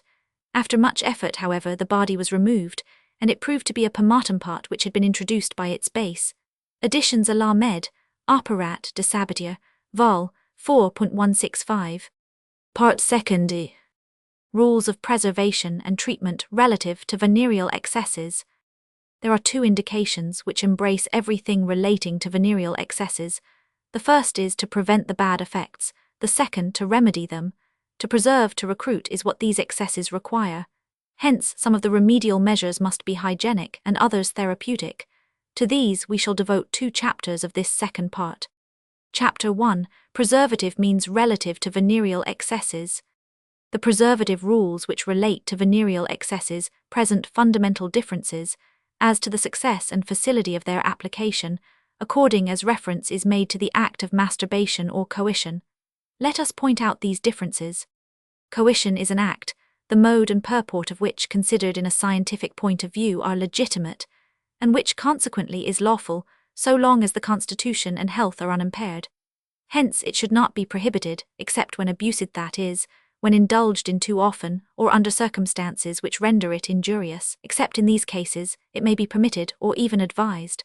When it is forbidden, the advice is generally understood, as it is commonly addressed to adults, children having neither the power nor the opportunity to indulge in coition. 166. This advice may be easily followed, as the individual who indulges in coition to excess may find it absolutely impossible to indulge.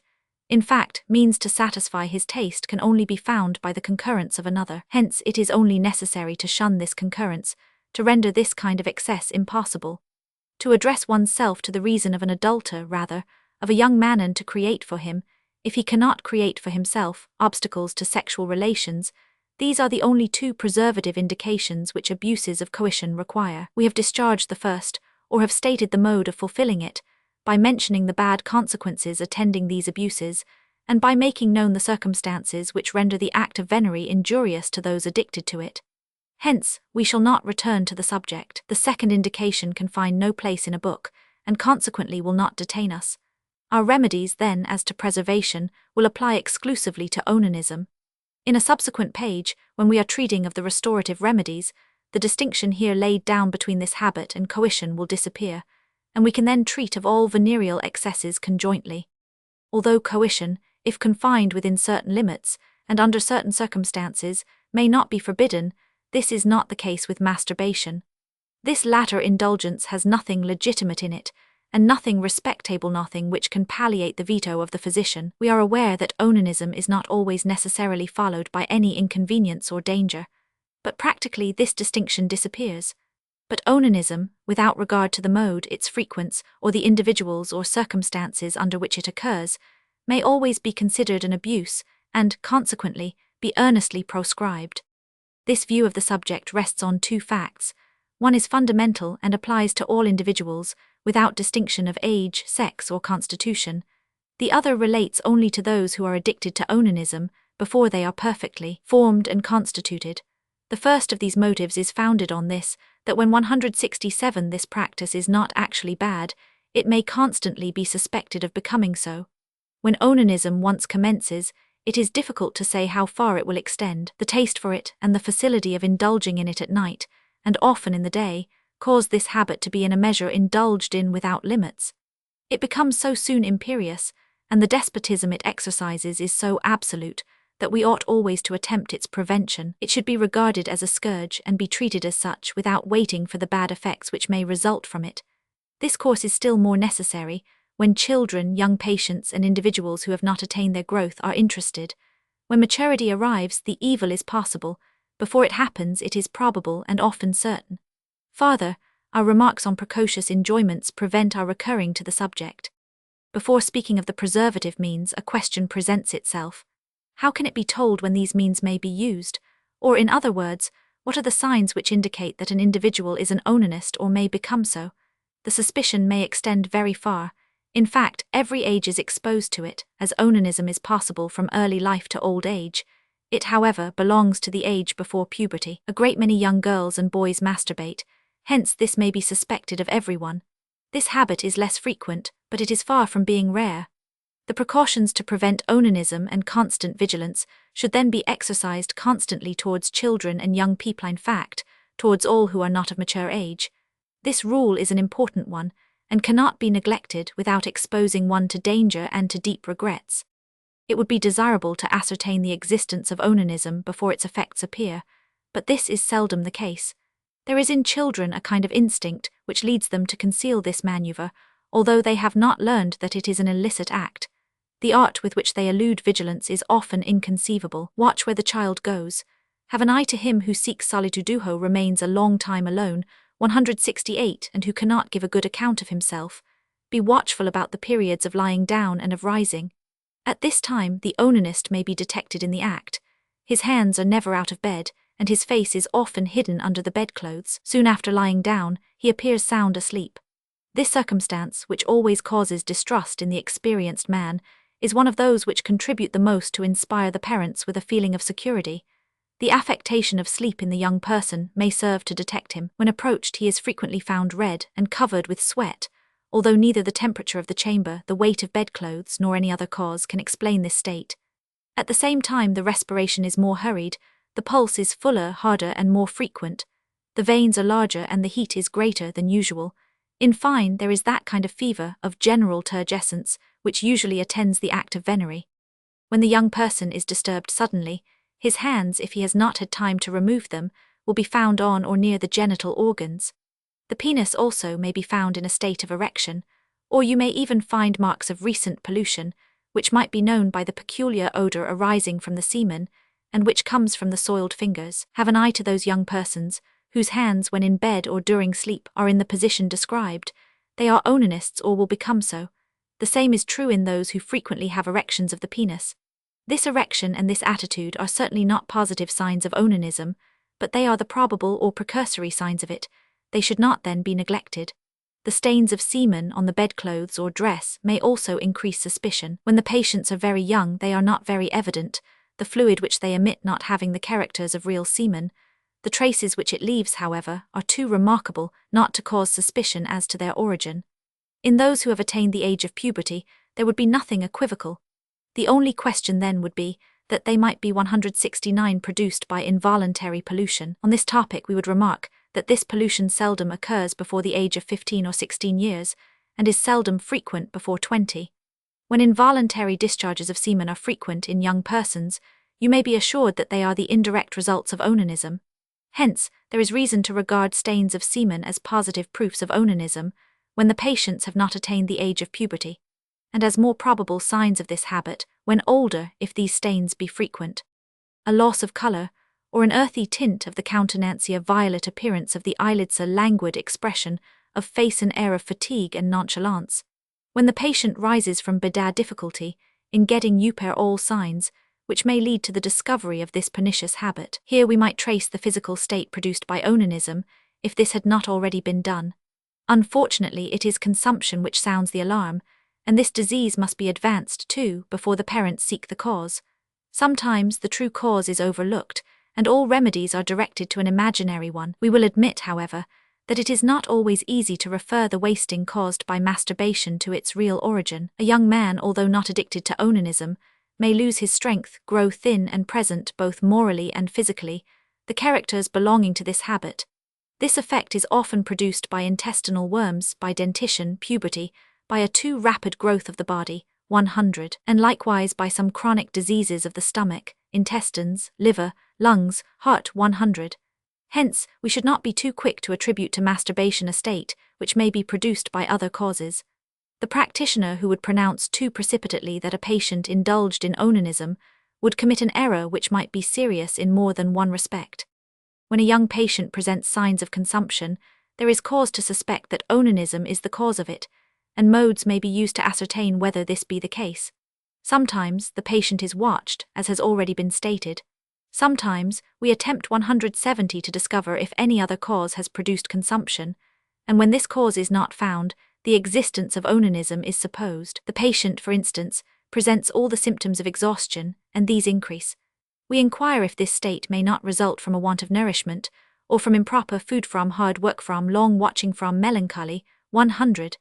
If it may not be caused by a disease about which the patient is silent, or by one of those maladies which produce effects similar to those of masturbation. Now, if the gradual sinkings of the patient cannot be explained by any of these causes, if he is weak, pale, thin, 100. If, notwithstanding abundant and nutritious diet, a moderate degree of labor, the absence of all chagrin, 100. If he presents no sign of disease, or rather, if the first symptoms of diseases which he would present are not manifested until after the appearance of those of consumption. Farther, if these diseases are too slight to have caused this state, if they cannot explain the numerous and varied symptoms observed, and particularly the countenance, the character of which is so significant that it alone often reveals onanism, then we may consider, if not as certain, at least as very probable, that the patient is a victim to this habit, and we must act accordingly. But of all the proofs, it is most important to obtain an avowal of the habit from the patient. First, it removes all doubt.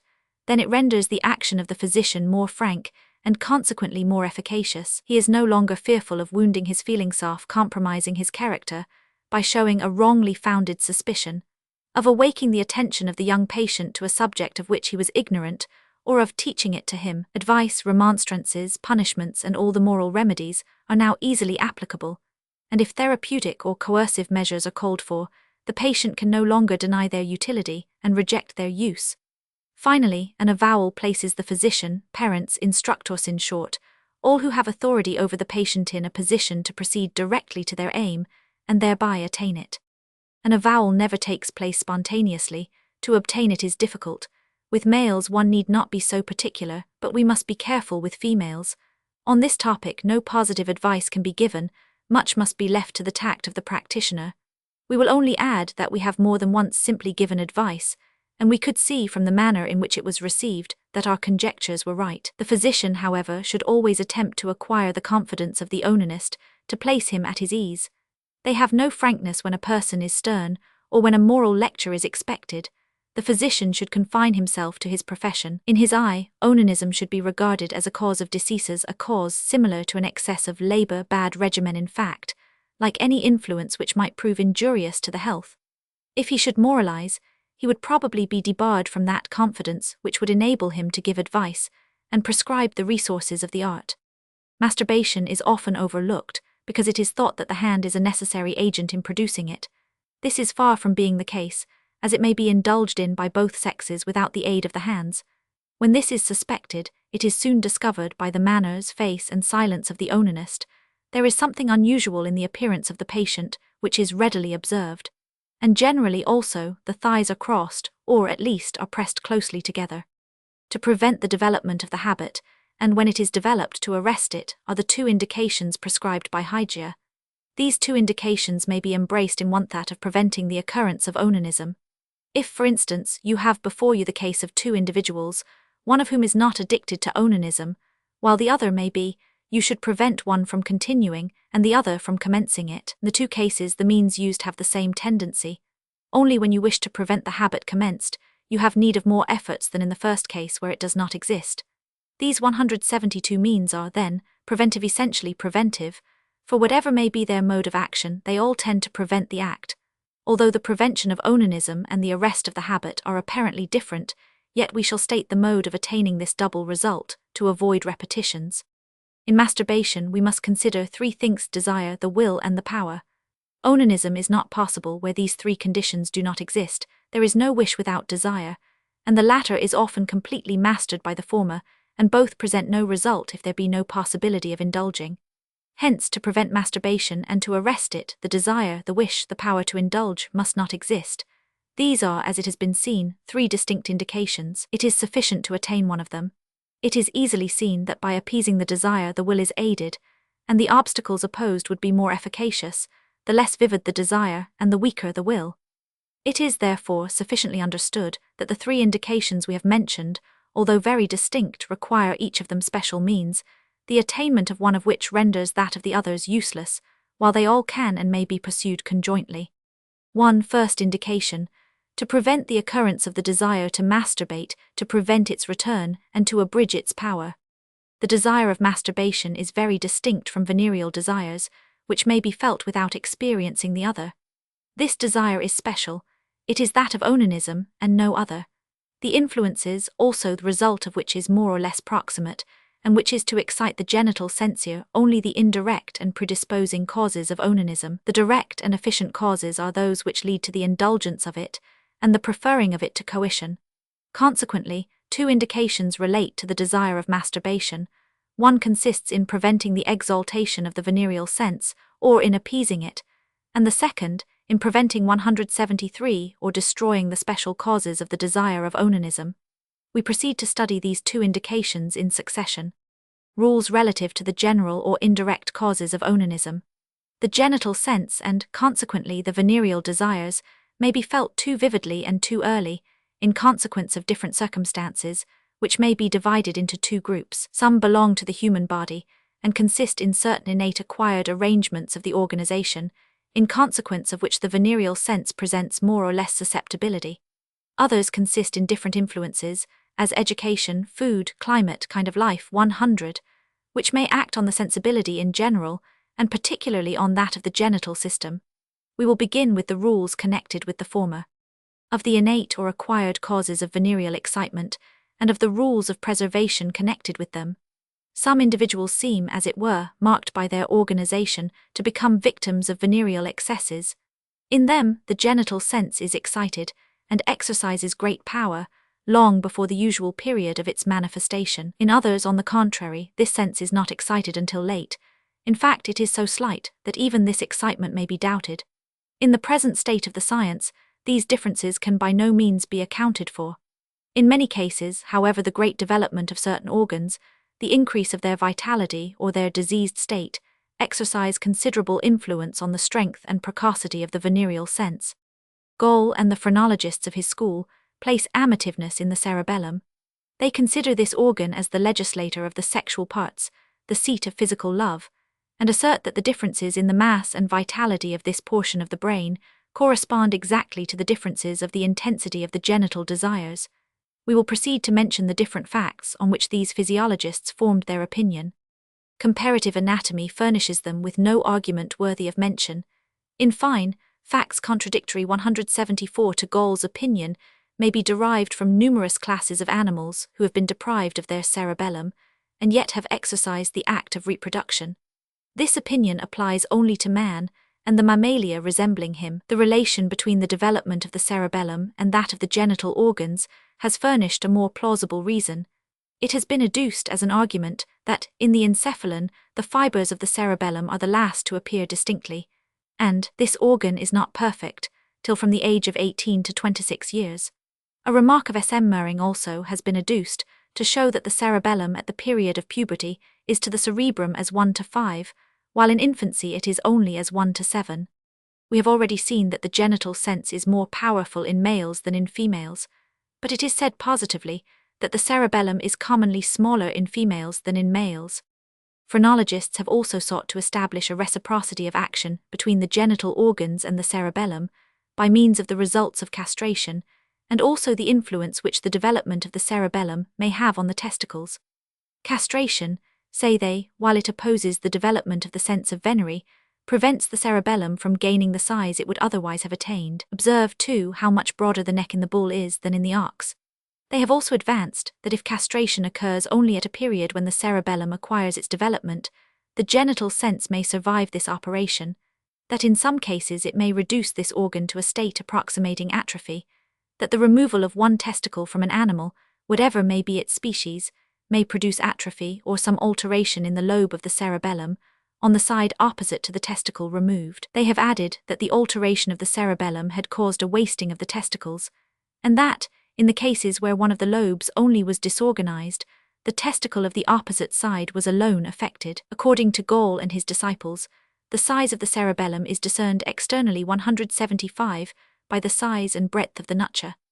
They remark that this part of the skull is generally more convex in males than in females in entire animals, than in those who have been castrated in early life, and in those individuals who are distinguished for their salacity, more than in those who are not susceptible to the pleasures of love. Larry pointed out to Gall a soldier, whose antipathy to females amounted to mania.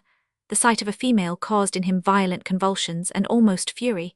Spurzheim saw a similar instance in England.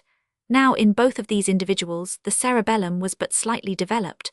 The portraits of Newton, Charles XII, and Kant, according to Gall, by the narrowness of the neck, show that the organ of which we were speaking was but slightly developed in these great men, who history states had but little relish for venereal pleasures. Dispositions diametrically opposite, on the contrary, coexist with an enlarged volume of the brain. The following is related by Gall. A highly intellectual lady was affected from infancy with very passionate desires, and her careful education alone saved her from those excesses to which she was exposed by her violent temperament. When arrived at a more advanced age, she was left to herself. She attempted every mode to satisfy her burning passions, but enjoyment seemed only to irritate her.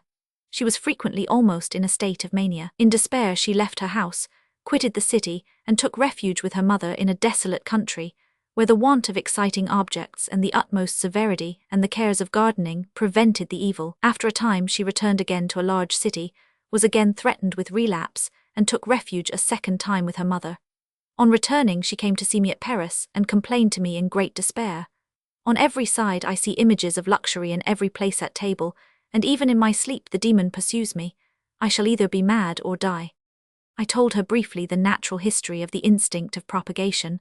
I called her attention to the form of 176 her neck. Although her head was very large, yet the diameter of the nucha exceeded the distance from ear to ear. She formed an idea of the cause of her state. I advised her to visit her mother again, to vary her occupations so as to diminish the activity of her cerebellum, to apply leeches to the nucha to diminish the irritation of this organ, to avoid all stimulating meats and drinks. 100. I have seen at Paris, says the same author, a boy 5 years old who seemed 16 in respect to his corporeal strength. His genital organs were perfectly developed, his beard was strong, his voice was rough and hoarse. In short, he presented all the signs of virility. Dr. Gall was struck also with the development of the cerebellum in a boy 10 years old, who had been detained in a house of correction at Leipzig for having violated a young girl. He had also seen at Paris a young mulatto, less than 3 years old, who was remarkable in the same respect. He made advances not only to young girls but to women, and urged them to consent to his desires. His sexual organs, with the exception of long-continued erections, exhibited nothing remarkable. As he was surrounded by girls who indulged him, he died of consumption before he was 5 years old. His cerebellum was unusually developed. The rest of the head was of the common size. Gall has related other instances of the kind. A case published by Dr. Chauffard of Avignon deserves to be stated here. This physician accompanied the prefect in 1823, in his tour to the departments, to examine those young men who wished to be discharged from military service. A stout farmer with coarse beard and hair and disagreeable odor was undressed, being, as it was said, affected with a disease which he dared not name. It was at the close of December. The season was cold and the room very chilly. No sooner was he undressed than the penis began to swell. He was confused, blushed, turned his back to the assistants. He could not avoid the priapism, nor, finally, an emission of semen, which took 177 place without a sensible diminution in the size of this organ. This man was ignorant and stupid, but he answered questions correctly.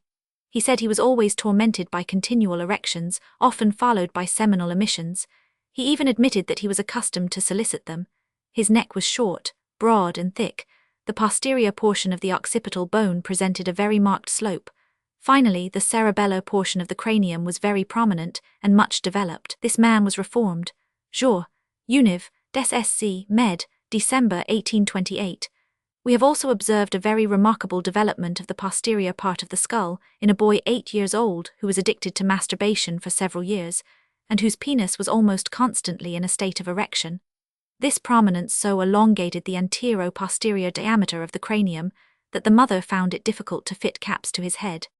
One of Gall's most distinguished pupils, Dr. Voisin, has tested phrenology.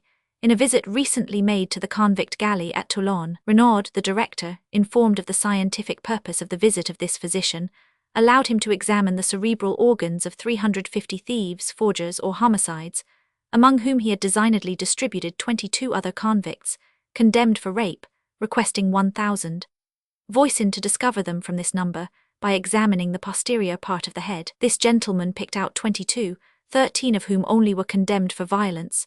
Thus, then, he had selected 9 who were not guilty of this crime, and, on the contrary, had allowed to escape him 9 who had been committed. Now the 9 wrongly selected were libertines, whom the director admitted required to be constantly watched, and the 9, on the contrary, whom he had not detected, were guilty by accident or when intoxicated. With them, libertinism was only accidental and not organic. A few experimental proofs have been invoked in support of Gall's opinions of the cerebellum. We will cite a remark made by Serres as to those bulls killed by striking them on the back of the neck. The 178 penis, in those where the cerebellum was injured, oscillated very evidently during the experiment. The same gentleman observed a very marked erection in a young horse, who was killed by plunging a knife into the cerebellum. Segales has produced the same effect in guinea pigs by pushing a stylet into this organ. The principal proofs, however, have been drawn from the action of the diseased cerebellum on the genital apparatus. Thus, the erection of the penis in those who die by hanging has been attributed by Gall to the affection of the cerebellum in this kind of death. Cruvel here has contested this explanation. He thinks it may be explained by the stasis of the venous blood. Respiration, says he, is retarded in consequence of the medulla oblongata, and hence results a semi-asphyxic state, favorable to erection. In hanging, there may be an affection of the cervical part of the medulla, and priapism has been observed more than once in lesions of this part. Phrenologists have also shown that this symptom often follows the application of a blister or seton to the neck. Another fact to show the connection of the cerebellum with the genital apparatus is that of a soldier whose generative powers had disappeared after the fleshy scalp of the occiput had been removed by the blow of a sabre. We doubt whether similar cases to this, which was observed by Larry, have often occurred, although Dr. Biscoff has advanced that wounds of the back of the head and blows on this part have often been followed by inflammation of the genitals. Peculiar excitement of these organs has more than once attended a disease of the cerebellum. We have already mentioned this fact, and the cases stated were selected as those where the affection of the cerebellum might be considered as produced by venereal excesses. In those now to be mentioned, the genital excitement is, or seems to be, the consequence of this affection.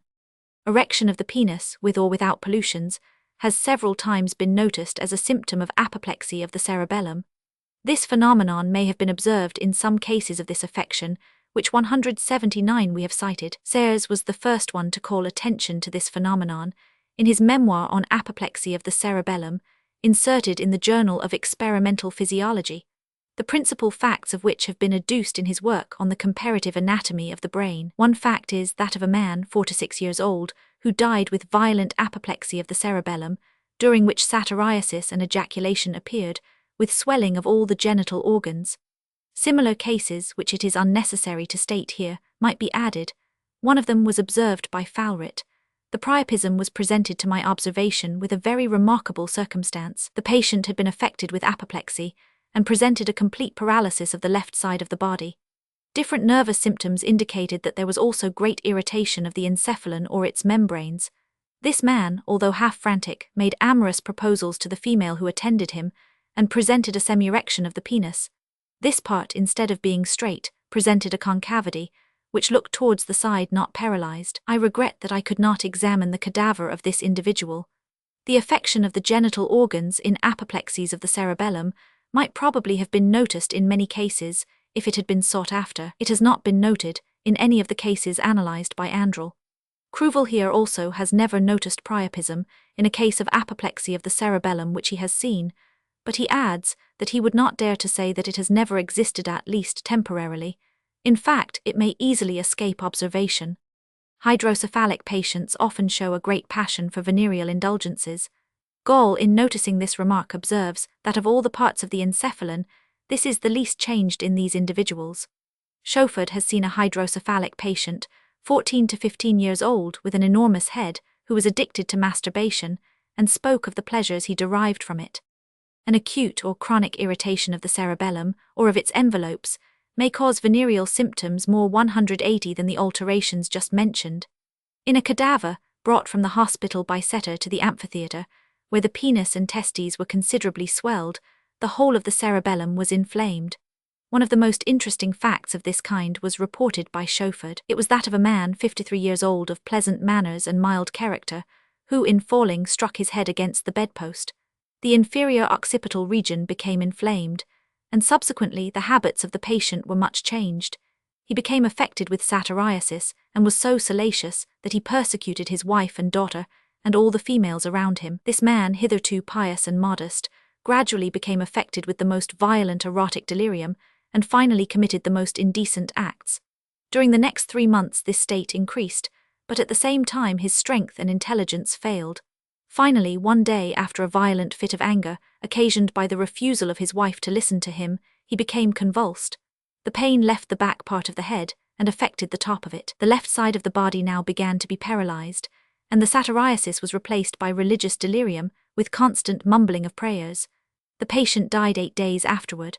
According to Schoeford, at first there was an affection of the cerebellum. When the state of the patient was changed, the organ of veneration was affected.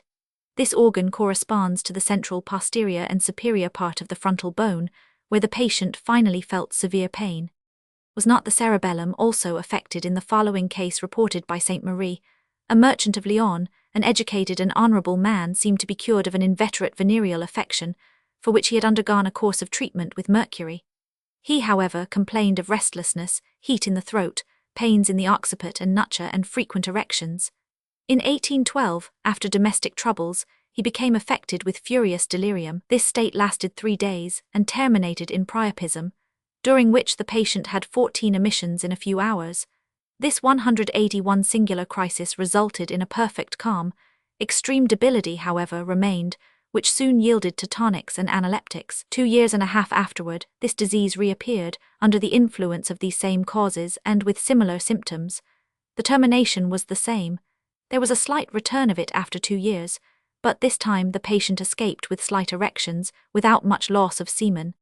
Facts of a similar character have induced several authors to attribute satyriasis and nymphomania exclusively to an innate or accidental state of the cerebellum. The material condition of satyriasis, says Voisin, resides in the encephalon, and in all cases the deranged manifestation of it depends on the nature and preponderating power of the cerebellum, or on those moral and intellectual causes which have favoured the development of this organ, rather on the external circumstances which at the moment of disease have brought it violently into action.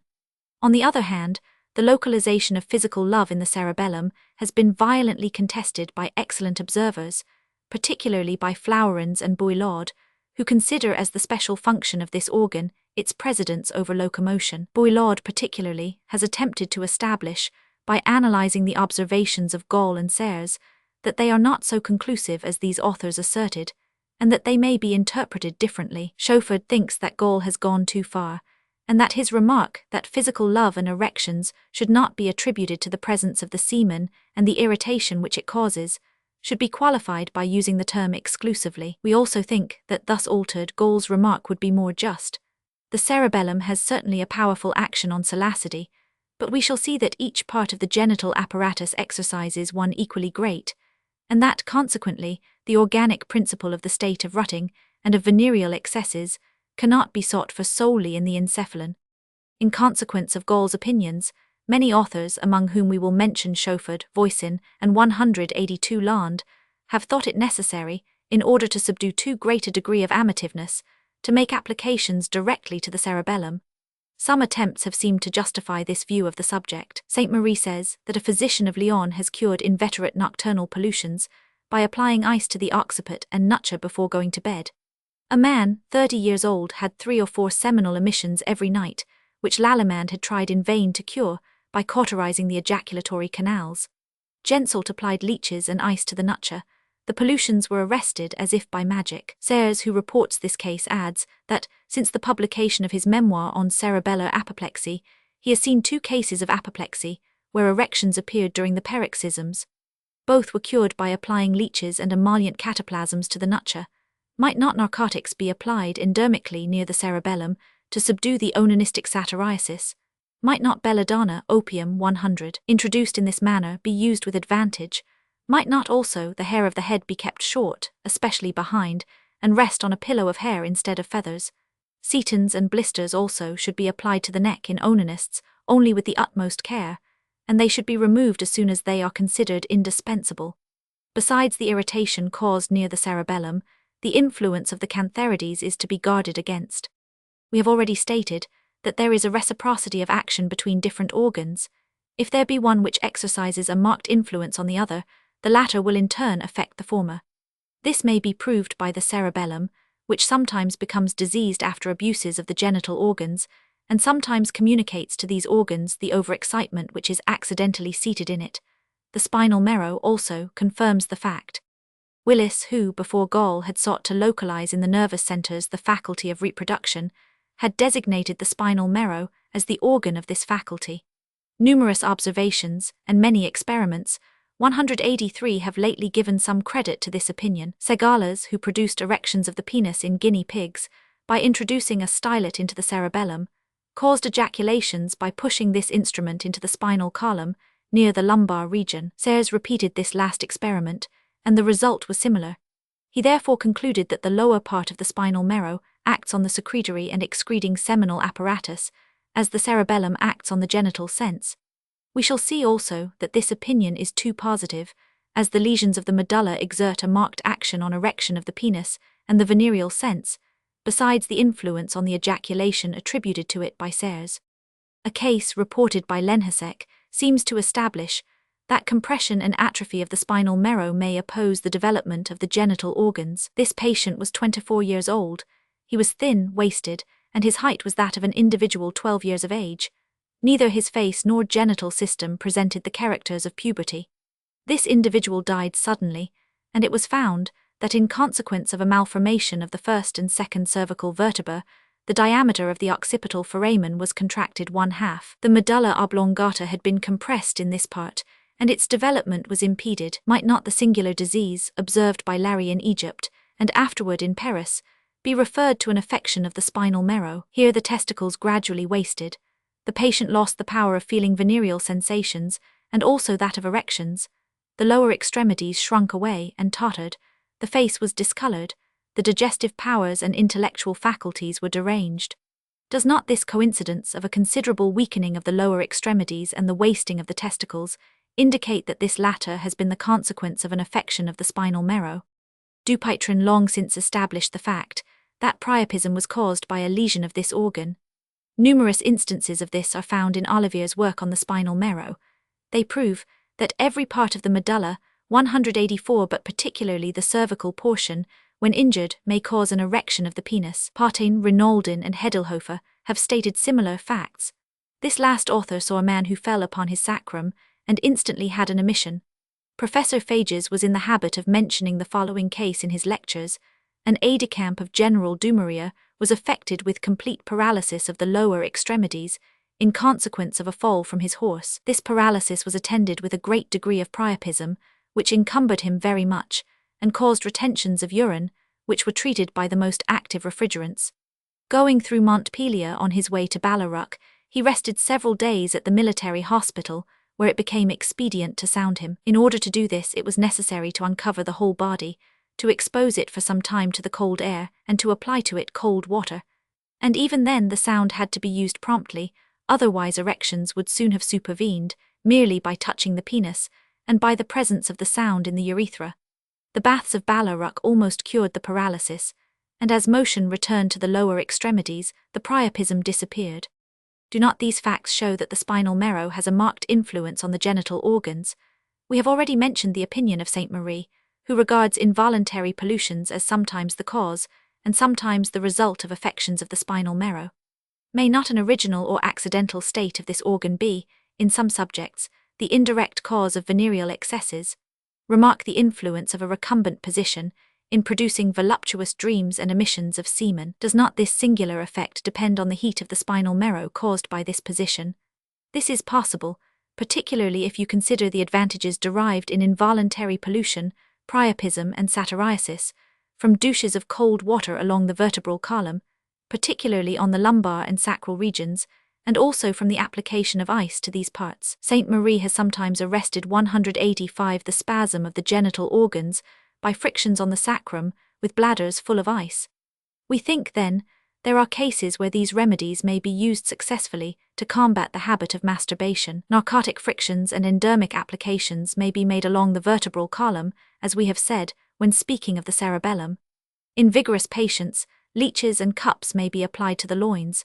We will not allude here to the remedy recommended by many old authors of a sheet of lead to the kidneys, for this cannot produce the refrigerant effect expected from it. The organic conditions of venereal desire are confined neither to the cerebellum nor spinal marrow. They may exist also in all parts of the genital system, as we shall demonstrate. A considerable part of this system is formed of a tissue termed the erectile. On account of its power of swelling, hardening, and becoming erected, it constitutes the whole of the cavernous bodist glands, which is the loose extremity of these bodists, the spongy part of the urethrae, clitoris, and a considerable portion of the vulva and vagina. The part taken by this tissue in the work of generation would indicate that it is affected in amatory desires, and that its state must exercise some influence upon them, which is demonstrated by the facts we shall mention. There is no vice in the human species without its representative in some class of animals. Thus, the inclination to theft, to destroy 100, are found in some species existing to a great degree. So, too, with luxuriousness. There is a class of apes dog-faced which represent it. It is impossible to form an idea of the lasciviousness of these animals, which is manifested at sight not only of a female of their own class, but at that of a woman. They show by their looks, gesture, and voice that they are excited. They are extremely jealous at sight of a man. They indulge in coition to great excess, and if this be impossible, they abuse themselves. How does their organization differ from that of other animals? In the cerebellum, in 186 the spinal marrow? No, but according to Deslandes, by the enormous mass of erectile tissue which they have. This tissue abounds not only around the sexual organs, but is found in the haunches and pubis. In the face, it is not confined as in us to the lips, but it covers the face, and there presents a brilliancy of color which exceeds that of the vulva and glands in our species. It should be remembered that the conocephali do not exhibit this lasciviousness until puberty, when this tissue is developed, and assumes its brilliant colors. Here, then, are animals, in whom the erectile tissue evidently performs the part attributed by phrenologists exclusively to the cerebellum. Why may not the same thing exist in our species? Are not the penis and clitoris, generally speaking, much larger in those who have a marked propensity for the pleasures of love? Is not their erection the most constant sign of the activity of the venereal sense? Is not the erectile tissue developed at puberty, at the same time with this sense, and does it not collapse in old age?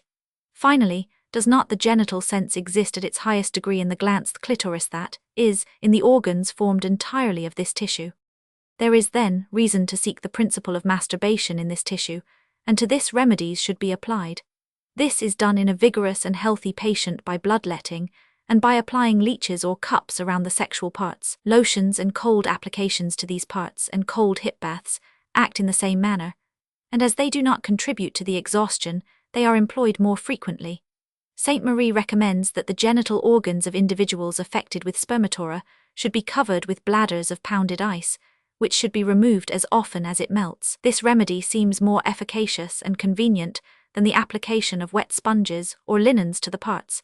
It might also be used in those onanists who will consent to it. The same indication is fulfilled by forbidding children to be washed in warm water, and by causing them to use 187 hard cushions to sit on, and likewise by keeping the pelvis lightly covered, and the clothes large enough to allow the air to circulate freely around the genital organs. The cold injections in girls may also be somewhat useful.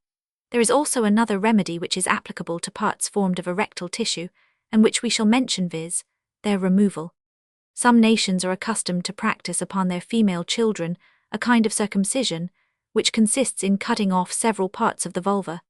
This custom is very ancient, and exists particularly in Egypt, Ethiopia, around the Persian Gulf, and in several parts of Central Africa. What portions of the vulva are cut off? Many authors think that these are the nymph, clitoris, and even the hymen.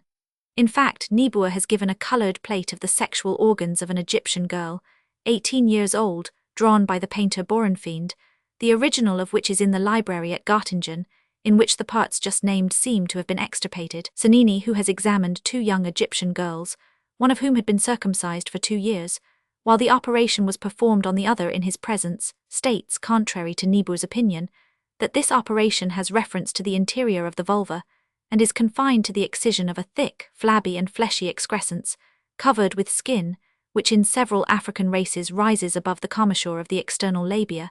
The length of this was only 6 lines in the 2 girls observed by him, but it may be 4 inches long at the age of 25 years. As the opinion of Niebuhr agrees with that of all authors who have lived in these countries, the facts observed by Cennini are exceptions, rather than the rule. Hence it appears that in many nations it is the custom to remove from the females a considerable portion of the erectile tissue, which is found around their sexual organs. What is the origin of this singular custom? Is it to remove in infancy, from the vulva of the girls, certain prominences which, at a later period, might prove inconvenient? Has this custom been established with 188 a view to cleanliness? May it not be to take away the power of self-abuse? Whatever may be the reason of its existence, its effect is to deaden the venereal sense, by removing a portion of the surfaces in which it is situated.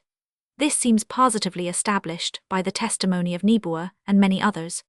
If this be so, may not the removal of the internal labia, and of the preputial portion of the clitoris, especially if these parts are larger, attempted, in order to avoid a more extreme thing, which we shall mention directly? Might not this removal blunt, if it did not deaden, the propensity to solitary enjoyments, and render the other remedies employed more efficient?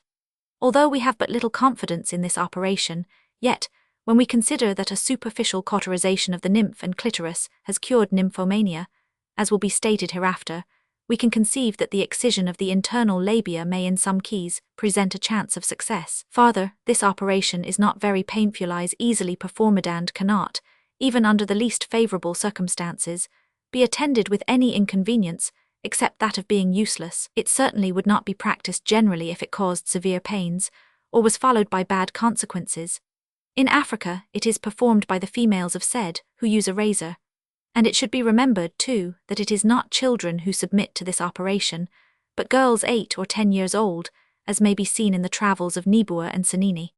The exquisite sensibility of the clitoris, and the size it commonly presents in lascivious females, that which it acquires in those who masturbate, or who are affected with nymphomania, have led to the opinion that voluptuous desires are situated exclusively in this organ, and that its removal will extinguish them. Leverett was, we believe, the first who conceived the idea of curing nymphomania by this operation.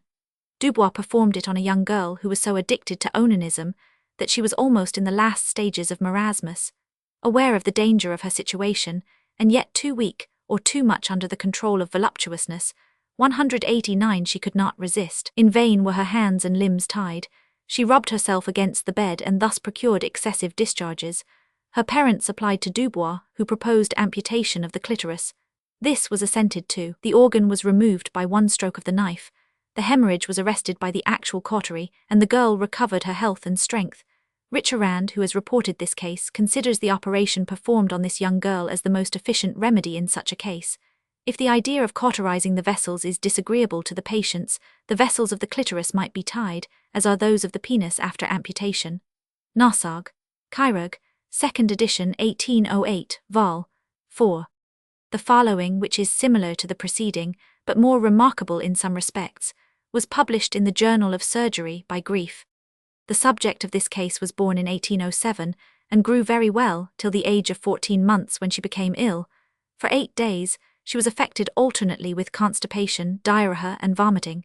She remained sick till she was 2 years old, and did not walk till she was 4. She, however, never learned to talk, and exhibited symptoms of idiocy.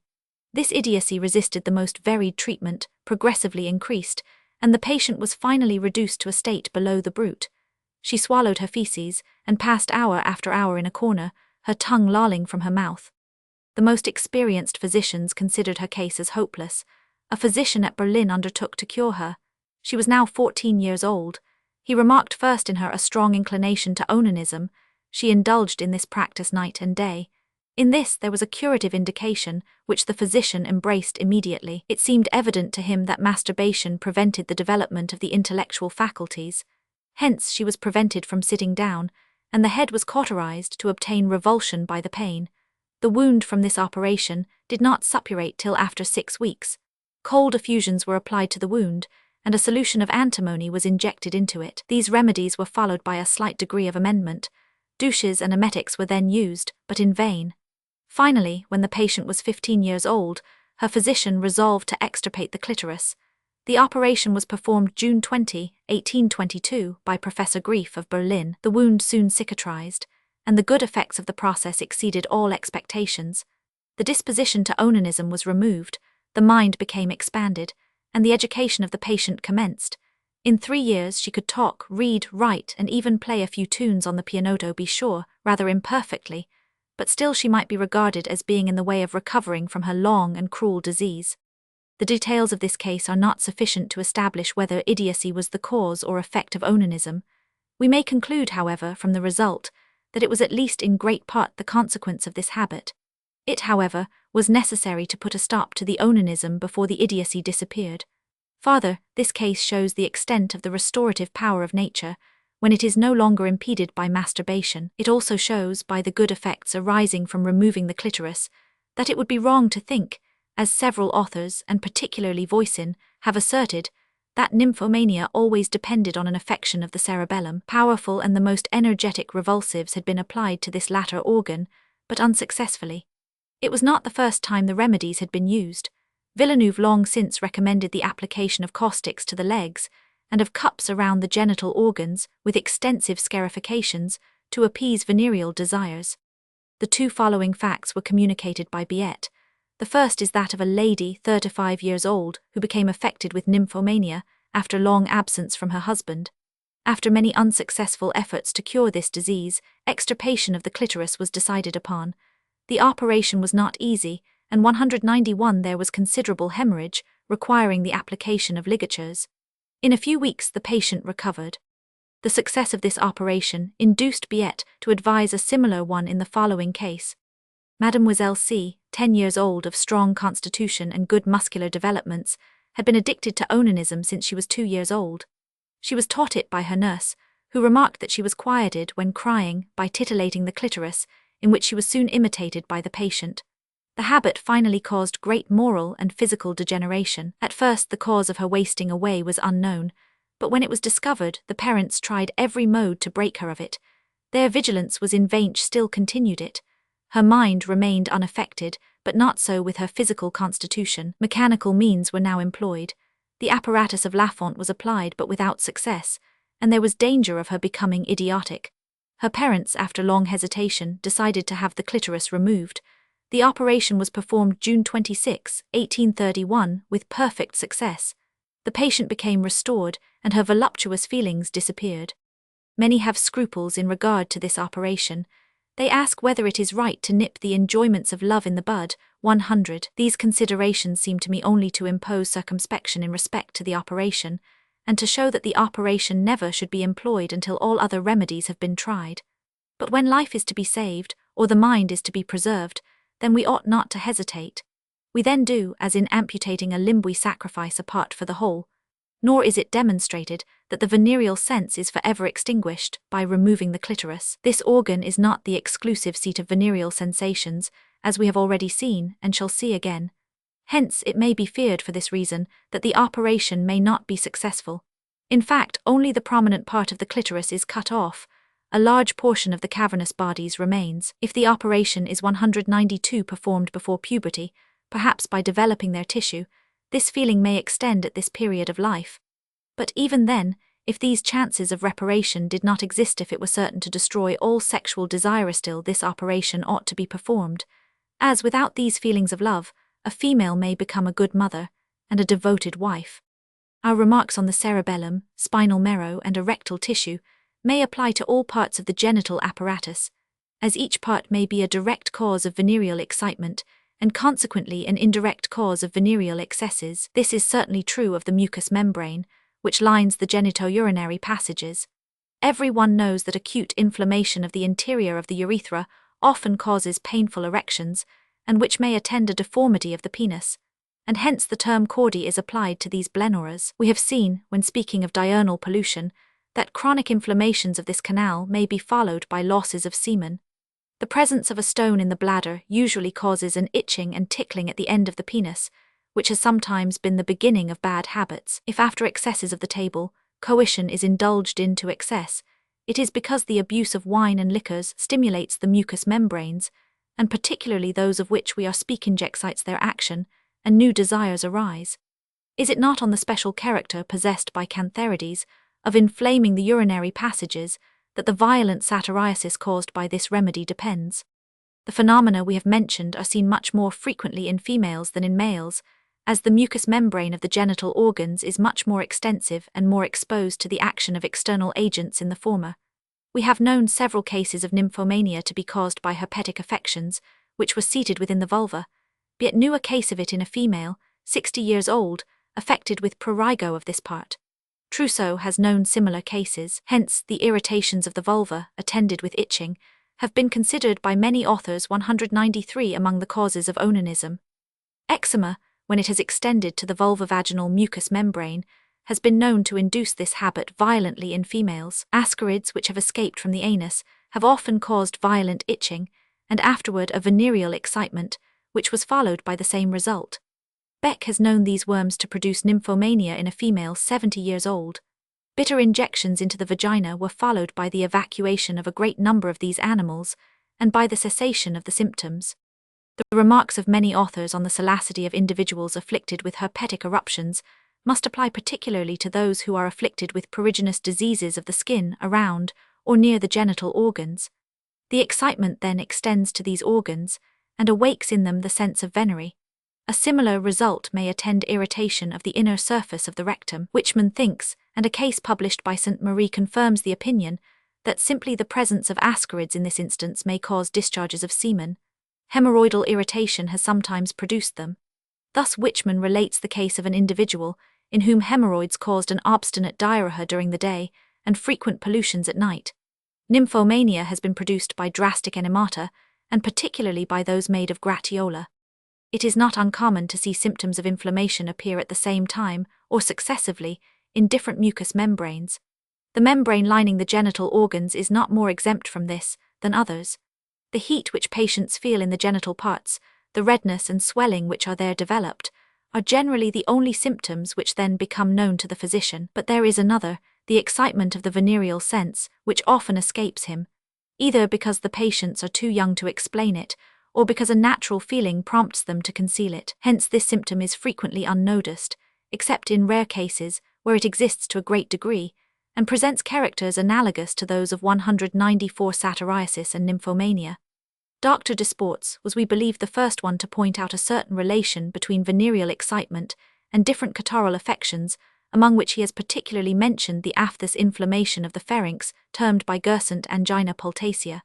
1000. Desportes has known attacks of at least 8 cases of this angina to be preceded by a vivid excitement of the reproductive system, an excitement which is sometimes manifested by an irritation, which although not exactly the venereal appetite, is analogous to it and causes in the patient an evident feeling of distrust, inquietude and chagrin. As this phenomenon has presented itself as a precursory symptom in at least one half of the cases of angina pultacea observed by him, he regards it as an index of the imminent invasion of this disease. He also thinks, and with reason, that this phenomenon may in young patients become a cause of masturbation, and even in some cases may pervert momentarily the ideas and sentiments, so as to impel individuals to the commission of acts reputed criminal or culpable. This opinion of Deslandes is supported by 8 facts. The most remarkable is that of a lady 70 years old, in whom the angina pultacea was preceded for about a month with vivid and frequent venereal desires. They became so irresistible that, notwithstanding her religious opinions, she forgot herself so far as to relieve her ardor by onanism. Deslandes has attempted to explain this singular feeling by the connection of the nerves of the neck with certain parts of the encephalon, the commencement of the spinal marrow. He might, we think, have explained this more naturally, by observing that the genital excitement, instead of appearing simultaneously with the affection of the pharynx, disappeared simply from the appearance of the latter. Thus, in one of these patients, a man of 50 years old, whose habits were chaste, and who was suddenly affected with unusual venereal desires and priapism, these symptoms ceased when after 20 days an angina appeared, which was followed by an eczema 195 which affected the hairy scalp and the parts behind the ears. In another of the cases reported by Deslandes, the genital excitement which appeared during convalescence from pleural pneumonia was suddenly replaced by an inflammatory irritation of the digestive passages, and particularly of the inner membrane of the mouth. Is it not evident that the irritation was transmitted in these cases from one membrane to another?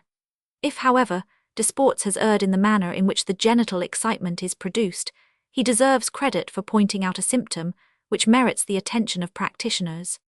The irritation of the internal integuments of the genital parts is not only, as this physician has thought, a precursory sign of that of the pharynx. It may show itself during the continuance of an inflammation of any other portion of the mucous membranes, or it may even follow this inflammation. Dr. Murambo has communicated to me 2 cases which confirm this fact. The first is that of a boy who was affected after a chill with a very obstinate gastroenteritis. This disease was nearly terminated when the mucous surface of the penis became the seat of a very severe irritation, which was soon attended with satyriasis. Things came to such a pass that his hands were obliged to be tied to keep him from those manipulations which he had never indulged in before. The subject of the second case was a girl 9 years old, who presented the same circumstances as in the preceding case. She also was obliged to be tied. This fit continued in these 2 cases from 10 to 12 days. Hence irritation of the mucous membrane, which lines the genito-urinary passages, may alone cause venereal excitement, and consequently onanism, independent of any affection of the nervous centers. This fact is highly essential on account of the important indications which may be deduced from it. Aware of the possibility of its existence, the physician will be more attentive to discover this irritation. He will find it more frequently, and may in a degree 196 prevent a fatal habit. He will also carefully remove every cause of irritation from the mucous integument of the genital parts, and discuss as promptly as possible the inflammations which may be developed there. The mode of doing this is by attending to the following rules: to keep the sexual parts perfectly clean by repeated ablutions, to forbid all excesses of the table, and the use of such food and drinks as tend to render the urine more irritating, and the genito-urinary mucous surface more irritable.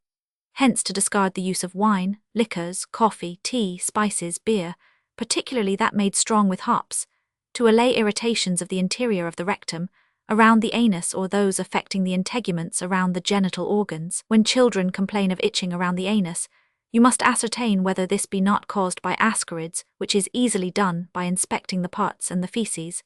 No means should be spared to get rid of these worms when they exist. And finally, the most efficient remedies should be used to cure the itching of the genitals as soon as this affection commences. Ozanam communicated to the Academy of Medicine August 12, 1828, a very acute case of nymphomania which had resisted antispasmodics, narcotics, cold baths 100, and which was finally cured by applying to the internal labia and clitoris a solution of 4 grains of nitrate of silver in an ounce of water. There was a marked inflammation of the parts to which this was applied. Rev. Med. Sept. 1828. In 1833, we employed successfully another remedy for a lady 34 years old and subject to nervous affections. She experienced a feeling of heat and irritation in the vulva and vagina, which caused her excessive trouble. Solutions and injections of a 197 infusion of the wild cherry tree produced no relief. The introduction into the vagina of a pledget of lint, moistened with a solution of the extract of belladonna, 1 grain to the ounce, had a better effect. Different symptoms indicated the absorption of this drug into the system, and the irritation disappeared. But it returned a few days after, and we then advised the application of ice within the vagina, which relieved her, and finally brought about a permanent cure.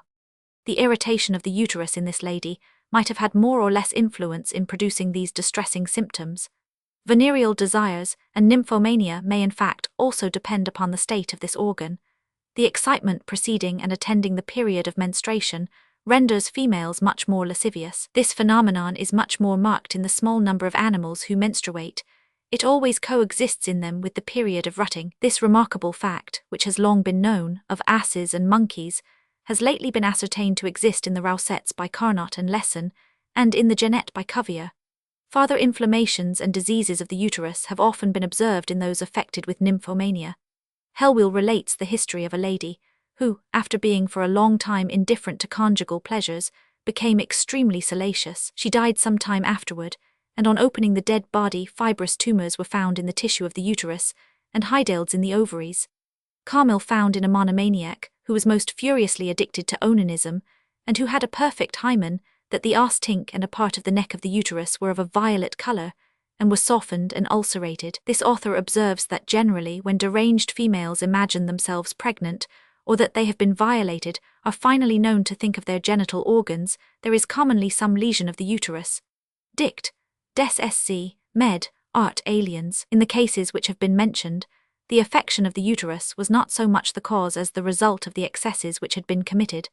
But this cannot 198 be said of those cases where Lisfranc has seen cauterization of the neck of the uterus to be followed in the genital organs with a kind of erethism which is attended with void desires. Is not this an experimental proof that an irritation of the uterus may produce an exaltation of the venereal sense? This excitement from congenital or accidental dispositions may affect the ovaries. To prove this, we have only to consider that their development exactly follows that of the venereal sense, that at 4 to 5 years they begin to diminish in size, and finally they disappear. Their removal or destruction, too, is always attended with the extinction of venereal desires. The respective size of the veins and arteries of the ovaries has been mentioned by some authors as a cause of salacity. The amorous ardour of animals, say they, is much greater when the veins of the ovaries are smaller and fewer than the arteries. Haller found that the last-named vessels were very much developed in a female whose temperament was extremely amorous. Different alterations in the ovaries have been found in those affected with nymphomania.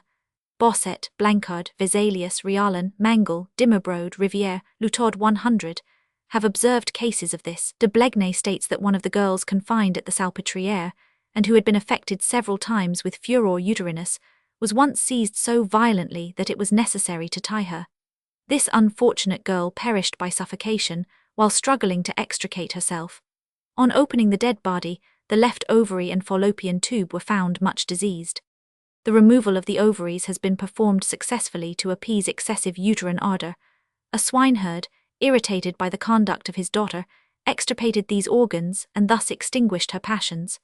The ovaries, however, have been extirpated several times on account of disease. The operation has been performed on several women, and with success by Dr. Sakai of Italy and Dr. 550 Rogers of New York. The usual effects in those who are fortunate 199 enough to survive are a wasting of the mam and a perfect indifference to the act of Venery Bulletin Thérapeutique, Vol. 4. We need not make many remarks on the effects of castration in the male, to show the influence of the testes on the development and vivacity of lascivious desires. We know that it has been asserted that these desires may remain after the loss of these organs. In support of this opinion have been quoted Galen, Juvenal, Brantome, and many other authors, particularly Frank, who states that 4 eunuchs in a city had so many intrigues with females that the police were obliged to interfere. Dict. Des Sc. Med. Vol. Roman 4. But these facts only prove that eunuchs may indulge in pretended coition, and that they preserve some sparks of the fire which is generally seated in the testicles. Most authors have attributed the action of these organs in the sense of venery to the fluid secreted by them, to the semen. They say that this fluid awakes this sense either by the qualities it assumes when accumulating in the testicles or seminal vesicles, or because it is carried by absorption to all parts of the body. This opinion is certainly much too positive, but in the present state of science, can we, as do many authors, assert that it has no foundation? The qualities of the semen may certainly vary much, as may be proved by the presence or absence of the spermatic animalcule. It is entertained, for instance, that these animalcule do not appear before puberty, and that they are not to be found in old age, that they disappear during sickness, and that in many animals, in most birds for instance, they occur only during the season of mating Dumas dict. Class D hist. Nat. Art. Generation. The venereal sense becomes imperious when the individual secretes real semen, and this sense may be felt in old men after semen is no longer formed. The fullness of the seminal vesicles cannot be absolutely necessary for venereal desires, because these organs do not exist in birds, in many cold-blooded animals, and in some of the mammalia. Are these persons in whom 200 the testicles, instead of descending into the burrs as usual about the seventh mouth of fetal life, remain in the abdomen? Are these persons, who are termed cryptorchids, more addicted than others to sensual pleasures? This has been asserted by many authors, and particularly by Monro and Hunter. They certainly are not less so. Polignier has related a case of a person of this character, 17 years old, whom he saw at Brest in 1812, and who indulged most immoderately in venereal pleasures contrary to the advice of his physicians. Death soon put an end to his career. The sensuality attributed to the cryptorchids has been explained by the greater degree of heat experienced in the testicles when they remain in the abdomen. Be this as it may, the excitement of these organs probably exalts the sense of venery. When the state of excitement is very marked, they swell and become more sensible. These symptoms, however, are much more marked in animals during the period of rutting than in our species. Accidental irritations of the testicles have sometimes also caused an unusual excitement of the sense of venery. Moreau attended for a long time a man advanced in age, who consulted him particularly for pollutions attended with amatory dreams. These symptoms, which were very distressing, constantly occurred whenever the fibrous membrane of the testicles was affected with chronic rheumatism. From our remarks, we can conceive that extirpation of the testicles would be a powerful remedy, in fact the most efficient of all remedies, to quell lascivious desires, and to put an end to venereal excesses.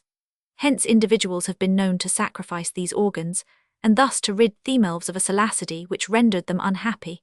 Baldassar relates the history of a man on whom he tried every remedy, and finally found nothing better than fasting and prayers. Not recovering under these remedies, says this author, he wished the operation of castration to be performed, but I thought it inexpedient.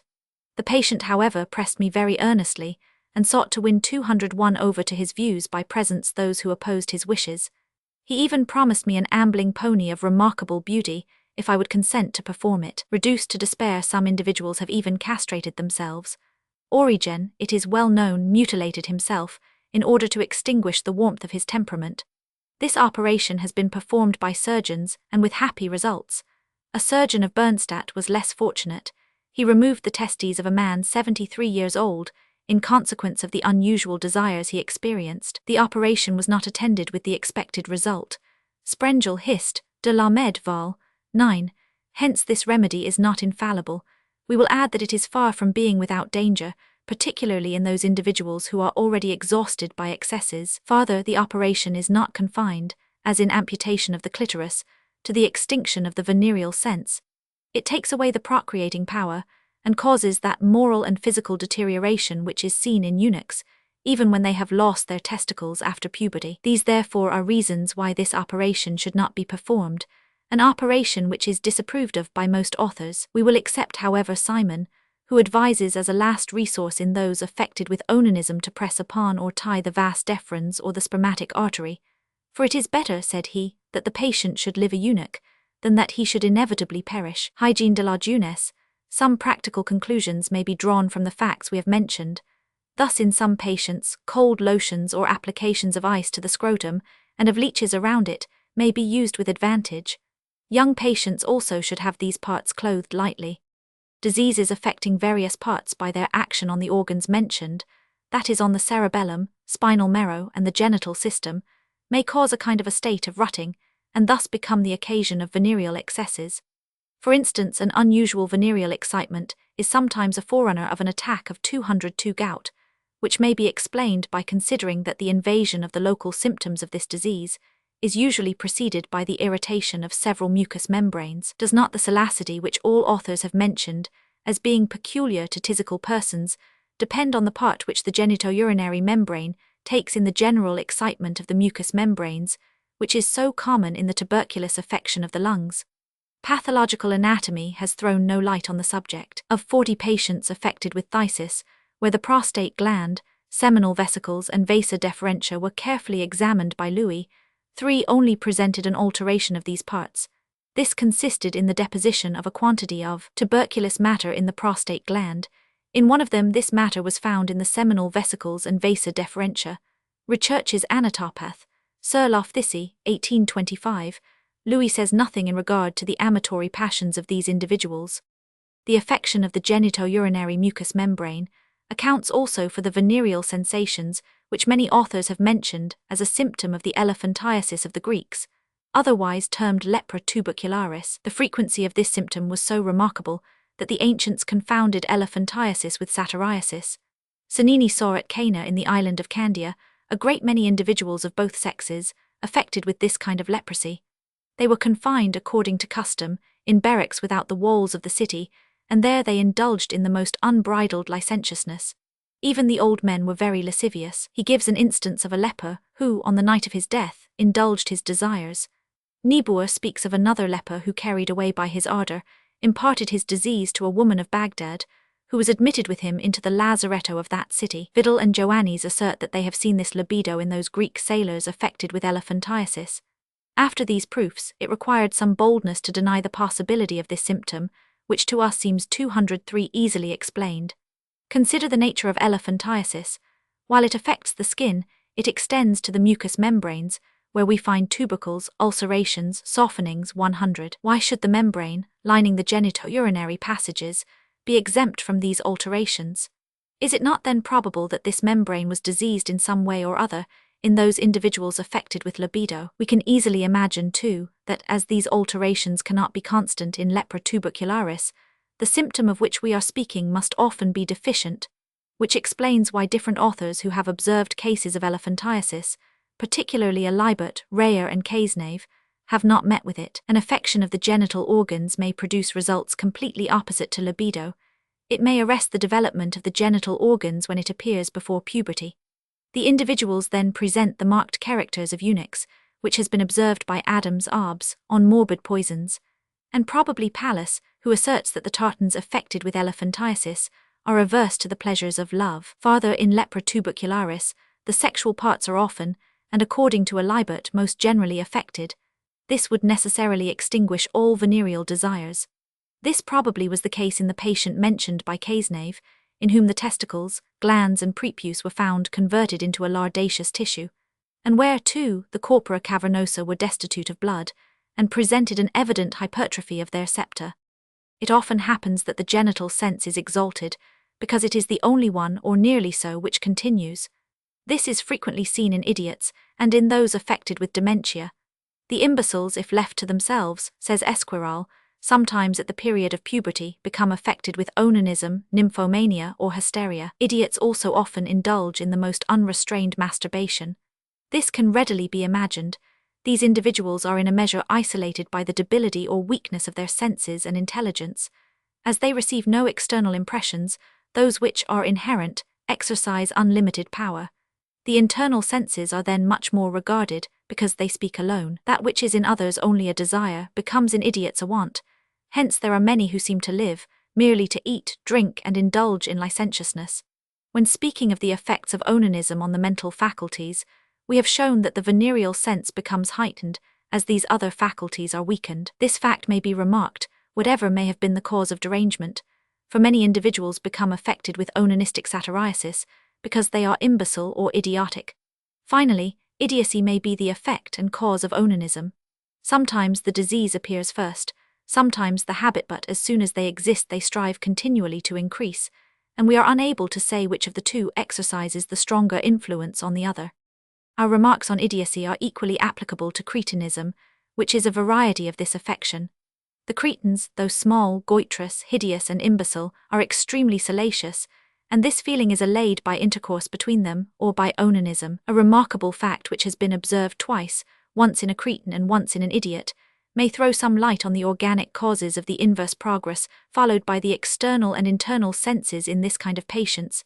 It is the hypertrophy of the ganglionary nervous system. One of these cases is recorded by 1000. Schiffner, he found on the cadaver of a Cretan that the ganglions of the great sympathetic nerve, situated along the vertebral column, were unusually large.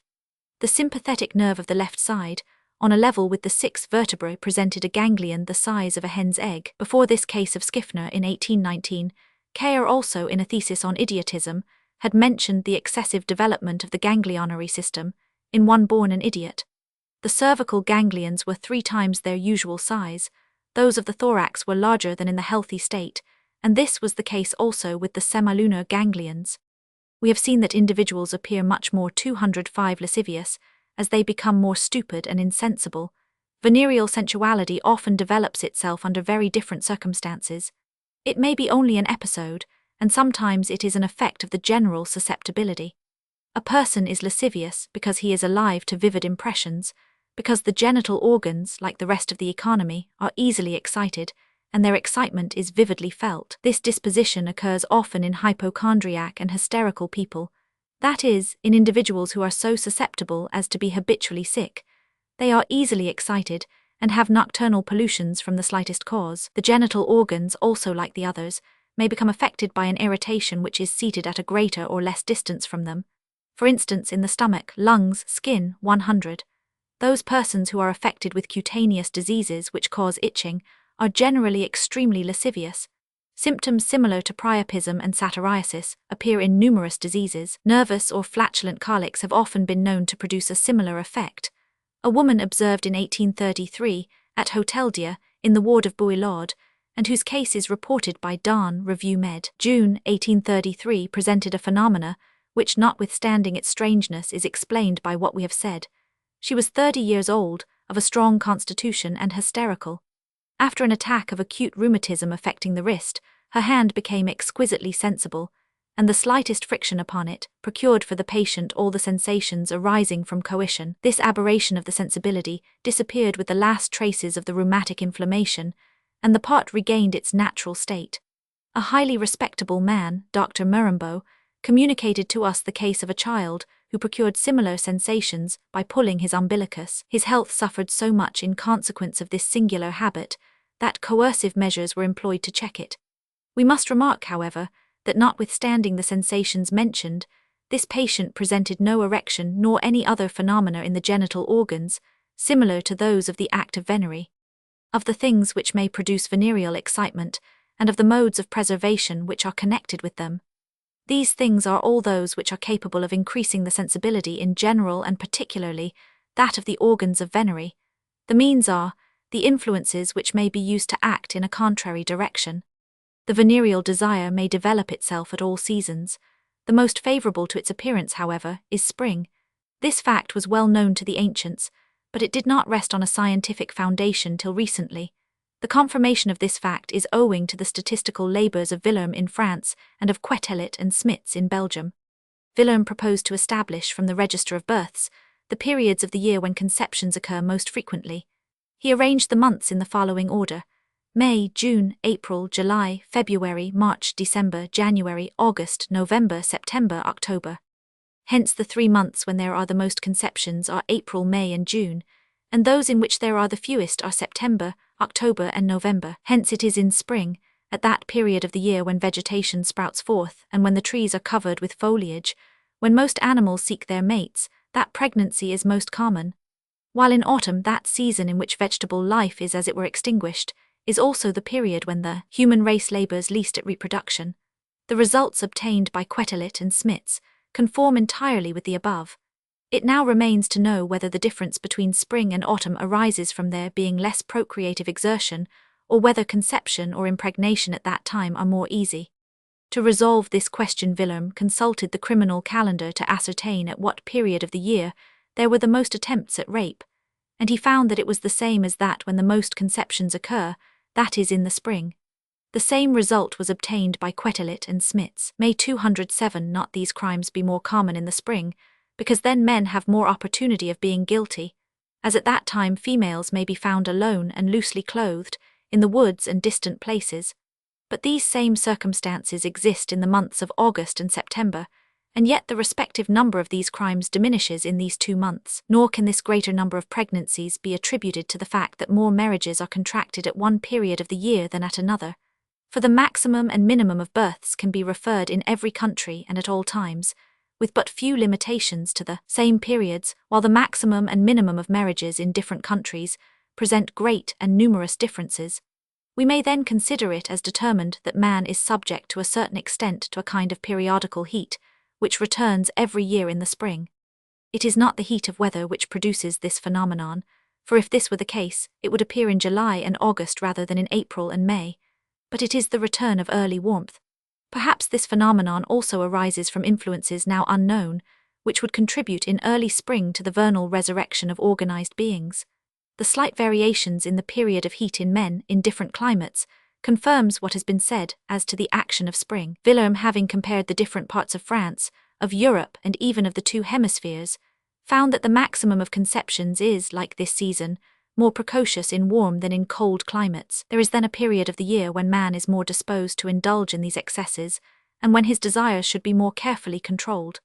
We have already seen that Wichmann regards the spring as a cause why diurnal pollutions are more active and frequent. The same may be said of nymphomania.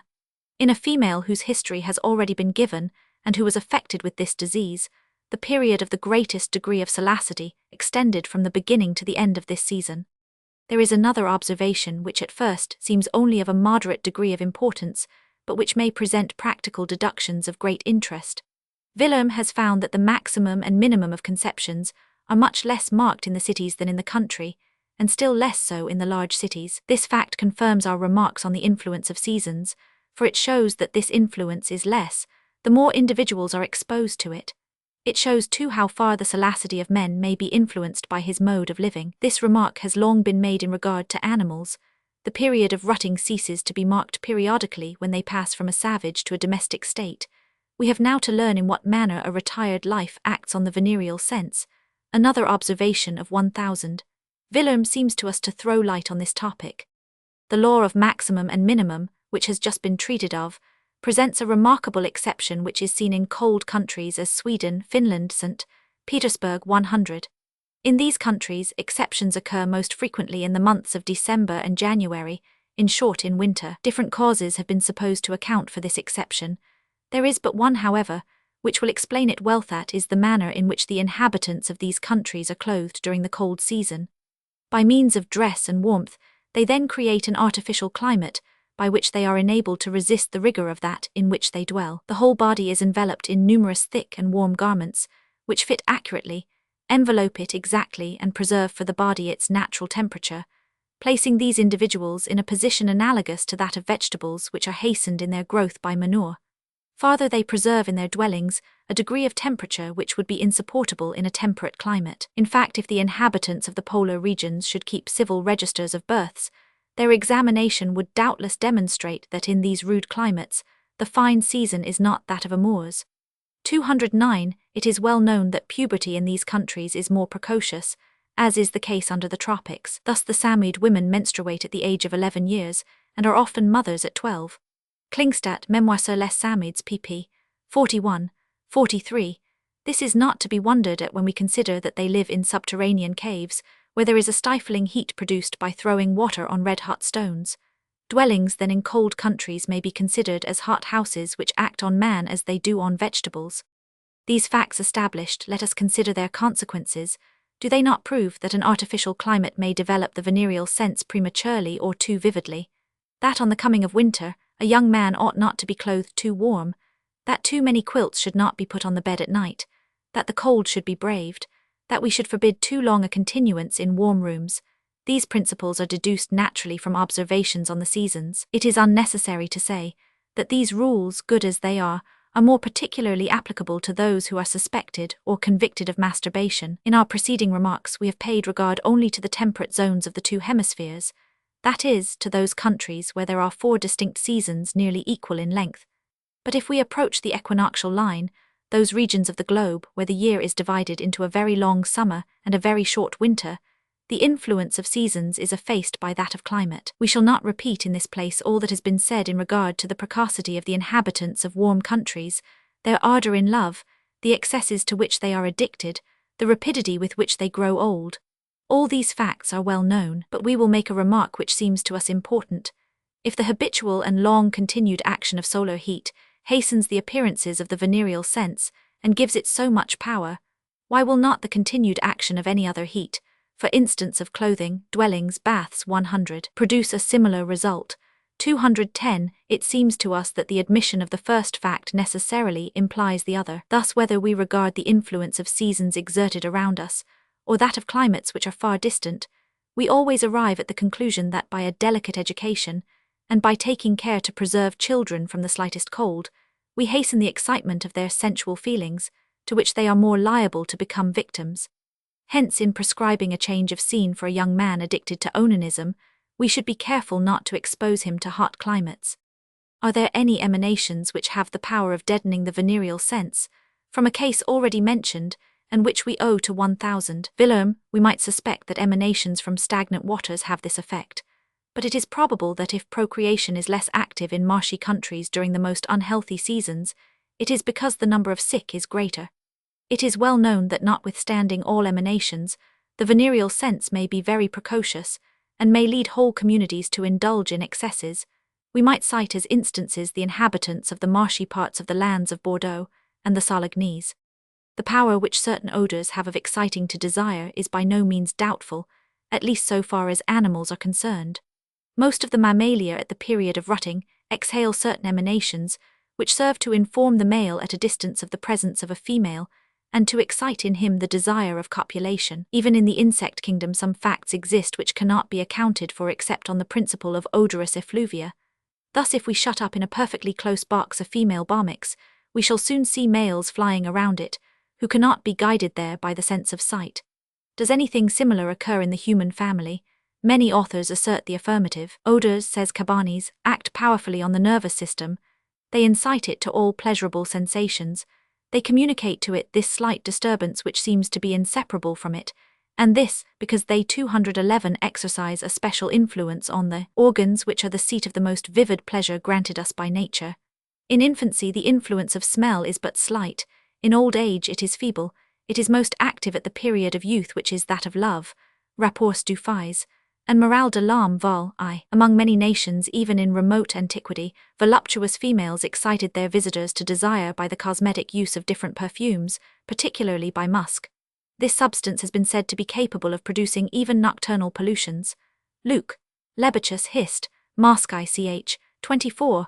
On the other hand, we read that Henry IV thought that the natural odour of the sexual parts was more powerful than any cosmetics. Notwithstanding these testimonials and many others of a similar character, which might be adduced, we believe that in our species, where the sense of smell has so little influence compared to what it has in animals, that odours have but a slight effect in exciting to sexual pleasures. We think it prudent, however, to forbid the abuse of cosmetics in young people. Irritation of the skin, particularly in the neighbourhood of the sexual parts, may act on them as we have seen, and produce venereal desires. Debauched libertines have frequently sought pleasure in this, and have sometimes lashed themselves with thongs, or other instruments of torture. In the time of Nero, the art of invigorating the virile powers with green nettles was known and practiced. Many authors have stated details on this topic which may be found in the Treatise of Melbourne, De Flagrorum Usu in Re Venerea Lugged, Batav, 16,432, and an article by Vieri, Dict, Des Sc. Med. Art, Flagellation. The pleasures of flagellation, however, also have their limits. It has therefore been prescribed to deaden carnal desires, as well as to excite them. More than one saint has flagellated himself 212 with this hope. In order that it should be efficacious, it should be used with severity.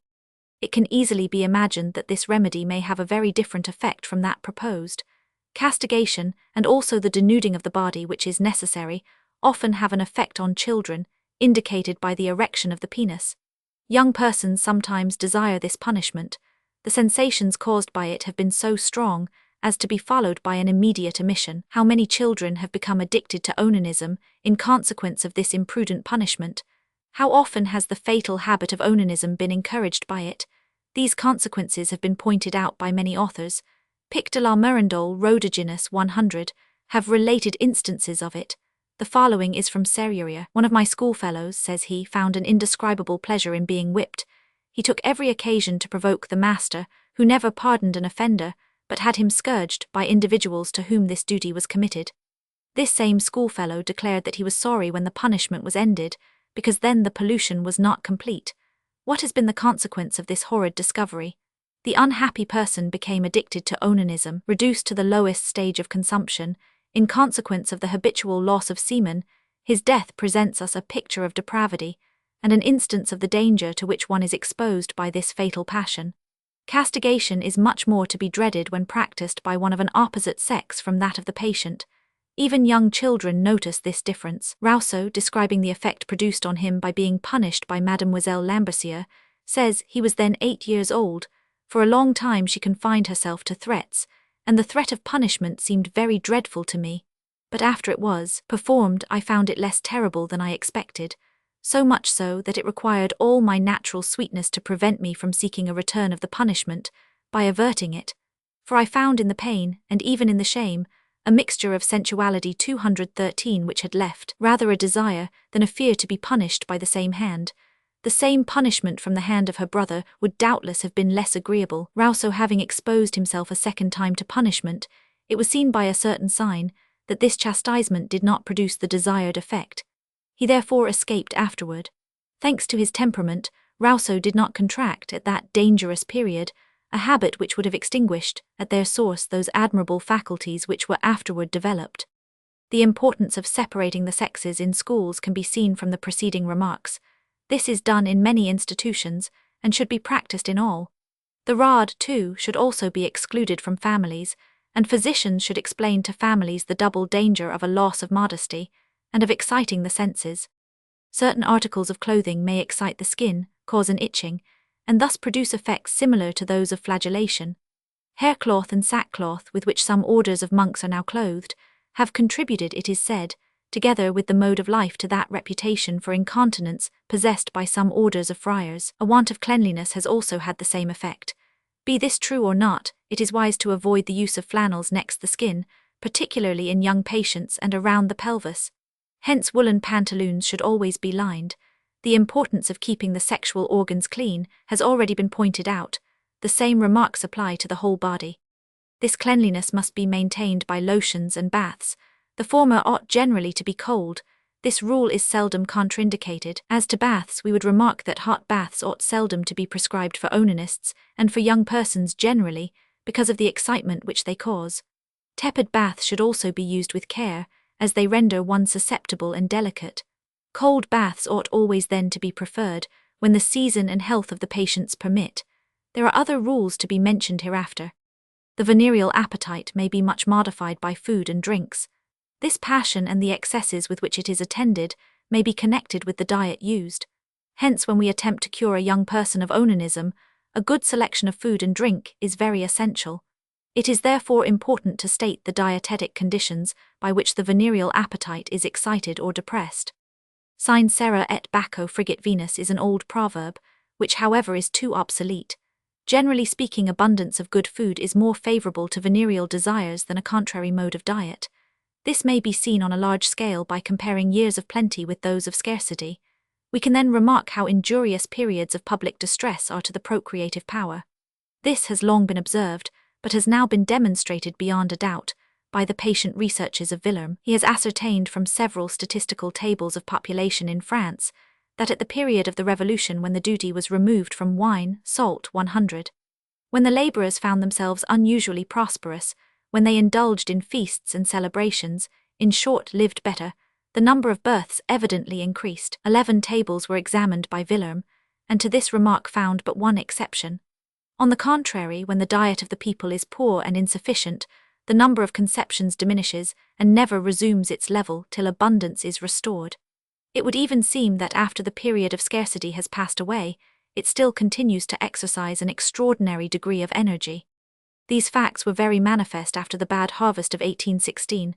The number of conceptions, proportionally speaking, was less, from November 1816 to September 1817, especially during the months of April, May, June, and July, than in other years. Anne, D. Hig, Pubble, John 1834. Similar observations have been made in animals.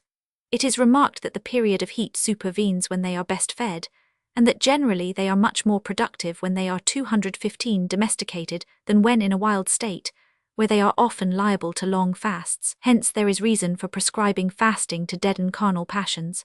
Villerm has remarked that in all those Catholic countries of which he has seen statistics, Lent, as it is now observed, and particularly as it was formerly kept, seems to exercise an unfavourable influence on generation.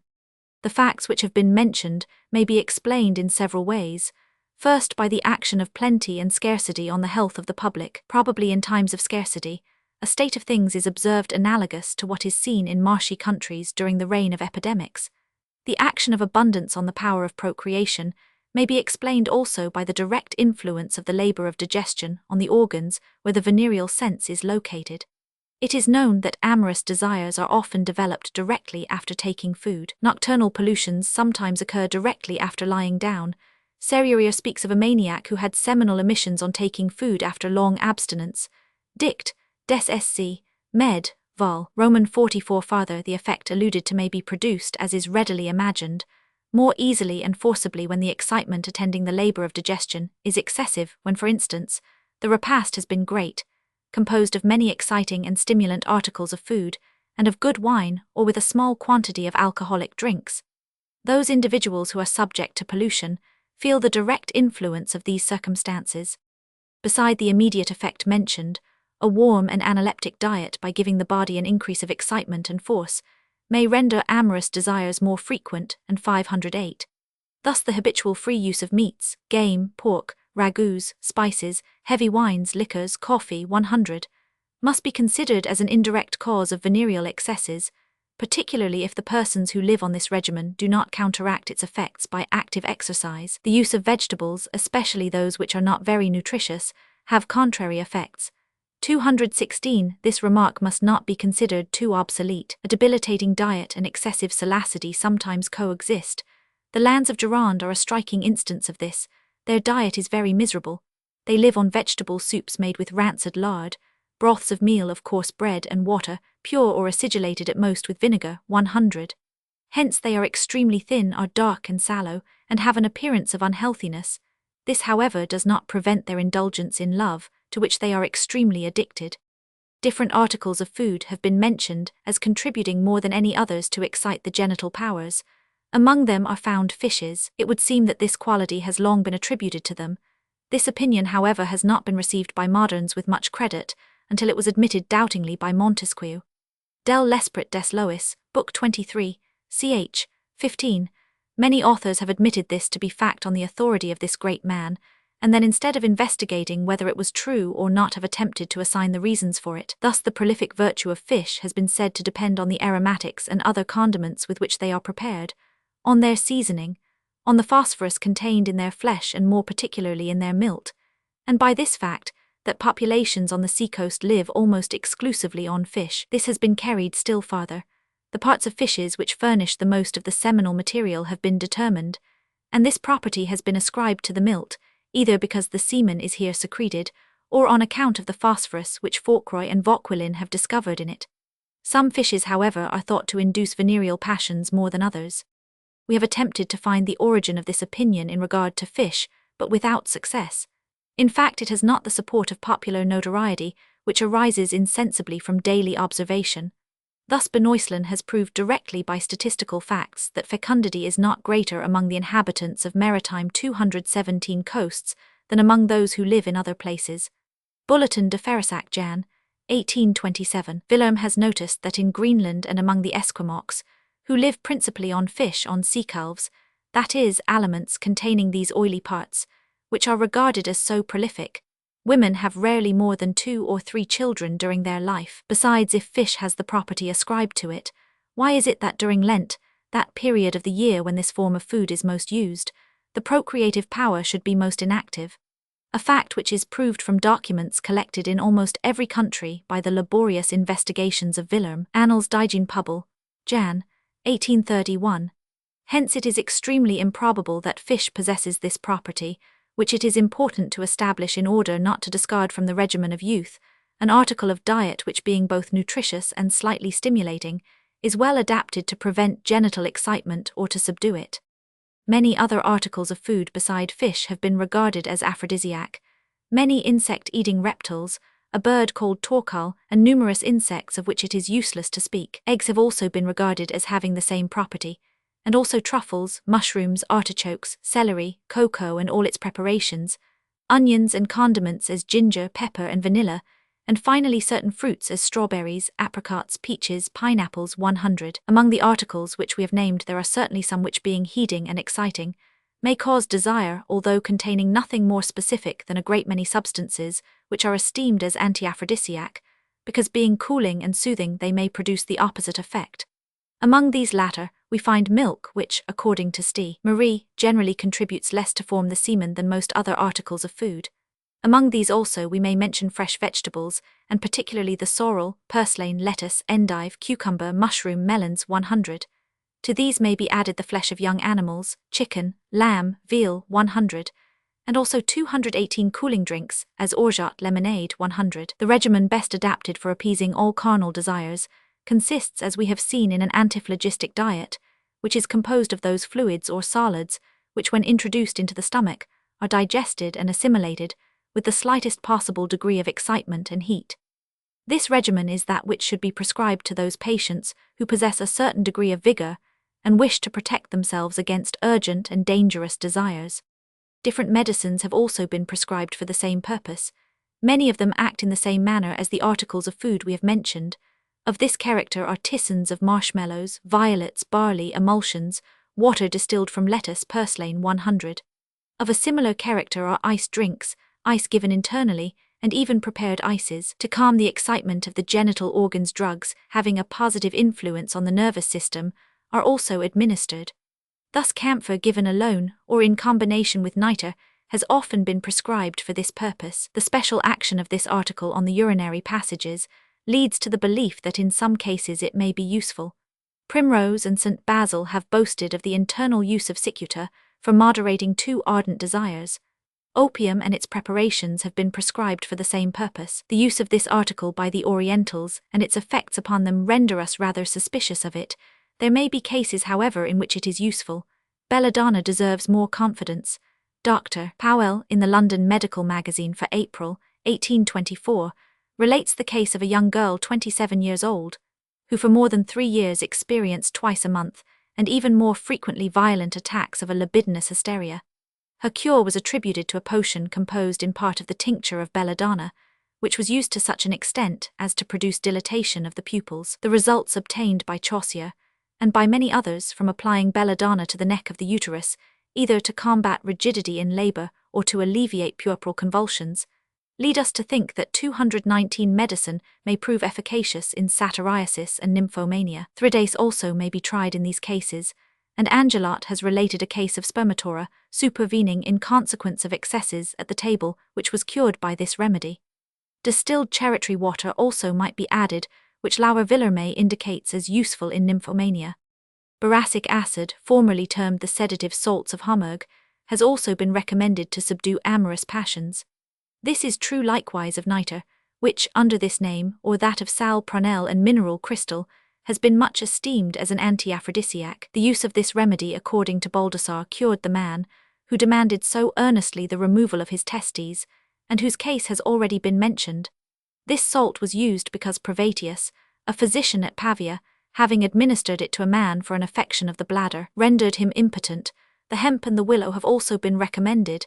Etmoller believes particularly in the action of this latter, and recommends the extract of its leaves and the sap obtained from its young branches in spring.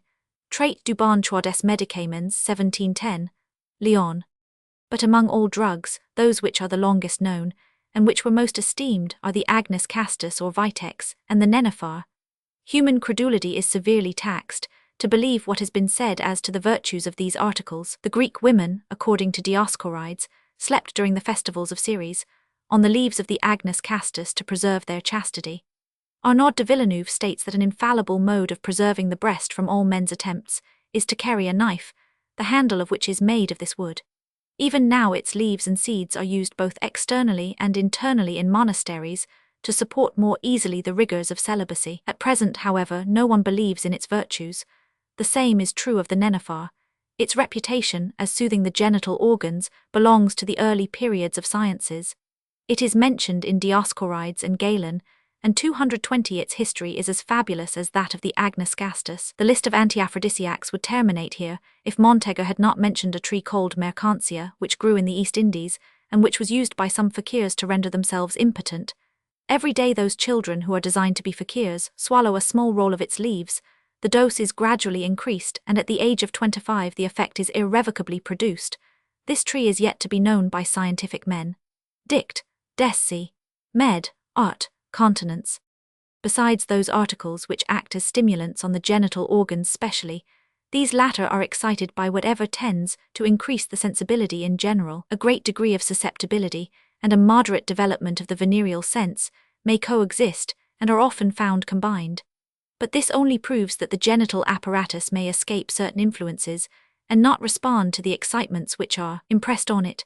Thus, whatever tends to develop or to diminish the sensibility of a subject must be considered not as necessarily modifying that of the genital organs, but as having the power to modify it, and as exercising this power in many cases. Now, if we consider that the abuses of the genital organs arise most generally, because the sensibility of these organs has been excited too soon, or too vividly, we can imagine that a very great degree of susceptibility may predispose to these abuses, and that consequently, to prevent and repress them, we must attend to everything which favors the development of the genital organs. The power of sensation, like that of thought and action, is in many respects just what it is formed. The education, that is, the cultivation of these three faculties, may then give the senses a precocious language and become indirectly a principle of excess. It may also, when properly directed, be a powerful means of preventing any excess. Let us see then how education acts and how it is directed. It is only by exercise that the faculties are cultivated. It would be very wrong, however, to suppose that each 221 one of them has an individual existence, and by use may be developed separately and independent of the others. The human faculties seem to have a certain extent of power in common, which they divide in such a manner that one cannot increase except at the expense of the others. An individual who possesses excessive sensibility rarely enjoys a great degree of muscular vigor. Those men who are noted for muscular strength are seldom distinguished for the brilliancy of their intellect. Education then acts in two ways, directly by developing the faculties which it exercises, and indirectly by opposing the progress of those which it neglects. What it gives to one, it takes from another. It is both a positive and a negative power. As to the modes of directing it, they act by regulating the use of the three faculties during the period of life when they are forming. This is not the place to say how far education should be carried, so that, in a physical, intellectual, and moral point of view, it should be good. We seek only to determine what it ought to be, in order that a too vivid or too precocious a facility to receive impressions may not become the causes of venereal excesses. It is not among the working classes that those subject to hysteria and hypochondria are most numerous. The fatigue of body, when constant, dulls the senses. On the other hand, whatever enervates renders one susceptible to excesses. These facts, which are generally known, and are confirmed by daily observation, ought to show the influence of exercise and rest on the venereal passion. Onanism is arrested in those children, much more readily, who are extremely active and always in exercise, than in those who are sedentary. The period of puberty, this emancipation of the genital organs, is later by 2 or 3 years, in those individuals who take just enough of repose to rest them from fatigue, than in those who take exercise simply because wearied of repose. Other things being equal, the adult who depends upon his daily labor for his bread thinks less of sexual pleasures than the idler. Helvetius de Lam sect.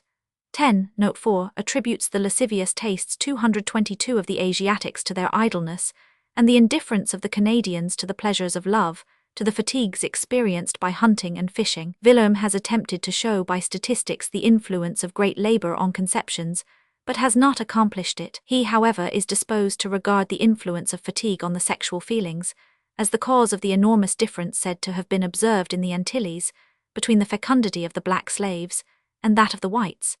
He remembers to have read that in 1798, at St. Domingo, 3 marriages of blacks produced only 2 children, while each union between whites produced 3 children. It may be seen from the preceding remarks to what extent exercise is useful to young children. Unfortunately, the intellectual and moral necessities of our age cause physical education to be sacrificed in many respects. How many desires must necessarily be cherished by confining the physical activity of young people, chained down as it were, hour after hour. How many men of mind have protested against the brief period of recreation allowed in our schools. Mr. Taillefer has done this in an excellent work published in 1824 on the improvement to be introduced in schools. This is true also of Pavitt de Courtils and Simon, Hygiene des Colleges and Hygiene de la Jeunesse, and in America by Dr. A. Brigham of Hartford, whose work entitled The Influence of Mental Cultivation Upon Health is full of judicious precept and sound logic. Gymnastic exercises, which are now beginning to be generally used in boys' schools, and to be adopted in some seminaries for young ladies, compensate in some measure for their enervating education. Simon of Metz asserts that masturbation, formerly so destructive in the orphan asylum at Bern, has been expelled from it by introducing exercises. He adds, too, that this scourge has also disappeared from the schools of Switzerland, since mutual instruction was introduced, which, as is well known, obliges children to change their position frequently. A very active life may remedy a too great degree of 223 lasciviousness. Hunting, particularly, has been recommended for this purpose. Diana has been regarded as the enemy of love, says Rousseau, and the allegory is just. The languor of love only comes from sweet repose. Violent exercise extinguishes the tender emotions. Rullier has known hunting to produce in a man 40 years old, who was passionately addicted to it, a true anaphrodisia, which disappeared when the patient adopted, in accordance with the advice of his physician, another mode of life. Some exercises, however, produce a contrary effect, viz., those which excite the genital organs directly. Riding in a carriage, especially if it jolts much, and still further riding on horseback, may act in this manner. This effect was known to the ancient authors. Aristotle speaks of it. All those accustomed to riding know that the motions of the horse often produce an erection, and sometimes an involuntary emission of semen. A similar occurrence may take place from riding in a carriage. Serurier has known this to happen in himself. The sitting posture, when long continued, excites the genital organs. Simon thinks so, because this attitude, by the pain and obstruction which it causes to the circulation, brings the blood to the lower parts of the trunk and keeps it there. Hence, it exposes the young man to excitement of the genital organs and to engorgements of the spermatic cord. Even hemorrhoids appear in those who ride and sit much. This author concludes by condemning the custom, in schools, of keeping the students sitting the greater part of the day. He thinks that the number of hours spent in school should be less, and that the students should study as many of their lessons as possible, in the erect posture. He recommends also that the seats should be so constructed as not to generate much heat, as do those which are stuffed. The action of intellectual labor is extremely analogous to that of muscular exertion. Persons whose minds are much occupied, who are devoted to their studies, are generally but slightly sensual in their feelings. There are some literary men who thus have become 224 prematurely impotent. On the other hand, individuals whose minds are naturally dull and heavy, the imbeciles and idiots, are frequently remarkable for their extreme salacity. The cultivation of the intellect, then, is not in itself a predisposing cause of venereal abuses, but it may become so indirectly, either by the physical inaction which it demands, or by the nature of the ideas it excites. We have spoken of the former, and will now consider the latter. The moral influences, that is, those which are impressed on the senses through the medium of the intellect, often predispose young patients to the abuses of which we are treating. The action of these influences is direct. It is by the impressions which they develop that they may give to the senses the power of holding a language, and of exercising a precocious influence. They are particularly to be dreaded when they address the instinct of propagation, and excite it before the organized system is perfectly developed. The moral education also, that education which consists in keeping from the young certain impressions, does not act until their time has come, and must be considered as one of the most efficacious modes of preventing the premature abuse of venereal pleasures. Notions of love may, when acquired too soon, excite in the soul a sensation which is first vague, then more precise, and which only requires an opportunity to become a fatal passion. Thus the reading of romances, and books which always interest the soul in love scenes which are painted in bright colors, ought to be strictly forbidden to young people. The same is true of theatrical representations. Here love is in a measure materialized. We see the persons who are animated by this passion. They express themselves in a manner to make one really think they feel it. They attempt by every kind of coquetry to deceive and delude the public, and even to excite desires. Art lends her aid to eloquence and gesture to move the heart, and the fear of failing to enlist the feelings often induces the actor to overstep the bounds of nature.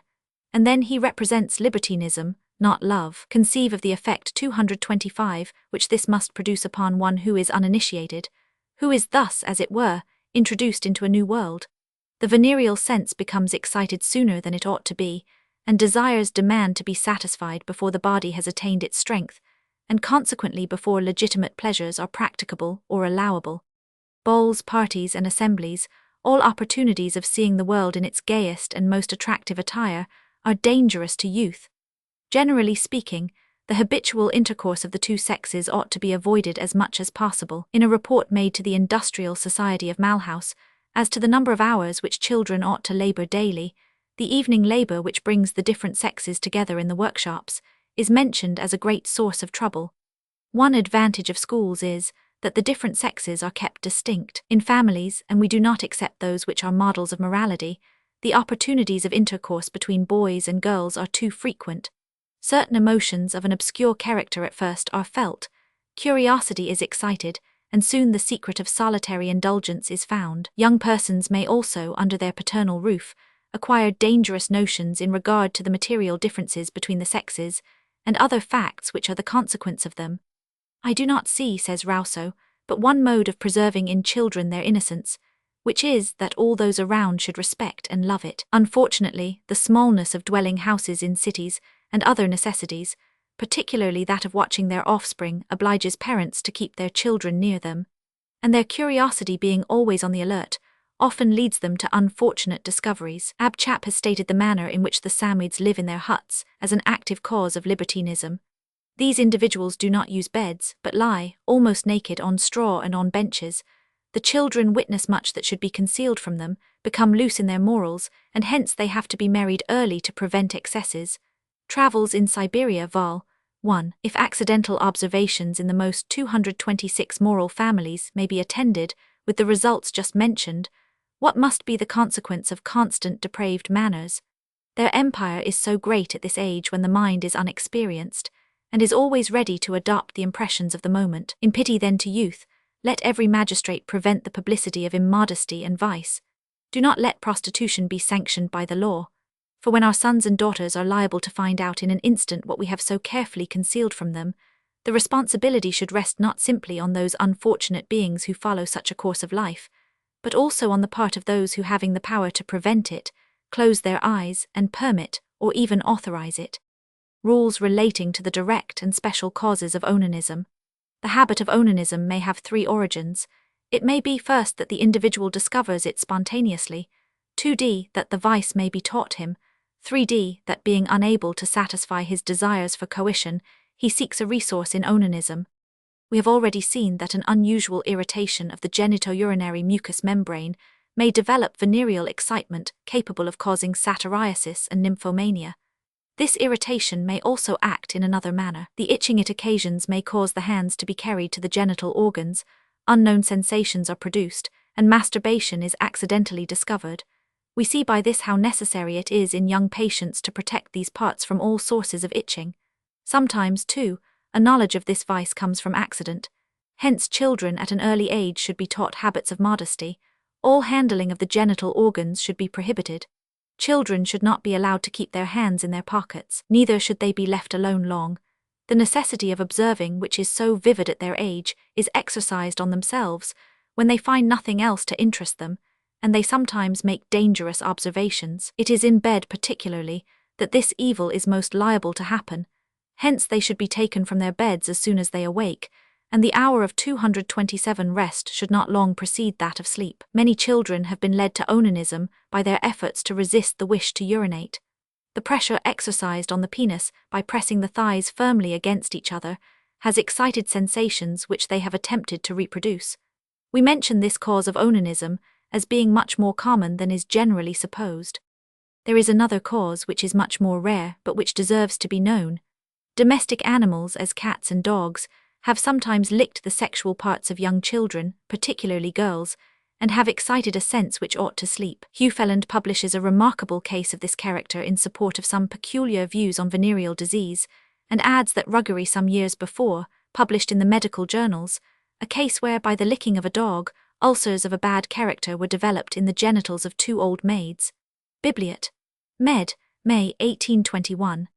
Most frequently, however, the habit of onanism arises from direct provocation, from instruction.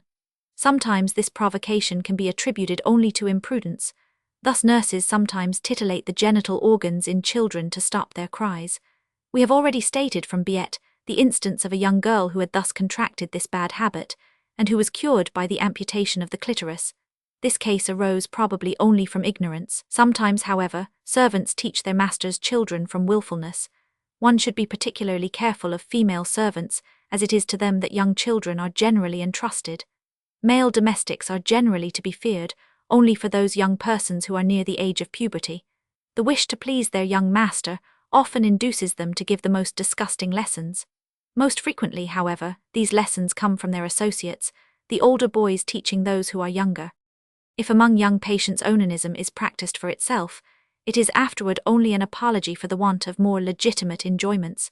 Celibacy in adults is 228, with some few exceptions, the only cause of onanism. This practice and others still more revolting are common among monastic orders, as the consequence and punishment of vows made contrary to the laws of nature. Polygamy, the quasi-celibacy to which the females of many countries submit, also causes great derangements in the system. A kind of consumption has been described to which the Turkish women are subject, and which can be traced to no other cause. Journal de Med, Vol. 44. It is in prisons, however, where there is no moral feeling, that this vice is most prevalent. Wilhelm remarks that the amount of this vice in prisons is almost incredible. Young and old abandon themselves to it so freely that the physicians of the prisons of the Department of the Seine attribute the frequency of pulmonary consumption, of cramps in the stomach, muscular debility, weakness of sight, and of the intellectual faculties to this cause alone. This physician considers onanism as one of the causes of the excessive mortality existing in the depots of mendicity. Dict. Des Sc. Med. Art. Prison. Sailors also often abandon themselves during their long voyages to this vice. Many adults, and particularly females, seek in solitary indulgence a compensation for the restraints imposed on them by laws and customs. Even animals indulge. Monteger has published some interesting details on this subject. Dict. Des Sc. Med. Art. Continence. We have said that onanism is performed so easily that it is much more to be feared than sexual intercourse. If then the physician has to choose between the two, he ought not to hesitate. In human things we cannot always choose between an injury and a benefit.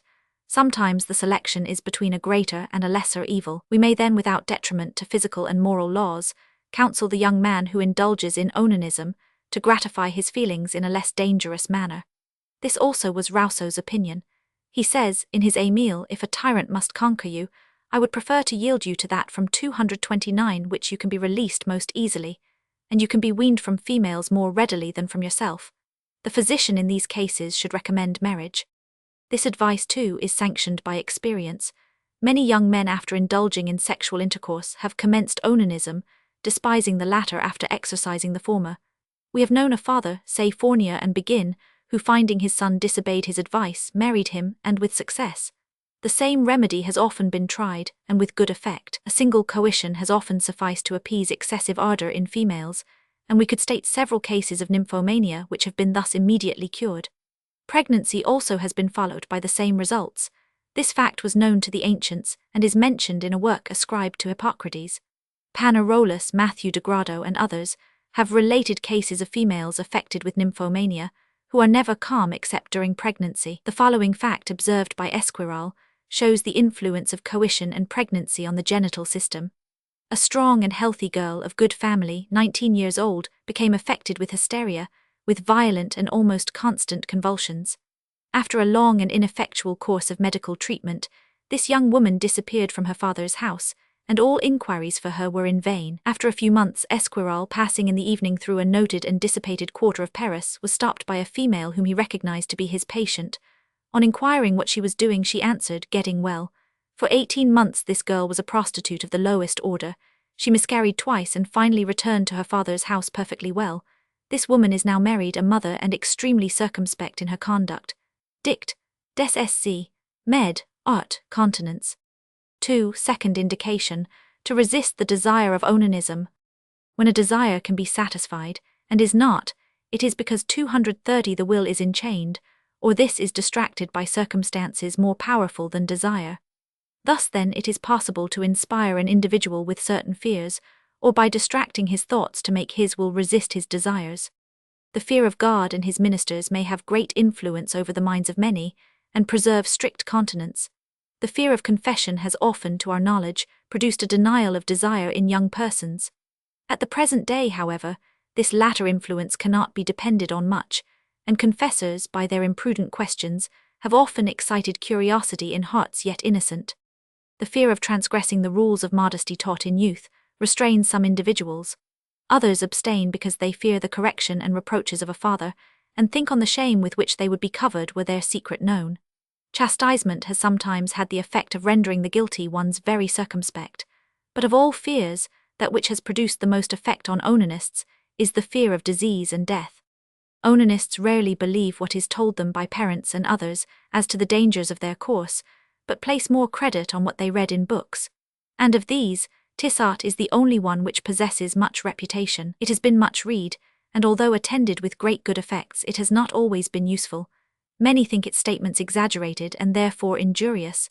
We have known it to fail entirely of its desired purpose and to cause deplorable effects. On the whole, however, it has done much good, which it would be unjust not to acknowledge. At the same time, we must say that a knowledge of the reproaches against Tissot and the desire to avoid them have had no influence over a word of the present treatise. In composing it, we have been actuated by a desire to tell the truth, and have more than once remarked that we must not judge of the common effects of onanism by the cases which have been published, as those only which are very severe appear in print. We have also 231 said that the most common effects of onanism consist rather in certain vitiations of temperament than in diseases having a precise form and a distinct place in the systems of nosology. We have also shown how rapidly the health is generally restored when indulgence in onanism ceases, but this was done not to exercise any influence over the minds of those who might read the book, but simply to do justice to the truth. The word of a physician may frequently, however, produce a change in the patient, more frequently than the reading of a book. He should not hesitate to speak boldly, for if it be requisite he can afterward modify his opinion. The effect of an opinion as follows: in 3 months you will be a dead man, is often very great. The onanist trembles and becomes pale, his heart beats quickly, his strength fails. Do not regret it, it is not by encouragement that you will save him from himself. Add, however, that in a few months he will be a well man, provided he will renounce his bad habits. These words of hope will console him and encourage him to resist his evil desires. Frequently, however, the impression caused by this language is soon effaced. In this case, another remedy must be sought for. The language and tone of the physician, too, should vary according to the person addressed, but he should always present the certainty of death if the vice is continued, and that of relief if it be arrested. Sometimes the onanist leaves his old habit very gradually, a course which is recommended by Suidior. This course may be pursued for 2 reasons. The first is that it is more easy to quit this habit by degrees than to break it off violently. The second, that it is not always prudent to leave off habits suddenly, even if they are bad. Persons have sometimes been blinded by being taken from their dungeons too suddenly. When a young man, however, finds himself unable to resist the force of his desires notwithstanding the perusal of books and the advice of his physician, 232 there is still one resource, which is the sight of an onanist dying. Approach and look at him. He was recently healthy and his prospects bright. He indulged in onanism. See what he is now. Friends and physicians remonstrated with him, but in vain. He would listen to nothing, he believed nothing. Now, however, he believes, but it is too late, for in a few days his earthly career will be closed. If terror does not affect him who witnesses this doleful picture, you cannot produce it. A surgeon named Bertrand, aware of the power of this mode of instruction, constructed in wax 2 figures which represented onanists of both sexes. These figures were exhibited to those suspected of indulging in onanism, and produced, it is said, very beneficent effects. The ancients, and we will cite Avicenna and Paul of Aegina, recommend that we should attempt to excite in the minds of those addicted to this vice an interest about external objects. Distraction is then a mode which may be usefully recommended to those onanists over whom their desires have not much power. Traveling, study, recreation, in fact everything which can give the mind a strong and new direction, should be recommended, and may have the effect of distracting the onanist from his bad habit. Third indication, remove from those who have the wish to masturbate the power of doing so. Masturbation is possible only under the two following conditions. First, there must be an opportunity to indulge in secret. Next, there must be a possibility of indulging. Hence, by frustrating these conditions, we can prevent onanism, the wishes of the onanist to the contrary notwithstanding. The opportunities for onanism are all embraced under one term, isolation. It is necessary for the onanist to be alone. Hence watchfulness, that precaution which makes the young man constantly observes, which exposes him every moment to detection and consequently to shame, to reproaches and to punishment 233 for his fault, is a powerful means of preventing it.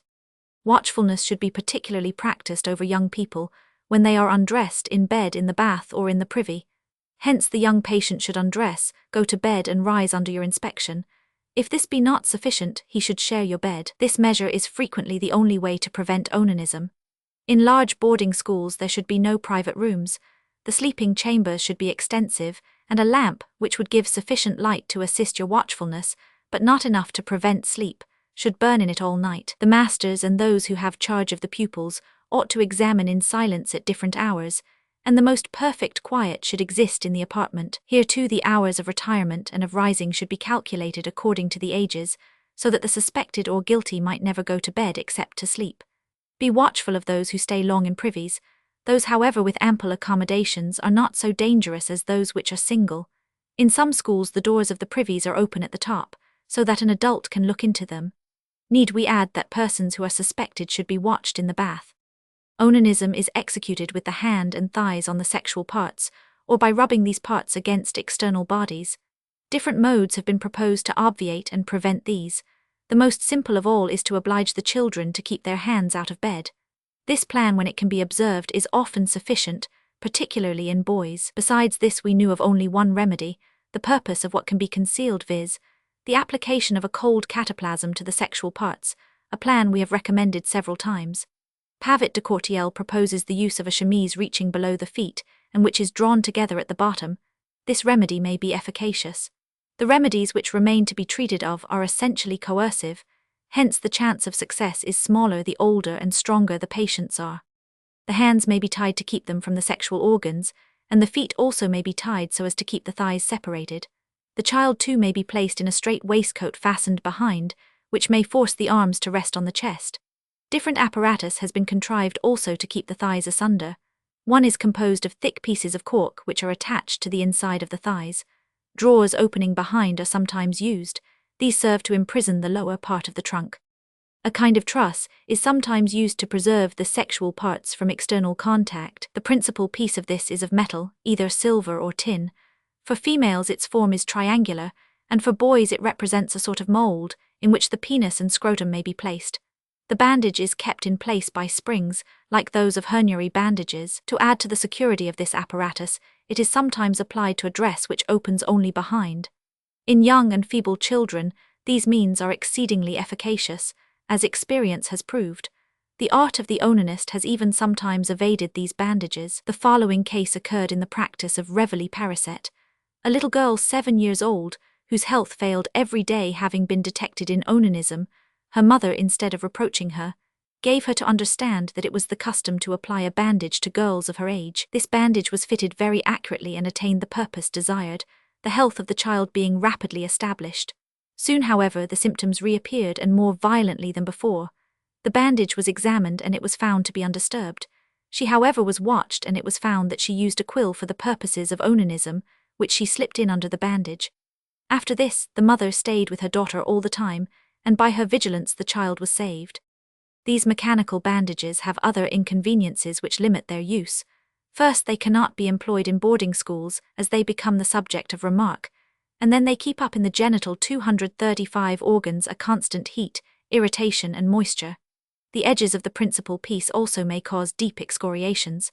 For all this, however, they are often useful and ought not to be neglected. Chapter 2, of the mode of repairing the injuries arising from venereal excesses.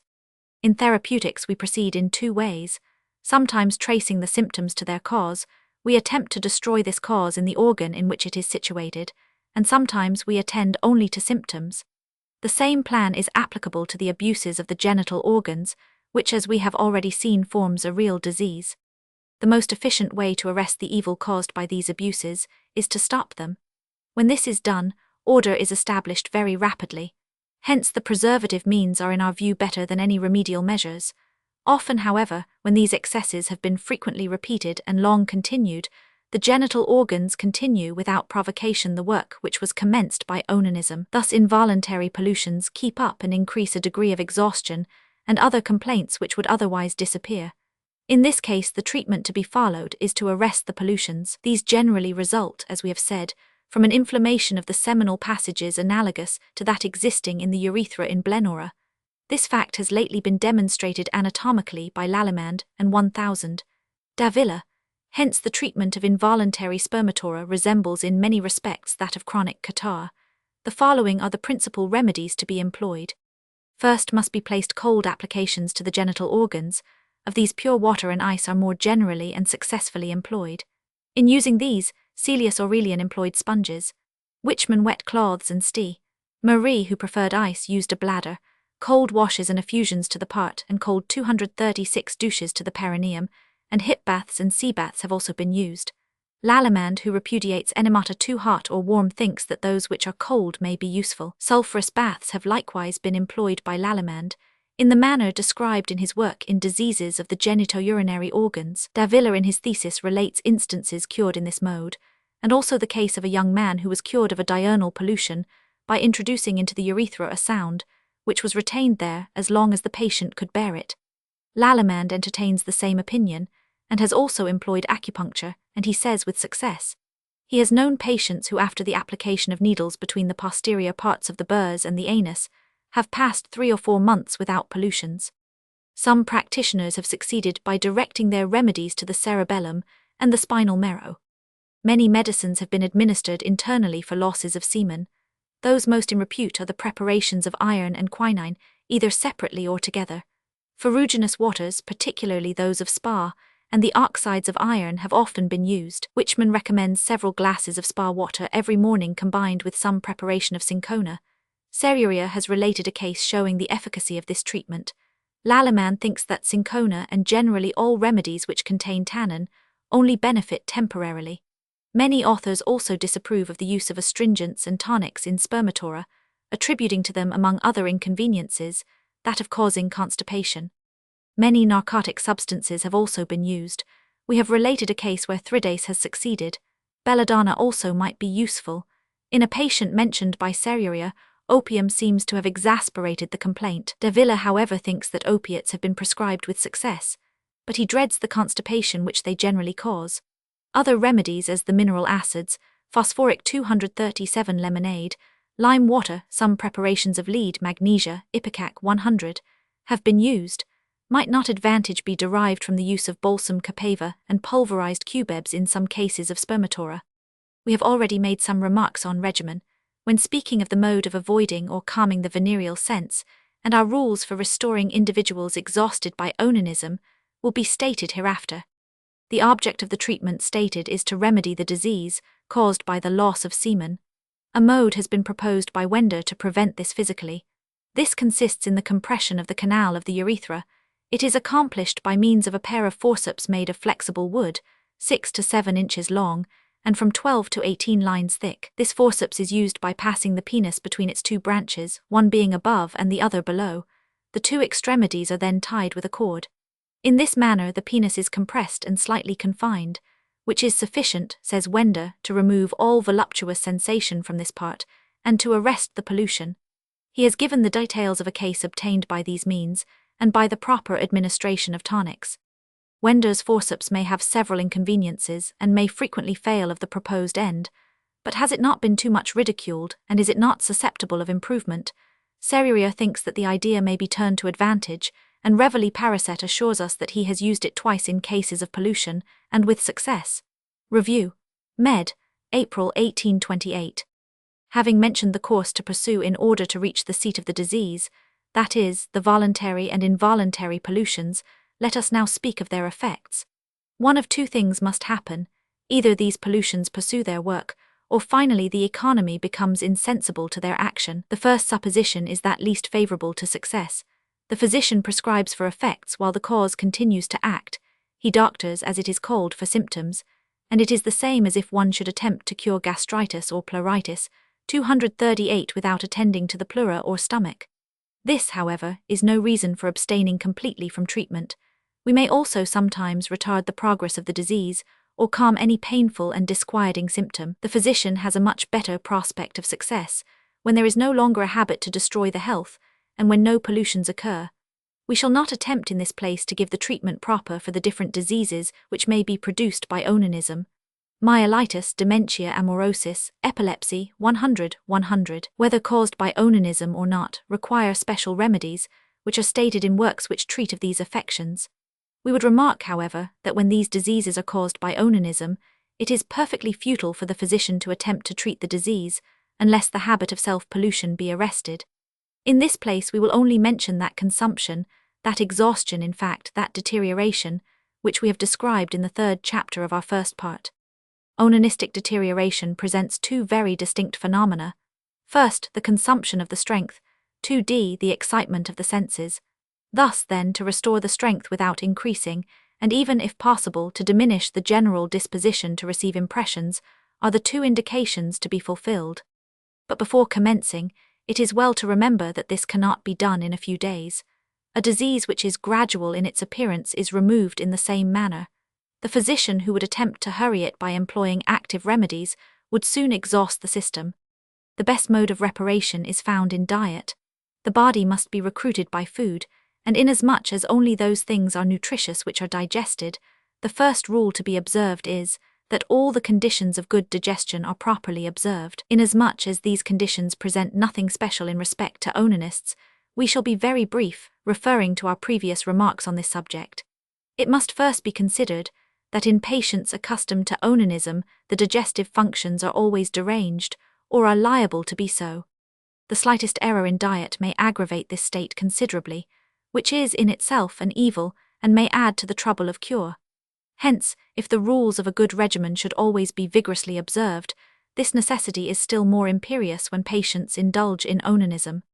Every article of food which is difficult to digest should be forbidden, and among articles which can be digested, those should be selected which contain the most nourishment and are the least exciting. Thus condiments which are but slightly nutritious and are very exciting ought never to be used, unless they are indispensably necessary to digestion, and then only in very small quantities.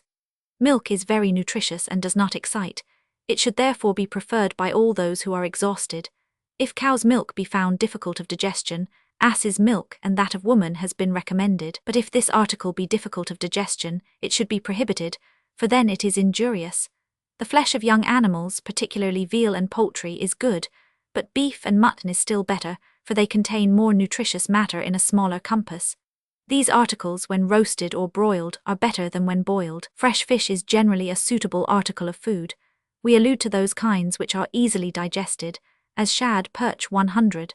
Soups, especially those of beef, turtle, and the different broths, should always, in order to be digested, be mingled with solid articles of food, and should even take their place if these latter cannot be digested.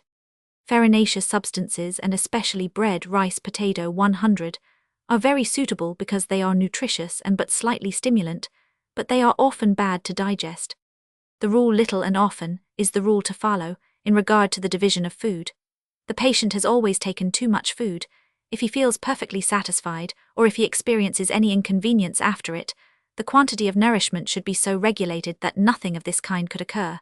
The meals should be taken frequently, only because they are small. We prefer to 240 give broth warm or more frequently still cold by spoonfuls, and have seen a benefit from it. Drinks are not very nutritious and generally stimulate much. Those which are given to strengthen only do so for a few moments. They excite and do not nourish. If the patient takes them to quench thirst, he should take as little as possible, for they also must be digested. In this respect wines may be useful. To choose among them, the experience of the patient must be consulted. A general rule governs the use of drinks at meals, viz., to attain the proposed end with the smallest quantity of drink. Very dry wines, liquors, coffee, tea 100, ought not to be permitted unless absolutely necessary to digestion. The use of seltzer water, and particularly of spa water, may be very advantageous. Very cold drinks are often the only ones suitable to the stomach. Medicines have often been administered, either to strengthen the system or to re-establish the digestive powers. Of these, the most useful are preparations of iron, quinine, and bitters. It is possible to improve the digestive organs with these drugs, and also with others. But this is not the place to give the treatment of diseases which are marked by difficulty of digestion. I know that some tonics may be used with great advantage, especially if they are given in such doses as to have no direct and immediate effect, particularly if their local action on the stomach and intestines be not too powerful. Very cold baths, like every remedy capable of having an intense effect, should be forbidden to patients exhausted by onanism. But if the baths are simply cold, and particularly if they are taken in running water or in the sea, they may strengthen the constitution. Dry or aromatic frictions on the limbs or along the vertebral column are useful. The exercise should be moderate exercise, for too much fatigue exhausts the strength, instead of increasing it, and might excite or hasten the development of one of the diseases produced by onanism. A pure and dry air, like that breathed in hilly countries, may also have a favorable influence on the economy generally, or on digestion. Appendix. The preceding pages may seem to many of our readers more particularly adapted to France, and it may be presumed that onanism is not so frequent in America. This, however, is a mistake. An able writer in that valuable periodical, the Boston Med. and Surg. Journal, when treating on the subject, remarks as follows: the pernicious and debasing practice of masturbation is a more common and extensive evil with youth of both sexes than is usually supposed. The influence of this habit upon both mind and body, severe as it has been considered, and greatly as it has been deprecated, is altogether more prejudicial than the public, and, as is believed, even the medical profession are aware. A great number of the evils which come upon the young at and after the age of puberty arise from masturbation, persisted in, so as to waste the vital energies and enervate the physical and mental powers of man. Not less does it sap the foundation of moral principles, and blast the first budding of manly and honorable feelings which were exhibiting themselves in the opening character of the young. Many of the weaknesses commonly attributed to growth and the changes in the habit by the important transformation from adolescence to manhood are justly referable to this practice. This change requires all the energy of the system, greatly increased as it is at this period of life, which 242, if undisturbed, will bring about a vigorous and healthy condition of both the mental and physical powers. If masturbation be commenced at this period, it cannot fail to interrupt essentially this important process, and if continued, will inevitably impress imbecility on the constitution, not less apparent in the body than the mind, preventing, as it will not fail to do, the full development of the powers of both. The individual becomes feeble, is unable to labor with accustomed vigor, or to apply his mind to study. His step is tardy and weak, he is dull, irresolute, engages in his sports with less energy than usual, and avoids social intercourse. When at rest, he instinctively assumes a lolling or recumbent posture, and if at labor or at his games, takes every opportunity to lie down or sit in a bent and curved position. The cause of these infirmities is often unknown to the subject of them, and more generally to the friends, and to labor or study or growth is attributed all the evils which arise from the practice of this secret vice, which if persisted in, will hardly fail to result in irremediable disease or hopeless idiocy. The natural consequence of indulgence in this, as in most other vices, is an increased propensity to them. This is particularly true of masturbation. In my intercourse with this unfortunate class of individuals, I have found a large proportion of them wholly ignorant of the causes of their complaints, and if not too far gone, the abandonment of the habit has, after a while, removed all the symptoms and resulted in confirmed health. One young man, now under my care, was first arrested in his career by reading the chapters on the subject in the Young Man's Guide. For many months he has totally abstained from the practice, and yet he is feeble, depressed, irresolute, and unable to fix his attention to any subject, or to pursue any active employment. But he is steadily convalescing, and will doubtless recover. If the symptoms above enumerated do not lead in any way to a discontinuance of the habit, other symptoms 243 more formidable and more difficult of cure will present themselves. The back becomes lame and weak, the limbs tremble, the digestion is disturbed, and costiveness or diarrhea, or an alternation of them, take place. The head becomes painful, heart palpitates, respiration is easily hurried, the mind is depressed, and gloomy temper becomes irritable, sleep disturbed, and is attended by lascivious dreams, and not unfrequently nocturnal pollutions. With these symptoms the pulse becomes small, the extremities cold and damp, the countenance is downcast, the eye without natural luster. Shamefacedness is apparent, as if the unfortunate victim was conscious of his degraded condition. The stomach often rejects food, and is affected with acidity and loathing. The nervous system becomes highly irritable. Neuralgia, tabes dorsalis, pulmonary consumption, or fatal marasmus terminate the suffering, or else insanity and deplorable idiocy are the fatal result. Long before such an event, the mind is enfeebled, the memory impaired, and the power of fixing the attention wholly lost. These are symptoms which should awaken our attention to the danger of the case, and which should induce us to sound the alarm, and if possible arrest the victim from the inevitable consequences of persisting in the habit. In females, leucora is often induced by masturbation, and I doubt not incontinence of urine, strangury, prolapsus uteri, disease of the clitoris, and many other diseases, both local and general, which have been attributed to other causes. It is often difficult to obtain information on the subject of masturbation. Where it is suspected by the physician, the friends are wholly ignorant on the subject, and the individual, suffering, is not ready to acknowledge a practice which he is conscious is filthy in the extreme, although he may have had no suspicions of its deleterious influence upon his health. It is not sufficient that we know the consequences of masturbation, for these are often irremediable disease. We ought to know the symptoms of its commencement, 244 of the incipient stages of those diseases which result from it, as well as the influence which the moderate practice of it will have upon the physical and mental stamina of the man. For it is not too much to say that the practice cannot be followed by either sex, even in a moderate way, without injury, especially by the young. Nature designs that this drain upon the system should be reserved to mature age, and even then that it be made but sparingly. Sturdy manhood in all its vigor loses its energy and bends under the too frequent expenditure of this important secretion, and no age or condition will protect a man from the danger of unlimited indulgence, legally and naturally exercised. In the young, however, its influence is much more seriously felt, and even those who have indulged so cautiously as not to break down the health or the mind cannot know how much their physical energy, mental vigor, or moral purity have been affected by the indulgence. Nothing short of total abstinence can save those who have become the victims of it.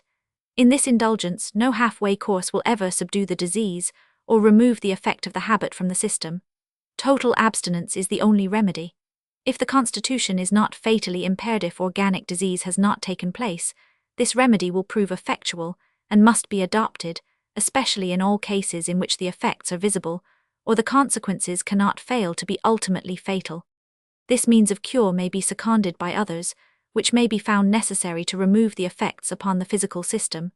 Suffice it to remark here that total abstinence in an aggravated form of masturbation is not easily effected. Slight irritation will produce an expenditure of the secretion quite involuntary, and spontaneous emissions and nocturnal pollution may for a long time prolong the danger, and prevent that renovation of the powers which would 245 otherwise be the result of the good resolution of the victim of the habit.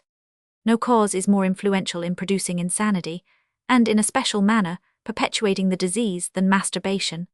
The records of the institutions give an appalling catalogue of cases attributed to this cause, and yet such records do not show nearly all the cases which are justly ascribable to it, for it is so obscure and so secret in its operation that the friends in almost all cases are wholly ignorant of it. It is in a few cases only, where the practice of the vice becomes shamefully notorious, that friends are willing to allow its agency in the production of any disease, particularly insanity. And yet no cause operates more directly upon the mind and the feeling. The mental energies are prostrated by the habit in innumerable cases, long before the delusions of insanity appear. Indeed, there are many cases in which insanity does not intervene between the incipient stages of that mental and physical imbecility, which comes early upon the victim of masturbation, and the most deplorable and hopeless idiocy, in which it frequently results. This is perhaps peculiar to this cause of idiocy. I know of no other which does not produce the ravings and illusions of insanity, or the gloomy musings, agitations, and alarms of melancholy, before the mind is lost in idiotism. But the victim of masturbation passes from one degree of imbecility to another, till all the powers of the system, mental, physical and moral, are blotted out forever. This is not, however, always the case. In some individuals there is all the raving of the most furious mania, or the deep and cruel torture of hapless melancholy, before the mind is obliterated and the energies of the system forever prostrated. There are other circumstances attending the insanity from masturbation, which render this the most distressing form of mental disease. I allude to the difficulty of breaking up the habit while laboring under this malady. When insanity is once produced by it, it is nearly hopeless, because the cause of disease is redoubled 246 and generally perpetuated. The libidinous desires are greatly increased, and the influence of self-restraint cannot be brought sufficiently into action to prevent the constant daily, and I might say almost hourly recurrence of the practice. Thus the cause is perpetuated, and in spite of every effort the disease increases, the powers of body and mind fail together, and are lost in the most deplorable, hopeless, disgusting fatuity. And yet the practice is not abandoned. All the remaining energies of animal life seem to be concentrated in these organs, and all the remaining power of gratification left is in the exercise of this no longer secret, but loathsome and beastly habit. Those cases of insanity arising from other known causes, in which masturbation is a symptom, are rendered more hopeless by this circumstance.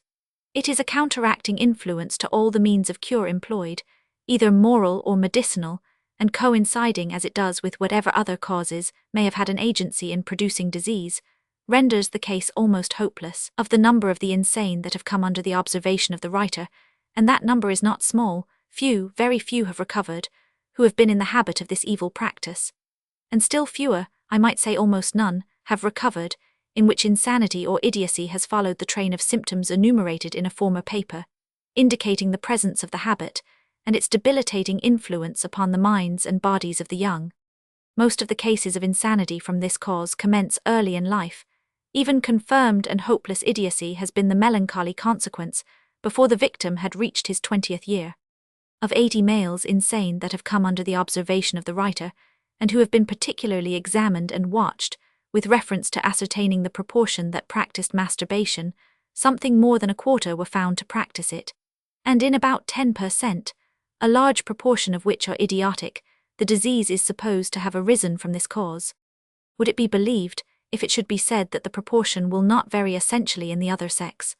On a former occasion, I observed that the absolute abandonment of the practice, even in those whose minds were unaffected by insanity, was not always easily effected. If no voluntary practice is continued, the habit may be so far established, and the susceptibility to the complaint be so great, that slight irritation will produce it, and that often for a long time after the danger is fully appreciated, and the victory over the propensity achieved so far as cautiously avoiding known and intentional indulgence. Nocturnal pollution and involuntary emissions come from slight causes and trifling irritation, but perpetuate for a long time all the train of unhappy influences that have been heretofore detailed. The unfortunate subject of this detestable vice, whose mental energy is unimpaired, and whose moral feelings are susceptible of impression, can be persuaded to abandon it, if the danger is set before him in its true light. But hundreds can bear me testimony that the effects of it are long felt, and the involuntary excitement produced by dreams, lascivious companions, warm beds, and improper intercourse with corrupt society has for a long time after had its influence in retarding complete recovery to health. With the insane we can have no such hopes, and no such prospects of cure. They will rarely form resolutions on the subject, and still more rarely adhere to them. Reason, the balance wheel of the mind, being denied them, they are obnoxious to the influence of all the propensities in a high degree.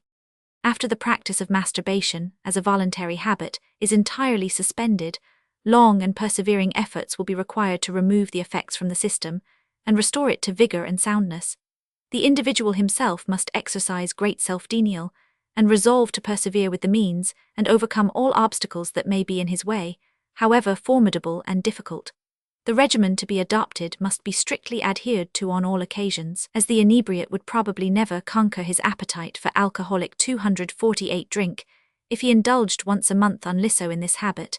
The occasional indulgence will thwart the whole plan of cure. The diet should be simple and nutritious, the exercise should be moderate and gentle, indulgence in bed should not be allowed, and the individual should always sleep alone. A mattress is better than a soft bed. He should rise immediately upon waking, and never retire till the disposition to sleep comes strongly upon him. The cold bath is a valuable remedy, a sea bath is better, and the shower bath often superior to either. Narcotics, if there is a high degree of irritability in the system, are valuable remedies, of which conium, belladonna, hyoscyamus, nux vomica, and opium may be used under different circumstances, combined or singly, according to the effects, blisters and issues on the pudenda or perineum, promise well, and the different preparations of bark and iron and other mineral tonics should be used till all the effects of the habit are removed, till the propensity is fully conquered, and the constitution is restored to health and vigor. Among the cases which occurred in the practice of this gentleman are the following. A respectable young gentleman of one of the learned professions was out of health for a long period. His head and eyes suffered exceedingly, and he was in a state little short of insanity. He placed himself under the care of one of the most eminent men in the metropolis, and followed his prescriptions a year, but without benefit. He then called upon another, who asked him whether he was addicted to masturbation, to which he answered in the affirmative. The advice given him was principally to abstain from the indulgence, and his health gradually improved and is now re-established. B. 500, aged 20, had had ill health for a year or more. He was pale, feeble, nervous, lost his resolution, had no appetite, took to his bed most of the time, and became dull, almost speechless, and wholly abstracted and melancholy. His brother was his physician, but not ascertaining the cause of his symptoms, 249, he gained no advantage over the disease, and the unhappy young man was constantly losing strength and flesh. After a while he came under the care of the writer. He was in the most miserable condition conceivable. Emaciated, feeble, pallid, had night sweats, diarrhea or costiveness, total loathing of all food. His heart beat, his head was painful, and he felt no desire and would make no effort to live. Suspecting masturbation, I found, upon strict inquiry and watching, that my suspicions were well founded. I pointed out the danger of the practice, assured him that it was the cause of all his sufferings, and that he might be restored to usefulness and health again if he would strictly adhere to the course prescribed for him.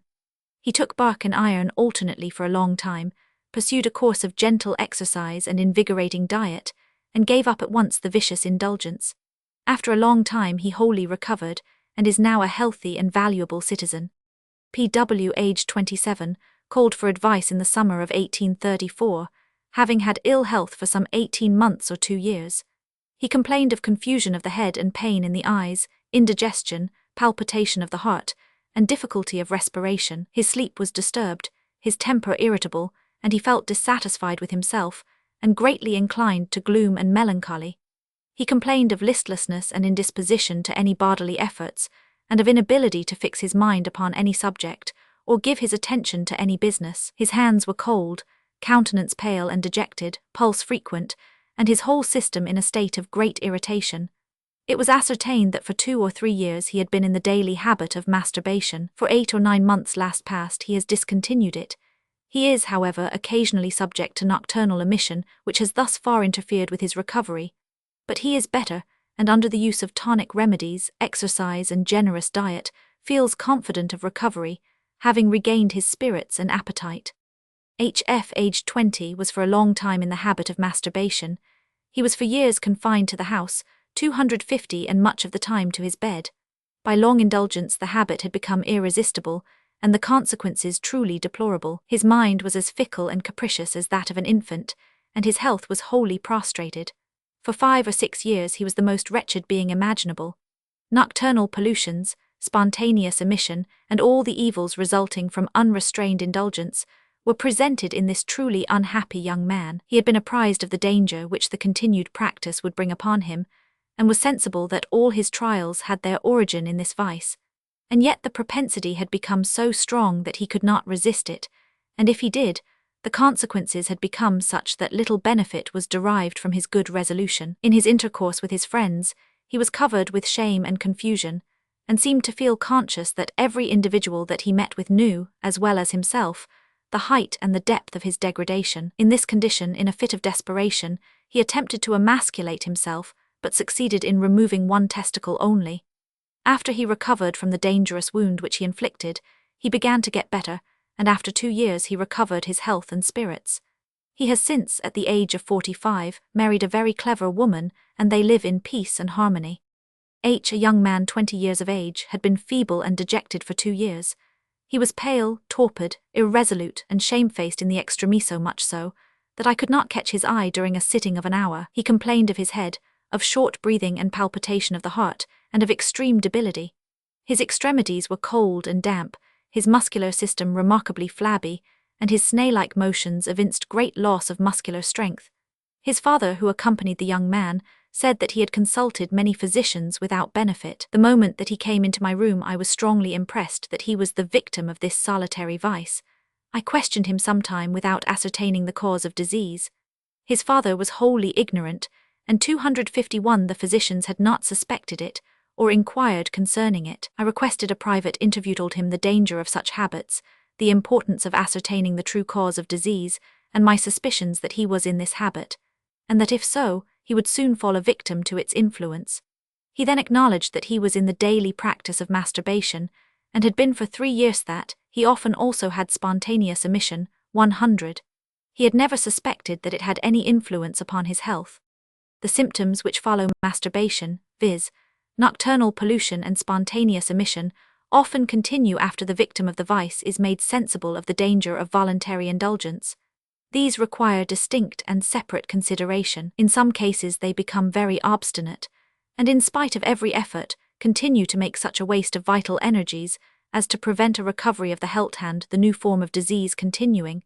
The same fatal results follow, which take place from a continuance of the habit. The local irritability of the organs of generation often becomes so great that the ordinary evacuations of the bowels and the bladder produce an emission, and even lascivious ideas, riding on horseback, or other equally slight irritation, has the same effect. Such cases require the utmost care to afford any chance of recovery.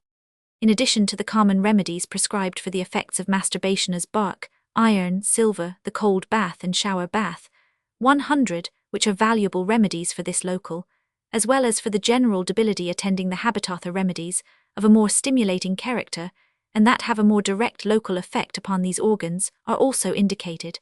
Of these, tincture of litter, bowels, capava, and nitrate of silver may be named.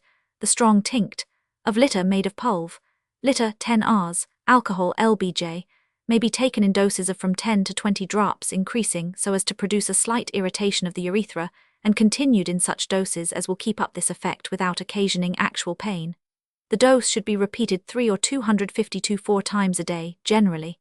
The very best effects often result from the use of this remedy. Balsam of capava, if the urethra is irritable, may be a valuable remedy. Nitrate of silver is also both useful as a general remedy, and as having some local action on these organs. From 1 to 4 grains may be taken daily, combined with a little opium, to prevent irritation of the stomach and bowels. In leucora, which too frequently arises from this cause, these remedies promise much, and when prescribed in efficient doses, often effect a cure, whatever may have been the cause of the disease. It is not too much to say that no one cause more frequently affects the health of females, and lays the foundation of fatal disease, than severe and long-continued leucora, and yet if attended to early it is easily cured. It ought, however, even if slight, never to be neglected. Many cases similar in character to those already stated, and confirming the foregoing observations, have been transmitted to us by Dr. A. Sidney Doane and Prof. J. W. Francis, both of New York. Our limits, however, forbid their insertion.